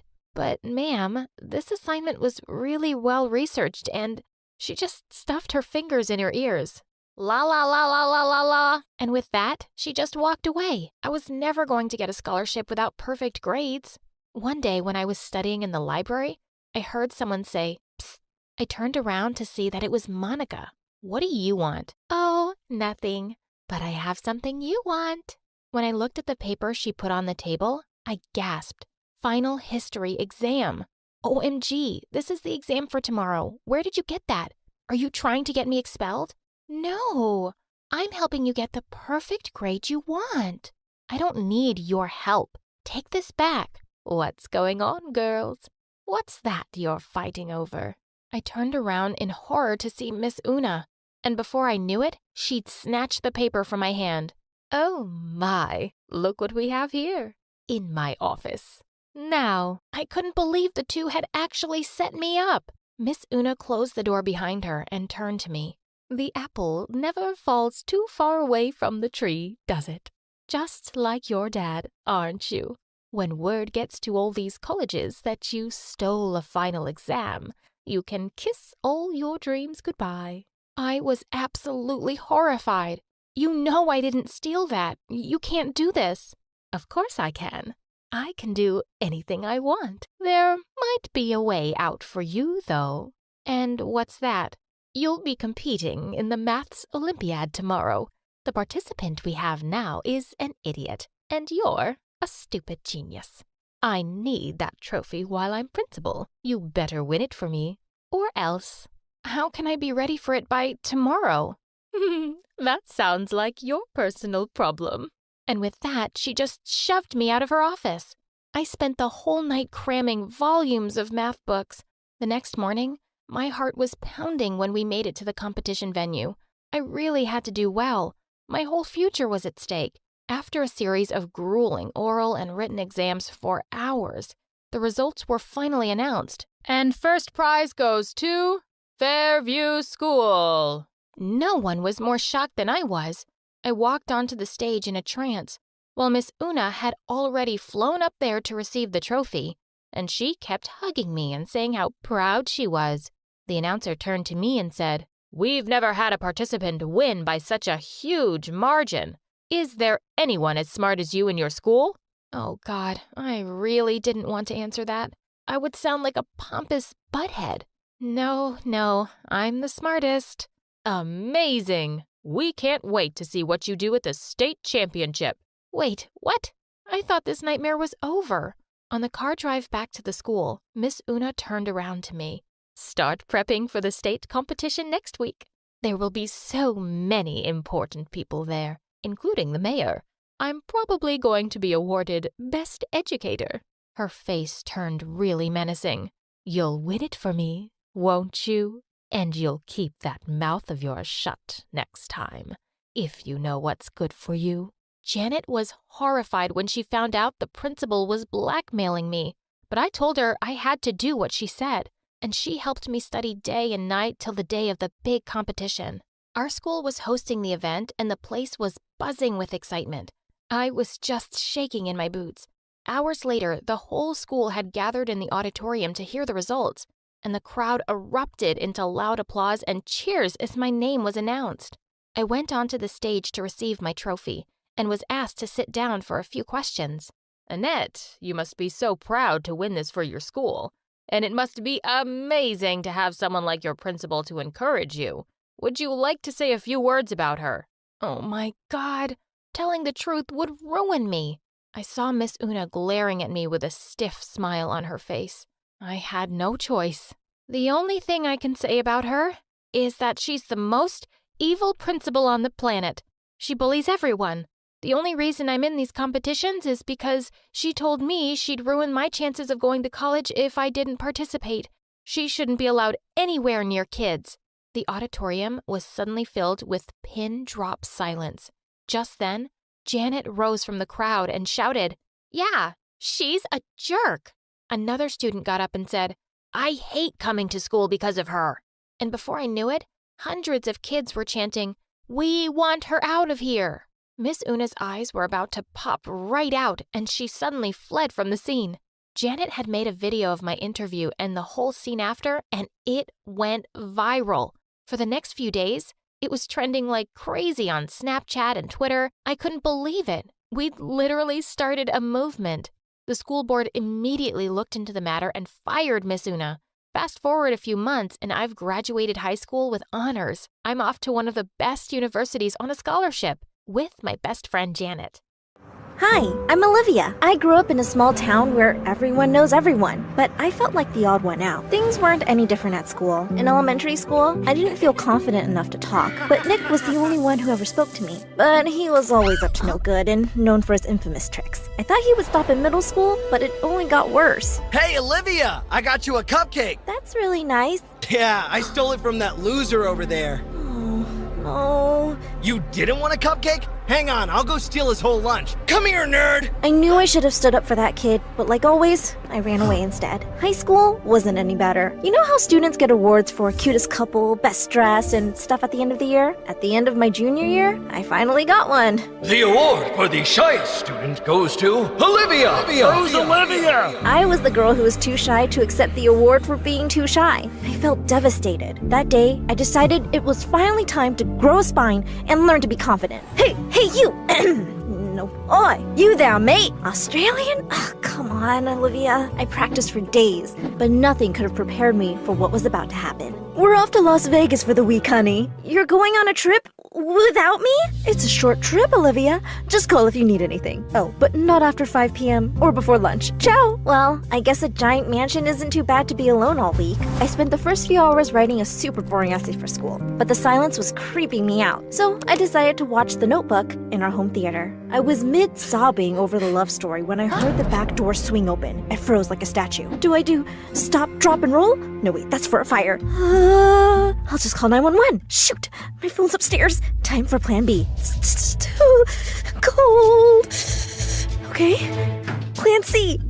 Cramp. Suddenly, there was a crash upstairs. It sounded like my laptop. I would rather fight to the death than write that essay all over again. I tiptoed upstairs and saw someone in the kitchen, but it was too dark to see their face. With a burst of confidence, I jumped on their back like a spider monkey, but my victory didn't last long. Hey! They threw me to the floor and everything went black. I woke up with a flashlight in my face and all my memories flooded back.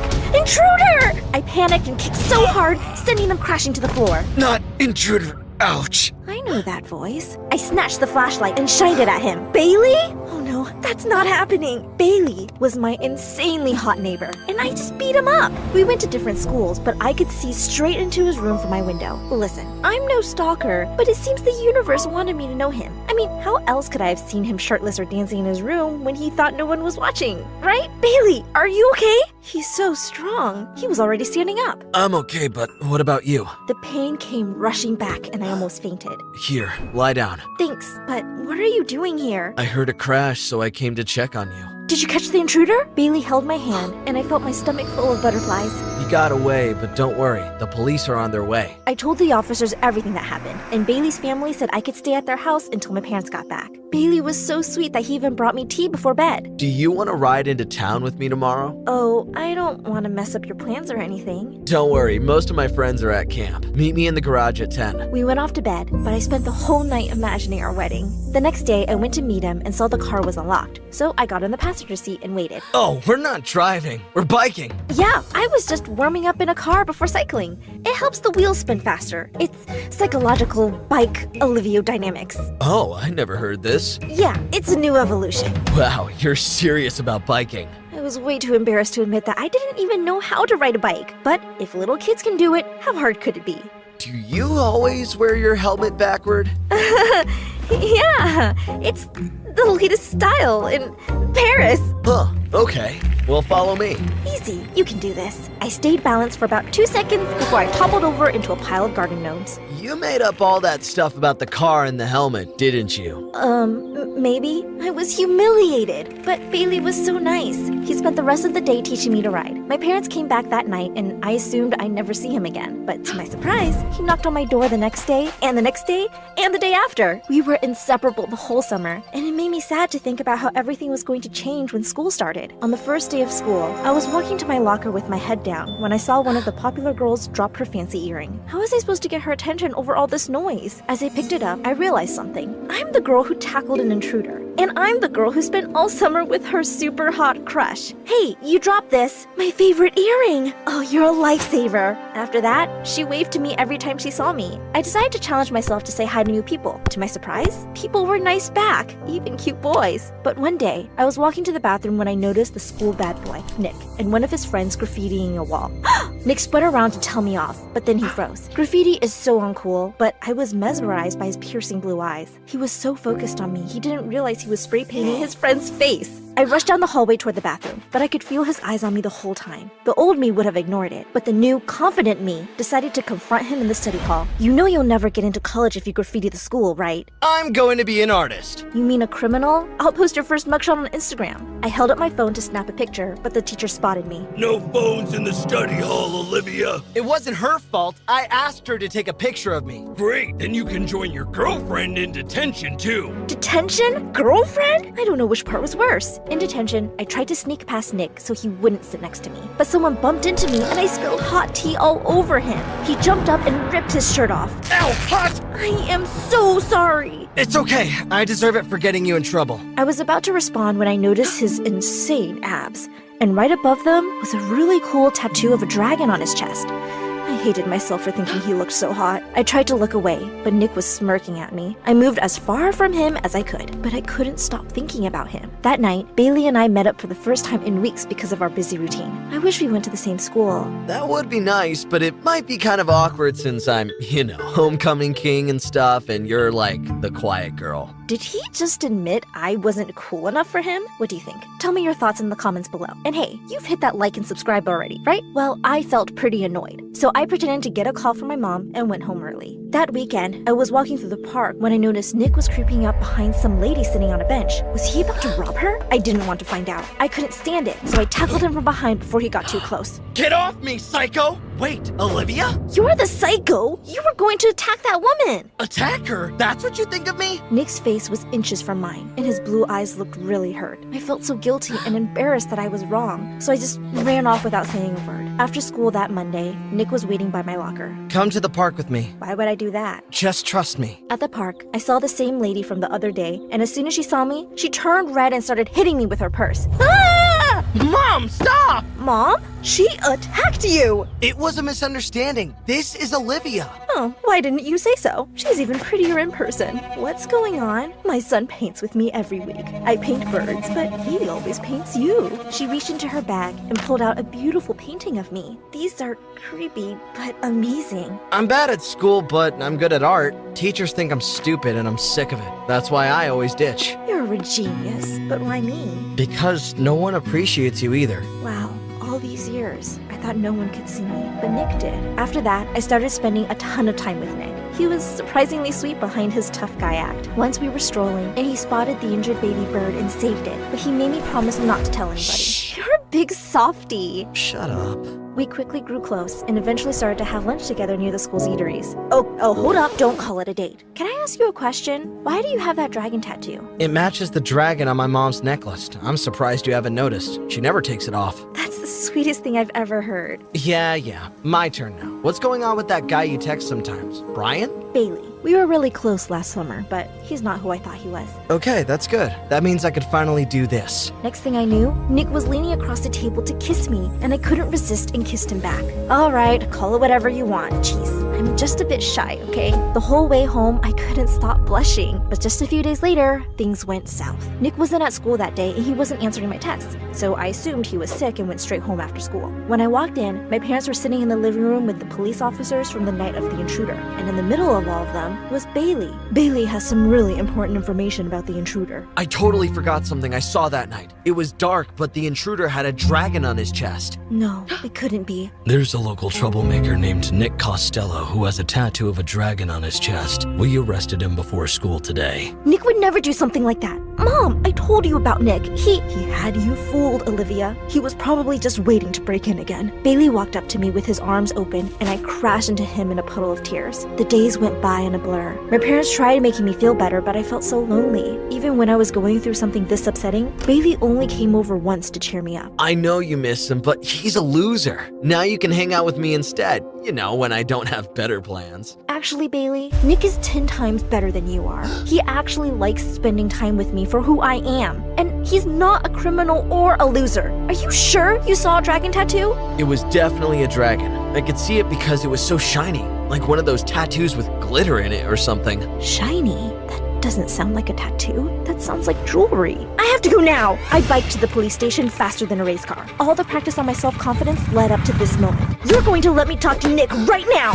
Visitors get 10 minutes. I'll bring him out. How did Nick still look hot in one of those orange jumpsuits? Your mom was the real intruder, wasn't she? Bailey didn't see your tattoo. He saw her dragon necklace. Please don't tell anyone. But we have to get you out of here. No, my mom is sick, okay? At night, it's like she becomes a different person. She has no idea who she is or where she is, and she gets into all sorts of trouble. I go to the park with her so that she doesn't get lost on her way home and go into the wrong house. Why didn't you tell the police? Because it's still all my fault. The night she got into your house, I was supposed to walk her home, but I went to the arcade with my friends and lost track of time. If the police find out, they'll send her to a mental facility. Hang on. Did you say the arcade? Nick, this is amazing! There are cameras everywhere so kids don't cheat when they play. We don't have to tell the police anything about your mom. All we have to do is prove you couldn't have been the intruder. I sprinted to the arcade and basically threw a tantrum until the manager gave me the security tapes from that night. They totally proved that Nick was there the entire time. I took the tape back to the cops and they had no choice but to let him go. We bought Nick's mom a new necklace to replace the dragon so that no one would ever figure out who the intruder was. And whenever Nick was busy, I spent time with his mom to make sure she didn't scare any other poor families by accident.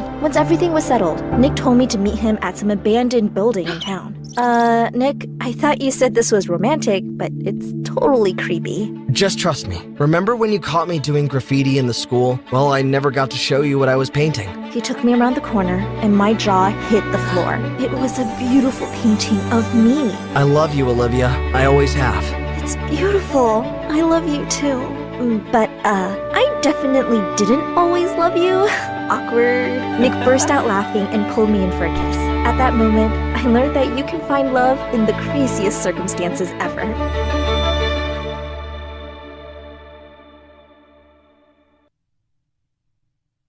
Hi, I'm Jody from North Dakota. Please like and subscribe, and you'll be able to fulfill all your New Year's resolutions.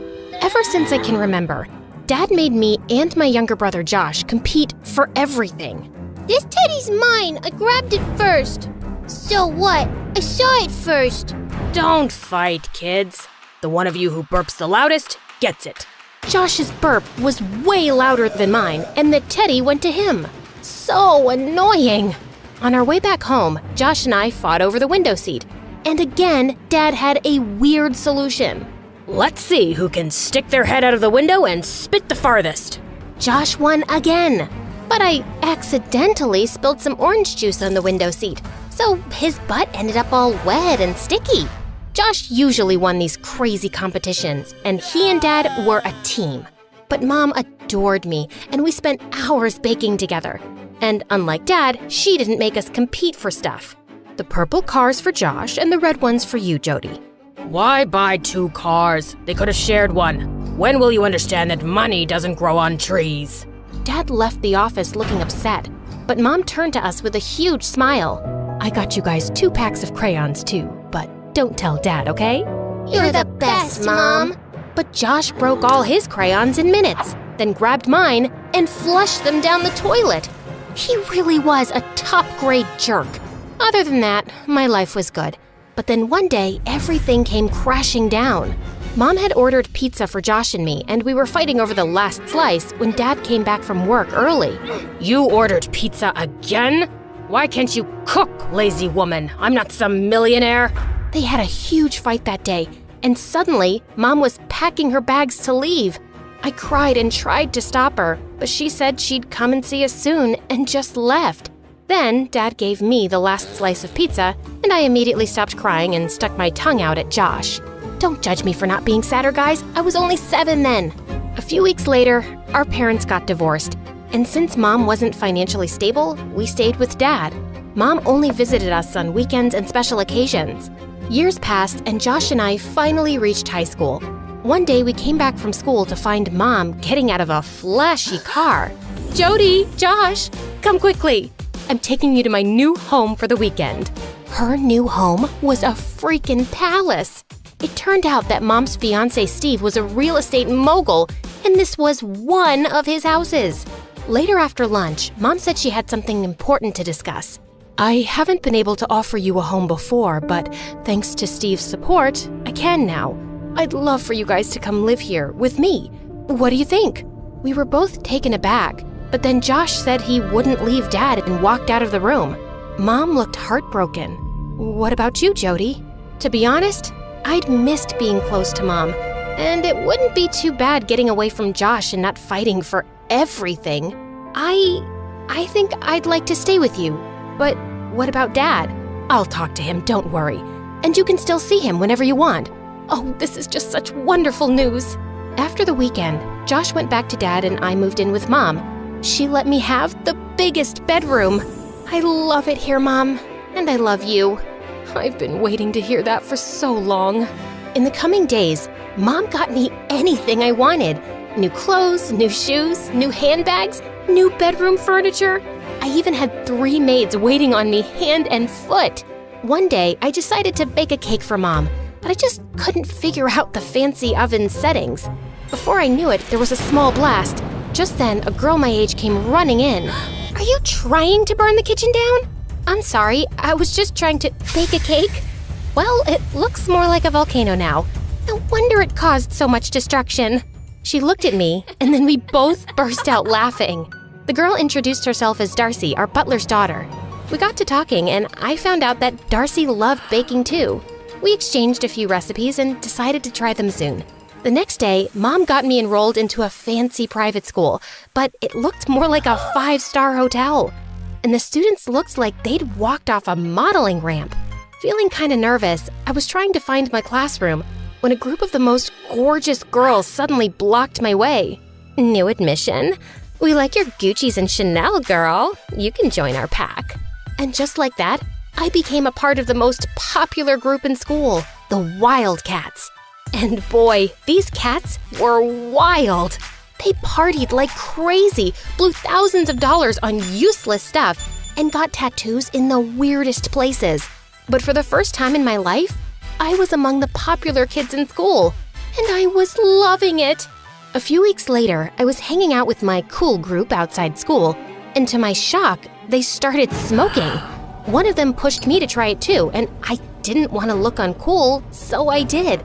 But I started coughing like crazy. Jody, what are you doing?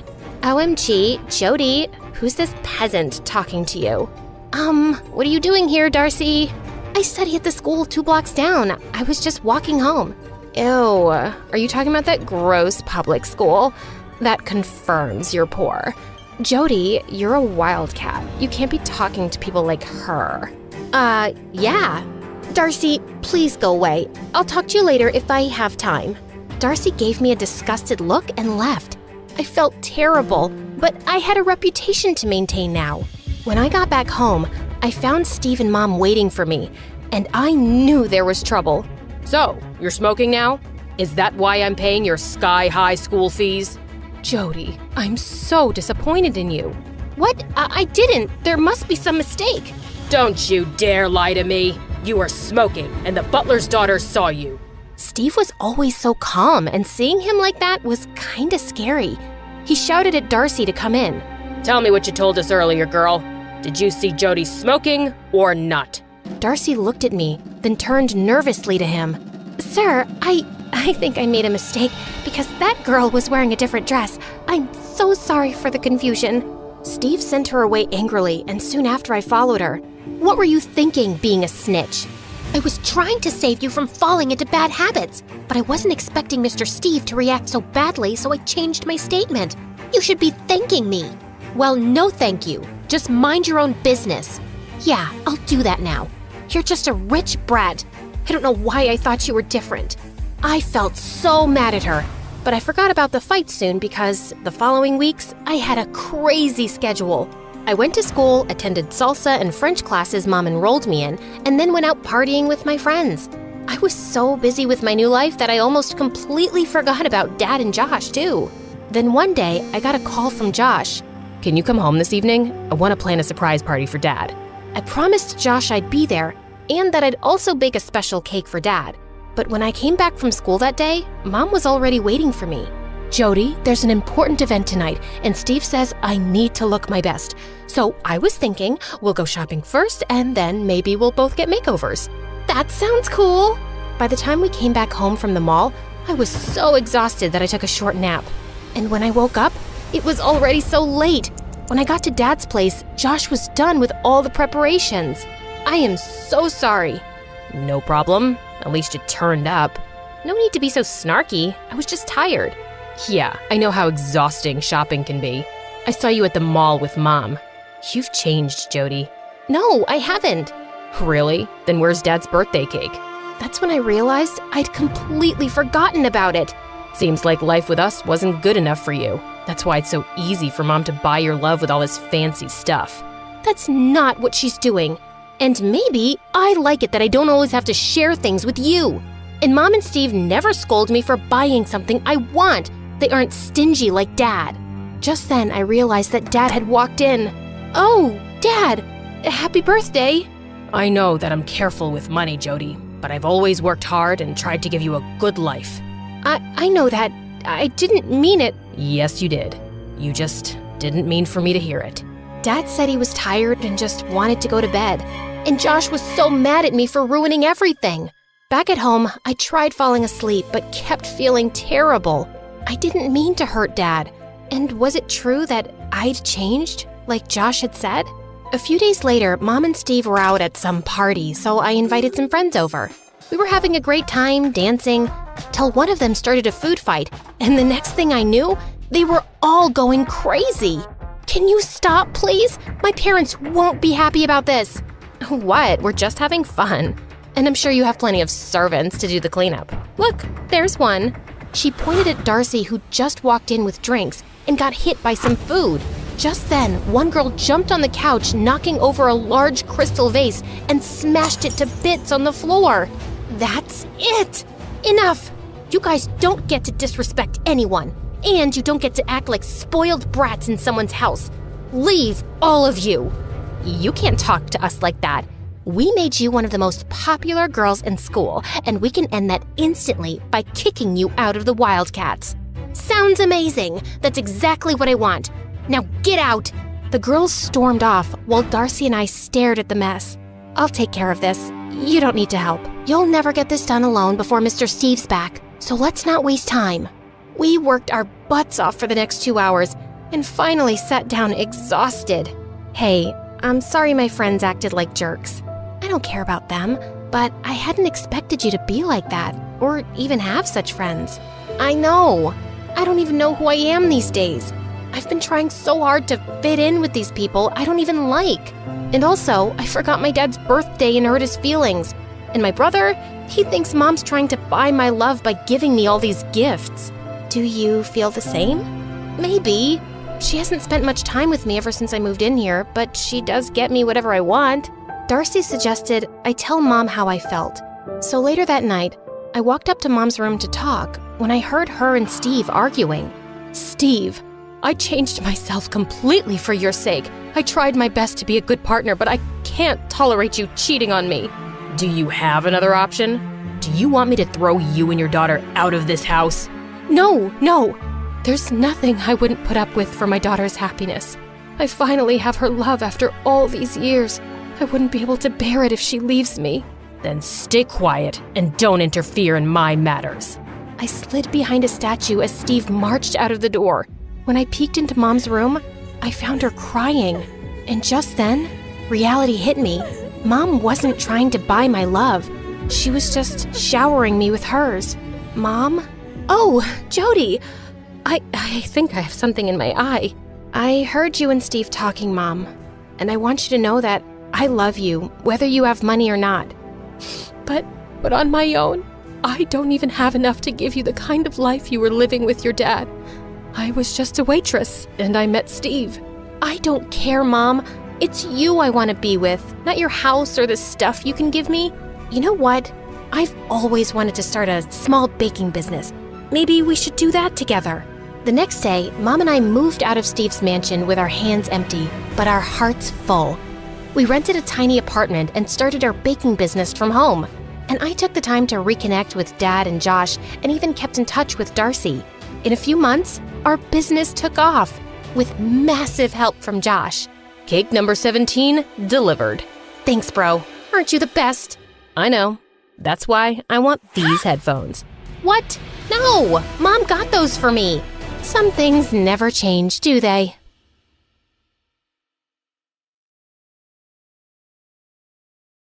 Think about your favorite spot. It's probably a tree in the woods, a couch in your sitting room, or maybe your parents' car. For me, it's always been the kitchen. In fact, this kitchen saved me from becoming a raging monster with a thirst for vengeance, destruction, devastation, and sorry. I didn't mean to scare you. I'm Lily, and before I continue, please like and subscribe. You see, my parents were amazing chefs who owned a popular restaurant in town. My grandmother was a baker extraordinaire. Dad's bread literally made grown men cry, and Mom's pasta won a dozen awards. I'd clearly inherited their love for cooking, and they started teaching me when I was really young. But the cooking gene entirely skipped my twin sister Mia. The poor thing couldn't even boil an egg right. She burned everything she baked, and once she got so frustrated that she threw a pot out the window. Cooking sucks. After that, she was banned from the kitchen for life. In middle school, Mia was the absolute worst. On my parents' anniversary, I baked a fancy cake. Then Mia burst into the kitchen on her skateboard. She banged into me and I fell face first into the cake. Oops, sorry, didn't see you there. That night, I stormed up to Mia's room, grabbed her precious laptop, and smashed it to pieces. Mia went ballistic. We fought like a pack of hyenas. Mom and Dad grounded us for a month. The summer before our freshman year, our parents sat us down and told us they wanted us to help out at the restaurant. I was so excited. I can't wait. This is gonna be awesome. Meh. But on our first day, my parents gave me the worst news. They said Mia would work in the office while I'd be a waitress. What? I can't be a waitress. I'm a chef. I've been training for this for years. My parents gave me a dozen reasons why they needed me to be a waitress, but I can't remember one. As I looked out onto the busy restaurant floor, I felt sick to my stomach. I forgot to mention, I'm terrified of crowds. I mean, it's bad. Like, one time I was in a school play. I only had one line. The moment I saw all those beady eyes staring at me, I got so nervous I fainted, fell backward, bumped into a backdrop that smashed into a light, and then the whole stage came tumbling down. Lily, are you listening? I don't think this is a good idea. You'll do just fine. My first shift was the worst. I screwed up 2 orders, I spilled a drink on the floor, and then one of our biggest customers, Mr. Spinster, yelled at me. My order isn't right. Did you leave your brain in the sink? Just as I was about to burst into tears, this gorgeous boy named Wyatt came to the rescue. He was a waiter at the restaurant, and everyone loved him. Wyatt calmed the customer down, fixed their order, and had them smiling in seconds. They even gave him a big tip when they left. Ignore Mr. Spinster. He's a jerk. This is for you. Wyatt handed me a $100 bill. I can't take this. You did all the work. We were a team. Then Wyatt smiled at me and put his hand on my shoulder, and my heart raced like it had just entered the Indy 500. Wyatt was my parents' best employee, and he took me under his wing. He taught me how to be a great waiter and helped me overcome my fear of crowds. There's nothing to be afraid of. Picture them as silly clowns with big red noses and floppy shoes. Soon we started dating. One time, Mia caught us kissing in the kitchen after hours. Gross, get a room. Wyatt and I had so much in common. We loved the same foods and MSA videos. He even wanted to own a restaurant someday. Wyatt was my first love, and even my parents adored him. It took some time, but Mia eventually warmed up to Wyatt after he fixed her laptop. But when school started, everything changed. Wyatt was my senior and one of the most popular boys in school. All the girls had a crush on him, but he only had eyes for me, which didn't sit well with his ex-girlfriend, Sophie. One day, Wyatt and I were talking near my locker when Sophie marched up to us. She was the most popular girl in school. Her father owned a dozen hotels around the world, and she was a social media star with millions of followers subscribing to hear about her ultra-rich life. And then Sophie shoved me to the side. Out of my way, nerd. Hey! I lost my balance and stumbled backwards. I marched towards Sophie so I could smack her in her stupid face, but then 2 huge bodyguards grabbed me and set me down 5 feet away. Sophie, why are you being a witch? Oh, Wyatt, that doesn't matter. Listen, I was thinking breaking up with you was a mistake. I traveled the world and dated a dozen boys, but I could never stop thinking about you. I love you, Wyatt. Let's get back together and make it insta-official. Sophie pulled out her cell phone and started recording as she leaned in for a kiss. Wyatt moved to the side and Sophie fell flat on her face. She was so embarrassed. Sorry, I have a new girlfriend. What girlfriend? Wyatt marched straight up to me. Her name is Lily, and we're in love. Sophie took one look at me and laughed. That's your girlfriend? No way! I thought she was your mutant brother that lived under the stairs because his face was so ugly he made your mother cry. I was so mad I wanted to throw a book at her, but then Wyatt pulled me close and kissed me. Come on, babe, let's get out of here. Sophie was so angry she started screaming like a peacock. Yeah, peacock scream. I saw it on YouTube. It's actually pretty wild. That night, Wyatt and I were in my room studying and kissing when Mia barged in. Jeez, Mia, get out! Can we have some privacy, please? What did you guys do to Sophie? She's trashing our restaurant. Mia showed us Sophie's latest live stream on her phone. So I ordered their famous spaghetti and meatballs, and it was like I was eating rubber bands. And don't even get me started on their so-called gourmet burger. It was as dry as the Sahara Desert. I had to drink a gallon of water just to wash it down. Sophie made a dozen more posts just like it and got 1 million likes. The next day, people stopped coming to our restaurant, and it continued for weeks. The bills started piling up, and my parents had to lay off most of their employees, including Wyatt. They were devastated. I tried to reason with Sophie. I'm just being honest. Your parents' food is as disgusting as your gross face. By the way, has anyone ever told you that you smell like a rotten egg that ate a pile of poop? Sophie and her friends laughed like it was the funniest joke in the world. Then something inside me just snapped. I'll show you, disgusting! I charged Sophie like a bull. I slipped past Sophie's bodyguards, punched her in the eye, and shoved her hard. Sophie fell and broke her arm. The next day, Sophie's parents filed a lawsuit against me and my family, sued my parents for a ton of money, and won. My parents' bank accounts were drained, and they were forced to close the restaurant. I felt horrible. I'm so sorry. This is all my fault. I don't know what came over me. You turned into a crazy maniac, and now we're poor. Everything will be fine. I've got this under control. Dad took all the money out of our savings account and started giving it away to charities. He invested in a ton of shady business ventures and even threw $500 into a wishing well. Dad, have you lost your mind? Don't worry, girls. The more money you put into the world, the more you'll get back. That doesn't sound right. We lost our car, then our house, and then we had to live with our grandmother. Mom got so pissed, she left Dad and moved to another town. A few weeks later, Dad and one of his shady business partners were arrested and sent to jail for fraud. My life was in shambles, but at least I had Wyatt. On Wyatt's birthday, I walked to his house to surprise him with his favorite cookies, but I caught him kissing Sophie on his front porch. Hey, loser, what's up? Wyatt finally came to his senses. He's no longer interested in trolls. I just stood there, speechless. I couldn't believe my eyes. If you're gonna stand there like a dummy, do you mind making yourself useful and taking a good kissing picture of us? I'm commissioning a world-famous artist to make some oil paintings of us as a couple. How could you do this to me, Wyatt? I thought we were in love. Things changed. I realized that I'm still in love with Sophie. Sophie convinced her dad to give me a new job at one of his restaurants. Isn't she an angel? I'm perfect. I can't help it. I'm irresistible, like cotton candy and gummy bears. Sophie and I never should have broken up. I didn't mean to hurt you, Lily. I hope we can still be friends. Or not. I'm allergic to losers, and every time Lily's around, she makes me want to puke. At school, Sophie and Wyatt were all over each other. Every time I saw them, I got angrier and angrier. Mia tried to be the voice of reason.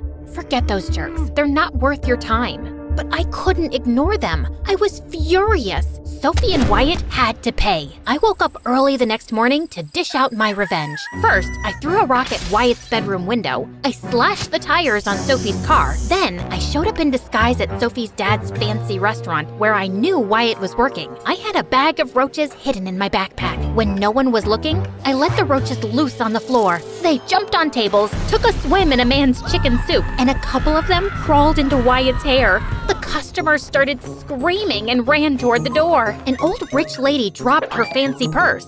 Hey lady, you forgot your purse! But the lady was so scared, she rushed right past me, hopped into her limousine, and drove off. The next day, the health inspector shut the restaurant down, and Wyatt lost his job. Mia caught me laughing in my room as I watched the whole thing on the news.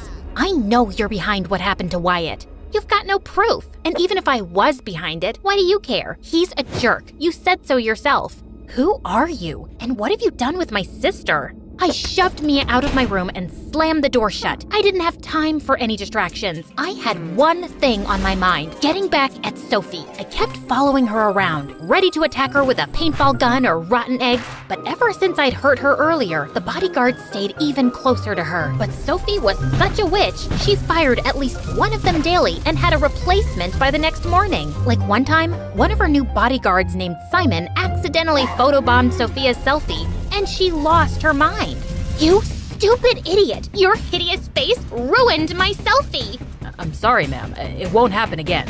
Of course it won't, because you're fired!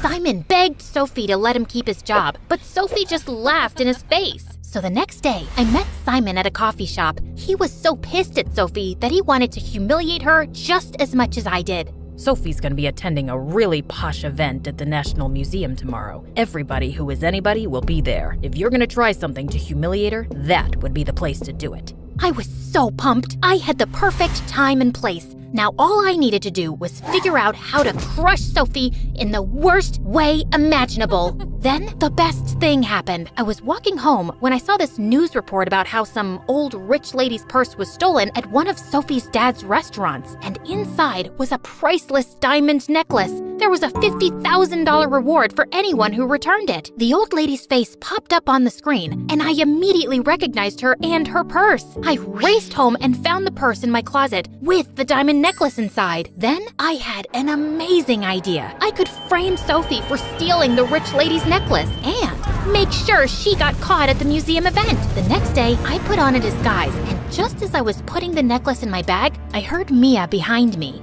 You better be returning that necklace to get the reward money, because if you're planning what I think you're planning, you've lost your mind. It's none of your business. I pushed past Mia and headed toward the front door. Then a salt shaker hit me in the back of the head. Ouch! Step away from the door, sis. I can't let you do this. Mia grabbed a huge wooden spoon. I grabbed a rolling pin. I'm leaving. Then you'll have to go through me. Mia lunged toward me, and we sparred like Jedi. I knocked the spoon out of Mia's hand, then Mia threw a plate. I dove for cover. Then I grabbed a bunch of muffins off the counter and threw them at Mia one by one. Mia picked up a cutting board and used it as a shield. I grabbed a bottle of cooking oil and sprayed it in her eyes. I can't see! I darted out the door and headed straight to the museum. When I saw Sophie get out of her car, I walked up to her, but was stopped by her bodyguards. Please, sir, I'm Sophie's biggest fan. I just want her autograph. I'm saving money to get plastic surgery to look just like her. Sophie heard that and told her bodyguards to step aside as she gave me an autograph. Dear whoever you are, you smell like failure. Wishing you well with your life as a loser. XOXO, Soph. While she was busy doing that, I slipped the diamond necklace into her purse, and then I stepped back and waited. Sure enough, the minute Sophie's bag went through security at the museum entrance, they found the necklace inside. She was immediately arrested and carried off by the police, kicking and screaming. I'm innocent, you morons! Take your filthy hands off me! On the day of Sophie's trial, I was over the moon. My revenge would finally be complete. But just as I was about to go to the courthouse to hear Sophie's jail sentence, my grandmother, Mia, and Mom confronted me. You stupid tattletale, why would you tell Mom? I was worried about you. You've changed, Lily. All you think about is revenge. Sophie has to pay for what she did. She took everything from us. Dad made his own mistakes, and you can't keep living in the past and blaming yourself. You have to forgive, honey. Wyatt and Sophie don't deserve my forgiveness. We're not talking about them. You have to forgive yourself. Tears streamed down my face as the weight of the guilt I was carrying dropped down on me like a ton of bricks. We're here for you, Lily. You're better than this. You have to let this go and move on. I went to the courthouse and told the judge that it was all a misunderstanding. I explained how I'd found the diamond necklace and gave it to Sophie to return to the lady. Is this true? Sophie went along with my story, and the judge dismissed the case. Afterward, Sophie came up to me. Why did you do that? I ruined your life, and you could have easily ruined mine. Because someone reminded me that I'm a better person. After the trial, I apologized to Wyatt for what I did, and he said he was sorry for being a big fat jerk. I also started working on my anger issues. I went to counseling, started cooking again, and doing lots of yoga. Sophie's dad felt so bad about what Sophie did to me that he gave me a huge check. No, thank you, sir. Your apology is enough. Mia pulled me to the side. It's great that you're zen and all now, but don't be stupid. Mia was right. I ran to catch up with Sophie's dad. Excuse me, sir. On second thought, we'll take the check. I used the money to reopen our family restaurant. Dad even came to the opening since he got out early on good behavior, and it was the happiest day of my life.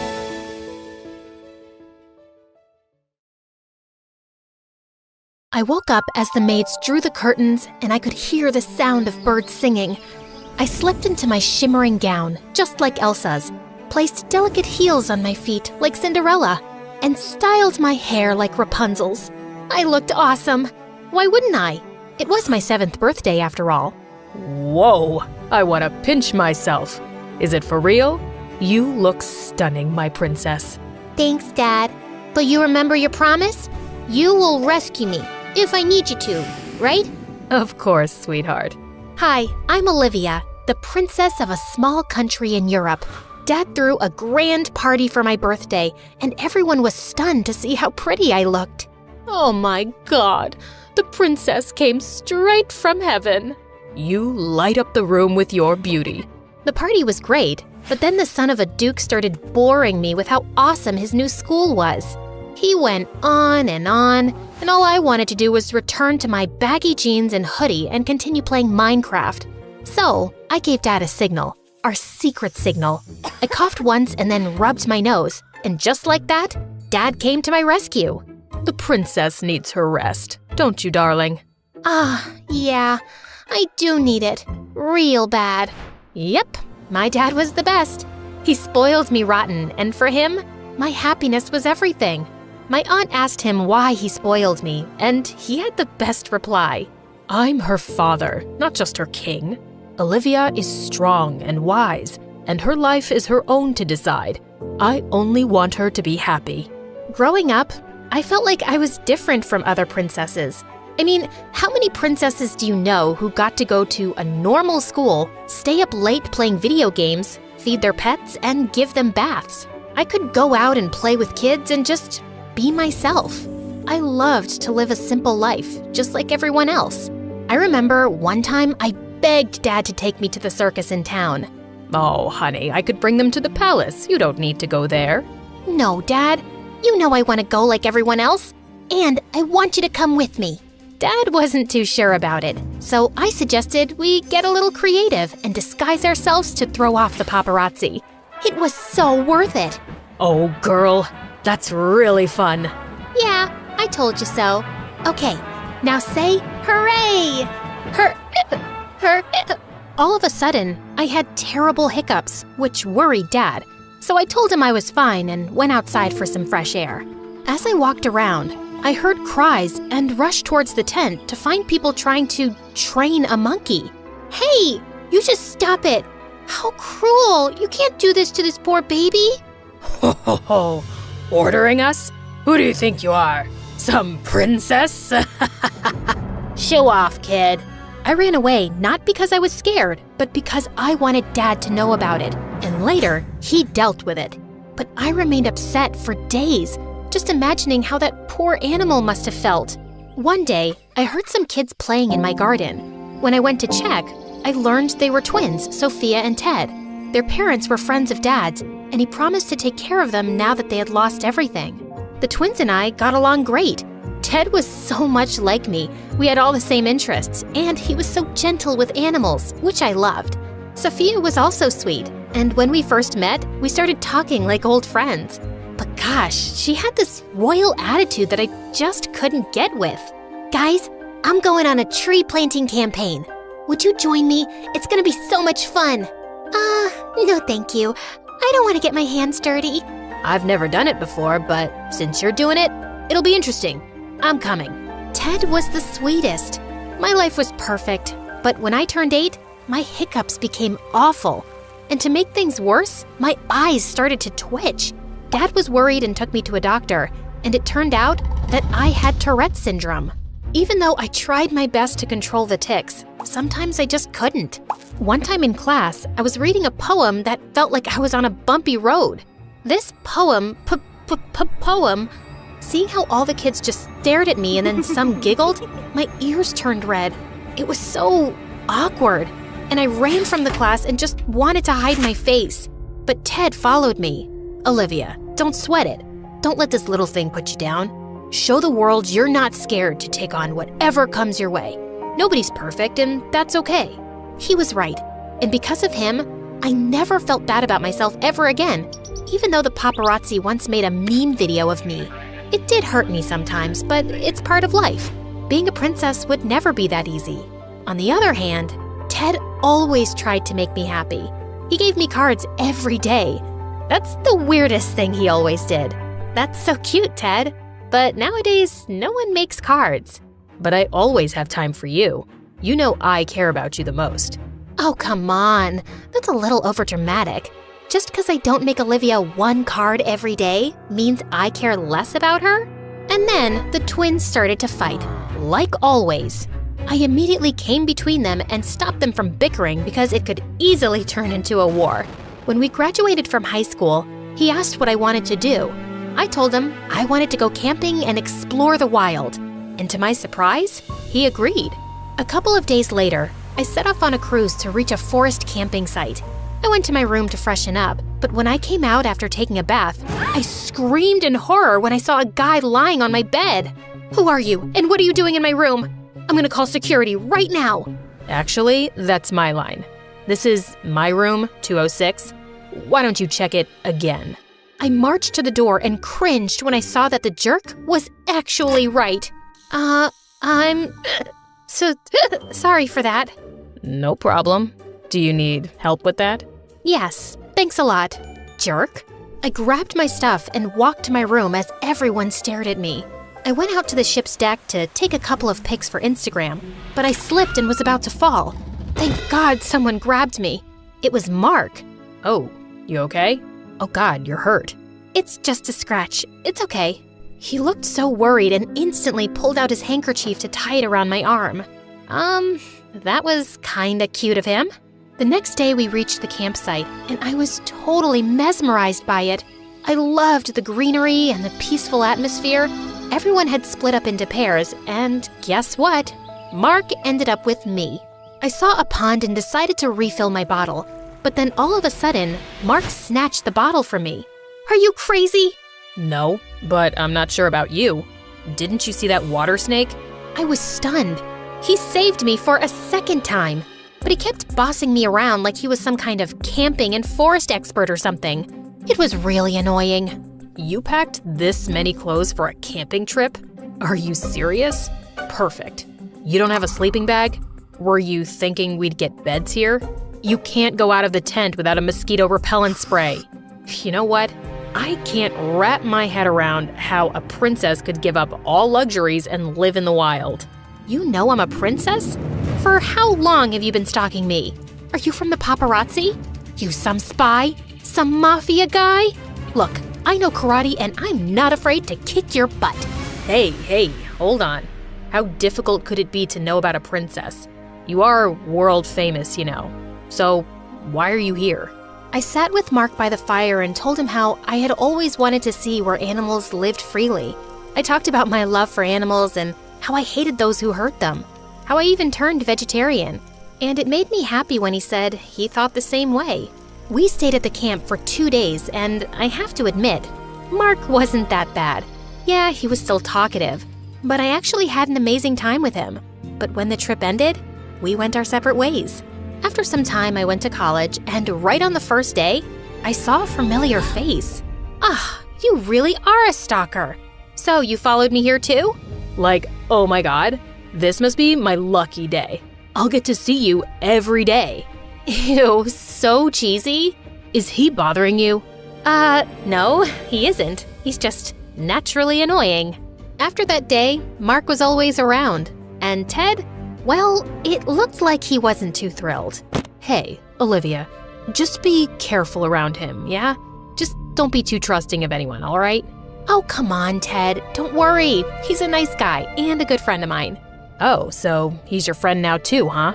I didn't know that. Guess you've been spending a lot of time with him, huh? Whoa, someone was jealous. But it's not like I could help it because I really started falling for Mark. I couldn't figure out why I kept smiling when he was around. When we were in the second semester, we had the assignment to make an awareness campaign, and I chose Mother Earth. Mark and I worked together on it, and soon we even created a YouTube channel educating people about animal rights and plantations. It made me so happy to teach people about it. Just a couple of days later, Ted asked me to go with him to a big business award ceremony. I didn't want to go, but he begged, and since I didn't want to break his heart, I agreed. It was boring, until I spotted Mark and went to go talk to him. But I stopped in my tracks when I heard the announcer. And the award for Best Leather Supplier goes to... And then Mark went on stage with another guy who looked a lot like him. His brother. At that moment, I felt like my world had turned upside down. It was then that Ted told me how Mark's family owned a leather company that used animal skins and wood that was cut down from trees in the forest. And right then, Mark spotted me. Ted, I want to get out of here. Now.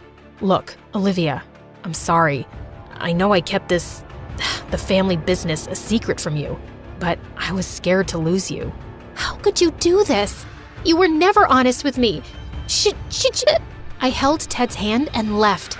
I warned you many times to stay away from him, but you didn't listen to me.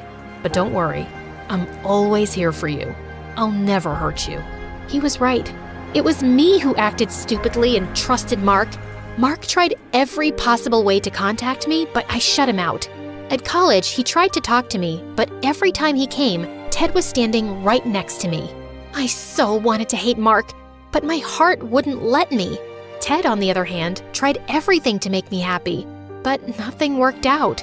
Sometime later, Sophia and Ted made a plan for a family holiday in France, and right outside the Eiffel Tower, Ted suddenly got down on his knees and proposed to me with a ring. Holy moly, what is this? But my words were stuck in my throat. Right then, tons and tons of paparazzi came flooding in and flashed their cameras at us. Dad and Sophia looked at us with a smile. Ugh, it was like I had no choice but to take the ring. After that, it was like the whole country was talking about Ted and my wedding. The news spread like wildfire, and people even came out with merchandise with Ted and my faces on it. I was stuck. Seeing me look so worried all the time, Sophia asked me what the matter was. I lied and said everything was fine. You were never a good liar. Olivia, it's not Mark, is it? What? No. Maybe.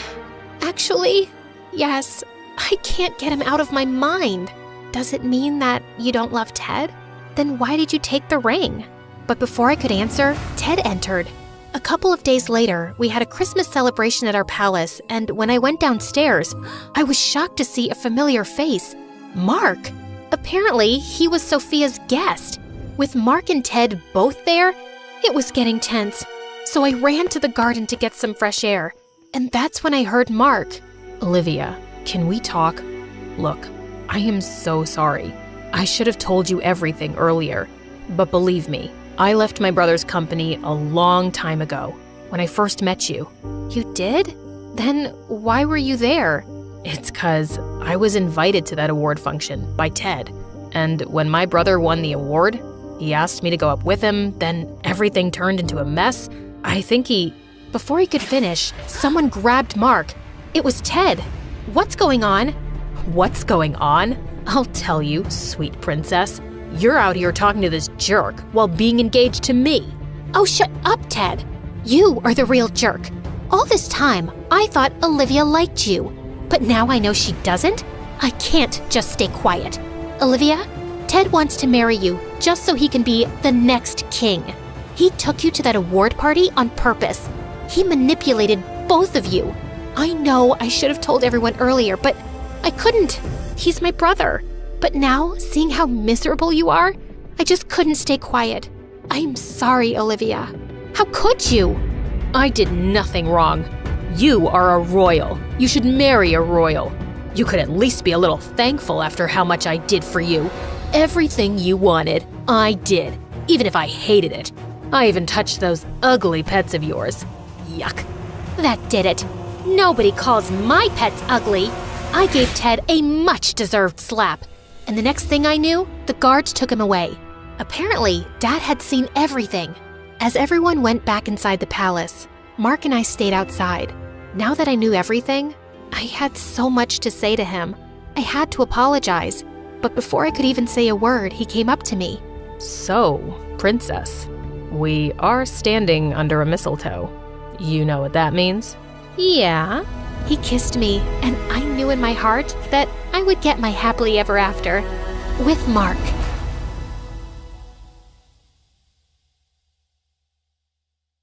I was about to shoot my target when suddenly someone appeared from the shadows and snatched the apple away. It was the most popular guy in school, Travis, and lately he'd been flirting with me every chance he got. Let's play a game. If you miss the target, I'll have to kiss you. But if you hit it, then you'll have to kiss me. What do you say? Sure, why not? Everyone knew how good I was in archery, and as expected, it was a bullseye. Deal's a deal, cream puff. As he closed his eyes for the kiss, I called for the school cat Loki and whispered something to it. You can open your eyes now. Loki scratched his face like a wild animal as I walked away, in total satisfaction. Hi, my name is Bianca, and I'm incapable of falling in love. Well, that's what I thought. But before I continue, please like and subscribe. My mom owned a huge chain of hotels, and I was the sole heiress to the business empire. Our family name was well known already, but I'd really made us famous. Teen heiress seen kissing alleged gangster? Spoiled princess seen at archaeological site closed off for public? Princess Bianca announces to pay any amount to straighten the Leaning Tower of Pisa.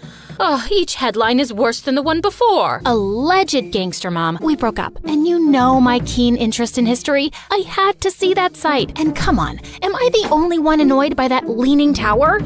When will you ever get serious, Bianca? I have a private jet to catch, but we're not done with this conversation. Yes, go to your meeting, Mom. You didn't even remember to wish me a happy birthday, but I was still celebrating in style. I was having a huge birthday party at the newest club in town, but my night was ruined when I saw an uninvited guest, Travis, and he was approaching me and my BFF Carmen, as if he was God's gift to women, despite that scary face. Hey, sugar lips, wanna dance? Aren't you supposed to hate me for making you look like Frankenstein? What's love without a little pain? And I adore your feistiness. He was all over me the whole night. Eventually, I had to make Carmen distract him and try to escape, but he noticed and followed me like a madman. I'm not done with you, my love. I turned around a corner and opened a VIP door at the end of the hallway. There were some men in suits playing poker, and they all turned to me like I was an alien. Oopsie, wrong room. Thought it was the toilet. But may I say, sir, your jacket is really cool. Very vintage 90s. Michael Jackson kind of vibe.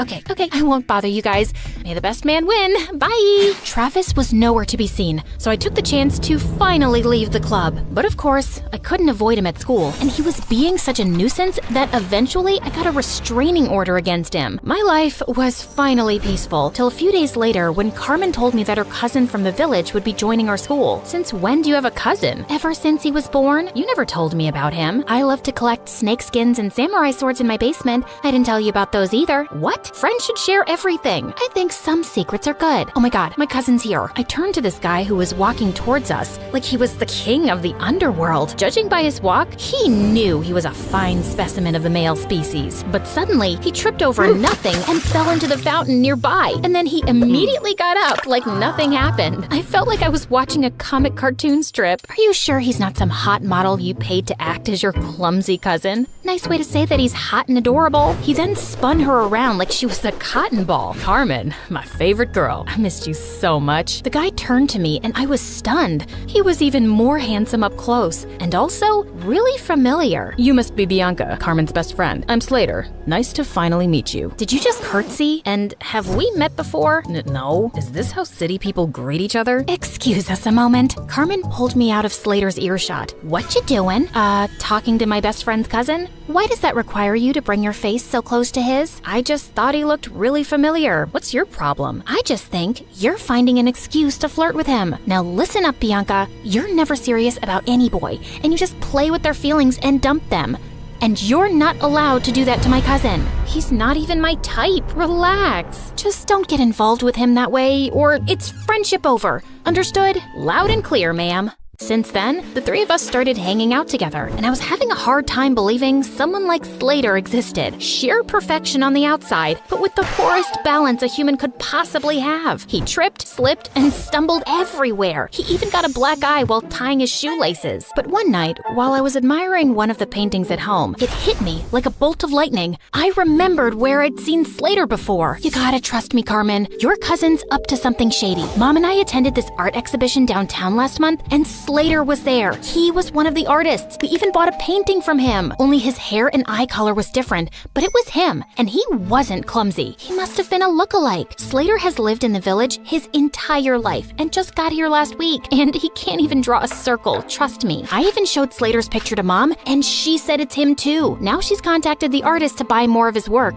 and he's coming soon, and I'll finally know the truth. You just need to give yourself something to be excited about. Do what you want, but you're wrong. A couple of days later, the artist called Mom to say that he had to go out of town and he'd come to meet her next month. How convenient. I decided not to say anything to Slater and try to get to the bottom of his secret identity. He was always hovering around me and Carmen like an annoying fly. He was sure to slip up at some point. I'd be watching him. But one day, I was spying on him at the gym, and after seeing him miss the 100th basket, I got really bored. I decided to skip the rest of school that day to get a manicure. As I was walking to my car, a van suddenly stopped next to me. "Good day, child. Would you please buy some apples from me? I run an orphanage, and I'd like to get some toys for the children." "Sure thing. Just give me a basket and I'll give you $100,000. I was about to take the basket from her when Slater suddenly popped out of nowhere and crashed into me. "Hey, you. Who do you work for? Show me your ID." The poor lady looked terrified and just drove away. What the heck was that? Didn't your parents ever tell you not to take candy from strangers? What if she was trying to poison you? Dude, those are apples, not candy. And who am I? Snow White? And that cute granny is trying to poison me because I'm the fairest girl in all the land. This isn't funny. You don't know how dangerous some situations can be. Oh, please. I swam with sharks last year and jumped off a hot air balloon when it malfunctioned. I laugh in the face of danger. And that lady just wasn't dangerous. I know you're from the village and probably think everyone in the city's evil, but please stop being a weirdo. But Slater just got weirder. Like another time, the three of us were at a restaurant, and as soon as the waiter served our order, he started sniffing mine. If you wanted me to completely lose my appetite, you succeeded. What's wrong with you? He also started sniffing his food and Carmen's. That's how we do it in the village. The first whiff of food tells you everything you need to know. About what exactly? About how organically the food was grown, if the farmer sang to his crops and cows. I ordered a giant brownie sundae with whipped cream and sprinkles. Are you insane? Just give me that. Just then, there was a loud crashing sound next to us, and Slater jumped towards me and brought me down to the floor, covering me like a human shield. He was looking down at me, and I was a little breathless. And then, I saw everyone else staring at us like we were mental. Apparently, a waiter had just dropped a tray full of glasses. Oh, my bad. I thought it was a gunshot and maybe some robbers had come in. I just acted on instinct. Wait, let me get this straight. So you thought it was a dangerous situation, and your first instinct was to save Bianca? Hello? What about me? Your own flesh and blood? Slater muttered some apologies while Carmen kept scolding him, even if he was crazy. It was really sweet how he tried to protect me. One weekend, Carmen told me that the cheer captain was throwing a party, just for the cheerleaders and all the boys. I felt curious to see how Slater would act at parties with other girls, so I dashed over to the venue and spied from the bushes. But I couldn't spot him anywhere. I knew how girls looked at him. He was probably surrounded by the cheerleaders. Well, what did I care? I took this opportunity to practice my amazing singing. I can buy myself flowers, write my name in the sand, talk to myself for hours, say things you don't understand. Suddenly, I heard a sound right behind me. Slater, what are you doing here? Same question for you. I came here to sing flowers, 'cause you know, there are flowers here, duh. What about you? It's too loud inside, and everyone was acting wild. It was scaring me. Just then, a huge bug came flying at our faces, and Slater tried to smack it away, but he ended up slapping me instead. Oh my god, I'm so sorry. My hand is so stupid. Bad hand. Gosh, Slater, why are you so freaking clumsy? I don't know, just born that way, but I get even clumsier around you, because attractive girls make me nervous, and you're the most beautiful I've ever seen. What do you mean? You know what I mean, Bianca. It suddenly hit me. He was attracted to me, and that could make things complicated. I had to avoid him from now on before Carmen could misinterpret things and unfriend me. But the very next day, I caught him in the janitor's closet with his butt stuck in a mop bucket. Jesus, what have you done this time? Can you just help me, please? I think I got a cramp. As I pulled him up, our lips accidentally touched and my tummy fluttered. Just then, someone gasped from the door. Carmen! Girl, it's not what you think. I followed her to an empty classroom and tried to explain. I swear, there's nothing romantic going on between us. He's too dumb and clumsy for me, and I'm certain he's a liar. Excuse me? That's my cousin you're insulting. And you say these things, but I feel like you're attracted to him. Just don't get attached to him, okay? He's not right for you. Of course, duh. I already knew that, but I was a bit bothered by what Carmen said. Why did she think he wasn't right for me? A few days later, I was practicing archery alone when suddenly an arrow came flying from somewhere and almost hit me. I turned around and saw someone behind a tree. I dashed over and found Slater. What are you doing here? Trying to kill me now? No, what? What just happened? You happened, Slater. You nearly sent an arrow straight into me. You're a hazard to society. Oh God, I'm so sorry. I didn't realize my arrow came your way. I mean, I didn't even know anyone was here. I would never hurt you, I swear. But let me make it up to you with an ice cream shake. Come on, let's go. I wasn't finding his act convincing. Why was he always around me? He was beginning to seem as obsessed with me as Travis. And what if he tried to hurt me on purpose with the arrow? By the way, are you free tonight? I want to talk to you about something. Just you and me, alone. Okay, sure. But we're alone right now. You can't tell me over ice cream shakes? What ice cream shakes? Oh, yeah, that. No, tonight's better. I'll send you the pin location. Driver, I'll get off here. Thanks. See you later, Bianca. And then he just jumped out of the car and walked away. This dude was so weird, but I was really curious about what he had to say. Later that night, I was surprised to learn where he was taking me. The rooftop of an old building. There was no elevator, so we had to climb 8 flights of stairs, and he was holding on to my shirt like a kid. Wait, what if he tried to push me down? Can you move away? I need some personal space. But what if I trip and fall down the stairs? You know how clumsy I get. Why would you invite me to a rooftop then, idiot? You'll see. When we finally reached the top, I was surprised to see a candlelit dinner. What's all this? Obviously a date. Were you expecting a crime scene? Didn't your cousin warn you about me? She did, but I just don't see why she's so against the idea of you being my girlfriend. You're beautiful and amazing. She was trying to protect you because I have a history of not being good with relationships. May I know why? And before I knew it, I just found myself opening up. Growing up, I saw how my dad broke my mom's heart and left her for another woman. Since then, mom's not even the same person. She just buries herself in work. And dad kind of broke my heart too. Leaving like that, I'm just afraid to let anyone come close. I know that you don't trust me, but I hope that someday you will, and I'll get to know you better. I feel like you're someone worth knowing. He looked at me earnestly and then started leaning in. I found myself closing my eyes, and when his lips touched mine, I felt something electric. Wait, that was a mistake, Slater. I care a lot about my friendship with Carmen. I can't. Okay, I understand. But later that night, all I could think about was Slater and that kiss. Maybe I could talk to Carmen and she'd come around, but I still couldn't shake off the idea that Slater was lying about himself. As luck would have it, Mom told me the next day that the artist was back in town and he was displaying his work at a gallery that night. Well, Slater wasn't going to be the only one in disguise. I went dressed up as someone completely different, and I was thrilled to see him. He might have a different style, but I was certain it was Slater. And as I was walking past him, I accidentally tripped and fell forward, scraping his arm with my pen. I'm so sorry. I'm not very good with the walking.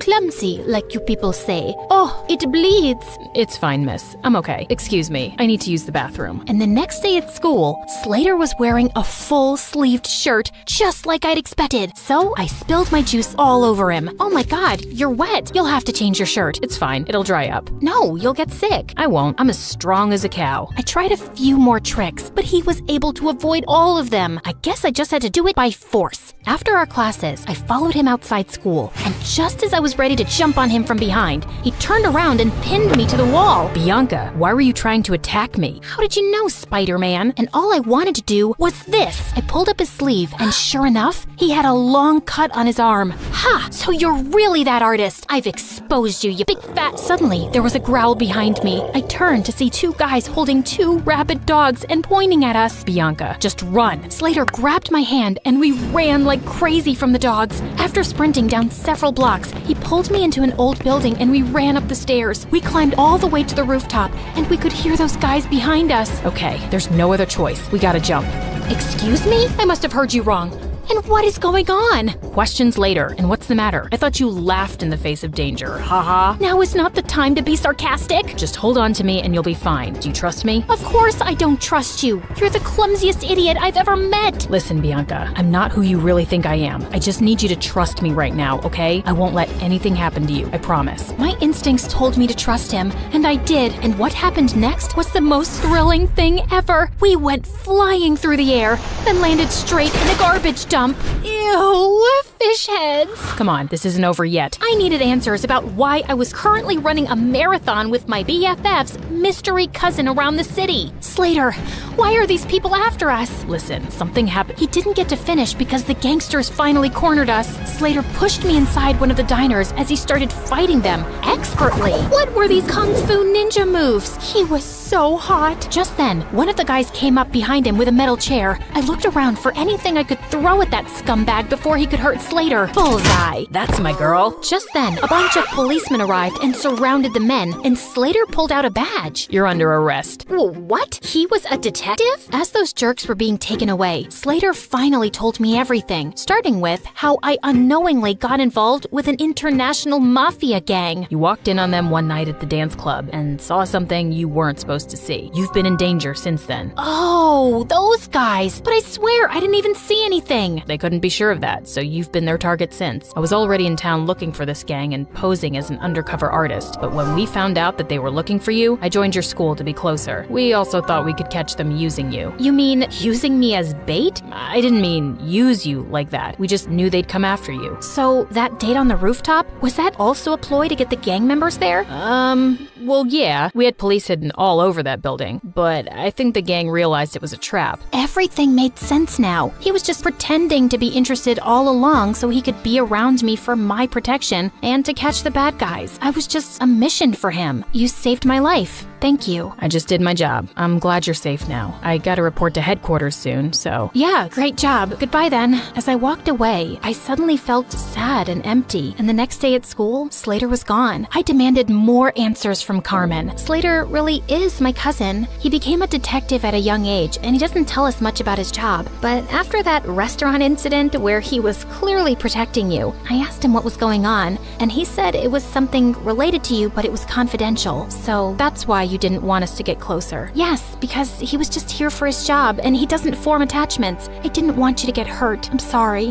What for? I can see it in your eyes, Bianca. You're in love with him, but I don't think he can make you happy. Oh, please. I've told you, I'll never fall in love with anyone, if you say so. Over the next few days, I tried my best to get back to normal, but I couldn't get Slater out of my mind. Even Mom noticed something was up with me. Haven't seen any crazy headlines lately. No new adventures? Yeah, it's been kinda quiet, but I did make one stupid mistake, falling in love. Mom sat down beside me and then pulled me into an awkward hug. Sweetie, I know you've been affected by what your dad did, but don't close your heart off. Falling in love isn't stupid, and you'll find the right guy one day, and it'll be amazing. Trust me. Mom decided to take some time off work and we planned a vacation together, but just as I was leaving for the airport, I heard a loud crash from the main hall and saw Slater had pinned Travis to the ground. Slater? Travis? What are you both doing here? Bianca, my cream puff. I couldn't go on any longer without seeing you.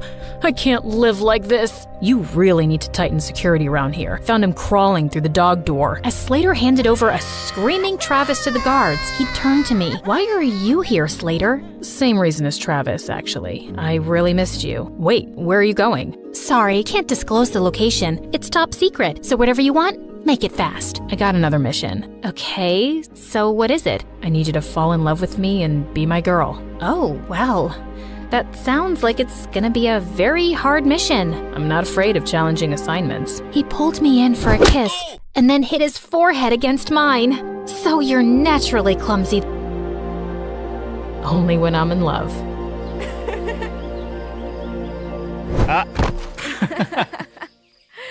Hi, I'm Mia from LA. Please like and subscribe. Growing up, it was just me and my mom, who was a famous photographer working for big brands and celebrities. So you'd think, with a photographer parent, I'd have a beautifully documented childhood. Well, you'd be wrong. I hardly had any pictures because Mom was always too busy. and I was raised by nannies. Sure, Mom gave me everything, but she couldn't make much time for me. She did try by setting up her studio at home, but once when she was in a meeting, I slipped into her darkroom and switched on the lights, and all her photos were destroyed. That nanny was fired, and Mom relocated her studio. And then she hired a lady named Susan, who was the coolest. Susan could play hide and seek with me for hours. She'd always let me do her makeup, and she even taught me how to slide down our main staircase. She'd pitch up a tent in our backyard and then tell me stories around a fire. And what a storyteller she was. She'd just make up magical tales in the moment, and I was hooked. What are you thinking, you lily-livered, yellow-bellied scallywag? I was thinking you should be my mom. Susan laughed it off, but I was kinda serious. She even gifted me my first notebook when I turned 8 because she knew I loved writing stories, and that meant more to me than any of the presents Mom had sent. Yeah, she couldn't make it to my birthday. Once when I was 9, Susan had taken the day off, and I ended up being stuck with Mom at a photo shoot at some historical building. Mom, I'm bored. Read your book, Mia. But I'm also hungry and sleepy.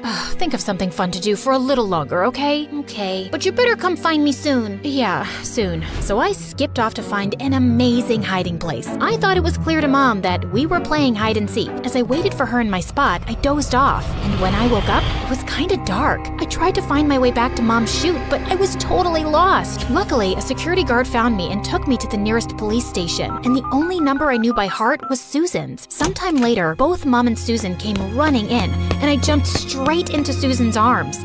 Sweetie, you really scared your mom. Give her a hug. But I was so mad at her because she didn't come looking for me. Susan would have never let that happen. Soon after, in 5th grade, I came home from school one day to find a girl my age in the kitchen eating my cereal. Who are you, and why are you here? And who eats cereal for lunch? I eat what I want when I want. You're not my boss. Now shoo! I was about to smack that thief in the face when Susan walked in, and she introduced the girl as Harper, her daughter. I didn't even know Susan had one, and I felt a pang of jealousy. Your mom has to travel out of town more often, so she's requested that I live here now, and I'm moving in with Harper. Isn't that great? I'm sure you two will get along wonderfully. I was certain that we would not. She was a nuisance. She threw away all my markers caps so they dried out, spilled juice all over my bed to make it look like pee, and gave my favorite shoes to a stray dog. But I only had to scream, and Susan would tell her off. Harper would tag along with us everywhere, and she'd glare at me and make comments under her breath when Susan was out of earshot. If you don't stop annoying me, I'll tell Susan to make you leave. She's my mom. If I leave, she leaves with me. Well, she likes me better. As if your mom pays her to spend time with you. You're just a job to her. I'd never really thought about it that way, but it was true. That didn't mean she loved me any less, did it? Soon enough, Mom got Harper into my school. I was the top student in class, but she replaced me quickly. Her mental math was faster, her science projects were more inventive, and her creativity had the English teacher gushing. Usually, the person with the best story would be selected to read theirs out loud every week, and now it was always her. And one day when I walked into the living room, I saw Harper on the sofa with her feet up, watching TV, and the sight boiled my blood. I just didn't want her here. It's time for my show. Please leave. There's a TV in your mom's room. Watch it there. It's not your place to tell me what to do. What's that supposed to mean? I thought my mom was like family. That makes me family too, so deal with it. I snapped and dumped her bowl of popcorn on her head. She pounced on me, and as I was pushing her off, I sent her crashing into a table, knocking off a huge vase. Susan came running in at the noise, and she went bonkers on Harper. How could you do this? You know better. But Mom... No, Harper, I told you. You had to be perfect. Do you want to go back to the way things were? You get to go to a great school and live in a nice place. But if you can't appreciate that, then we leave today. I'd never seen Susan so mad, and I didn't want her to quit. Also, I felt a little bad for Harper. Wait, it was an accident. I tripped, and she was just helping me up. Susan calmed down, and after that day, things started getting better between me and Harper. Once we both backed off from annoying each other, we realized that we actually had a lot in common, especially our love for writing. And over time, we became like siblings who were constantly competing and arguing over dumb things. But we certainly didn't hate each other anymore. By the time we reached high school, Mom had expanded her studios to several locations. She wanted me to take an interest in the business, and even though I pretended I didn't like tagging along, I actually loved the glamorous shoots and meeting celebrities. I even started hanging out with celebrity kids my age, and they were something else. They shop in private malls and had front row tickets to every concert. And once I went to a party with a giant indoor wave pool, which was awesome. I'd often invite Harper to join us, but she never seemed comfortable around them. One night, we were at a burger joint when they decided it would be fun to break into an amusement park at night and operate the rides. That sounds fun, right, Harper? No, it doesn't. It sounds illegal. Don't be such a buzzkill. You only live once, girl. Unclench your butt cheeks. Mia, this is a bad idea, and Mom would never approve. Yeah, so we're not telling her. I'll just text Susan and say we're staying at a friend's tonight. No, I'm going home. What a loser. Let's go, Mia. We had a blast at the amusement park and even narrowly escaped when a security guard turned up. We almost peed our pants laughing as we drove away, and it was such a thrill. But Harper had a sour face the next day. Just spit it out. What's your problem with my friends? They're fun and perfectly nice people. They're not nice. Haven't you noticed their comments on my appearance? They're just giving you some friendly fashion advice. They're being condescending, Mia, and they're reckless, spoiled brats who are just used to their parents getting them whatever they want. Okay, so my mom also gets me anything I want, Harp? Is that what you think of me too? No, of course not. It's different with you. But I caught Harper rolling her eyes when Mom got me a sports car for my 17th birthday. Also, when I got into a college business program without taking the entry test because Mom knew the dean. And she got really pissed when my friends were over one day and one of them knocked their drink over on Mia's laptop and fried it. Things were tense between us. But when I found out about a national story contest, I went straight to Harper with it, trying to get into her good books. Won't you be entering it yourself? Or maybe you can just win it anyway because your mom probably knows someone. Stop being so snarky. I haven't written something in ages, so no, I'm not entering. But you should, Harper. The winner even gets a scholarship to a great writing program. She finally agreed, and some weeks later she sent off her story. And then one day, she burst into my room excitedly. Mia, I won! Holy marbles, I actually won! What? The contest! Not only am I getting the scholarship, Mia, they want to turn my short story into a novel, and it's going to be published.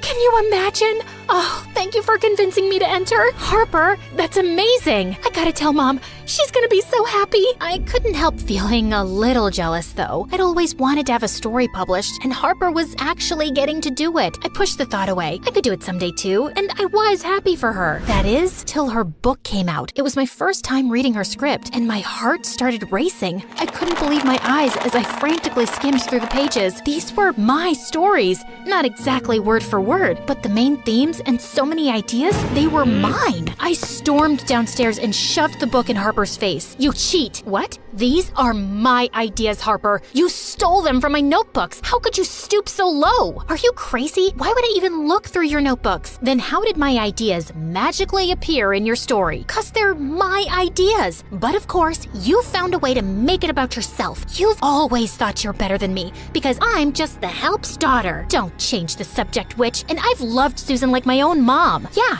and never thought about how you took all her time away from me. I was at home with my rotten grandma while Mom looked after your highness. Well, we were gonna leave after high school anyway, but now with my book deal, I'm sure I can take Mom away even faster. I always knew you were jealous of me, and I was right. Jealous of you? Oh, please. Why would I be jealous of someone whose mother can't be bothered to talk to her more than twice a month? Shut up, Harper. I never want to speak to you again.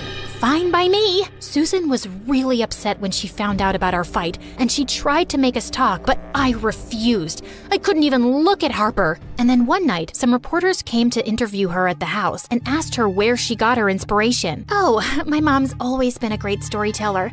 I wouldn't be here without her. You wouldn't be here without me, Harper. Hey, everyone, here's something you should— Harper attacked me, and suddenly we were fighting like wild cats till our moms pulled us apart. Mom asked the reporters to leave, and when I told her everything, she was livid. After everything I've done for you two, and this is how you repay me? Stealing ideas from my daughter and attacking her too? I want you both gone, now. It broke my heart to see Susan leave like this, but it was all her evil daughter's fault. It didn't make me feel better, though. I didn't even want to meet any of my friends. Then one night, Mom knocked on my door. Hey, sweetie, want to go out for dinner? I don't really feel like it, Mom. Do it for me anyway. I reluctantly agreed, and she took me to a small Italian restaurant. This is where your father and I came on our first date. You don't ever talk about him, Mom. You really don't talk to me at all. Your father was a photographer too. He got sick soon after I got pregnant pregnant with you. It was really hard for me to deal with his loss, and I just threw myself into work. Also, I always wanted to make sure I had enough to take care of you on my own,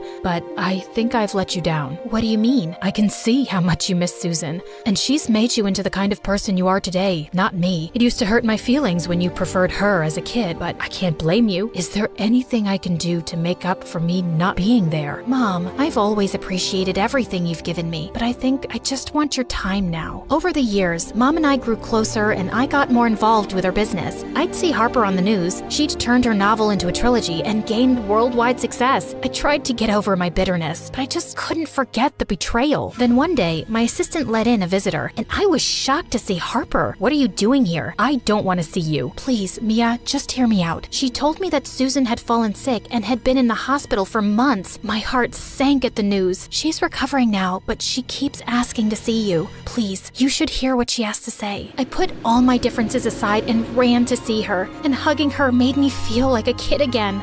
Susan, I've missed you so much. I've missed you too, Mia. But what's happened? Are you okay? Yes, I'm much better, but there's something I have to tell you now. Okay, what is it? Harper didn't steal your stories, Mia. I did. I felt like someone had punched me. It wasn't intentional, believe me. You remember how you always shared your stories with me over the years? When Harper was writing for that contest, she had writer's block and I gave her some ideas. I didn't realize those were all yours or that it would be such a big deal. But after you two fought, I realized what I'd done, but I just couldn't come clean. I didn't want to take away this amazing thing from my daughter, but I felt so awful for the pain I caused you, Mia. I am so sorry. Do you think you can ever forgive me? Oh, please, don't cry, Susan. I just need some time to process this, okay? I sat outside her hospital room, still trying to wrap my head around everything. Just then, Harper joined me. Mom just told me a week ago, Mia. I really had no idea, but we can fix this. I can announce publicly that some ideas were yours and you can be given due credit. No, Harper, slow down. It's okay. You know what? Your mom inspired me to write stories too. I'm sure so many of my ideas came from her. It kind of feels right that they came back to you, and I'm enjoying being part of Mom's business, and I'm glad you've done so well for yourself. I'm glad you're happy too, Mia. And about all those things I said, I didn't really mean them. Me neither. Forget about it. Can we be friends again? As long as you bring your mom along. I only tolerated you because of her. Right back at ya.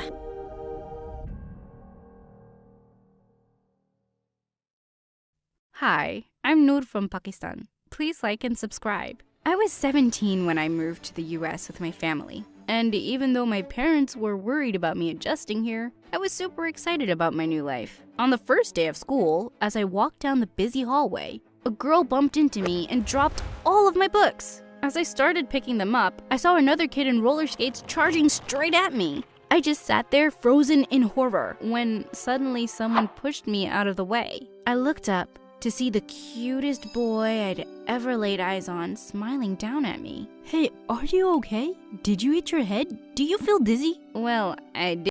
Hi, my name is Farah and I'm from Egypt. Please like and subscribe. I was born in the wealthiest household in our town, and I was raised by my single mom, who I absolutely adored. Mom had an untreatable eye condition, and even with her special glasses, she could only see partly. But that wasn't Mom's biggest problem. Her biggest weakness was that she had a heart of gold, and she trusted everyone blindly. Like once when I was 6, I'd just come back from school when I found a woman in a wheelchair weeping in our garden. And Mom was crying too. What's wrong, Mom? Oh, this poor woman. She lost her house in a fire, and she can't even work because her leg got burned. Go get my checkbook, honey. I looked over at the woman as she quickly pulled down her skirt, and I instantly felt suspicious. I leapt forward and pulled her skirt back. Her skin isn't burnt, Mom. That's Play-Doh. She's just making a fool out of you. The woman suddenly leapt up from the wheelchair and ran at the speed of light. Growing up, I started noticing that many people tried to fool Mom because everyone in town knew about her eyesight and her soft heart. Well, they weren't getting away with it. Not on my watch.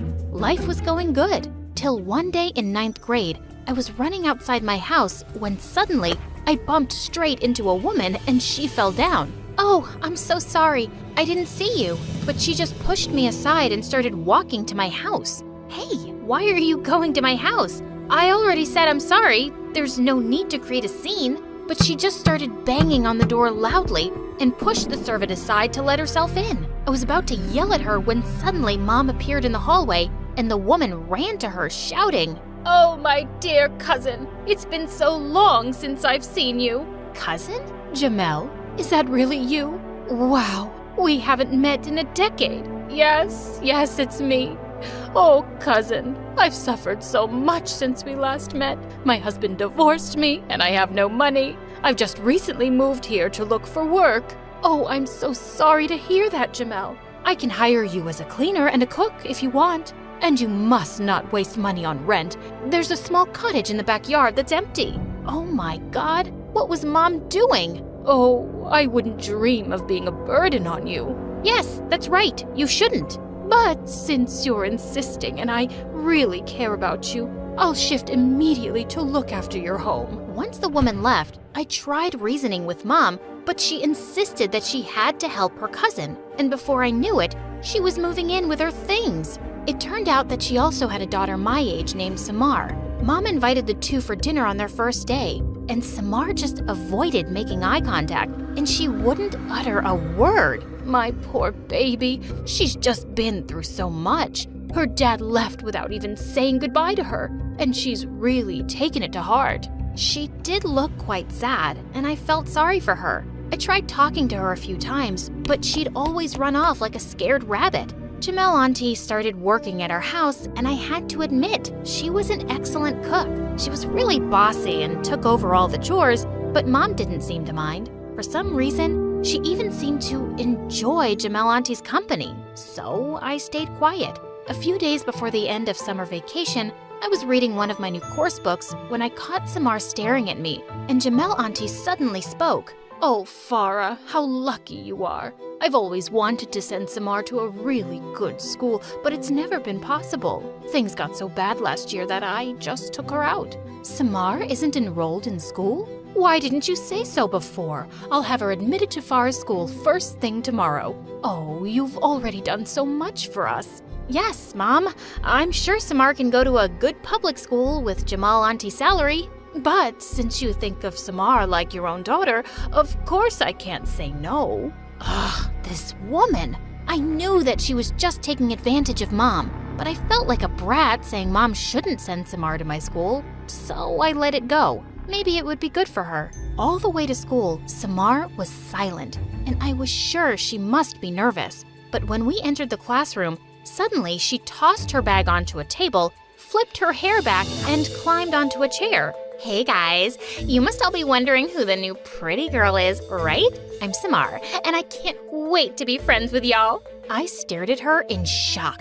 What just happened to the scared, shy girl at home? I decided to confront her during recess, and I found her in the cafeteria sitting right next to frickin' Marwa. Marwa was the meanest girl in class and my biggest racing rival. And now she seemed to be Samar's best friend. I walked up to Samar, grabbed her arm, and dragged her off to a corner.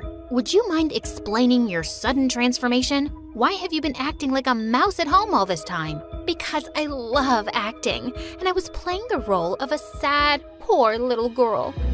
"Fooled you, didn't I? You seem mental to me. And just stay away from Marwa. She's not a nice person. She's my biggest enemy. But she's not my enemy." And with that, she just turned around and left. I was still in shock. Who was this girl? Later that day during sports class, I was out on the racing track practicing for a big game when suddenly I slipped over some marbles and came crashing to the ground. That's when I spotted Marwa and her gang laughing their heads off. "You're so pathetic, Marwa. Trying to get me out of the race so I can't beat you? Wow, you're such a genius. And yeah, all I care about is winning. I don't care how I do it." I felt so mad that I picked up a football lying nearby and threw it straight at her face. Suddenly, all the kids on the ground got divided into two teams, mine and Marwa's, and we started throwing balls at each other. And it made me so mad to see Samar attacking me the most enthusiastically. Such a snake! We were all called to the principal's office and got detention for a week. But when we got home and Mom asked Samar how her first day was, she just went back to her fake personality and only smiled and nodded silently. Oh my God! Stop doing that, you psycho. Go on, tell Mom how you're already friends with a bully. And Mom, she speaks just fine too. This is all acting. Samar's lips started to shake and she burst into tears. Farah, maybe you think my daughter isn't good enough to go to your school, but you don't have to treat her this way. She's been through a lot. Cut it out, Jamal Auntie. You must know the truth about her too. That's enough, Farah. I didn't raise you to be a bully. Look at the poor child. She's so upset. But Mom, not another word. Just go to your room, please. I stormed off, feeling furious. Did Mom have to be so blind? Having those two in my life was becoming almost unbearable. It was bad enough having Samar in my class, and at home, Jamal Auntie had started acting like she owned the place. Once I was sleeping late on the weekend, and suddenly someone pulled my bedsheet from under me, making me land on the floor. It was Jamal Auntie and Samar. What do you think you're doing? I have a load of laundry, and I can't wait for your highness any longer. Have you forgotten that you work here? Yeah, I do what I like. But one day, she went too far. Mom and I had gone out, and when we got back home, we found her shouting at my old nanny. Go away now. Shoo! I know you've just come begging for money. It doesn't grow on trees, you know. You poor people are like blood-sucking mosquitoes. I felt furious, and for once, Mom got really mad too. Jamel, she's Farah's old nanny, and she's always welcome here. You cannot turn away my guests and talk to them that way. I'm the mistress of this house, not you. And suddenly, Jamal Auntie fell down to the ground and started wailing loud enough for the whole neighborhood to hear. I'm the one who cooks for you. I clean your stinky toilets. I sweep, I mop, I wash your dirty undies. And you're talking to me this way? A poor widow who slaves all day long for you, your own cousin. I was sure Mom would kick her out now. But instead, Mom looked scared and she started apologizing to Aunt until she calmed down. Once she left, I turned to Mom angrily. Mom, are you crazy? Tell her to leave. Why are you putting up with this toxic woman? Farah, she's my cousin, and she is a poor widow. I can't just throw her out. And she's a really good worker, too. But she's ruling over our lives, Mom. So she's a little bossy and controlling. It's okay. I'll talk to her nicely when she's less upset. Unbelievable! I was still in a bad mood the next day, and I decided to blow off some steam by running. But when I got to the playground, suddenly a football hit me in the head out of nowhere. Ow! Someone held out a hand to me, and I looked up to see a boy.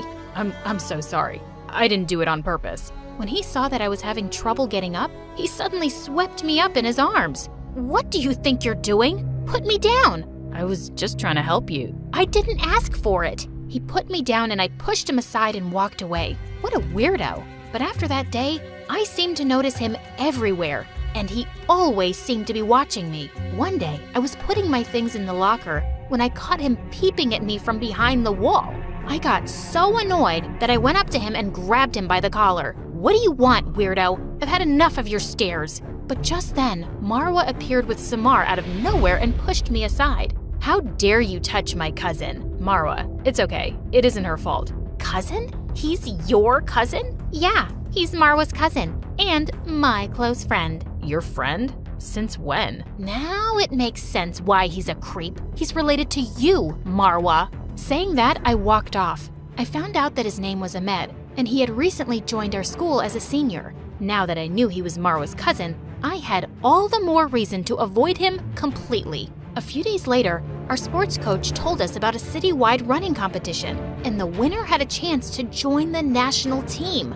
Of course, I signed up immediately, and Marwa wasn't far behind. But I wasn't worried about her, just even more determined to win. I started preparing for it, and every time I was out on the track practicing, Ahmed would be watching me from behind the bleachers and cheering me on. Yeah, go Farah, go! You're the fastest! He didn't even seem to be bothered by the death glares Marwa and Samar gave him, but he still made me so angry that I wanted to punch him in the face. Why was this crazy guy cheering for me? We weren't even friends. One day, I completed my track in just 3 minutes, which was a record. The coach patted my back while Marwa looked defeated, Samar looked mad, and Ahmed just looked happy. He congratulated me, and I just couldn't stay mad at him anymore. We became friends, and I really liked his company. We hung out often after school, and I could talk to him for hours. He proved me wrong. He wasn't like his cousin at all. One day after watching a movie with Ahmed, I came home and walked into my room to find Samar there trying on my dresses. How dare you touch my clothes without even asking me? This home and everything in it is as much mine as it is yours. No, it's not. Your mom is a maid here and you're the maid's daughter, yet somehow your mom is completely under my mom's thumb. I wouldn't be surprised if one day you two end up cooking and cleaning for us. I know you two are evil snakes, and I will never let you take over my home. How can you stop us? You don't have anyone on your side. No, not even Ahmed. You think he's actually interested in you, Farah? Oh, I see the way you look at him, and you're just jealous that he doesn't even notice you. And with that, I pushed her out of my room and locked the door. I had to find a way to get rid of these two really soon. But I pushed all thoughts of them out of my head to focus on the competition, which was just 2 days away. On the day of the race, I was warming up at the venue when suddenly Ahmed came running to me, looking worried and breathless. Farah, does Samar live at your house? Yeah, she does. Why? I just heard Samar telling Marwa that after you left, your moms had a big fight, and Samar's mom threw chili powder in your mom's eyes. What? Without a second thought, I ran as fast as I could and went home. I was going to kill this woman. But when I got there, I saw through the window that Mom was peacefully watching TV. She seemed to be perfectly fine. Oh my God, Ahmed had lied to me to make me miss the competition? With angry tears flowing down my face, I went back to the venue, and the minute I spotted Ahmed, I slapped him hard in the face. So, all this time, you just pretended to be my friend so you could fool me? You lied to me about my mom so your cousin could win? What? I didn't lie, Farah. I just stormed off, refusing to hear another word. I'd always thought Mom was foolish for trusting people, and now I'd done just that. Trusting Marwa's cousin was a huge mistake. I found out that Marwa had won the competition, and I left there immediately. I couldn't bear to see her win the trophy. When I got home, I didn't feel like going inside and seeing anyone. I was sitting on the swing in my garden when I heard Samar behind me. It's so much fun to be surrounded by a bunch of fools. What are you talking about? I mean, why is everyone so stupid? It was so easy to make Ahmed believe the lie about your mom. And you were foolish enough to believe him too. What? So he didn't make it up? It was you? Duh, you're as stupid as your mom. Now wait and watch as we take over your house, Farah. I think I could easily make my blind cousin sign it over to me one day. You're right, I have been stupid and blind, but not anymore. We all turned around to see Mom standing behind us, looking like an angry dragon. She slapped Jamal auntie hard and threatened to get a restraining order against her. Then she had the servants throw out their belongings immediately in the street. Mom hugged me tight and apologized for not believing me earlier. I forgave her instantly as I hugged her back. I was so glad to be rid of those evil creatures, and it was just me and Mom again. The next day I went to school and looked everywhere for Ahmed, and I finally found him sitting alone in the bleachers. I ran up to him and hugged him from behind. Oh, Ahmed, I'm so sorry. I know now that you never lied to me, and I should have trusted you. Please, forgive me. And suddenly, Ahmed put a finger on my lips and drew me close to kiss me. It felt amazing. Did you read the news today? No, why? The competition got canceled. The judges found out that Marwa used some illegal energy booster and she was disqualified immediately. You have another shot at it, Farah. I screamed with joy and kissed him again.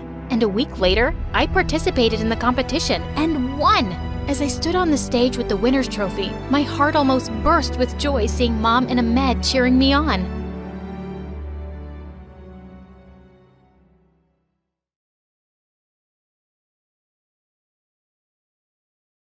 Hello, my name is Iman, and I'm from Iran. Please like and subscribe. My dad always told me the day I was born was the happiest day of his life. I was his pride and joy, and my mom and brother Adam envied me for that. On my 5th birthday, Dad threw a big party for me and even bought me my very own miniature princess island, which we set up in the backyard. Mom was not happy and complained that Dad was spoiling me. As the two argued, suddenly there was a loud crashing sound outside. I ran out to see that Adam had completely wrecked my gift. Adam, you stupid monster! What have you done? He just laughed like a maniac, and when Dad grounded him, Mom said it was just a toy and he was too harsh on Adam. Adam was 3 years older than me, and Mom spoiled him rotten. He failed the 2nd grade twice, and when he ended up in the same class as me, Mom insisted that I do all his homework and allow him to copy from my tests. Luckily, in the 8th grade, the teacher caught him cheating from me once, and he got suspended for a month, and it was the best month of my life. At school, I was the smartest kid in class and the class president. Everyone loved me, and Adam hated that I got more attention than him. So sometimes he'd take off his shirt and walk around during lunch breaks showing off his abs. He thought he was God's gift to women. Once in the 10th grade, he sat down next to the most beautiful girl in school without his shirt, and she threw her soda all over him and told him to stop walking around like an ape. I laughed so hard I fell off my seat. I caught Adam glaring at me, and I knew I'd pay for it, but it was just too funny. And just a few days later on Valentine's Day, a boy in my class gave all the girls roses, including me. And the minute we got home, Adam told Mom that I had a boyfriend. Jeez, you're such a liar, Adam. Mom, the boy gave roses to everyone and… Wait, Mom! The boy lived in our neighborhood, and Mom was already storming off to his house. She barged in and yelled at the poor boy's mom. Your son gave my daughter a red rose today. Does he have any intentions to marry her? When should I expect a proposal? The boy's mother was speechless, and then she took the rose back and kicked us out. I felt humiliated and mad. Mom, I'll be the laughing stock in school tomorrow. Why do you always have to listen to Adam? Because he's your big brother and you're just a foolish girl. I can't trust you. Do you know what happens once you take a rose from a boy? What, Mom? What happens? A baby? Exactly. Ugh, I was so sick of the way Mom treated me. I brought home straight A's and trophies and did everything right, while Adam flunked exams and maxed out Dad's credit cards by buying stupid things. But he was still her favorite, and she couldn't trust me. A few days later, Dad called everyone into the lounge for a family meeting, and he made a shocking announcement. I've decided to give all my wealth to Iman, and she will take over the family business once she's old enough. What? You can't do that. That belongs to Adam. Yeah, it all belongs to me. Says who? He doesn't deserve anything because he's spoiled and irresponsible. Who do you think pays the credit card bills? And I'm not blind. I see the way you both treat my Iman. If you start being fair and change your attitude, I might change my mind. And the next morning, it was like I'd woken up in a different house because Mom and Adam were treating me like a princess. Oh, Iman, your bag looks too heavy for your shoulders. Adam will carry it for you. I'm used to it. Thanks. I insist. Adam took the bag off my shoulder with a big smile. Just then, Mom handed us our lunch money, and she gave me a lot more than usual. How come I'm getting what Adam usually gets? Yeah, Mom. Have you forgotten I'm a boy and bigger and need to eat more? Now, we need to be fair to Iman. You can have more tomorrow, Adam. She winked at him, and I just rolled my eyes. You guys should take some acting classes because you suck at pretending. I know why you're doing all this. I took my bag back from Adam and walked off to school by myself. Of course I was onto their plan to impress me, just to get Dad to change his decision. But Adam still kept going overboard with his niceness. At lunchtime, when I was about to sit down at the table, he ran forward to pull the chair out for me, and I ended up falling flat on my butt. Dude, you're not really helping me. And just drop the act. It's not gonna work. But I'm trying to be nice, can't you see? I hope you're taking notes, because Dad needs to know. When it was time to go home, he insisted on carrying me all the way from school, saying that my legs were too precious to walk that far. And as soon as we entered the house, Mom announced that she'd give me Adam's room and already shifted all my stuff there. I just realized it's massive and has air conditioning. What does a boy need such a big room for anyway? Now come, Iman, I've made all your favorite dishes for lunch. Adam looked pissed, but I just grinned at him as I went downstairs and saw the massive spread on the table. Even though I knew Mom's reasons, I was loving this royal treatment. This is what being Adam must feel like. Once we were done eating, Mom asked Adam to do the dishes, and he looked at her confused. And then he smiled widely. Yeah, of course. I'll wash the dishes. Oh, also, Mom, you remember I'm having a party for my friends this weekend, right? I wrote down the menu you have to make. The brat had a party every month, and Mom was always happy to host it. But suddenly she said, actually, I was thinking of having a party for Iman this weekend. So, no, you can't have your friends over. What? Why are you throwing me a party? It's not my birthday. I just want to show you how much I love you, honey. But Mom, the dishes are not going to wash themselves, Adam. This was just amazing. But the next day, as Mom was preparing for the party, I walked into the kitchen to find Adam shouting. I thought you were on my side, Mom. I know we have to be nice to her for now, but this is too much. Why are you doing all of this for her? Maybe your dad is right, Adam. We've been unfair to her. Wow, do you really mean that? Maybe I was wrong about you. And you are just a weak, dumb woman who's scared of Dad and stupid Iman. Hey, cut it out, jerk. She does so much for you, and this is how you behave with her? Why are you defending this woman? Are you stupid? She doesn't love you. She's only doing everything because Dad is giving you his fortune. Well, even if that's true, she's still my mom, and you can't talk to her like that. I shoved him aside and started helping Mom, and he stormed off angrily. Mom looked a bit shocked, and then she thanked me for standing up for her. The next evening, I was having a blast during the party, and then some of my friends approached Mom, which caught her by surprise. Auntie, thank you so much for inviting us, and Iman really deserves this party. She's super smart at school, and she's really kind to everyone. I'm sure you're so proud of her. Mom looked at me and smiled. Yes, I am. And then Dad pulled me away to stand with him while he gave his speech. Iman has always made us proud, and today we celebrate her and all her achievements. Everyone stood smiling at us, except Adam. His eyes were red like a raging bull's, and suddenly he started bursting all the balloons, and then he flipped over the table with all the food. Adam, what is wrong with you? I hate you. You don't deserve everything I do. Oh yeah? And why is that? Because I'm a boy and you're a girl. That made me so mad that I just pushed him into the pool. I don't care what you think. You're done making my life miserable. Adam came out of the pool completely drenched and furious. Mom, Dad, didn't you see what she just did? You're not gonna say anything to her?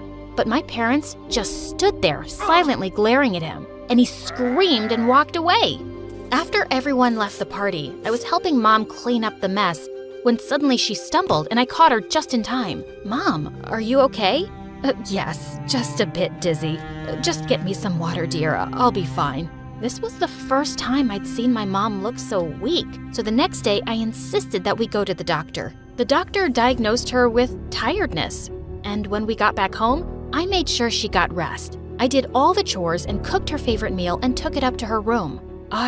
I'm really sorry, Iman. I was blind not to see how special you are. And believe me, I'm not saying this because of your fortune. You deserve it. You really are an amazing daughter. Thank you, Mom.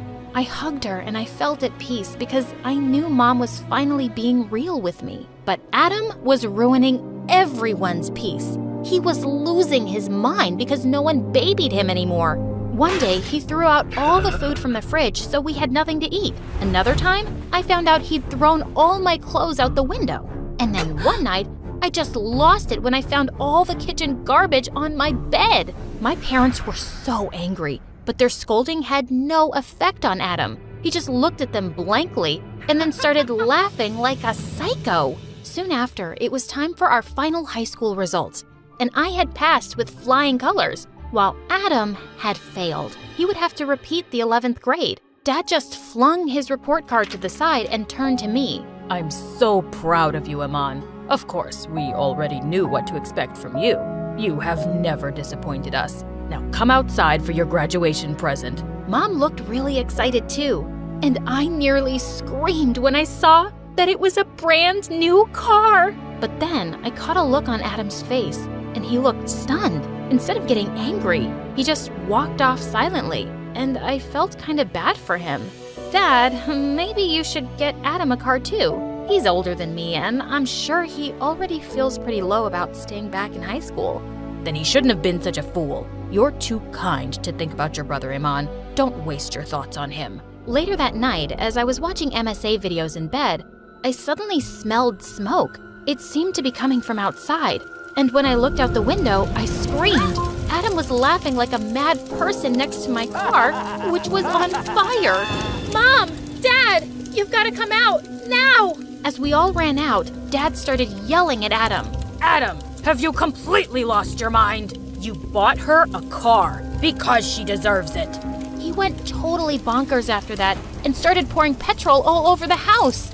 I'll show you. I'll show all of you. If I get nothing, then nobody will.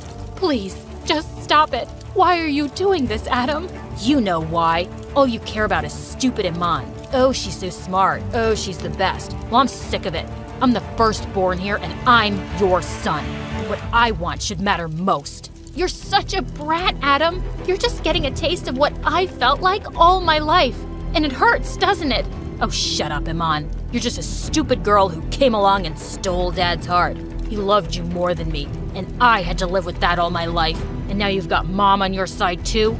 Well, you chose to be a horrible brother and son. And if no one's on your side now, it's your own fault. You've ruined everything for yourself with your stupid, jealous heart.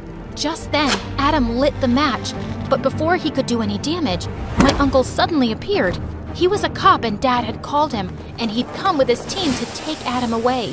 As we watched him leave, Mom suddenly broke down. This is all my fault. I made him believe he was more important being the son, and I spoiled him. Or maybe it's my fault. I never made him feel like I loved him enough. Mom, Dad, you both made mistakes with me and Adam, but it's not all your fault. Adam needs help, and hopefully he'll get it now and be better. I don't know how you got to be so wise, Iman. I want to be better too, starting with you. I hope you can really forgive me for all those years. Mom, trust me, I already have.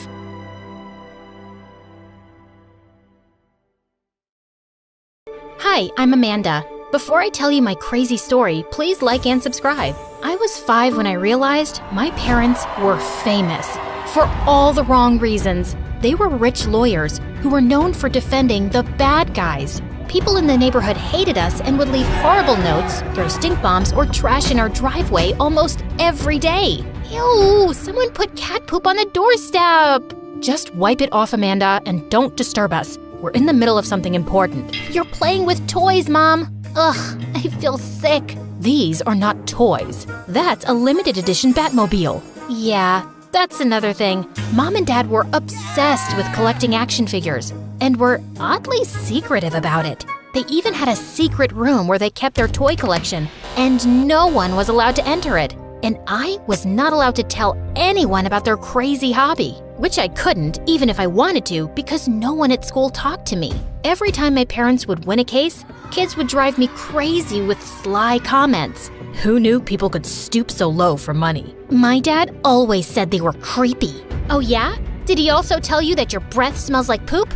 No? Well, then he isn't as honest as you think, because you stink!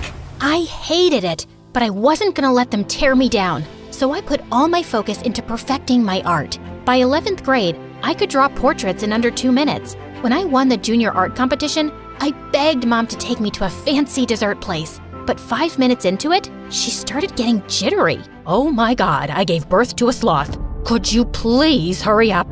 Jeez, Mom, what's the rush? I'll get brain freeze. There's an auction online for a rare Iron Man figure that I can't miss, so eat faster. I tried, but Mom kept glancing at the phone, and it made me anxious. After a while, she told me to take the bus and just left. At least I could eat in peace now. Just as I was leaving, I saw a girl my age staring at the food displayed in the shop. Hey there, do you want something?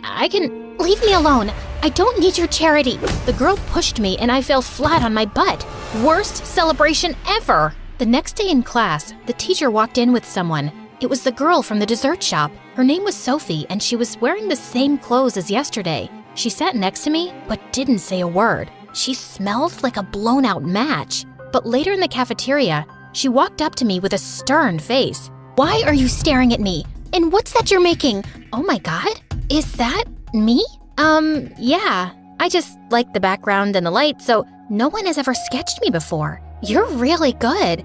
Can I keep it? Of course. Sophie and I got talking, and it turns out she was actually really sweet. She told me her dad worked abroad and she lived with her aunt here. I miss him, but it's not all bad. Well, I live with my parents, and trust me, you're not missing out on anything. We started hanging out, and I was glad to have finally made a friend. One time in class, I'd just gone out to grab something when I saw Sophie going through my art journal. Hey, no one's allowed to see that. You have a whole comic book planned out? You'll get this published, right? No, it's just random scribbling. Well, your call, but I think the world needs to know how talented you are. Sophie's words encouraged me, and I took a week to make some edits before finally submitting it to a big comic publisher. I waited a month, but I got no response. It was a long shot anyway.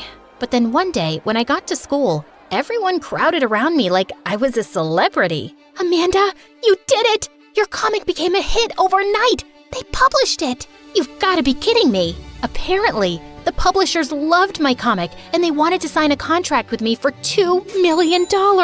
When I told my parents, they thought I was joking, till they actually saw the contract. I didn't know you could draw like that, Amanda. You would notice if you weren't so busy playing with your toys.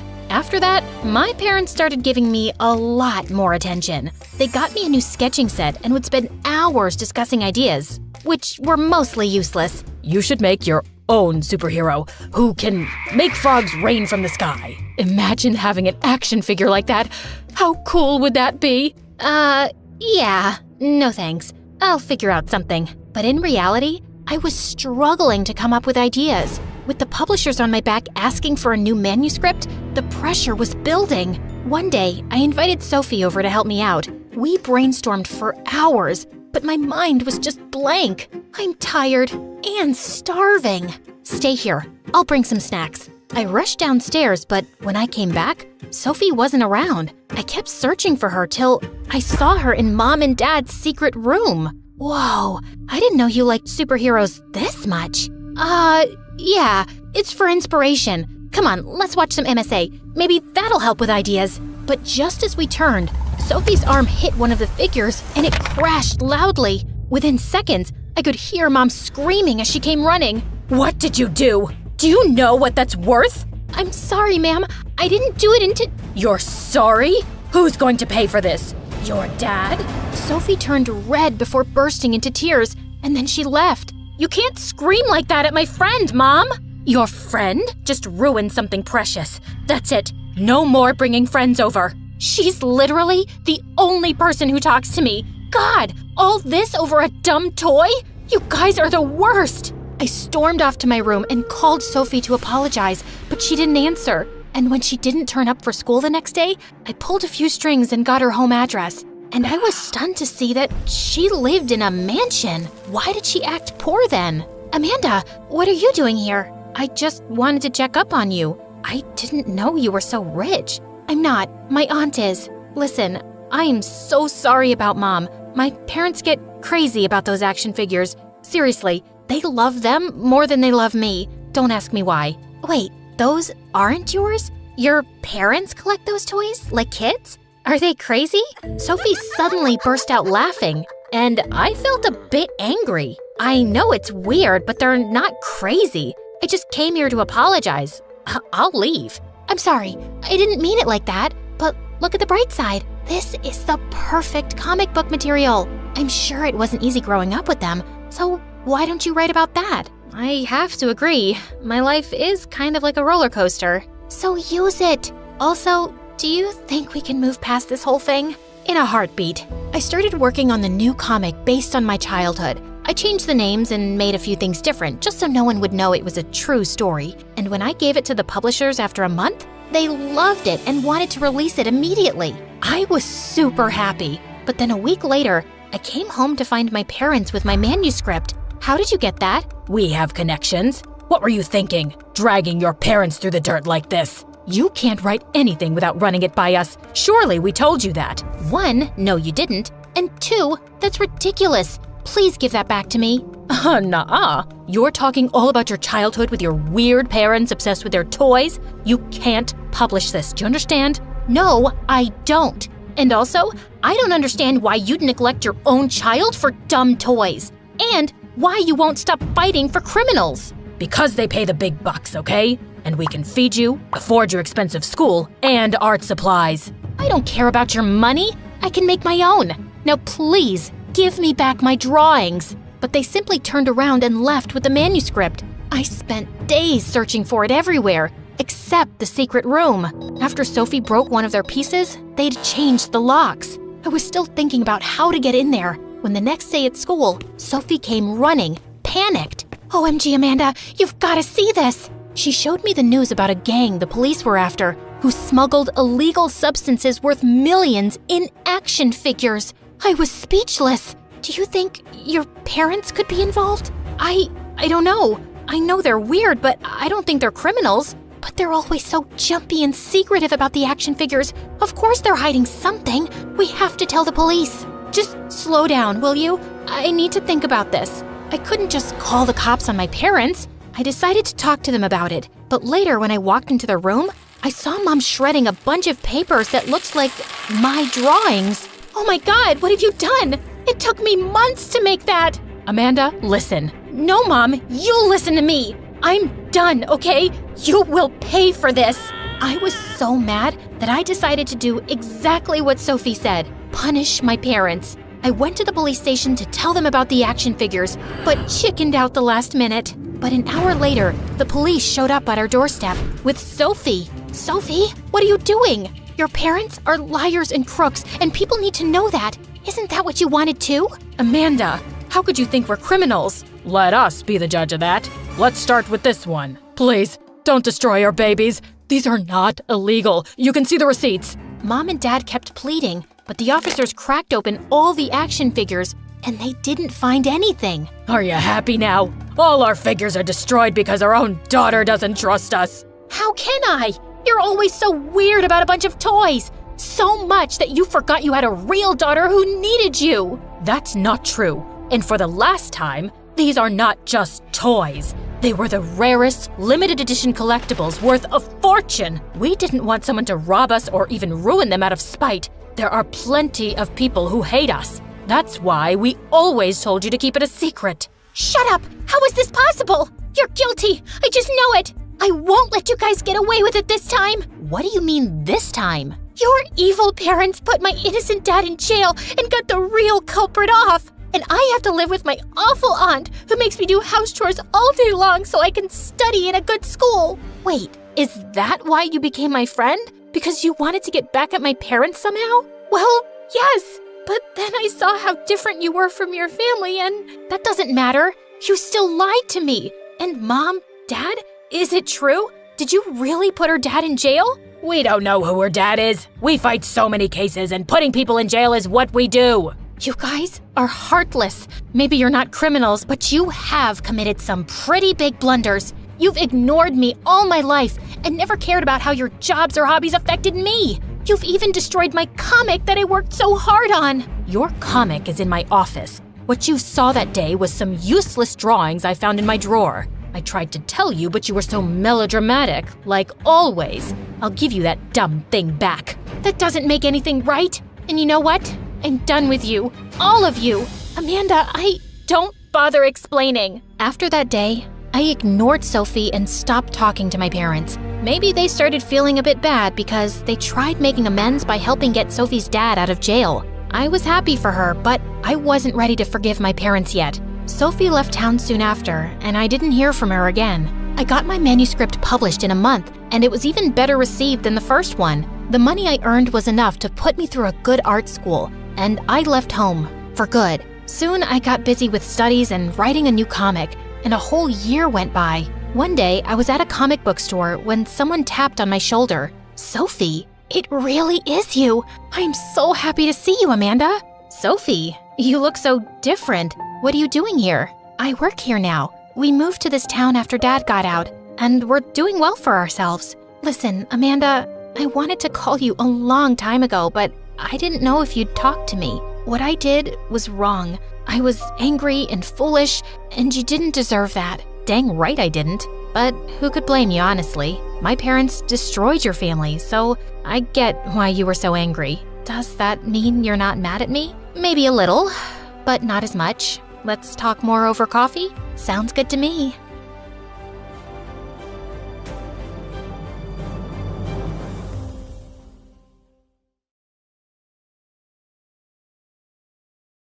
Hi, I'm Lily from New York. Please like and subscribe. My mom was once one of the biggest pageant queens in America. She was just 24 when she started a makeup company with her best friend, and they met instant success. She had me a few years later, and I grew up with literally everything, except a dad. Mom said once that he left us for some young bimbo, and we never talked about him again. And Mom never smiled when we were alone. Sure, around other people she'd smile and laugh, but not with me. Look, Mommy, I made you this card. It's lovely, darling. Mom, why don't you smile much? Because smiling leaves lines on the face, see? And we must not get lines so we can keep looking young and pretty. Mom was just as careful about my beauty. She wanted me to be a model too, and I started competing in pageants when I was 6. But as a kid, I had other interests, especially maths. Except Mom always said I wouldn't need it because I was gonna be a world-famous model. It seemed like Mom had everything worked out for me,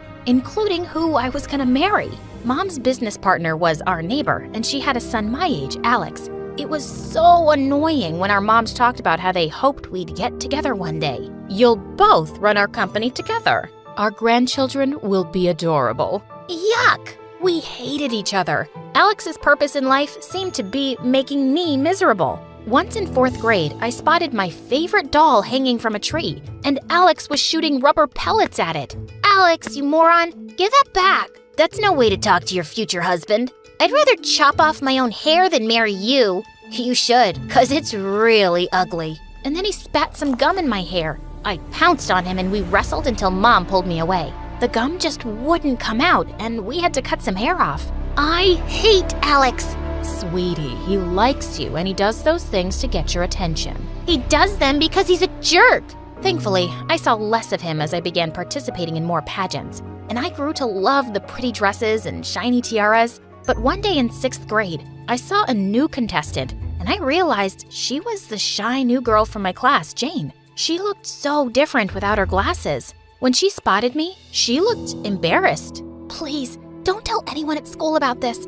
I don't want people thinking I'm some dumb pageant girl. Oh, then why are you even here? My mom's a model, and I'm just doing it to make her happy. I didn't mean to say you're dumb. It's just not something I want. I want to be a scientist. Jane was super smart and interesting. We soon became good friends, and she'd come over often to my place. She even met annoying Alex, but she seemed to find him funny. Mom never seemed too happy when Jane visited, though. You should be friends with pretty, classy girls like yourself. You have nothing in common with this nerd. Mom, that's Jane from the pageants. What? That's her? Why does she look like a homeless person otherwise? I didn't care why. She was my friend, and her looks didn't matter to me. In 7th grade, my mom and Alex's had a big launch party at a hotel for their new makeup range. Everything was going well, till we heard some loud voices outside. A bunch of people were shouting and holding banners, claiming that our company was using toxic chemicals. And among the protesters was Jane. Jane, what are you doing here? Why are you ruining Mom's launch party? Lily? I swear, I had no idea this was your mom's company. I just came with my mom. Just then, the hotel's security guards came and made the crowd leave. But Mom was furious. I saw Jane's mother today. She used to be my biggest pageant rival, and she's hated me. You can't trust her daughter. but Jane and I are friends, and that's not gonna change. In 8th grade, Jane and I were participating in the biggest pageant in the country. She seemed uncomfortable in the high heels her mom made her wear. As she practiced walking backstage, she suddenly tripped, and the chocolate drink in her hand landed all over me. Oh my God, I am so sorry. I rushed to find Mom, who luckily brought a backup dress. That girl did it on purpose. No, Mom, she didn't. She's a snake, Lily, just like her mother. You have to take her out of the competition. Go throw this juice on her dress. Are you crazy? I'm not gonna do that. But just as we'd all lined up for the stage, I heard a loud scream, and I turned to see Jane, her dress stained with juice. She'd slipped on a puddle outside her dressing room. This had to be Mom. Just then my name was called out and I had to go on stage, and I won. But afterwards, Jane just looked at me sadly. You spilled the juice, didn't you? I didn't know winning was more important to you than our friendship. I couldn't even bring myself to say that it was Mom who'd done it, and I was never gonna talk to Mom again. Jane wouldn't even look at me at school. One evening, I was sitting bummed out in my garden when Alex joined me. Please, don't cry. You look awful. Now, tell me what's wrong. And I ended up telling him everything. Don't let your mom ruin your friendship. Talk to Jane once she's cooled off, and she'll be fine. Maybe you're right. Thanks, Alex. Who knew you could be nice? Don't fall in love with me now. As if! The next day, I took the tiara I'd won and put it in Jane's locker with a note. A crown for a queen. Later at recess, I was having lunch when someone hugged me from behind. You didn't have to. You deserve it, and I'm sorry I hurt you. The good news is, I finally told Mom I'm done with pageants. She was tired of watching me lose anyway, so it's a win-win. Things were good with Jane again, and I even forgave Mom. But soon after, Alex and his mom told us that they were moving to Europe. I should have been dancing for joy, but I actually felt sad as I watched Alex leave. But then, I saw the parting gift he'd left on my bed. Gosh, I was so glad that brat was gone. As I got older, I started professional modeling. Mom never let me go out without makeup. I loved looking beautiful, but I always had to be careful not to ruin my face. Hey, wanna go into the pool? I think that cute boy over there likes you.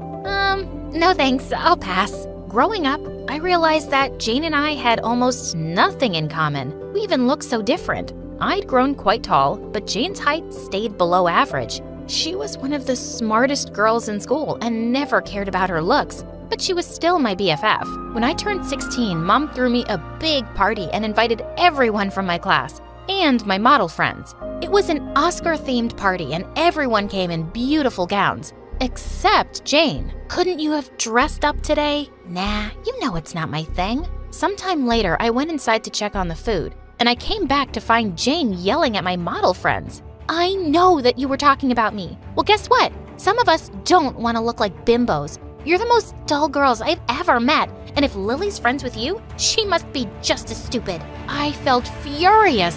So this is what you think of me? That I'm stupid? Well, yeah, sometimes. Your entire life revolves around the way you look. Doesn't that sound dumb to you? Sometimes I just feel sorry for you. You have no right to judge my career, and you've just insulted the people I work with. Oh, please. You're making it sound like you work for NASA. Anyone can get dolled up and be a model. I used to be one, remember? Not a very good one. But you still felt threatened enough to sabotage me. Thanks for not letting that go.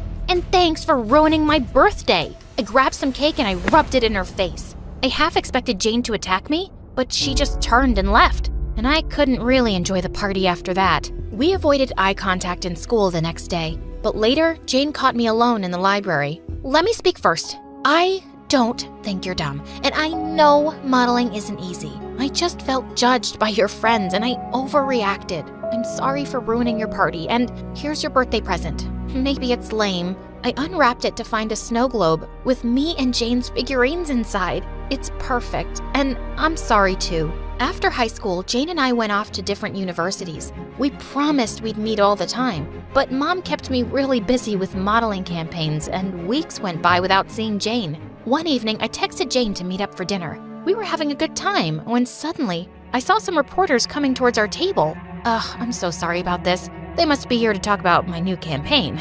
But instead, they went straight up to Jane. We want to know everything about your energy project selected for the Global Science Fair. It might be used in poor countries and benefit millions. How does that make you feel? As Jane answered their questions, I sat in shock. What project? When they finally left, I asked her why she hadn't told me. Oh, I was gonna tell you today. I didn't earlier because you're always busy, and I thought you wouldn't be interested in that kind of stuff. Because I wouldn't care about anything except makeup and modeling?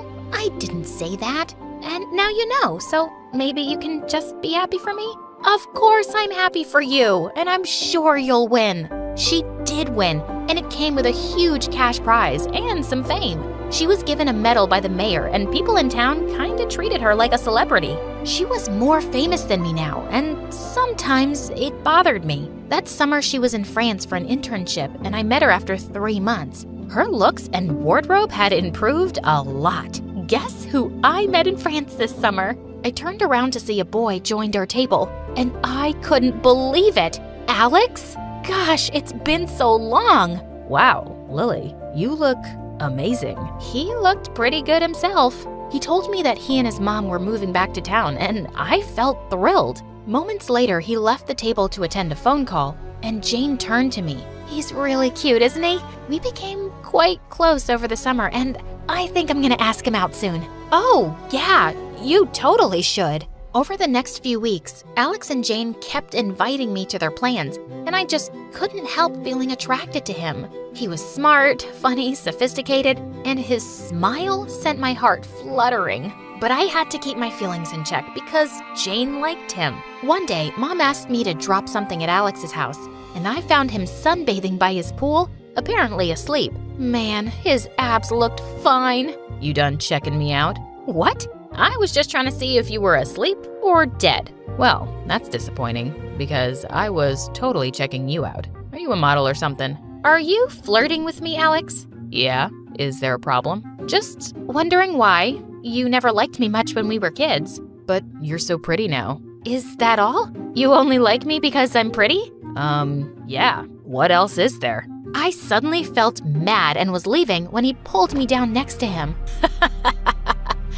Gosh, it's always been so easy to tease you. For the record, I always liked you. You're smart and interesting, and it doesn't hurt that you're beautiful. Then he leaned in and kissed me, and it felt amazing. Till I remembered Jane. When I got home, I found Jane in the lounge, and she knew. So I dropped by earlier to see Alex and found you making out with him. What a backstabber. Jane, it's not like that. Shut up, Lily. You could have any boy, but you went for him. I think you just can't stand that lately I've been doing better than you. You got jealous, so you decided to hurt me this way. It wouldn't be the first time you played dirty. Oh my God, that freaking pageant. I didn't spill the juice, okay? My mom did. It was awful of her, but seriously, it was like 1,000,000 years ago. Who cares? You're a scientist, just like you always wanted. And yeah, Alex likes me, so deal with it. So I guess Alex just likes a pretty painted face,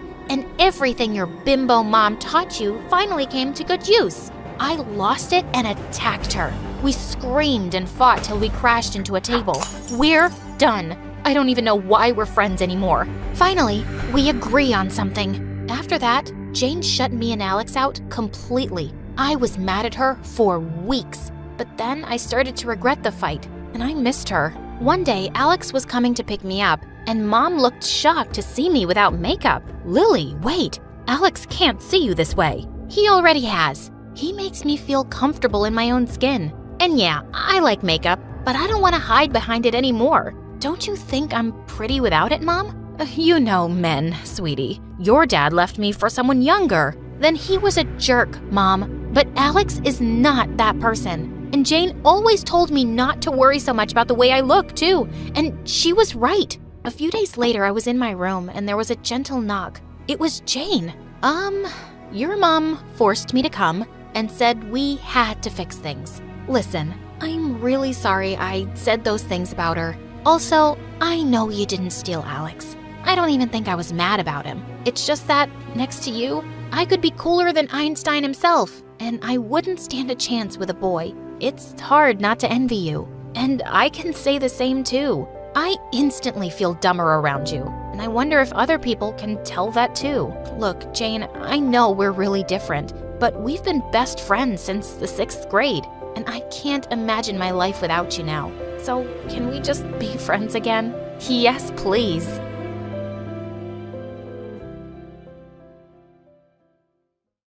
My best friend Amy and I were staring at my laptop in shock. If you don't do something, your channel will die faster than the plant I got yesterday. I've already tried everything. Last week, I reviewed those awful diet cookies that tasted like feet. And the week before, you made me endorse that dumb purple lipstick that everyone hated. Don't blame the lipstick. It's not my fault that your followers have no fashion sense. That's not the point. I'm gonna be kicked out of the squad house if I don't think of something soon. Hi, I'm Lola, a 17-year-old YouTube star. And at this point in my life, I was hoping to keep my spot in the squad house, a place where world-famous influencers come together to make videos for money. Please like and subscribe to MSA. Staying in the squad house was a big deal for me because, unlike most influencers here, I didn't come from a rich family. My dad was a farmer, and even though he worked hard, we were barely scraping by. Things got worse when Dad fell sick and couldn't work for months. Mom tried helping, but she was just bad at everything. So I decided to work as a part-time waitress. Then one day at work, a colleague of mine introduced me to vlogging, and I was hooked. I spent hours watching people on YouTube live their best lives. And when I found out the kind of money they made, I had to give it a shot. So I saved up, bought a secondhand camera, and started recording. Hola, I'm Lola, and I'm gonna take you through a typical day at the farm. So I start by feeding the pigs, and then I feed the chickens, collect the eggs, and try not to break them.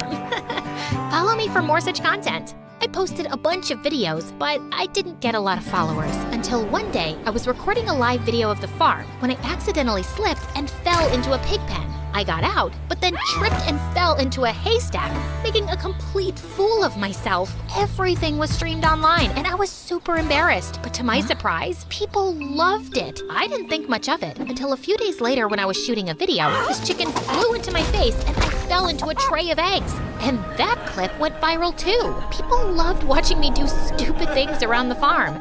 So that's what I gave them. I made videos on being chased around by goats, almost getting kicked by a cow while milking her, cleaning horse poop and then slipping right into it, and I got really famous. Soon I was doing advertisements and brand endorsements, making enough money to support my family. 6 months later, I moved into the squad house, where I met my best friend Amy. We were roommates, and even though her dad was rich, she was pretty grounded. She also gave me advice on how I could make my vlogs better. It's time you move on from being the goofy pigpen girl and focus on something bigger, like fashion and lifestyle. You're in the big leagues now. You gotta step up your game.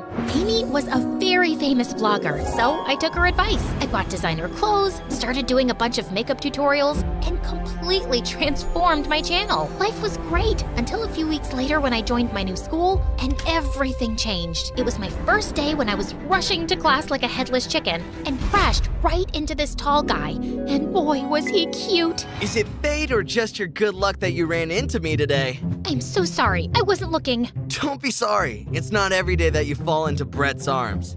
Hey, you're the girl who made videos about chickens and pigs, right? I love your stuff. Huh? But I think it's missing something. Like what? Me, of course. You and I should hang out. I'm sure your followers would love to see a handsome new stranger on your channel. Think about it. Brett gave me his number, winked, and left. And I couldn't stop smiling. Later, I found out that he was a year senior and one of the most popular guys in school. That evening, when I got home, I called him and he invited me to a party. I was just getting ready when Amy walked in. Where are you off to? Looking like that. To a party with Brett. Brett? Like Brett from school? Why him? Because he asked me and because he's cute. Is he cute, or was he just flexing his muscles? Is he cute, or did he tell you that you have really pretty eyes? Is he cute, or is he just the guy whose arms you happen to fall into? All of the above? What's your point? Brett's a total jerk. Just last week, he was dating the head cheerleader, and the week before that, he was dating a chick from my drama class. He's a player, Lola. Relax, it's just a party. It's not like anything will happen. Obviously, things didn't go as planned, and a week later, Brett and I were dating. His dad was really rich, so he was always getting invited to award shows and exclusive events, and I was his +1. For the next few weeks, my life was a dream. My followers loved watching my life with Brett, and when we did our first commercial together, people were calling us couple goals. But soon after, Brett started showing his true colors. Are you seriously gonna eat that burger? Shouldn't you order a salad or something? But I'm hungry. I've been shooting all day. I'm saying it for your own good, babe. No one would want to see you if you get chubbier. And trust me, you're well on your way. He even started taking over my vlogs. No one was interested in my life anymore. All everyone wanted to know was what Brett ate, how he did his hair, how he clipped his nails. So, my mom used to make this mud mask for me back home. I'm gonna take 1 scoop of this and apply it in an anti-clockwise direction. Yeah. Everyone knows how to apply face cream. Why don't we just show them something they actually want? More Brett. Here's a shot of my perfect abs. And look at my forearms. You like it, don't you? Let's try another angle. What about this? And he just kept getting more obnoxious. He started a fitness channel of his own, got really popular, and moved to the squad house too. At first I thought it was great because now Brett and I could shoot more videos, but then he stopped showing up for shoots. I confronted him, and he had the most bizarre thing to say. I need a bigger cut or I can't film with you. But I'm the one getting us the deals. We should get paid equally. In that case, count me out. I've already taken an advance, Brett. You can't leave me hanging like that. Then just pay me more. I'm the bigger celebrity now. I will get views. While all you do is paint your face with makeup. Ugh! I'm the one who made you famous, Brett. Without me, no one would even know you exist. You know what? You and your channel can both eat bugs. We're done. What do you mean? I mean, I don't want to see your stupid face anymore. You can't leave. I'm Brett. No one leaves Brett. Watch me. And with that, I turned around and left. Brett kept calling me all night, but I simply blocked him and went to bed. And the next morning, I woke up to Amy screaming in my face. Apparently, Brett had announced our breakup publicly, making him sound like some heartbroken martyr. And my followers were going down. And even worse, I was getting calls from my sponsors saying they were pulling out their campaigns if Brett was no longer filming with me. I tried calling Brett, but he had left for a month for some fitness boot camp, and I couldn't reach him. I always knew that boy's trouble, but you were so happy with him, I didn't say anything. You literally called him buttface and threw bread at his head at dinner yesterday. I didn't throw it at him. His big head got in the way. I don't care, Amy. Those deals were my content for the next 2 months. What am I supposed to do now? Maybe I should apologize to Brett. You don't need Brett. Remember how much your followers loved you when you first started dating Brett? All you need to do is find a new guy. Are you serious? Yes, and the timing is perfect. Colin Angel, the top YouTuber in the world, is coming to the squad house next week. Just work your Lola charm, and I'm sure he'll melt like ice cream on a hot day. You think it'll work? We have to try. Trust me, Brett will be old news soon once you're dating a hot new guy. Maybe Amy was right, and it was worth a shot, but Colin was a celebrity, and I had to make a good first impression. So I stalked his social media, learned everything about him, and when he came to the squad house, I felt prepared. Colin, hey! What's up, yo? Do I know you? You tell me. Do I know me? I mean, you do know you. I have a weird sense of humor. Sorry. I'm Lola, by the way, short for Lorraine. But don't call me Lorraine. It makes me sound like a 90-year-old granny. It's such a stupid name. What I'm trying to say is... I'll call you Lola. Cool? That's perfection. I mean, yeah, whatever. Do you want some fruit punch? Sorry, I'm allergic to all fruits. And with that, he left. Okay, that hadn't worked. So next, I went through his post to find his favorite bakery and ordered the most expensive cupcakes for him. He was sitting alone at breakfast when I pulled a chair up next to him. Is the seat taken? Do you see anyone sitting there? Oh my God, you're so funny. Anyway, I got these cupcakes from your favorite bakery as my way of welcoming you to Squad House. Colin stared at the cupcakes and turned green. Take those away from me. I hate this bakery, Lola. It gave me the most horrible food poisoning of my life. But the internet says... Don't you know not to believe everything the internet says? Oh God, I'm having flashbacks. And Colin covered his mouth and ran. For the next few days, I tried everything to get Colin's attention. I left cute notes for him in his room, sent him flowers, chocolates, but nothing worked. I'd almost given up when one evening I was walking past the common room and I heard someone singing. It was Colin. He spotted me in the doorway and stopped. Sorry, did I break your flow? It's cool, I was leaving anyway. Wait, I was thinking maybe we could... Look, Lola, I'm not dumb. I know you've been flirting with me and you're very cute, so I'm flattered. But I've been avoiding it because I know you've just broken up with your boyfriend, and I can't be someone's rebound.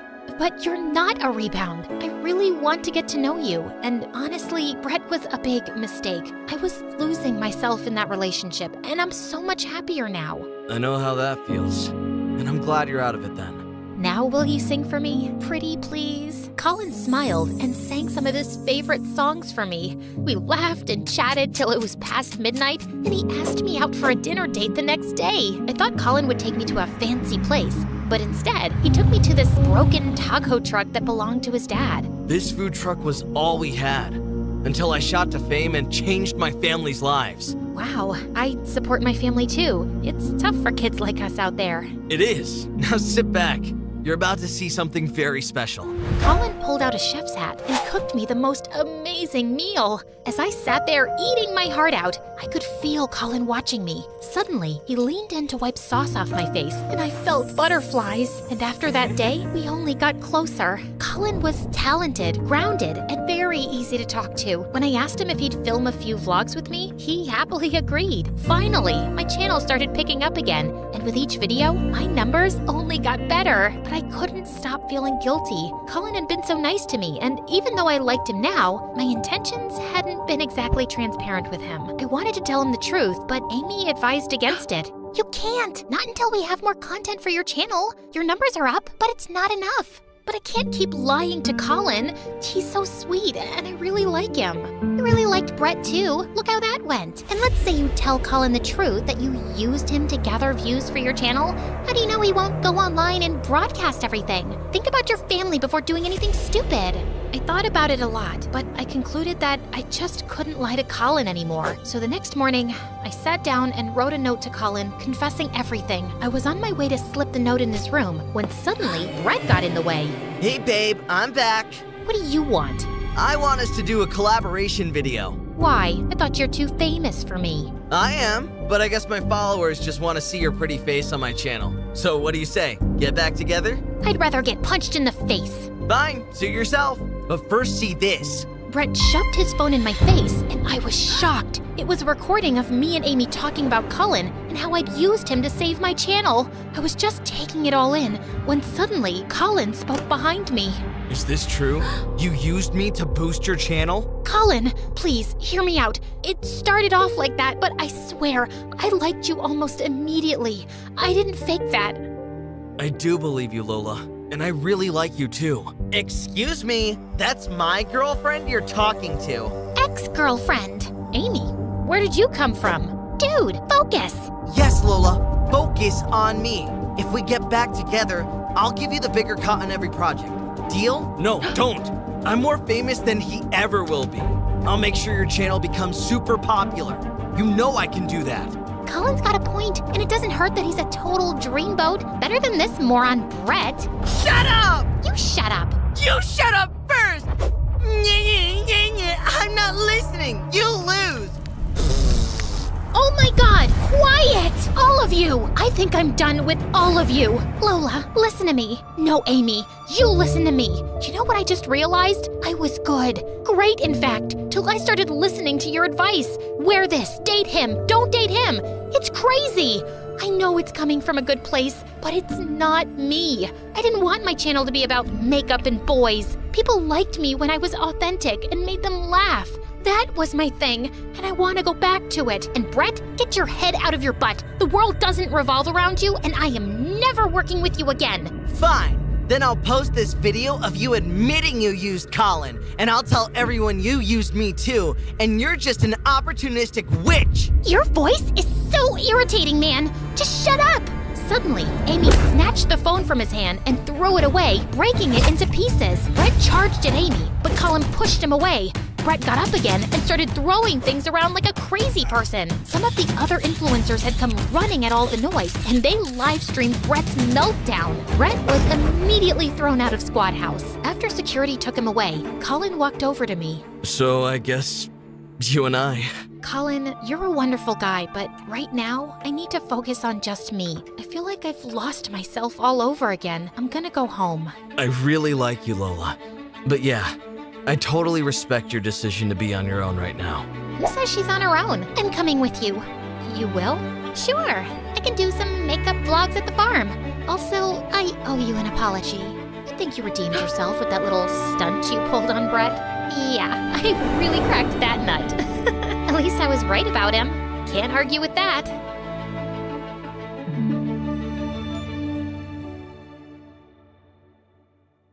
Hi there, I'm Becca, short for Rebecca, and my dad's the mayor. Sounds cool, huh? Think again. It's a nightmare. I'll tell you why, but before I do, please like and subscribe. When I was a kid, my dad and I were best friends. We danced in TikTok videos, watched movies every night, and we even had our own rock band. But when Dad became the mayor, everything changed. He never had time for me. So he hired a horrible old nanny named Miss Boot, which didn't make any sense. I mean, really, who needs a nanny at 15? Stop chewing with your mouth open. You weren't raised in a barn. And no more candy, only vegetables for you. No video games either. They'll rot your brain. I tried everything to get Dad's attention. I got straight A's in school, I sent him funny memes, and I even went to his office to show him my new dance moves, but nothing worked. For his birthday, I made him a special dinner, but as I was cooking, I glanced out the window and saw a cute boy across the street waving at me, so I had to go talk to him. And one thing led to another, and the kitchen caught fire. When Dad got home, he was furious. What happened? The last thing I wanted was Dad mad at me, so I made up a little white lie. It was the strangest thing.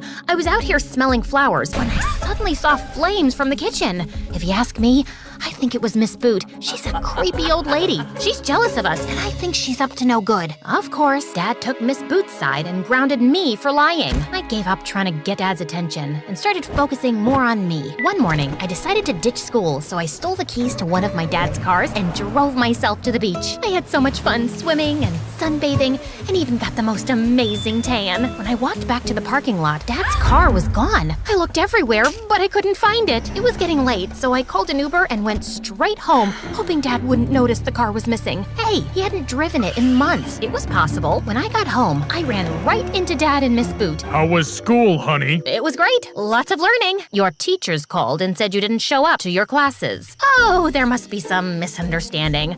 I was working on a special project studying the mating rituals of sand fleas. And my car? I was gonna tell you, it got caught in a flash tornado. It was picked up and flew into the sky.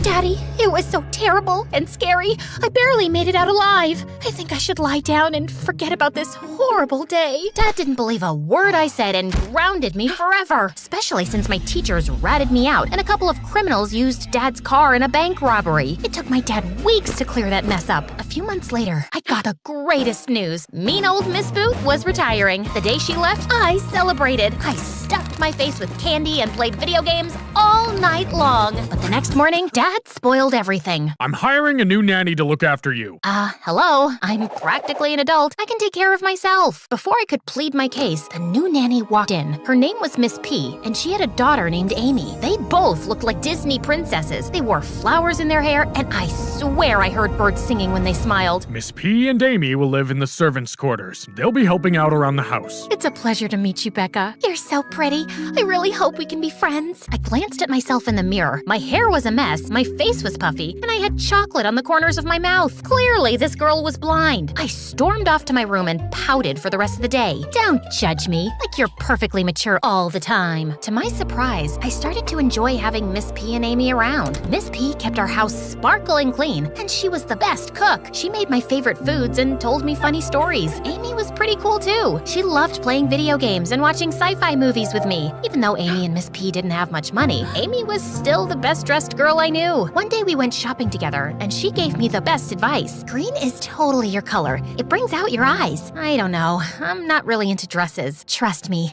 with that dress and those shoes, you'll look like a supermodel. Amy was right. As we walked through the mall, everyone kept staring at me and giving me compliments. A couple of boys even asked me for my number. After that, Amy and I were attached at the hip. We were total besties. I begged Dad to pay Amy's tuition so we could go to the same school, and he said yes. On our first day, I introduced Amy to my other best friends, Layla and Jasmine, and they loved her. Amy even joined them on the cheerleading team. I was never into cheerleading. I was too busy coming up with new dance moves to post on my TikTok and YouTube channel. A couple of months later, Amy, Layla, and Jasmine went away for a week to cheerleading camp. But when Amy came back home, something was wrong. She'd barely look at me. Every time I tried to talk to her, she'd run the other way until I ambushed her at her locker. Something's up. Why are you acting so strange. Amy pulled me into a corner and whispered, "It's Layla and Jasmine. I'm not sure how to say this, but oh, never mind. It's nothing. I don't want to ruin your friendship. Forget I said anything. Just tell me. No one will ever know we had this conversation. I promise." What Amy said next rocked my world. She told me that Layla and Jasmine thought I was a horrible dancer, the most annoying girl in school, and they were only friends with me because my dad was the mayor. Amy even showed me text messages on her phone of Layla and Jasmine making fun of me. I was so mad I was about to explode. Later, I saw Layla and Jasmine in the cafeteria laughing, and they had the nerve to smile at me like they were my friends. I stormed right up to them. "You backstabbing witches! You think you're so cool, but you're as dumb as a box of rocks. Are you for real? As serious as a math test." They stood up and got in my face. "Okay, loser, you think you're special, but you're just a basic chick. Well, you're both as ugly as a horse's butt, and you smell like porta potties." Jasmine pushed me. I shoved her back. Then I snatched some ice cream off a kid's lunch tray and threw it in their faces, which turned into a huge food fight. I was suspended for a week, but it felt really good to kick those two-faced jerks out of my life. I felt bad about betraying Amy, though, and begged her to forgive me. Eventually, she did, and we got even closer. I even told her about my secret crush, a football player named Mike. "Why don't you tell him how you feel?" "I'm totally not his type." "Of course you are. Let's have a double date." Amy set up the date a couple nights later. I put on my best dress and spent an hour doing my makeup. When I arrived at the restaurant, I had the shock of my life. I saw Amy kissing Mike. My face turned as red as a chili pepper as my heart shattered to pieces. Amy spotted me and walked over. "Hey, you don't look so good. Are you feeling all right? How could you do this to me?" "What? I thought you'd be happy." "Why would I be happy? I caught you making out with my secret crush." "Your secret crush is Mike? I thought you said Ike." "I swear, that's what I thought, and I invited him." I turned around and saw Ike, the weirdest kid in school, staring at me. The whole night was a disaster. I had to watch Amy and Mike making out for hours. A few times when Amy and Mike were kissing, I caught Amy glancing at me. Beneath her sweet smile and soft brown eyes was something sinister. I tried to keep my distance from Amy, but she never let me get far. She'd show up in my room late at night. "Are you still mad at me, bestie?" "In the backseat of my car." "I feel like you're avoiding me." She'd ambush me after class. "We're still friends, right?" I couldn't even go to the bathroom without running into her. "Want to hang out after school?" She was totally creeping me out. I hid out in the school library to avoid her, but a few days later, something crazy happened. The principal called me into her office and accused me of cheating. I was horrified. "No, wait, that's not true. I've never cheated in my life." Then Amy walked in with tears in her eyes. Dad was right behind her. "I'm sorry, Becca. I couldn't keep lying for you. I had to come clean. I told the principal how you've been forcing me to do your homework and helping you during tests for months." Shame on you, Becca. I can't believe you'd do something like this. "I'm innocent, Dad. You have to believe me. Amy's a liar." "She's scaring me, sir. The last time she was this angry, she hit me." Dad gave me the saddest look. I couldn't believe he was falling for Amy's lies. I am so disappointed in you, Becca. I'd had enough. I jumped out of my seat and charged toward Amy. She ran around the room screaming for help. Dad and the principal had to pull us apart. After that, Dad sent me away for a month of therapy. When I got back, things took a horrible turn. Dad announced that he and Amy's mom were getting married. After the wedding, Dad showered Amy with gifts and attention. He invited Amy and her mom to all his political events and left me at home. It was the worst. Amy stole all my friends, my secret crush, and my dad in a matter of months. I was so mad I wanted to scream. I tried meditating to calm myself down, and when that didn't work, I ate a tub of ice cream. Then early one morning, I woke up to someone pounding on the front door. I raced down the stairs. The police were at the door, and they had an arrest warrant. Someone had accused Dad of stealing money from the city. This is outrageous. My husband is an honest man. This has to be a mistake. The police ignored us, arrested Dad, and hauled him off to jail. I was devastated. Miss P fainted, and Amy was nowhere to be found. Dad swore he was innocent and tried to fight the case, but during the trial, the prosecutor called Amy to the stand. She told this crazy story about how my dad was a crook. The mayor is a monster. He stole money from the children's hospital, a homeless shelter, and a retirement home. I couldn't let him hurt all those innocent people, so I printed copies of all his bank transactions and gave them to the police. The lawyer showed the judge all the evidence. Dad swore he was innocent, but the evidence against him was too strong. On the day of the sentencing, everyone in town was there, even Miss Boot. The judge sentenced Dad to 20 years in jail. Dad and Miss P started crying their eyes out, and Amy flashed a sinister smile. I was so angry, my hands started shaking. Then Amy whispered in my ear, "Too bad about your dad. Now he'll rot in jail and no one can do anything about it. Funny how a few little lies could do so much damage." Just as I was about to smack Amy in the face, Miss Boot pulled me away. "Calm down, child. Act like a lady. Your father taught you better than that. I heard what that nasty girl said to you, but hitting her won't help your case. She's evil and she ruined Dad's life. We have to stop her. The best way to fight a lie is with the truth." Miss Boot walked away without another word, and then I got an idea. That night, Miss P, Amy, and I were packing our things to move out of the mayor's mansion. While Miss P and Amy were downstairs, I snuck into Amy's room. She hadn't packed yet, so I searched around to find evidence to prove that my dad was innocent. I was just about to give up when I found a small notebook tucked away in her drawer. Inside, it had pictures of me and my dad with X's on our faces,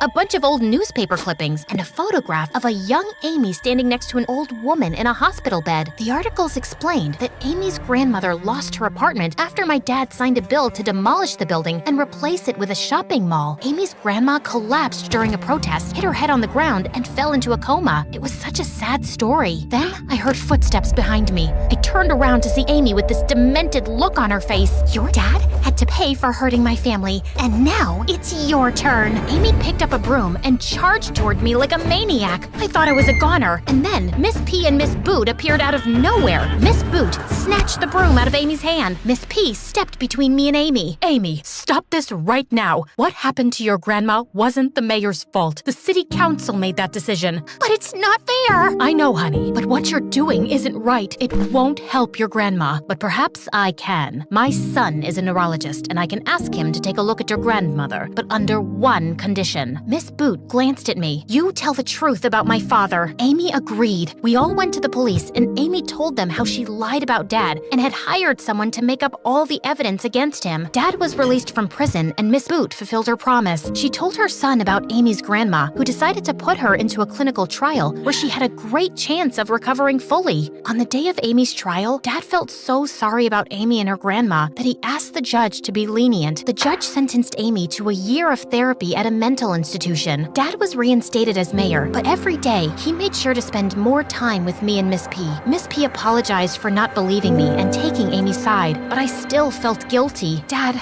if I hadn't lied so many times to you before, you would have believed me when I told you about Amy. None of this should have happened. This is all my fault. You can't blame yourself, honey. You had no control of what Amy would do.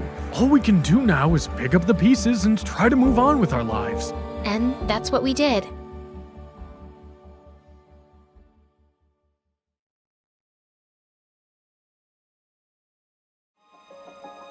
Hi, I'm Nova, and my life sucks. I used to think I was just unlucky, but thank God I later discovered it was a full-blown family curse. No, seriously. I grew up with a twin brother, Dorian, who was 2 steps ahead in everything. For starters, everyone thought he was the much better-looking twin. He'd play video games all the time and ace his tests, while I'd stay up all night studying, and my grades were still average. He was good at sports, I was just clumsy. Even our parents favored Dorian, especially Dad, who dreamt of making him a football legend. In 8th grade, I tried out for the small school talent showcase, just a silly cheer routine I made up on my own. I asked everyone to come, but that same day, Dorian had his big football practice match, and guess where everyone went? Yep, including my parents.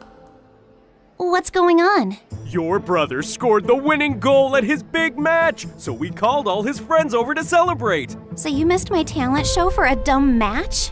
You participated in a talent show? Why? You're so uncoordinated. Just last week you tripped over a sock and hurt your head. Thanks, but I don't need your judgment. I'm just saying, maybe next time choose something you're good at. Oh wait, you can't. You're bad at everything. Shut up or I'll kick your face. Ugh, so annoying. I ran upstairs fighting tears when I heard a soft voice calling from a bedroom down the hall. Nova, is that you? That's Ella. She's my younger sister, and she's been sick since forever. Doctors didn't even have a proper diagnosis, just a fancy name that meant they were still trying to figure out what was wrong with her. And since our parents were too busy making Dorian a star, it was usually left to me to look after Ella, which I didn't mind at all. Hey, how was your talent show? What did Mom and Dad say? They never came because Mighty Dorian had a match. So what? Did you have fun? I almost did a backflip and only tripped twice, so yeah, it was fun. Then that's all that matters. Talking to Ella always made me feel better, but I could never tell her how I really felt. My problems just seemed so pathetic compared to everything she was going through. Even at school, I mostly kept to myself while Dorian hogged the spotlight. The only time people spoke to me was to ask for Dorian's number, so I barely had friends until I met Maya in high school. She was new and asked me if I could show her around, and we hit it off right away. We liked the same music, same shows, and I finally had someone I could pour my heart out to. She was the only person I felt free and happy with, but that changed on her 18th birthday. Maya decided to throw a costume party. I was gonna be French fries, and she was gonna be ketchup. It was gonna be epic. But when I got to her place, I was the only one in a costume. I checked my phone wondering if I'd missed a text from Maya, but nothing. And worse, I found her standing near the pool talking to Dorian. Oh, wow. Looks like someone didn't get the memo. What is he doing here? And wasn't this supposed to be a costume party? Oh, shoot. I thought I texted you. I wanted to have a costume party, but Dorian thought it was stupid for an 18th birthday. And since when did you start taking advice from Dorian? Since we started dating. What?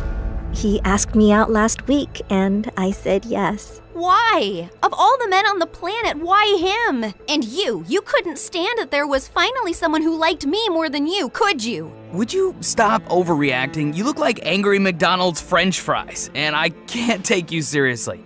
Also, my feelings for Maya are totally genuine. Genuine my butt. Everyone at school knows you change girlfriends faster than you change underwear. Maya, listen to me. Whatever garbage this guy's been feeding you, it's not worth it. But I love him. No, you're infatuated. Like every normal girl your age is with some butthead like him. Come back to your senses.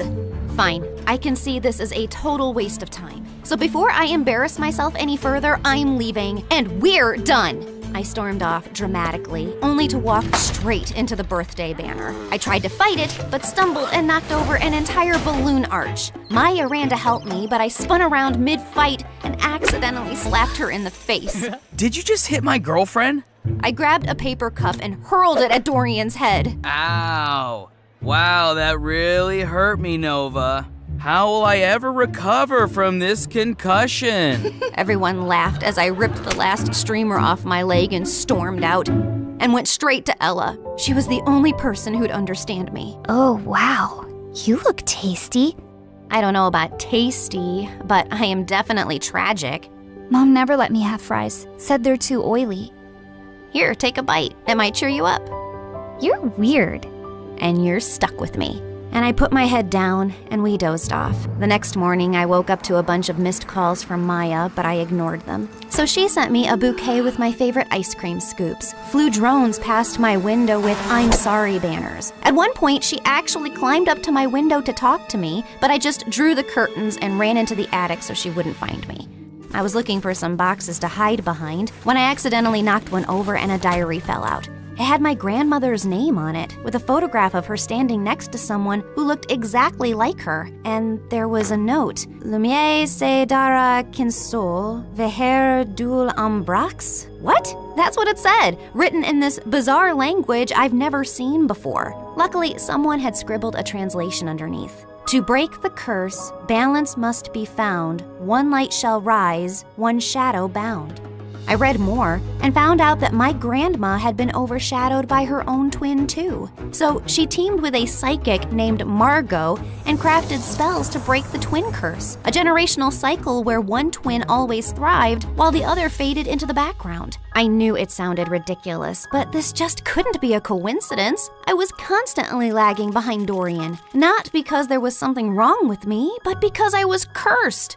The note also said that to unlock the curse, like and subscribe to this video and leave a comment.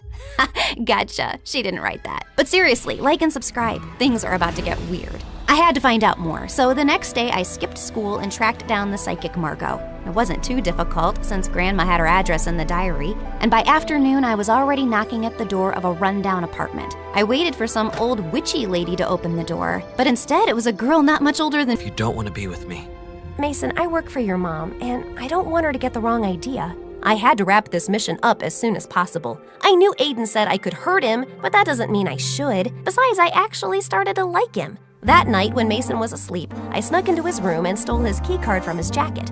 I entered the warehouse, but a hand grabbed me and turned me around. It was Mason! Astrid, how did you get my key card? You gave me this. What? When? I panicked, grabbed his shirt, and kissed him as hard as I could. Mason, I changed my mind. I am madly in love with you. I knew it. I guess I had distracted him well because he only said, I have a surprise for you tomorrow.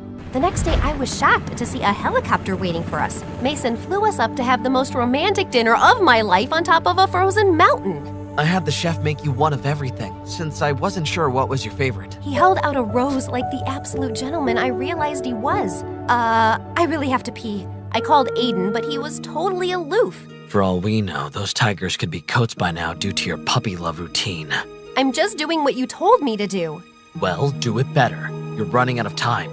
The next morning, I woke up with a horrible cold, probably from the snow, and Mason was sitting on the edge of my bed staring at me like I was an art exhibit. I should have brought you a coat too. This is all my fault. Let me take care of you. And before I could say anything, Mason sprung into action. Wow, you're really good at this. I love nursing things back to health. Did you know I always wanted to be a vet?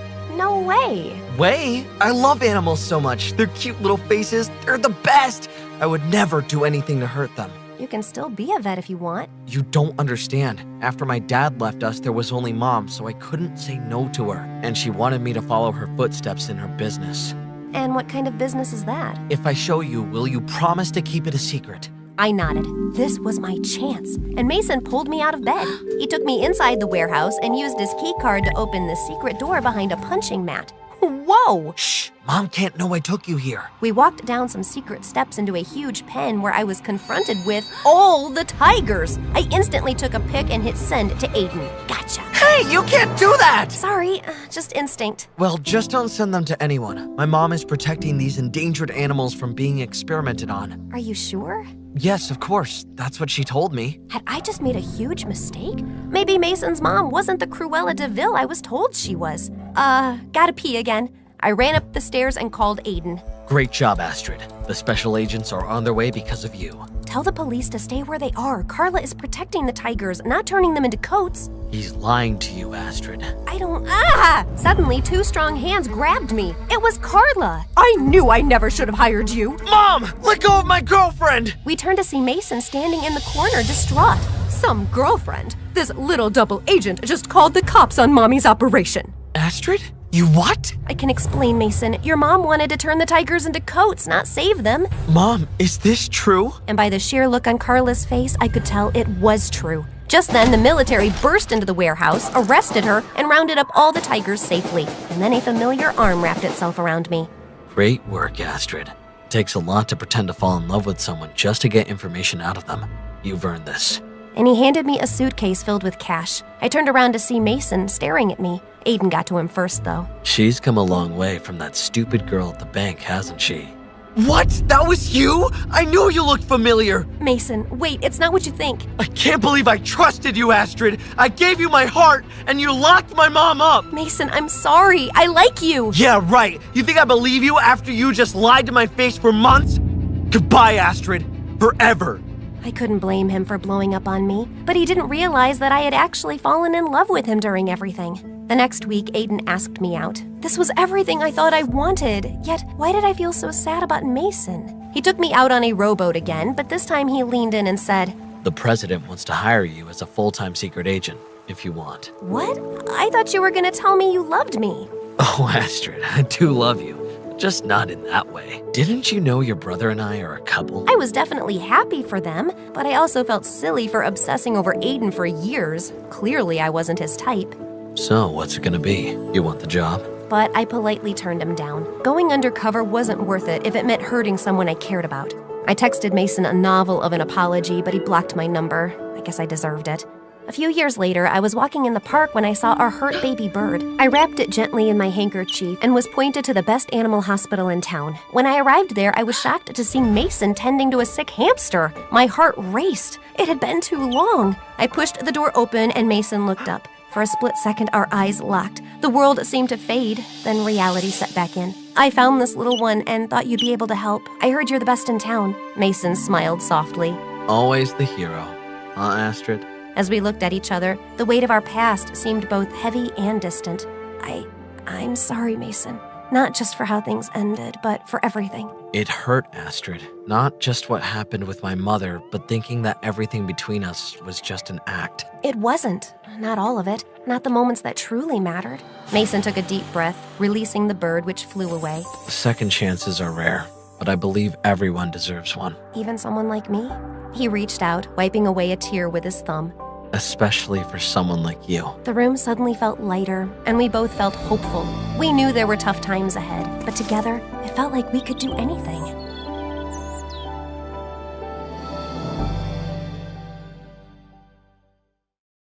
My best friend Callie once told me that good things and bad things happen in threes. I didn't believe it at first. Then 3 totally bad things happened to me, and it changed my life forever. It all started on a day like any other day. I can't believe you got the skirt! Callie screamed the moment she saw the new stuff in my room. You're so lucky, it's so gorgeous. Samantha is going to die with envy. I felt kind of embarrassed at Callie's gushing. I mean, the skirt was pretty and kind of expensive, but it was just a skirt after all. Suddenly, my mom came into my room. Hope, honey, can you bring this over to Mr. Jenkins' apartment, please? Callie turned her head away and rolled her eyes. I had to stop my giggles. Mr. Jenkins lived a few doors down from us and next door to Callie's. His house smelled so bad. Now, please, Mom added. She left a basket full of freshly baked bread on my dresser. Mom is always baking. I guess she had nothing better to do all day since Dad made enough money to keep us comfortable. Callie says that we're more than just comfortable, though. I wish I could go shopping any time like you, Callie moaned while she stretched on my bed. I wish I could have a bag like this and a skirt like this. I felt bad for Callie sometimes, so I offered to give her my new stuff. I mean, I can always buy them again. Callie took them quick enough. She walked with me to Mr. Jenkins's door. Good luck with Mr. Stinky, she whispered,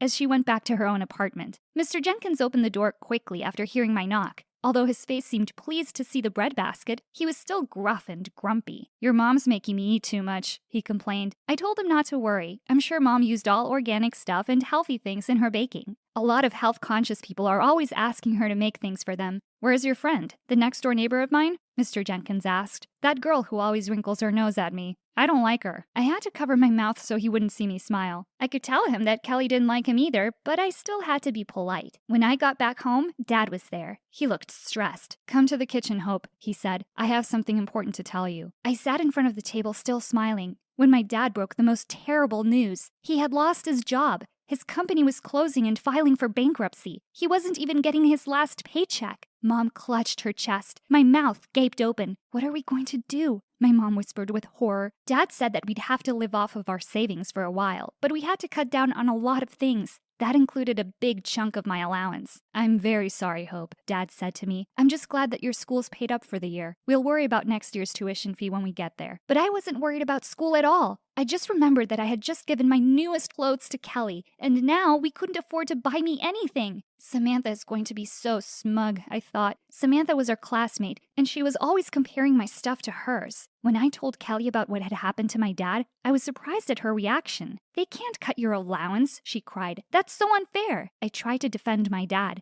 I mean, it wasn't his fault that his company was going under. They should be the ones to cut back, not you, Kelly said. They're the grown-ups. It's not your fault that your dad lost his job. Well, it's not my dad's fault either, I snapped back at her. Sometimes Kelly can be such a brat. We've been friends for a long time, but sometimes she acts so spoiled. Since I didn't have any extra money, I needed to find a job. Unfortunately, the only job for me was babysitting. Hey, I already take care of most of the kids in the building, Kelly said. Don't steal them from me, okay? I sighed. I wished that Callie was willing to share some of her clients with me. I needed the money more than she did. One day, I was walking down the hallway to our door when Mr. Jenkins appeared. Do you need a job? He asked. I nodded, although I didn't know if he had any leads for me. I need somebody to clean up my apartment, he continued. Will you do it? I'll pay you. Mr. Jenkins' house smelled really bad, but I was desperate. My parents needed the money for food and household stuff. They didn't have extra to give me, so I agreed to Mr. Jenkins's plan. I was going to start the next day. My mom was thrilled. Even if we had so little money, she still made healthy sandwiches to share with Mr. Jenkins every day. If his house smelled bad from the outside,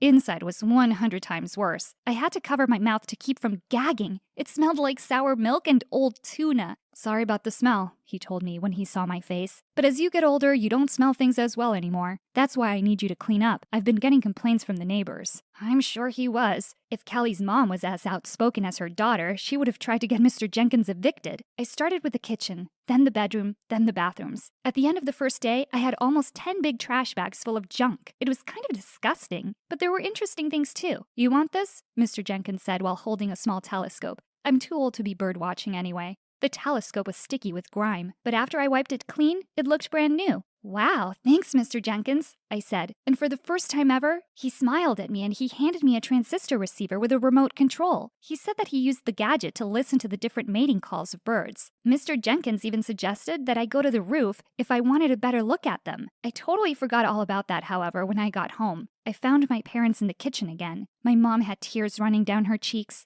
What was worse was that my dad was teary-eyed too. There are no jobs for me, he said with a dead voice. I'm willing to take on any job, but nobody is hiring. Mom went to kneel in front of Dad and she cupped his face in her hands. Don't lose hope, she said so tenderly. We'll get through this. I never felt so scared in my life as I did that night. It wasn't about the money, though. It was remembering my parents looking so scared themselves. A few days later, I went to the roof, just as Mr. Jenkins suggested. It was so peaceful up there. I never really realized how big the sky was. It made me feel so small. And with that feeling, I realized that my problems were small as well. Anything was still possible. I just had to hope. I took out the telescope and the drone transistor radio. I tried to follow some birds around and I had one more realization. Bird watching was terribly boring. So instead of looking up, I used the telescope to spy on the people on the street. To my surprise, I saw Kelly stepping out of our building. I made the transistor receiver follow her from above. Hey, Samantha, she shouted to the nicely dressed girl waiting for her at the corner. Samantha looked very happy to see her. They seemed like best friends. They even linked their arms together and started giggling at once. Nice bag, Samantha said admiringly. Thanks, Kelly replied. I looked closer at the bag on her shoulder and saw that it was the brand new designer bag that I gave her. Where's Hope? Samantha asked. Kelly started to laugh. I don't know. I don't care, Kelly replied. She sunk so low. She's sad and pathetic now. She's practically a cleaning lady. I call her Miss Stinky because she's cleaning the house of our neighbor, old Mr. Stinky. Tears filled my eyes and I let go of the receiver remote control. I couldn't listen anymore. I felt so betrayed. I never thought that Kelly could ever talk about me like that. It wasn't just my dad who lost something, I whispered. It looks like I lost my best friend, too. I didn't think it was possible, but my day got even worse. After I lost sight of Kelly and Samantha, I saw someone else stepping out of our building. It was my mom. She was waving to someone in a car, and it stopped to pick her up. It was a flashy car, and my mom was smiling from ear to ear. She was also dressed up to the nines. The driver stepped out of the car and walked over to open her door. I didn't recognize him, though. He was very handsome. My mom was looking at him like he was a gift from the heavens. I started to feel cold all over. There was something going on here, but I wasn't sure what it was. So for the next 3 days, I went to the roof. Every day, Mom came out of our building. Every day, she got into the stranger's car. She seemed happier than I had ever seen her. Then I remembered what Kelly told me about the 3 bad things happening together. First, my dad lost his job. Second, we lost our money. And now for the third, it seems like my mom was having an affair. How could she do this? How could she betray us? When she finally got home on the 3rd day, she was still smiling. A part of me was hoping that she was doing something else. Anything else other than cheating on my father. But she never said anything. I could see that she was trying to act all normal, but I caught her smiling behind my father's back. When Dad asked her what she did that day, she just answered that she spent the day baking. I wanted to scream that I knew her secret. The only baking she did that day was a cheater's pie. I wanted to confront her, but I just couldn't. Not yet anyway. It was hard to even get up in the morning. The next day was my last day cleaning for Mr. Jenkins. It was unrecognizable now. It smelled so much better, too, after all the essential oils and diffusers I used.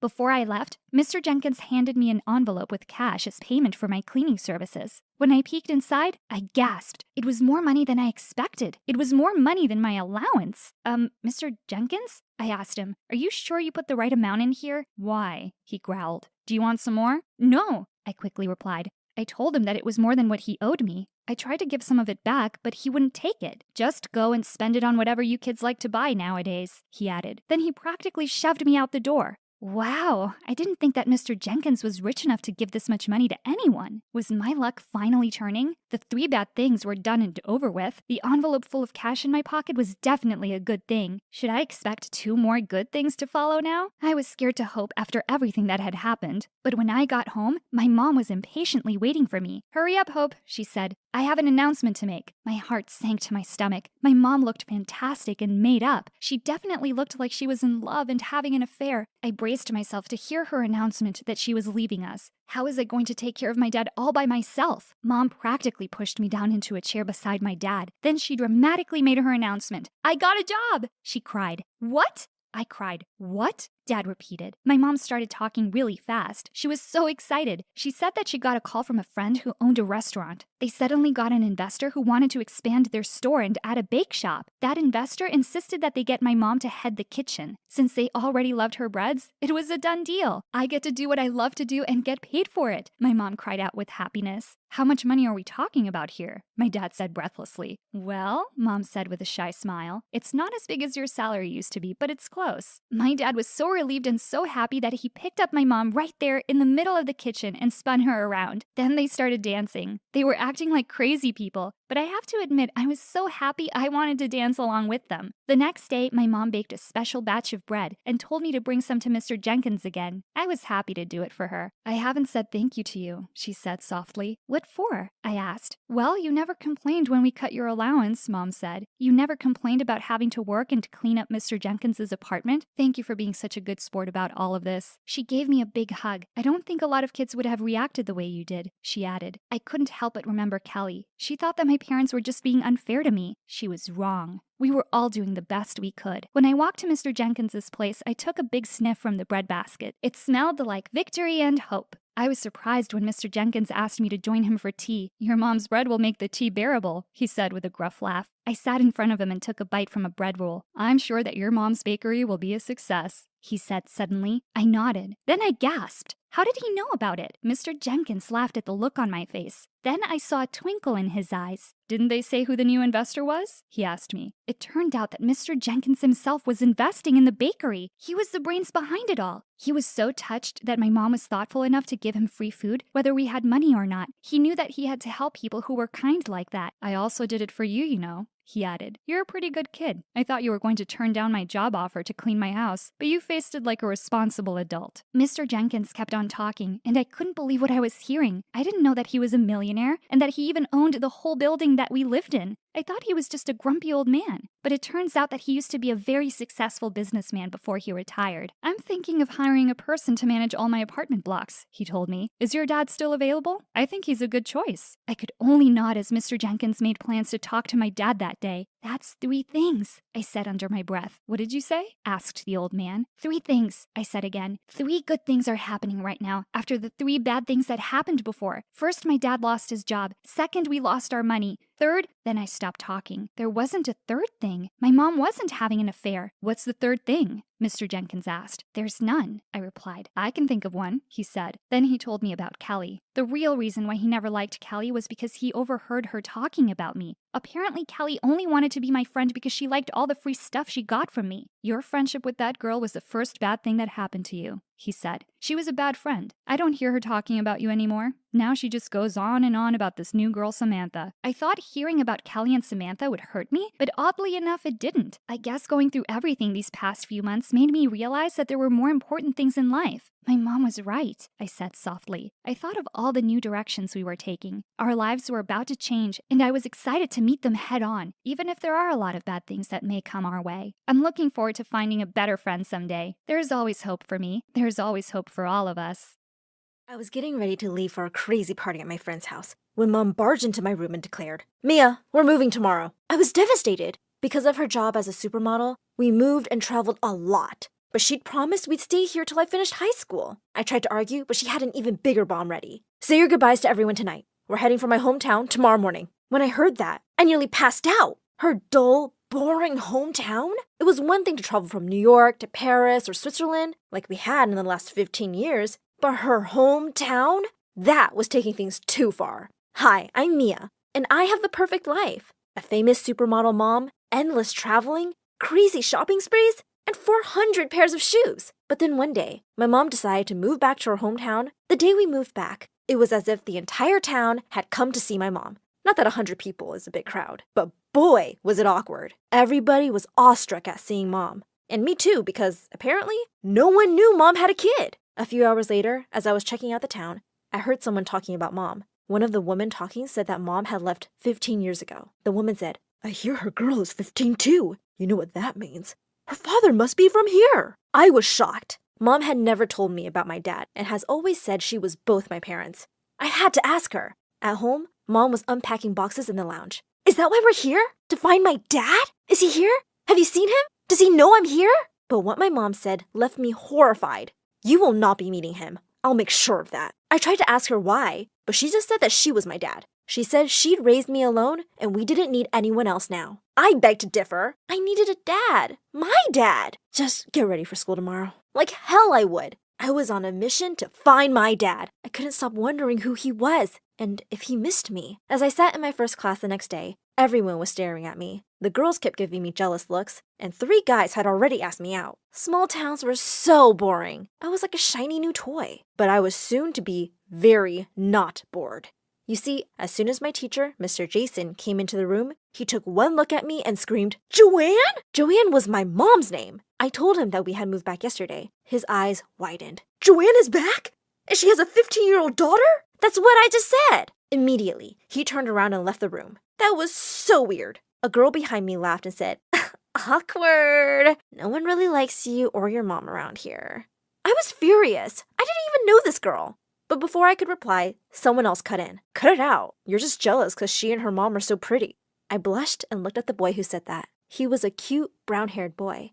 The way he looked at me gave me butterflies. After school, I was about to leave when Mr. Jason ran up to me. He pushed a huge teddy bear and a packet of candy into my arms and said, "Take these! Did your mom tell you I'm your dad? Is that why you're in my class? How could she hide you from me?" As he left, sniffling, I stared after him in shock. What was he talking about? Just then, a guy ran up to me and said, "Hey, sweetie, want to go on a date with me? You're the prettiest girl in this school, ever." Another shoved him aside and said, "Dream on, loser. She's going on a date with me first." Suddenly, the boy from class came over to me and said, "Stop it, guys. Can't you see you're making her uncomfortable?" And he sent them away. I thanked him, and he introduced himself as Aaron. "Do you maybe want to hang out with me? We can watch a movie?" My heart fluttered. Sure. We had just walked up to his door when his next-door neighbor, who was mowing the lawn, screamed. He was staring at me and looked like he'd seen a ghost. "Joanne?" Okay, this was so annoying. Did I look old enough to be in my 30s? Aaron told this guy, Tom, that I was Joanne's daughter. To my shock, he ran over to hug me. I felt so embarrassed when he looked at me with tears in his eyes and said, "I never knew. How could she hide this from me? It's so cruel." I gasped. What was he trying to say? Were you Mom's best friend? Could you help me find my dad? Your dad? If you're 15, I'm sure I'm your dad. She didn't even tell you? I want to talk to her. Where is she? Before I could say anything, though, Tom ran back to his house, leaving the two of us alone. Then Aaron said, "Wow, that was weird. They must have been real good friends." Yeah, looks like it. Yeah. Do you maybe want to get some ice cream now? I was barely listening. Both Mr. Jason and Tom had acted so weird and emotional seeing me. They both thought I was their daughter. At home, I wasn't surprised to see Mom had visitors. I could hear yelling and ran inside to see Tom and Mr. Jason fighting. My mom was trying to break them apart, but they weren't listening to her. I grabbed a plate and smashed it. The sound made them all freeze. What in the world is going on? Immediately, both the men dashed towards me. And, I kid you not, both were crying. Tom yelled, "My daughter!" Mr. Jason jumped in. "What do you mean your daughter? She's my daughter!" I looked in shock at both the men and then at Mom. "You want to tell me what's going on, Mom?" Before Mom could say anything, Mr. Jason said, "Before your mom left town, we were dating, so clearly you're my daughter." But then Tom cut in. "After this moron cheated on her and broke her heart, she dated me in secret for a month. We were best friends, and then she got scared and ran away, I think." I was taken aback while Mom lazily yawned and said even Tom had cheated on her. So since both the men had broken her heart, she would never tell them whose daughter I was. Tom looked hurt and immediately began to grovel for forgiveness. He said Mom was his only true love. He said he never dated anyone after her. This was so weird. Mom, I need to know who my dad is. I'm the only father you've ever had, Mia. Just accept it. I came here to show both these losers I didn't need anyone to make it big and raise my little girl. Oh yeah? So what about me, huh? I need to know. For a minute, she looked upset. like she never thought I would want to know. Then she smiled and said, just pick one. Whoever you want as your dad. Pick him. All three of us looked shocked. But Mom clearly considered the conversation over and left the room. Both men turned to me. The way they looked at me made me panic. Uh-oh. I turned and ran out. I didn't want to be dealing with this right now. Unexpectedly, having two dads wasn't all that bad at first. Both of them were clearly still in love with Mom and were desperate to win me over. So the next few weeks were amazing. Mr. Jason treated me like I owned the school. He was passing me in every class, and none of the rules applied to me. Everyone was so jealous. I was showered with the strangest gifts. Mr. Jason would get me candy and dolls like I was a kid, while Tom got me all of Mom's favorite music and movies. I wasn't complaining though. I did enjoy the attention and gifts and money. Oh boy. There was a lot of money, but sometimes I didn't feel so sure. It seemed like both these guys were just really in love with Mom and wouldn't stop asking me to praise them in front of her. The worst part was when every day Mr. Jason and Tom showed up at our house wanting to walk me to school. I kept telling them that I wouldn't let either of them walk me. There was no way on earth I could show up to school with my teacher and my crush's neighbor. The girls would give me hell. One day, Mr. Jason showed up with a huge doll and more candy. Tell your mom I gave these to you, okay, kiddo? Ugh. I pushed it back into his hands. I'm 15, not 5. Tom pushed $50 into my hand. Yes, take this instead. Youngsters need money. They don't play with dolls. Gee, thanks. Would you tell Mom if I skip school today? No. I mean, I can be the fun parent. I grinned at him, and he looked like he'd won the lottery. Uh-oh. I didn't want him to think I'd chosen him. Not so soon, anyway. Thanks, bye! I turned and ran. Thankfully, I could outrun them both, and I knew exactly where to go. Just outside the arcade, though, I ran headfirst into someone. Ow! The man saw the money in my hand and looked at me suspiciously. Who are you running from, kid? Did you steal that? Excuse me? What did he think I was, a beggar? I told him to butt out of my business and tried to walk past him. But then I felt a hard tug on my back. He was holding me back. Shouldn't you be in school? What are you, my dad? He said this part of town was dangerous and I shouldn't be here alone. Listen, mister, I'm not here to commit a crime. I'm just going to play some arcade games, so excuse me. He looked around and then sighed. Fine. I'll come and watch over you. I was stunned. Was he some kind of creepy pervert? He seemed normal enough, but why did he seem so concerned? It made me feel weird. Are you like Father Teresa of this neighborhood or something? No, kiddo. You remind me of someone. The next few hours were great. The guy, Steve, played games with me and even got me ice cream. Best of all, he said he'd paid for it all. I had a great time and got $50. Then he said he'd walk me home. That made me panic. There's no way. If Mom saw me skipping school with a stranger, she'd flip. He looked at me thoughtfully and said he wouldn't tell her if I promised never to skip again. Okay, I won't tell your mom if you can solve this riddle. How can you make the number 1 disappear? Ha! I knew this one. Add the letter G and it's gone. That was quick. You're a smart one, aren't you? Yeah. Mom was always making me guess stupid riddles. Now, goodbye, Dad. When I got home, Mom came running and yelled, Just where were you, young lady? She and Mr. Jason were on the stairs. Jason had snitched. I was dead meat. Do you know how worried I was? I had to tell your mom you skipped the whole day of school. Somehow when he said that, I got really angry. I knew he was really just trying to get close to Mom. Listen, you're not my dad, okay? You're just trying to score points with her by ratting me out. Oh no, my child, that's not. But I wasn't going to listen. I went to my room and slammed the door while Mom yelled, You're grounded forever, Missy! So annoying. Just then, there was a knock on the window. I gasped. This was the 2nd floor. I went to check and found Aaron downstairs.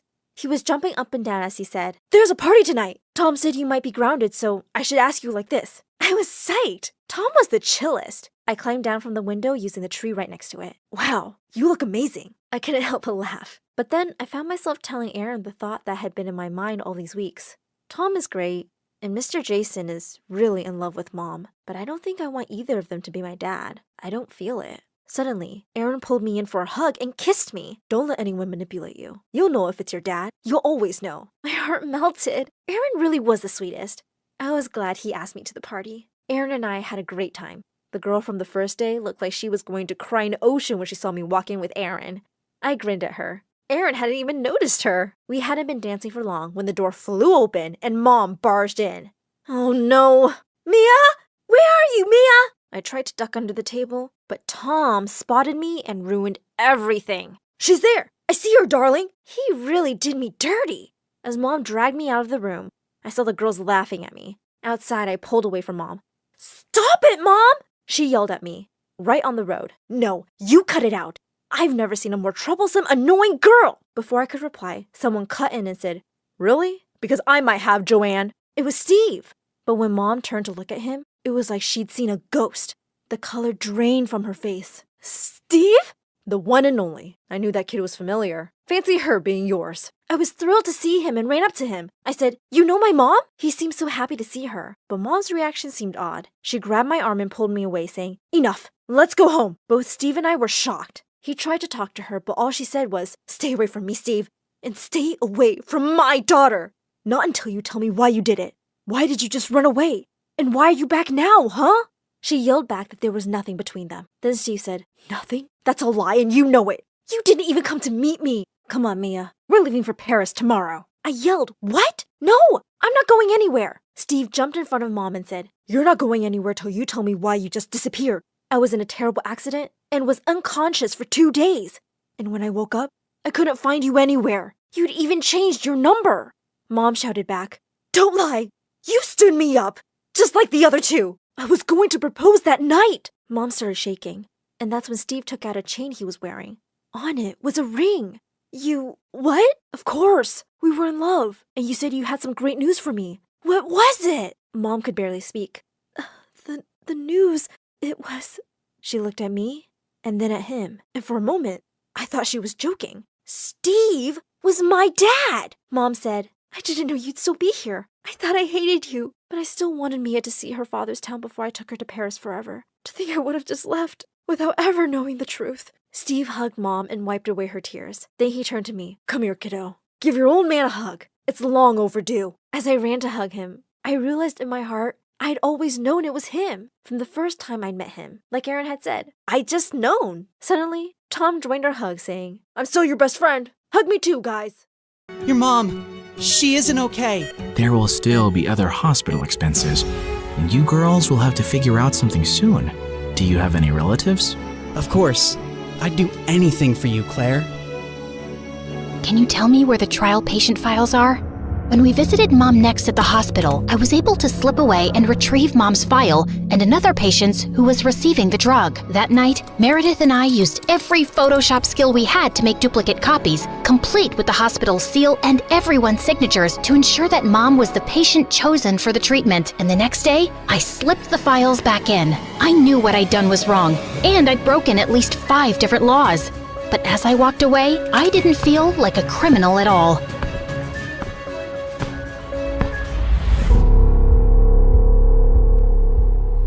I was walking down the hospital corridor with Freddie when Meredith came running towards us. "Where have you been? Mom's awake. She's finally awake." Oh my god, seriously? This better not be a joke, Meredith. "I swear on my beautiful face, it's the truth. The doctors are just checking her vitals." Can you girls stop making so much noise? It's a hospital. "Oh, shut it, nurse. We're in the coma ward. Who are we disturbing here? Don't you want these people to wake up?" How dare you talk to me like that? This is preposterous. That's not even a real word. Remind me to buy you a dictionary. How did you become a nurse? Jeez. We ran down to Mom's room to find her fighting off the doctors. She jumped onto her bed like an animal and started screaming at them. "Where am I? Are you doing science experiment on me? You will not touch the daughter of Vladimir. I learned how to catch fish with my bare hands when I was 3 and tackled a bear when I was 5. You think you are any match for me?" "Ma'am, we mean no harm. We're your doctors." How are you old enough to be a doctor? You have a pimples like a teenager. I'm fully qualified. Shut up, little boy. Tell me where I am before I take your eyeballs out and play bubbles with them. Mom? Mom turned and stared at me with wild eyes. Let's get out of here before she attacks us. For once, I agree with Meredith. Who are you? And what did you just call me? Hey guys, the last time you saw me, I was walking down a hospital corridor after switching the clinical trial files. That was 2 years ago, so let me get you up to speed on everything that's happened since then. Mom entered the clinical trial, and her tests started showing signs of progress, but she didn't come out of her coma anytime soon. Freddie tried to help us, but Meredith and I had to learn to manage on our own. And it turns out, there's a lot you can steal from a hospital. We never had to buy toilet paper or cleaning supplies again. And we always had endless cups of pudding and Jell-O. Meredith, is that diaper cream you're putting on your face? A girl's gotta moisturize. It's very hydrating. My face is as soft as a baby's butt. What did you score today? More useful things like new bed sheets, pads, towels, and batteries for our TV remote.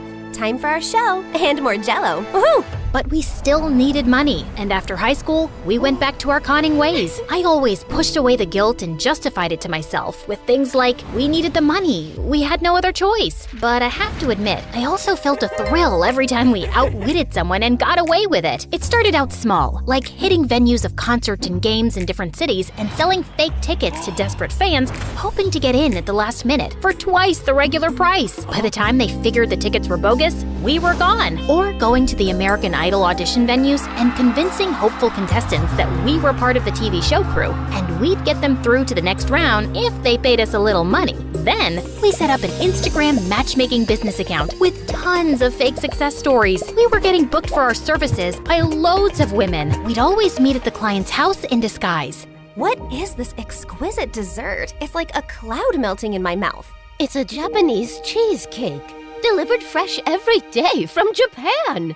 You are just the kind of people I like.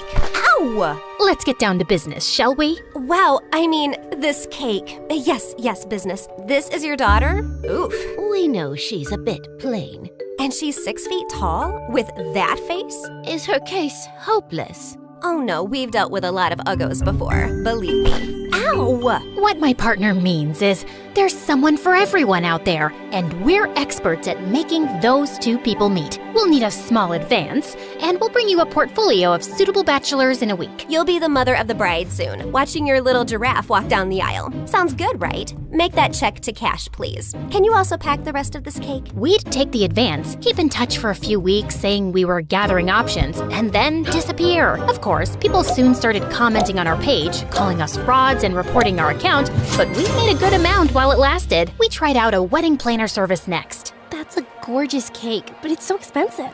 But it goes so perfectly with your pink and white theme. Also, we're planning to order 2,000 pink and white roses. And an ice sculpture for the reception area. How much will all this cost? You can't put a price tag on happiness. Daddy will have a heart attack. He's gonna have one anyway. I just saw him eating a block of cheese. Why should that stop you from having the wedding of your dreams? Really, you deserve the best on your big day. Okay, I'm sold. Let me write you a check. When that went bust, we became travel bloggers and influencers. With our huge number of fake followers, we managed to get into the best hotels for free as long as we wrote a review. When I'm rich, I will buy a hotel and live there. They have the best beds. Room service? Yes, we'll have 2 lobsters, 4 sushi platters, 2 beef burgers with fries, the prawn tempura, the fish tempura. Okay, anything with the word tempura. And why don't you bring up the entire dessert menu? Thanks! Of course, none of these businesses lasted too long, and we were always on our toes, traveling from place to place, changing disguises, trying not to get caught. The only person who had any idea of our activities was Freddie. But whenever we went back home, he was always happy to see us and never asked questions. 2 years had gone by like this, and Mom was finally awake, except she didn't remember being our mom. Now, we had no chance to ask her about the fake IDs and laptop we'd found, because all she seemed to remember was her childhood in frickin' Russia. We showed her pictures of us together, and the doctors explained that she'd lost most of her memory, and they were unsure if she'd regain it. Oh, my girls, I am so sorry I don't remember anything about you, but I feel a connection to you. As strong as the frost on my toes, walking barefoot in snow, and as sweet as the smell of my grandmother's honey cakes, and as deep as the violet skies of Siberia, and... Yeah, we get it, Mom. We love you too. As the 3 of us sat in a cafe later, I was still trying to process everything when I saw Meredith had a faraway look on her face. I know that face, Em. What are you planning? Oh, nothing. Just thinking how excited Arthur will be when he finds out Mom is awake. You're talking about our neighbor, Arthur? Yeah, he's been visiting Mom every week for 2 years. He's always been in love with her. He'll be happy, but she won't even remember him. That actually works in his favor. Mom always found him irritating. What are you saying exactly? What if we convinced Mom that she was deeply in love with Arthur before she went into a coma? I'm sure he won't have any problem playing along. Maybe we even say that they were engaged before she got sick. If we set them up, Mom will be taken care of for life. Arthur is rich with a capital dollar sign. Wow, Meredith, you're a frickin' genius. Jeez, why are you girls always scheming? Because our parents are not neurosurgeons. You can't use that excuse forever. Watch me. Like we expected, Arthur immediately agreed, and we got to work. We photoshopped tons of pictures of Mom and him, and soon he even turned up with a giant emerald ring. You chose this Russian emerald ring from an antique shop where I proposed to you. Oh, it is so beautiful. I wish I remembered all of these moments. But I do feel a connection to you, as strong as the smell of lavender on a Russian summer breeze, and as warm as Papa's fur coat, and as comforting as a bowl of kidney pickle soup, and kiss her, now! As Arthur and Mom kissed, Meredith and I walked out of the room and burst out laughing. We laughed till we almost peed our pants. Oh God, my tummy hurts. Are we doing the right thing? Fooling Mom? She's no fool. She asked me how rich Arthur is yesterday. Now she feels very connected to him. And within a month, Mom was walking down the aisle in a grand wedding in Arthur's garden. Of course, Meredith and I had made all the arrangements and totally overcharged Arthur. I promise to cherish and to love you forever, and follow you to the ends of the earth. we will go to Russia and start our new life there in the lovely house you have bought me as a wedding gift. And yes, I will cherish and love you and whatever, etc., etc. Now you may exchange rings. Did you just hear what I just heard? Are they moving to Russia? That can't happen. Is it too late to object to this wedding? Shh! You guys are ruining the ceremony. What's wrong with you? Are you a moron? You know she can't go to Russia? Why not? She's Russian, isn't she? Oh yeah, she shouldn't go to Russia. Hold it, everyone! Sorry, Mom, but you can't go to Russia. Oh, sweetie, I will take you girls with me, don't worry. We're taking them with us? No one's going to Russia. Can we, discuss this later? You're ruining the moment. Arthur, shh! Listen, Mom, we need to talk. As I got up to talk to Mom, I tripped on my dress and crashed into this big cage holding 100 pigeons, and they all started flying off. This was supposed to be for after the ceremony! But suddenly, those pigeons turned vicious and came back to attack everyone. They clawed at people's hair, poked them with their beaks, and pooped everywhere. As the guests ran around in chaos, someone slammed straight into the wedding cake. Meredith and I grabbed Mom's arms and dragged her home. What is wrong with you two? There's something you need to know, Mom. Meredith and I ended up showing her all her fake passports, IDs, and the laptop, and she was stunned. My name is Alexei, and none of these IDs have that name. Mom, we don't know who you really are or why you left Russia. What if you were a spy or some sort of criminal? What if you're wanted in Russia? If you go back there, you might get arrested or worse. Apparently, many years ago, some bad people were looking for you, and we don't know why. You have to stay here and keep a low profile. But I want to find my parents and see my home. It's all I remember. You can't risk it. Not till you get your memory back. Or we get someone to tell us what's on that laptop and figure out who you are. We're sorry. We hugged Mom as she cried, then fixed her makeup and returned to the wedding. The pigeons had left, and the guests were leaving too. Stop, everyone. The wedding isn't over yet. And Arthur, Mom wants to move to Hawaii instead. From the top, people. Arthur was very confused, but I have to say this now. I've been in love with you since forever. It's kind of thrilling. I don't really believe that. You don't want to believe that. We're too different, Freddie. You're gonna be a neurosurgeon like your parents, and she'll find a nice girlfriend and then marry her and live in a nice neighborhood, and she'll be content. I'm not sure that's the life I want. It sounds boring. I wish I'd said something else when I saw Freddie's hurt face, but there was no easy way to let him down. He kissed me gently on the cheek and walked away, and I felt a lump in my throat. Mom moved to Hawaii with Arthur, and Meredith and I went down a crazy path over the next few years. There wasn't a scam, fraud, or con we didn't attempt. We never stuck to the same thing for too long in case the police picked up a pattern. But word got around in underground circles about 2 female con artists, and we actually started getting hired for our services. People were always less likely to suspect 2 pretty innocent-looking girls than someone who looks like a thug. And working with these thugs, we learned how to forge signatures, create counterfeit money, make fake checks, and steal credit card information. I'd always been bad with computers, but Meredith even showed a great knack for hacking. We made good money, partied with rich people, traveled first class, and stayed in amazing hotels. But for me, the glitz and glamour gradually started to fade. I was getting tired living out of suitcases, always wearing disguises and looking over my shoulder. I had no real friends, and even if I met someone I thought I could like, I knew I couldn't be in a real relationship. I was almost thinking of talking to Meredith about quitting the con artist life when one day she burst into our New York hotel room looking beyond excited. You won't believe the job we just got. It's gonna pay us $250,000. Who would pay that kind of money? And for what? Turns out, the kind of people who take you to their headquarters blindfolded. As Meredith and I walked into an underground room, a large chair swiveled around to reveal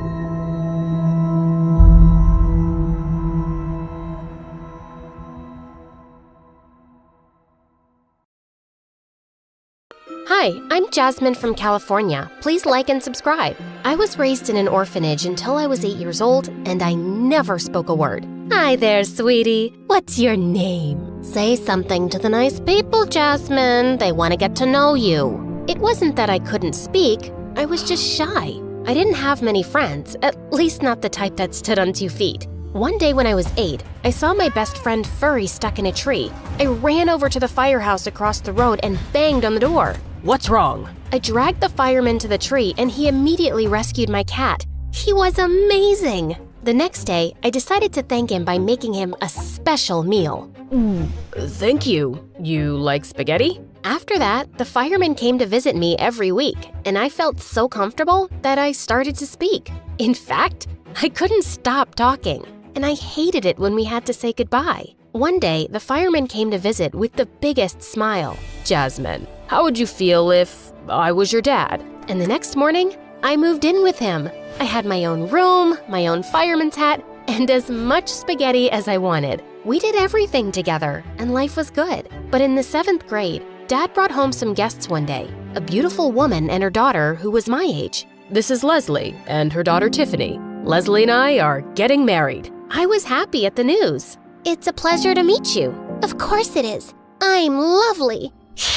But it's not a pleasure to meet you. It's worse than that day I ate a whole jar of chilies and pooped fire out of my butt, and also I had to get a tooth extraction and my appendix removed on the same day.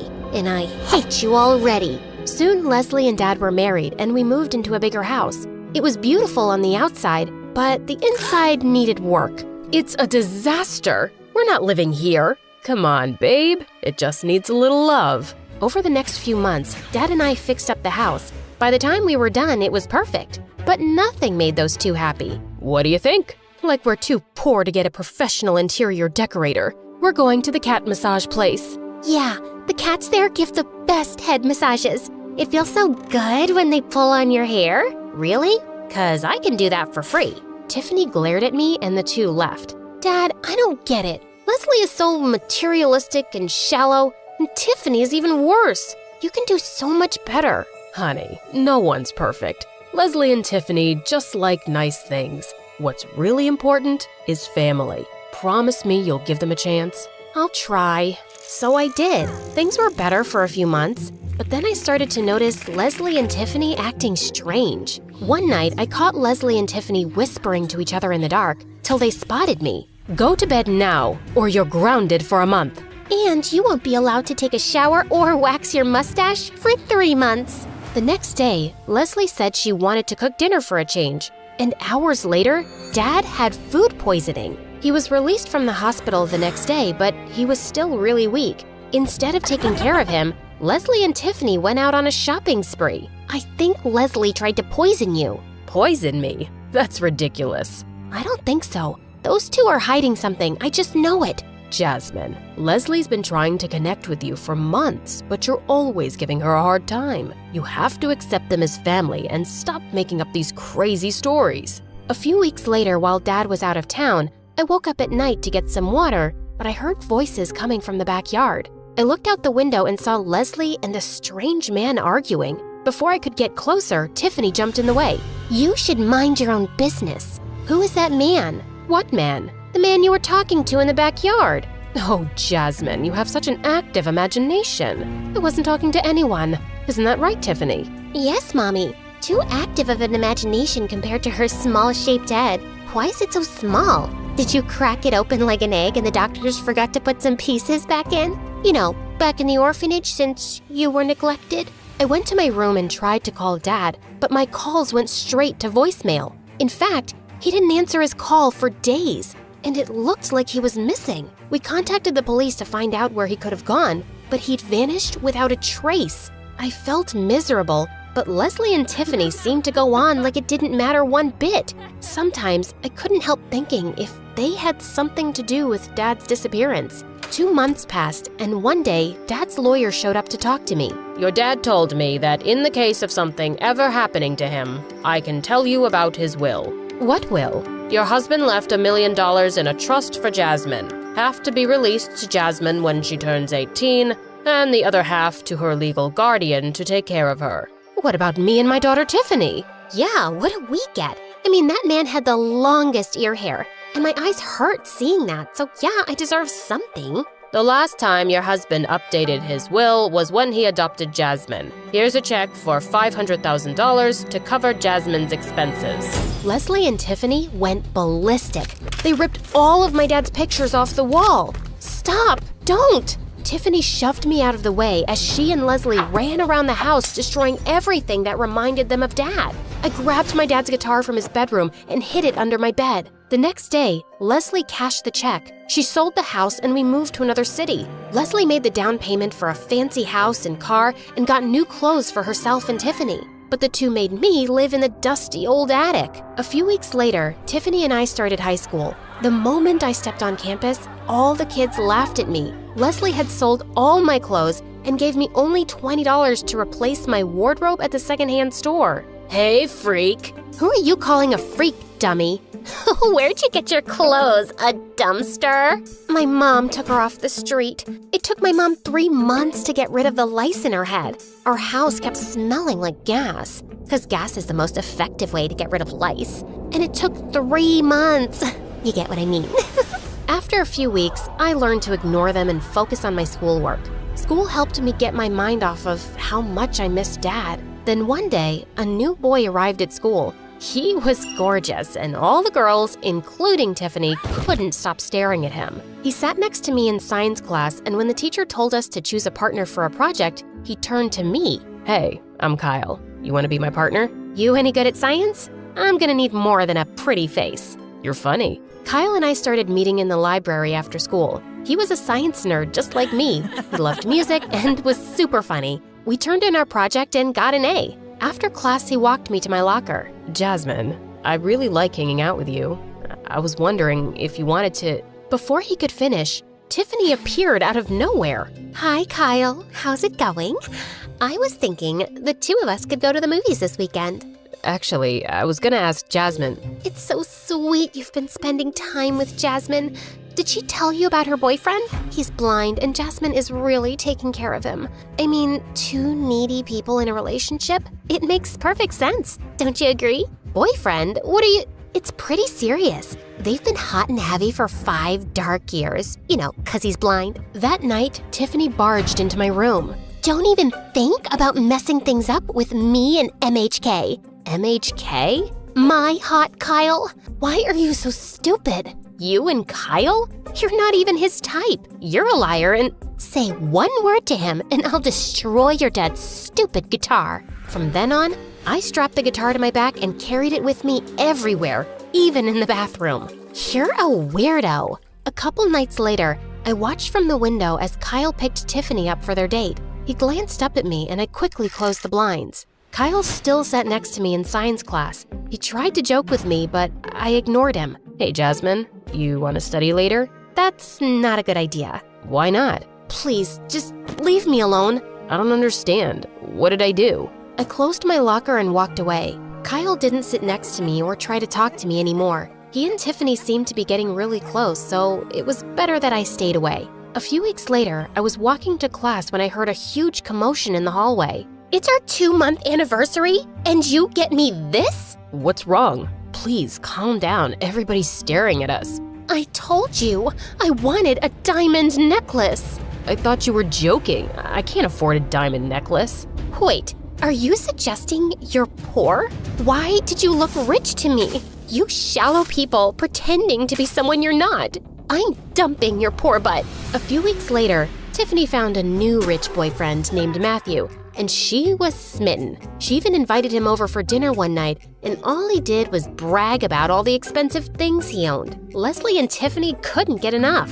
One day, I stayed late after school to study in the library. As I was walking down the hall, I heard someone playing guitar. It was the song my dad used to play when I was a kid. I darted toward the sound. From the window, I saw a man. He was tall with short hair like Dad, but I couldn't see his face. You almost scared me to death. Sorry, I thought you were someone else. I didn't know you played guitar. You'd know if you ever talked to me. I'm sorry, I shouldn't have blown you off. I understand. Tiffany never liked the fact that I was friends with you first. So, are you any good, or do you just carry that thing around as a fashion statement? I pulled the guitar off my back and started to play. Kyle and I played together, and it was magical. A few days later, we entered a local talent show. We won first prize and took home $1,000. Soon, Kyle and I started playing a weekly gig at a popular venue in town. People came from all over to see us. We became popular in school, and we were making good money. I stashed it all away under a loose floorboard in my room. One day during lunch, Kyle and I were in the cafeteria when Tiffany came up to us. Hey, rock star. How about we hang out this weekend? No thanks. Jasmine and I are busy with practice. Oh my, Kyle, you're so ignorant. Jasmine would die to please me. She won't mind. Actually, I do. We have to work on a new song. Also, why would he want to hang out with you? Fine, whatever. Later that night, Tiffany barged into my room. You stole my boyfriend. What boyfriend? Kyle? Why are you acting like you have memory loss? You broke up with Kyle, and we aren't dating. You won't get away with this. You took something from me, and now I will too. Then Tiffany grabbed my father's guitar and smashed it to pieces. Now we're even. I charged towards Tiffany, and we got into the biggest fight ever. What's going on here? She attacked me, Mom. She's crazy. I'm scared, Mommy. Hug me. She broke my guitar. She stole my boyfriend, and now she's trying to kill me. Let's get a restraining order against her, Mommy. Jasmine, you've always been jealous of Tiffany, and now you've gone too far. No more cell phones, no more music, no more anything.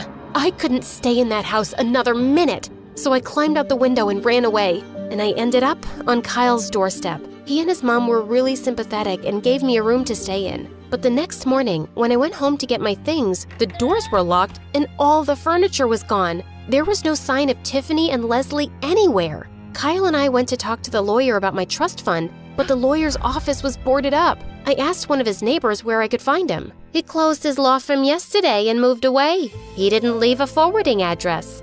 I was devastated. I had no money and nowhere to go. You can stay with me for as long as you need. I reported Tiffany and Leslie to the police, and a few weeks later they got back to me. This woman who calls herself Leslie, she's a con artist. She's gone from state to state conning single men out of their fortunes. You and your father were her latest victims. And this girl, Tiffany, is her niece. What about the money she stole? Can I get it back? I'm sorry, but there's nothing we can do. I went back to Kyle's house, but I was too depressed to get out of bed. Then one day, I opened my door and found a new guitar resting outside the door. Then, Kyle and I wrote a song. We posted it online and it went viral. 5 years later, we were world famous. We spent all our time together writing songs, performing on tour, and falling in love. The next summer, we were married and moved to a house on the beach. But a few months later, Tiffany showed up on our doorstep in tears. What are you doing here? Leslie and her boyfriend skipped town after conning someone and left me behind. They even took my savings. Leslie's my aunt who raised me since I was a kid, and I had no choice but to help her steal money from people. I'm so sorry for what I did to you and your father. I wanted to turn Tiffany away, but she had nowhere to go. I remembered my father's kind spirit, so I helped her to get back on her feet. Tiffany worked with the police to track down Leslie and her boyfriend, and they were eventually successful. Leslie landed behind bars for years. Some months later on my birthday, Kyle and Tiffany came home with the biggest smiles. "We have a surprise for you." Tiffany and I discovered a lead on your father a while ago. It was a long shot, so we didn't tell you before, but we found something. "What did you find?" Kyle opened the door. "Dad?" "Yes, honey, it's me. I've missed you so much." "Oh God, me too. Where were you all this time?" "I was on a road trip and I was in an accident. I woke up with no memory, only this. I drew this picture every night, but I never knew who I was drawing or if she was even real.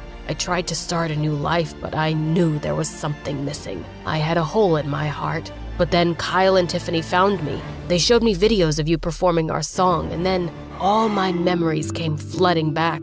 I'm sorry I wasn't there for you all these years." Dad hugged me tight. It was a dream come true.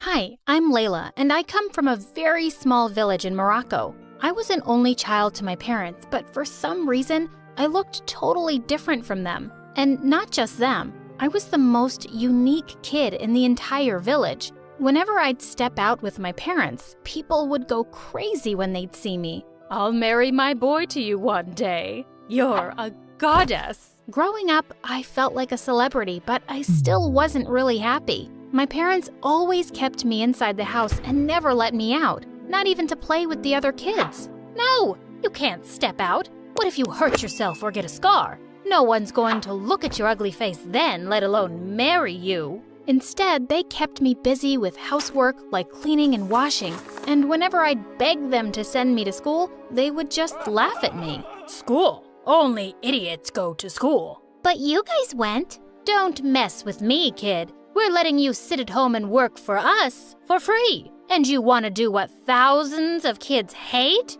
Gosh, they were so unreasonable, and I hated them for this. But I wasn't gonna sit and do nothing. I taught myself how to read and write the basics using Dad's old books. My parents went crazy when they found me reading one day. But just then, some guests showed up, and to my shock, they started bragging about how I could read just about anything. You see, she's so smart that even the school said she's already at a college level. The principal came to get lessons from her last week, and Dad crossed the line by saying, "She's almost a doctor. My hand got hurt yesterday and she took care of it. Right, kiddo?" What a big fat liar! But here was my chance to make a fool out of him. Yes, Dad. Of course I did. Here, let me see it again." And with that, I bit his hand really hard and he screamed like a little baby. What can I do? My medical book says that this is the only treatment. Soon after I turned 12, I could no longer stand being kept inside the house all the time. So one evening, while I was sneaking out, I saw something that shocked me. My parents were adding water to the milk and selling it to the other villagers to make money. This was so wrong. Stop it, you guys. Why are you doing this? Don't you care about other people's health? You can't cheat them like this. What are you doing here? How dare you sneak out of the house this late? Get back to your room, now. Mom pulled me back into the house and tried to shut me up, but I wasn't going to let them fool the innocent villagers anymore. The next morning, I hid inside the barn until the villagers came to get their milk, and as soon as I saw them, I ran out screaming like crazy. "I need to tell you guys something!" Mom and Dad looked at me in complete shock, and the villagers asked what was happening. But before I could get up or say anything, Dad screamed, "Oh, Layla, she's just excited to tell you how she's been telling bedtime stories to the newborn calf."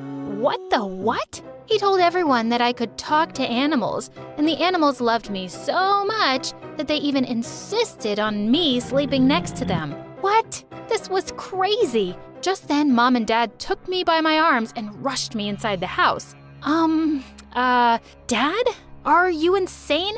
I can't talk to animals. And what bedtime stories?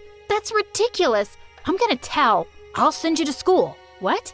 I'll send you to school if you don't tell anyone anything. OMG, this was a golden opportunity for me. I agreed to stay quiet on one condition. They had to stop mixing water into the milk, and they had to send me to school after the summer break was over. and they agreed. But then everyone around the village went crazy. They actually believed what Dad said, and now people were gathering around the house for my crazy superpowers. My dog hasn't eaten for days. Can the magic girl talk to him and ask him why he won't eat? My buffalo is pregnant. Can you please tell me, is she going to have a girl or a boy? What the actual crap? Just then, Dad came running into my room and started begging on his knees. Please, just do this once, for me. I didn't want to, but he wouldn't let go of my leg, and in the end, I gave in. And within weeks, I was the official magic girl of the village who could talk to animals.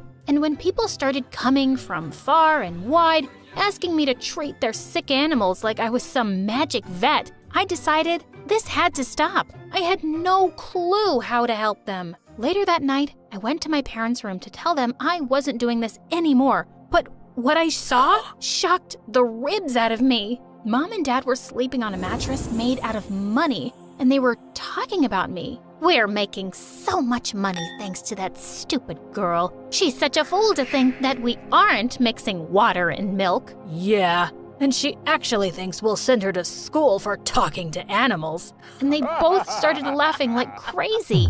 Oh my God! I always knew they were greedy and mean, but they'd crossed a line. This was it. I wasn't going to let them fool me or anyone anymore. The next day, when all the people gathered around the house to see me, I acted like I was talking to the cows we owned and told everyone, I hate to say this, but the cows tell me that my parents have been mixing water in the milk and fooling all of you. The villagers looked shocked, and Mom and Dad's faces turned pale. Amid all the chaos, I packed up my bags and ran away from home. After running for hours, I reached an old house in the middle of nowhere. When I knocked on the door, a very old lady opened the door. What do you want?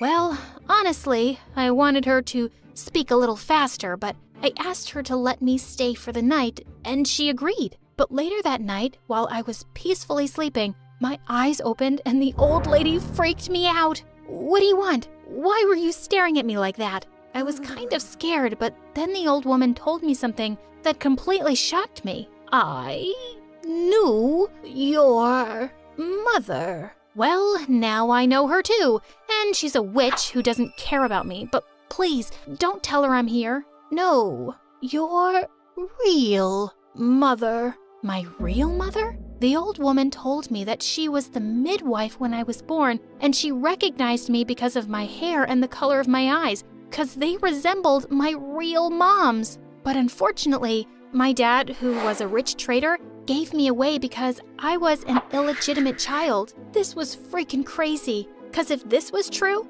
then who were these people I had been living with all my life? I needed more answers, but the lady just handed me an address, some papers, and some money. I thanked her for everything and left for the address she had given me, which was in a big town outside the village. I reached the town and wandered all over for days, but I just couldn't find the address. Then one evening, while I was walking by the roadside, I saw a wallet fall out of a man's pocket. "Excuse me, sir." He looked at me, but then he started walking away really fast. What a weirdo. I ran after him and caught him, but he just panicked like crazy. He pulled me into an alley and said, "What on earth are you doing here? How did you find me?" What? What was he talking about? "I don't send money to those rats so that they can let you go around like this. That's not why I gave you away in the first place." OMG, he was my dad? And he was even sending money to my fake parents who acted like they were dirt poor all the time?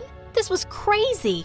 And then he said he was gonna send me back to my fake parents. No, stop. I ain't going anywhere, and if you dare touch me, I'm gonna tell everyone that you're my dad. I have the birth certificate with me and my mom's photo. This threat seemed to work, and all of a sudden, he turned into this sweet, loving potato. "I'm so sorry, my sweet girl. Papa was wrong to let you go, but now that you're here, I'm going to give you the best life. You just have to keep this a secret for a while, okay?" After that, he took me to an old rugged house and asked me to stay there for a while. But I knew what he was up to. I asked him to take me to his place and tell me about my mom. He had no choice. So he took me to his huge house and introduced me to his wife, but she looked nothing like my birth mom. Hey, honey, this is my cousin's daughter, and she's here to stay with us for the week. Cousin? He put a hand over my mouth, and the lady looked at me suspiciously,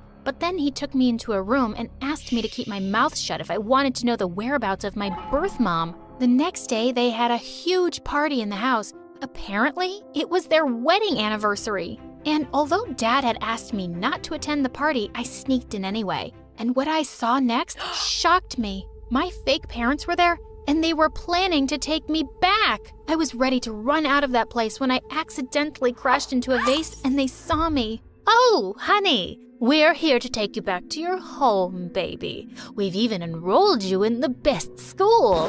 Stop it. I know you people, and I'm not gonna fall for your lies. You're all liars, and I'm gonna expose you all. What are you doing, you blood-sucking mosquitoes? Go and grab her. What do I pay you for? I ran around the house, crashing into the party and everything that came in my way while my fake parents ran after me. Then suddenly, Dad's wife exploded with anger. What the heck is going on around here? I realized this was the only chance for me to save my butt, so I told her everything and showed her all the proof I had, and she went ballistic on Dad. You moron! How could you do this to a small child? You are a filthy rat. I'm gonna kill you, you fat pig! She ran after Dad with murder on her mind, and my fake parents ran out of there to save their butts. After the chaos was over, the woman divorced Dad and promised she was gonna find my mom for me. And she did. At first, I was afraid that even my birth mother would turn out to be like my dad, but thankfully she didn't. She hugged me as soon as she saw me. Oh, my baby. Mom, where were you all this time? And why did you never come back for me? My life has been like a curse without you. I was all alone, and no one loved me.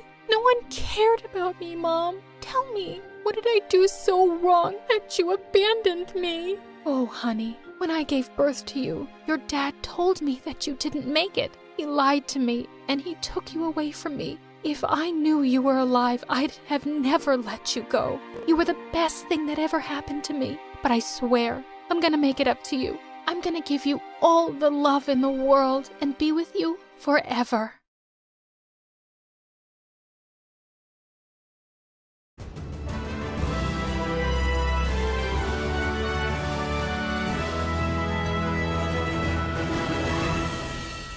Did you know you have the superpower to change the character of a person? If you want to know how, you have to like and subscribe to this video, because My Story Animated will give $1,000 to one lucky person who subscribes in the next 7 days. Tell your friends, your sister, brother, and mom to subscribe now.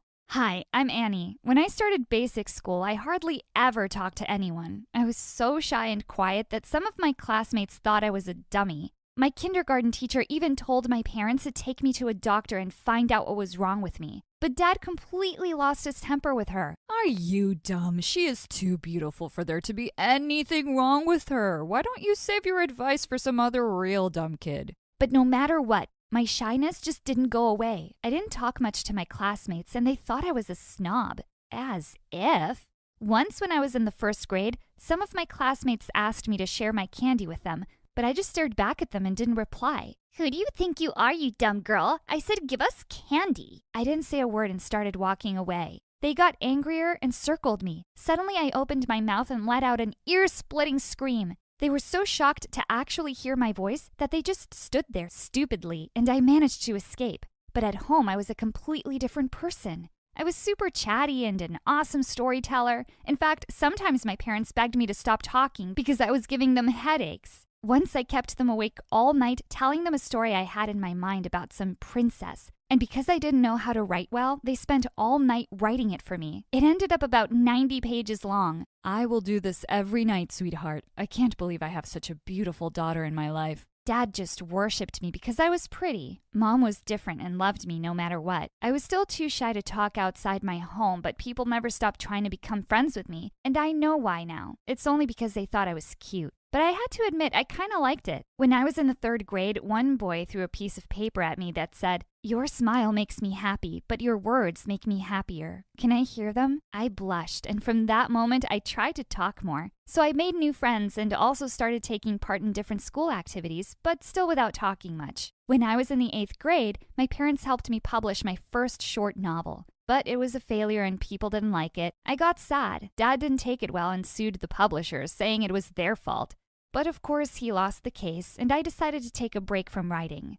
Until one morning, when our class teacher walked into the classroom with a tall, athletic boy. It really looked like the boy wasn't too happy to join us. "Everyone, welcome your new classmate, Peter." Peter had a deep frown and a stupid smile at the same time. He had this funny Grinch face. The teacher told Peter to take a seat right next to me, and I gave him a friendly smile. That's the ugliest smile I've ever seen. Have you heard of toothpaste? I can buy it for you if you don't have money. You can pay me back, maybe with a kiss? Oh, wow. I was about to respond when the teacher started the lesson. It was a French lesson, and he looked completely blank. "Hey, do you need any help?" From you? You don't look very smart, and I don't need help from a girl when I can use Google Translate on my phone, so buzz off. What a jerk. The next day when the teacher returned the assignments, Peter looked really angry to see a big F on his. What kind of dumb school is this? How can Google be wrong? I took a look at his paper and burst out laughing. "That's not even French, you idiot. You translated the whole thing to Spanish." He crumpled up his assignment into a ball and threw it at my face, but I couldn't stop laughing. Boy, how could someone be this stupid? I figured out soon enough that Peter wasn't interested in learning or making friends. Eventually, the whole school realized that Peter was just interested in bullying others.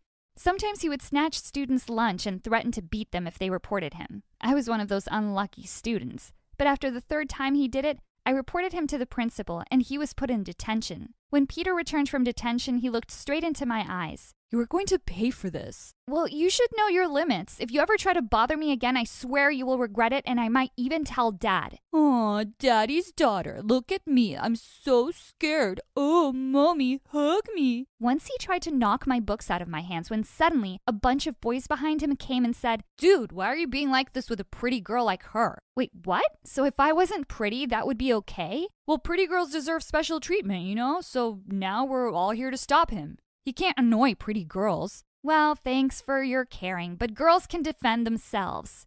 And I pushed through them and left. Told you guys, girls are crazy, especially the pretty ones. Now get lost, all of you, or else. This Peter did whatever he wanted. It seemed he wasn't afraid of anyone, not even the principal. I really hated him. One rainy day, Peter came to school completely drenched, and it seemed like he'd fallen sick. He was shivering nonstop, and the principal said he'd call his parents to take him home. But to everyone's surprise, Peter screamed, "No, I'm fine. I don't want to go home. Please let me stay." "You have to go home and rest." "No, I don't. I could run a marathon right now. Just some water and I'll be good to go." With that, he picked up the glass with his trembling hands and suddenly dropped it all over my assignment.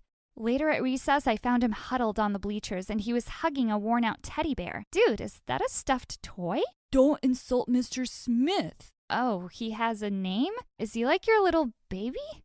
Is he adopted or did you give birth to him?" "Shut up! Can't you leave me alone?" "You're sick and you need to go home." "You look much prettier when you're quiet. Now stop acting like you care." Ugh, why do you have to be like this? I'm trying to be nice. "Who asked you? Mind your own business." As soon as he was fine, he went right back to being the jerk he always was. I started writing about him in my notebook. Peter was such an interesting person for a villain. I couldn't believe that having someone as horrible as him in my life was actually making me want to get back to writing. One day when I was leaving the cafeteria, Peter blocked my way and demanded that I give him my lunch. "We're not in kindergarten, idiot, and I ate it. And I'm not afraid of you. Now shoo." As I walked past him, he suddenly pulled at my bag and everything spilled out. A couple of boys immediately ran over to help me, and I gathered my stuff and left angrily. What an immature jerk. When I went home, I found out that my notebook was missing. I rushed straight to the locker the next morning and was going through all my stuff frantically when I heard Peter behind me. "Looking for this?"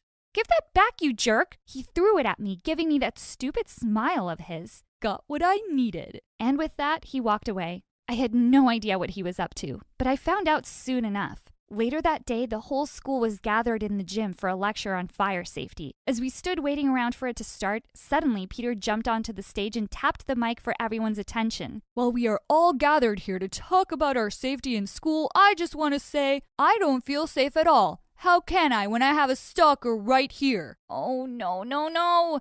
Just then the large screen behind him flickered and images from my notebook showed up.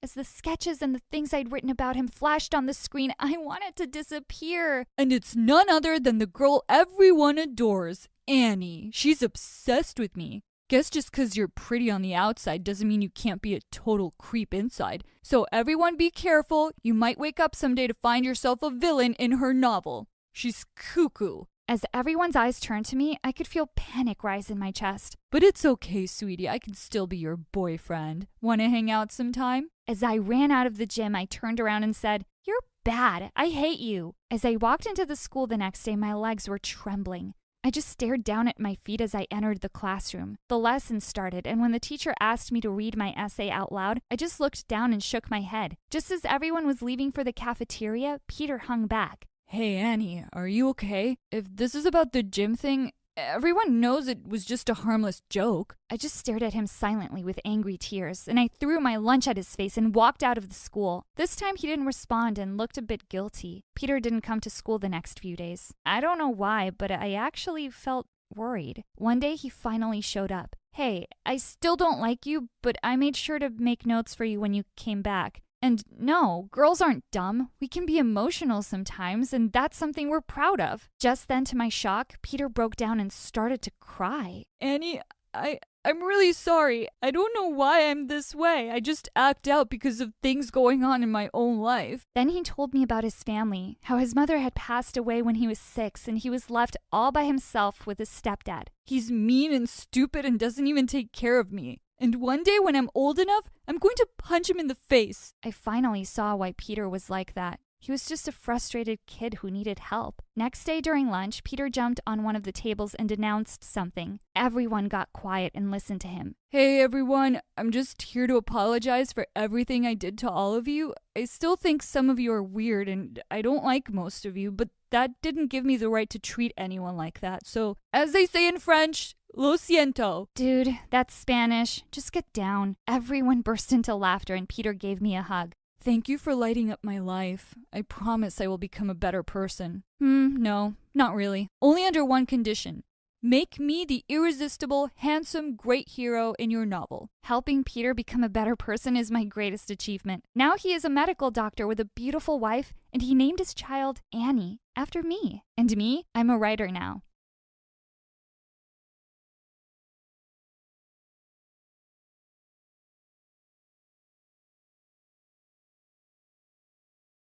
Hi, my name is Bella, and I'm from Australia. My parents were super wealthy. When I was 4, we moved to another city and they threw a party for our whole neighborhood. But they were not expecting the reaction they got when all those people set their eyes on me. Everyone was stunned by my beauty. Some of them started shoving business cards in my parents' face, saying I'd be a great child model. Others offered money to my parents to adopt me. An old lady tried to take me away. This girl is so beautiful. She has to be a miracle. I will find eternal youth through her. Thankfully, Mia, our cook's daughter, tripped the crazy woman up just in time. Mom and Dad ended up calling the police to kick everyone out. Mom hired bodyguards for me, but even that turned out to be a complete disaster when one of them tried to kidnap me. Oh, my baby, your beauty is just too much for the world to handle. We'll have to keep you safe. So you'll just have to stay home forever. My parents really meant it,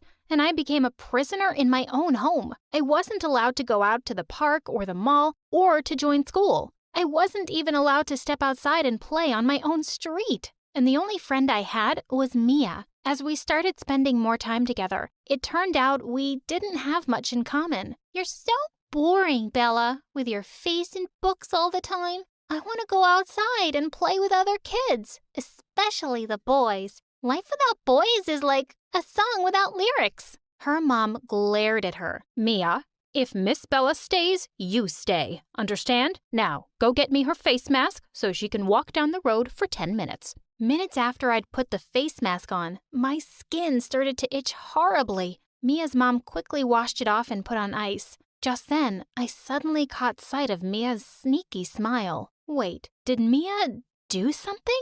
She wouldn't, right? By the time I turned 7, Mom decided to homeschool me and Mia and teach us herself. That's when she discovered that I was already studying advanced calculus on my own. Dad picked me up with stars in his eyes. You deserve the whole world for having such perfect brains and beauty. You're so smart. You can teach Mia. Mia looked like she wanted to eat me alive, and then she did something that no one could have imagined. On my 8th birthday, someone had mixed peanuts in the cake, and everyone knew I was deathly allergic. When my parents questioned Mia, her face turned totally evil. Yeah, fine, I put them in. Why does she get everything good, huh? Just because she's pretty? Everyone was shocked by her outburst. Mia, don't be jealous. It's not like I want to be this beautiful. It's a curse. Oh, shut up. You're not even that beautiful. I wish that guard had taken you, and then I could have been their daughter. I hate you. I'm tired of seeing your face every day. My parents were furious, and they asked Mia's mom to leave with her immediately, and I was all alone now. So by the time I was 10, I started playing games online. At first, it was just for fun, but soon enough, I was addicted. I then discovered Fortnite, and boy, was I good at it. My avatar, Bellatrix, was getting really popular in the gaming world, and I was the undisputed champion that everyone wanted to beat. People were hosting online competitions to fight it out with me. But then one day, as I was logging in, I got a flashing notification across the screen. Your account has been hacked. I know who you are and where you live. I will expose you unless you send me $1 million. Seriously? Someone had kidnapped me online?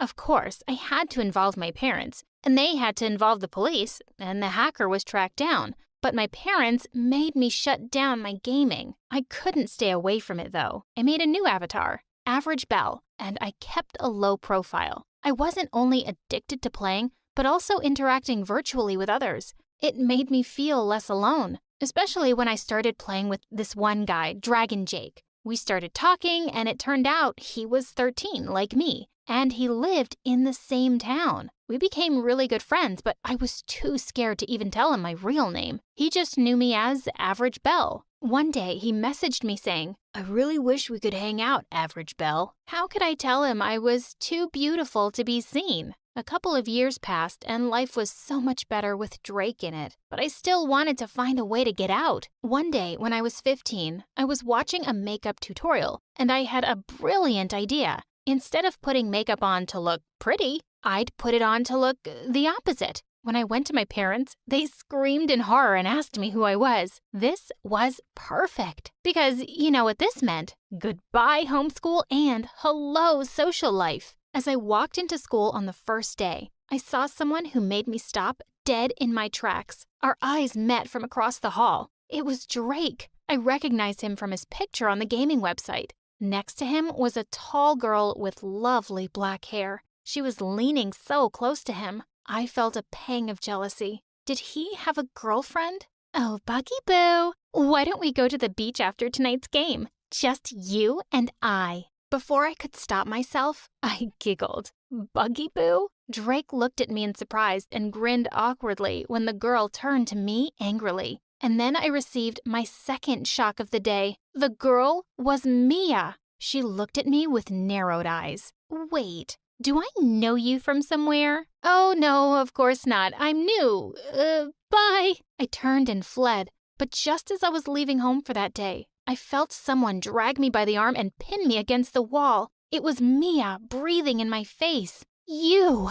I know who you are, Bella. You finally found a way to let your stupid parents let you out, huh? Well, you know I can send you right back. I was horrified. I couldn't bear the idea of being forced to stay at home again. Please, Mia, don't tell anyone. I'll do anything.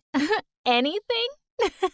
You know what? I'll take the offer. I was always the prettier one. Now I'll be the smart one too. So you'll be getting your hands dirty for me. What? You think I'll cheat for you? I know you will. Or I'll expose you, and your psycho parents will take you home. And you can kiss high school goodbye. As much as I hated Mia bullying me, I had no choice but to agree, at least for now. The next few months were terrible. She made me do all her homework and slip answers to her during tests. Mia was like the queen of the school, and her awful minions were everywhere. Forget talking to Drake. I couldn't use the loo without one of them emptying a bag of trash on me. Until one day, when we were in the library, Drake saw me playing a game on my phone and started talking to me about gaming. He even said he'd met his best friend online. When he said that, I got so excited that I almost told him that I was Average Belle. But before I could say anything, he leaned across the table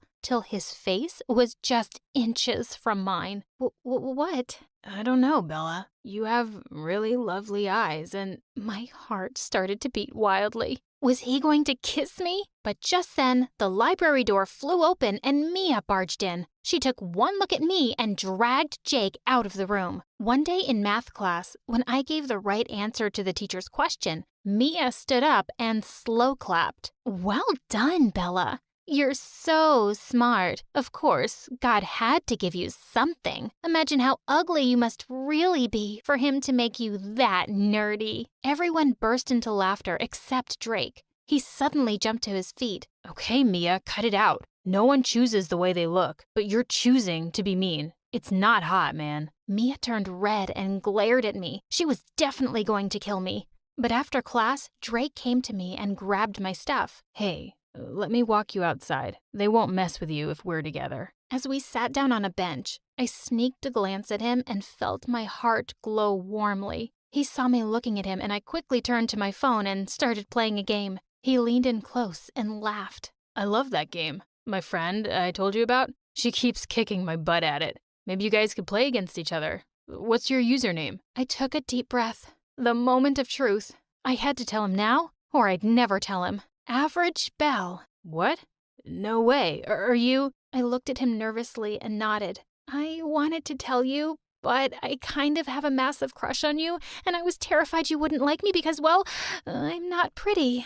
He looked at me in shock for a second and then suddenly pulled me into his arms. I gazed into his eyes, and before I knew it, I'd pulled him in for a kiss. What the freaking hell is going on here? We jumped apart in shock to find Mia staring at us like a raging bull, and then she flung her arms around Drake. Why would you want to kiss her and not me? Have you seen her?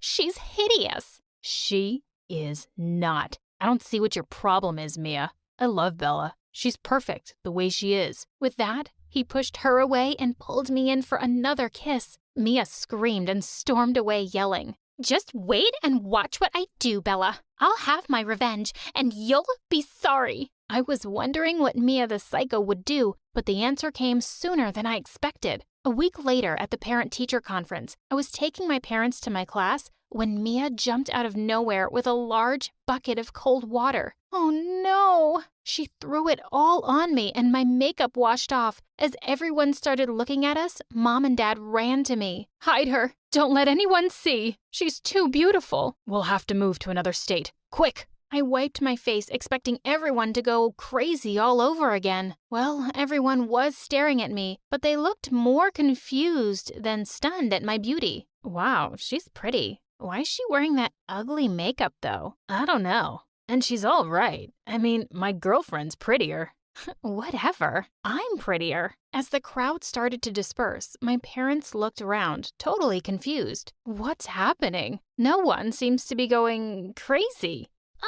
You stupid people make me want to pull my hair out. I always told you, you're not even that beautiful. The guard wanted to kidnap you just because you were rich. Wait, what? I wasn't so beautiful that I had to be kept away from the world? Mom, Dad, were you just keeping me in hiding for nothing all this time? No, of course not. You're the most beautiful. I shook her off and ran to a very stunned Drake. I'm sorry I deceived you, but the fact that you saw me and fell in love with me even when I wasn't pretty just makes me fall in love with you even more. Well, Drake wasn't complaining. And Mia, I never saw her after that day. Seems like she just couldn't stand to be around me. And I heard she'd moved away to some other school. Drake and I graduated high school, and we both got enrolled for software engineering degrees so we could make all the games we wanted to play. 4 years later, we're married now and own a really successful gaming company. And finally, I have the freedom to go anywhere and do anything.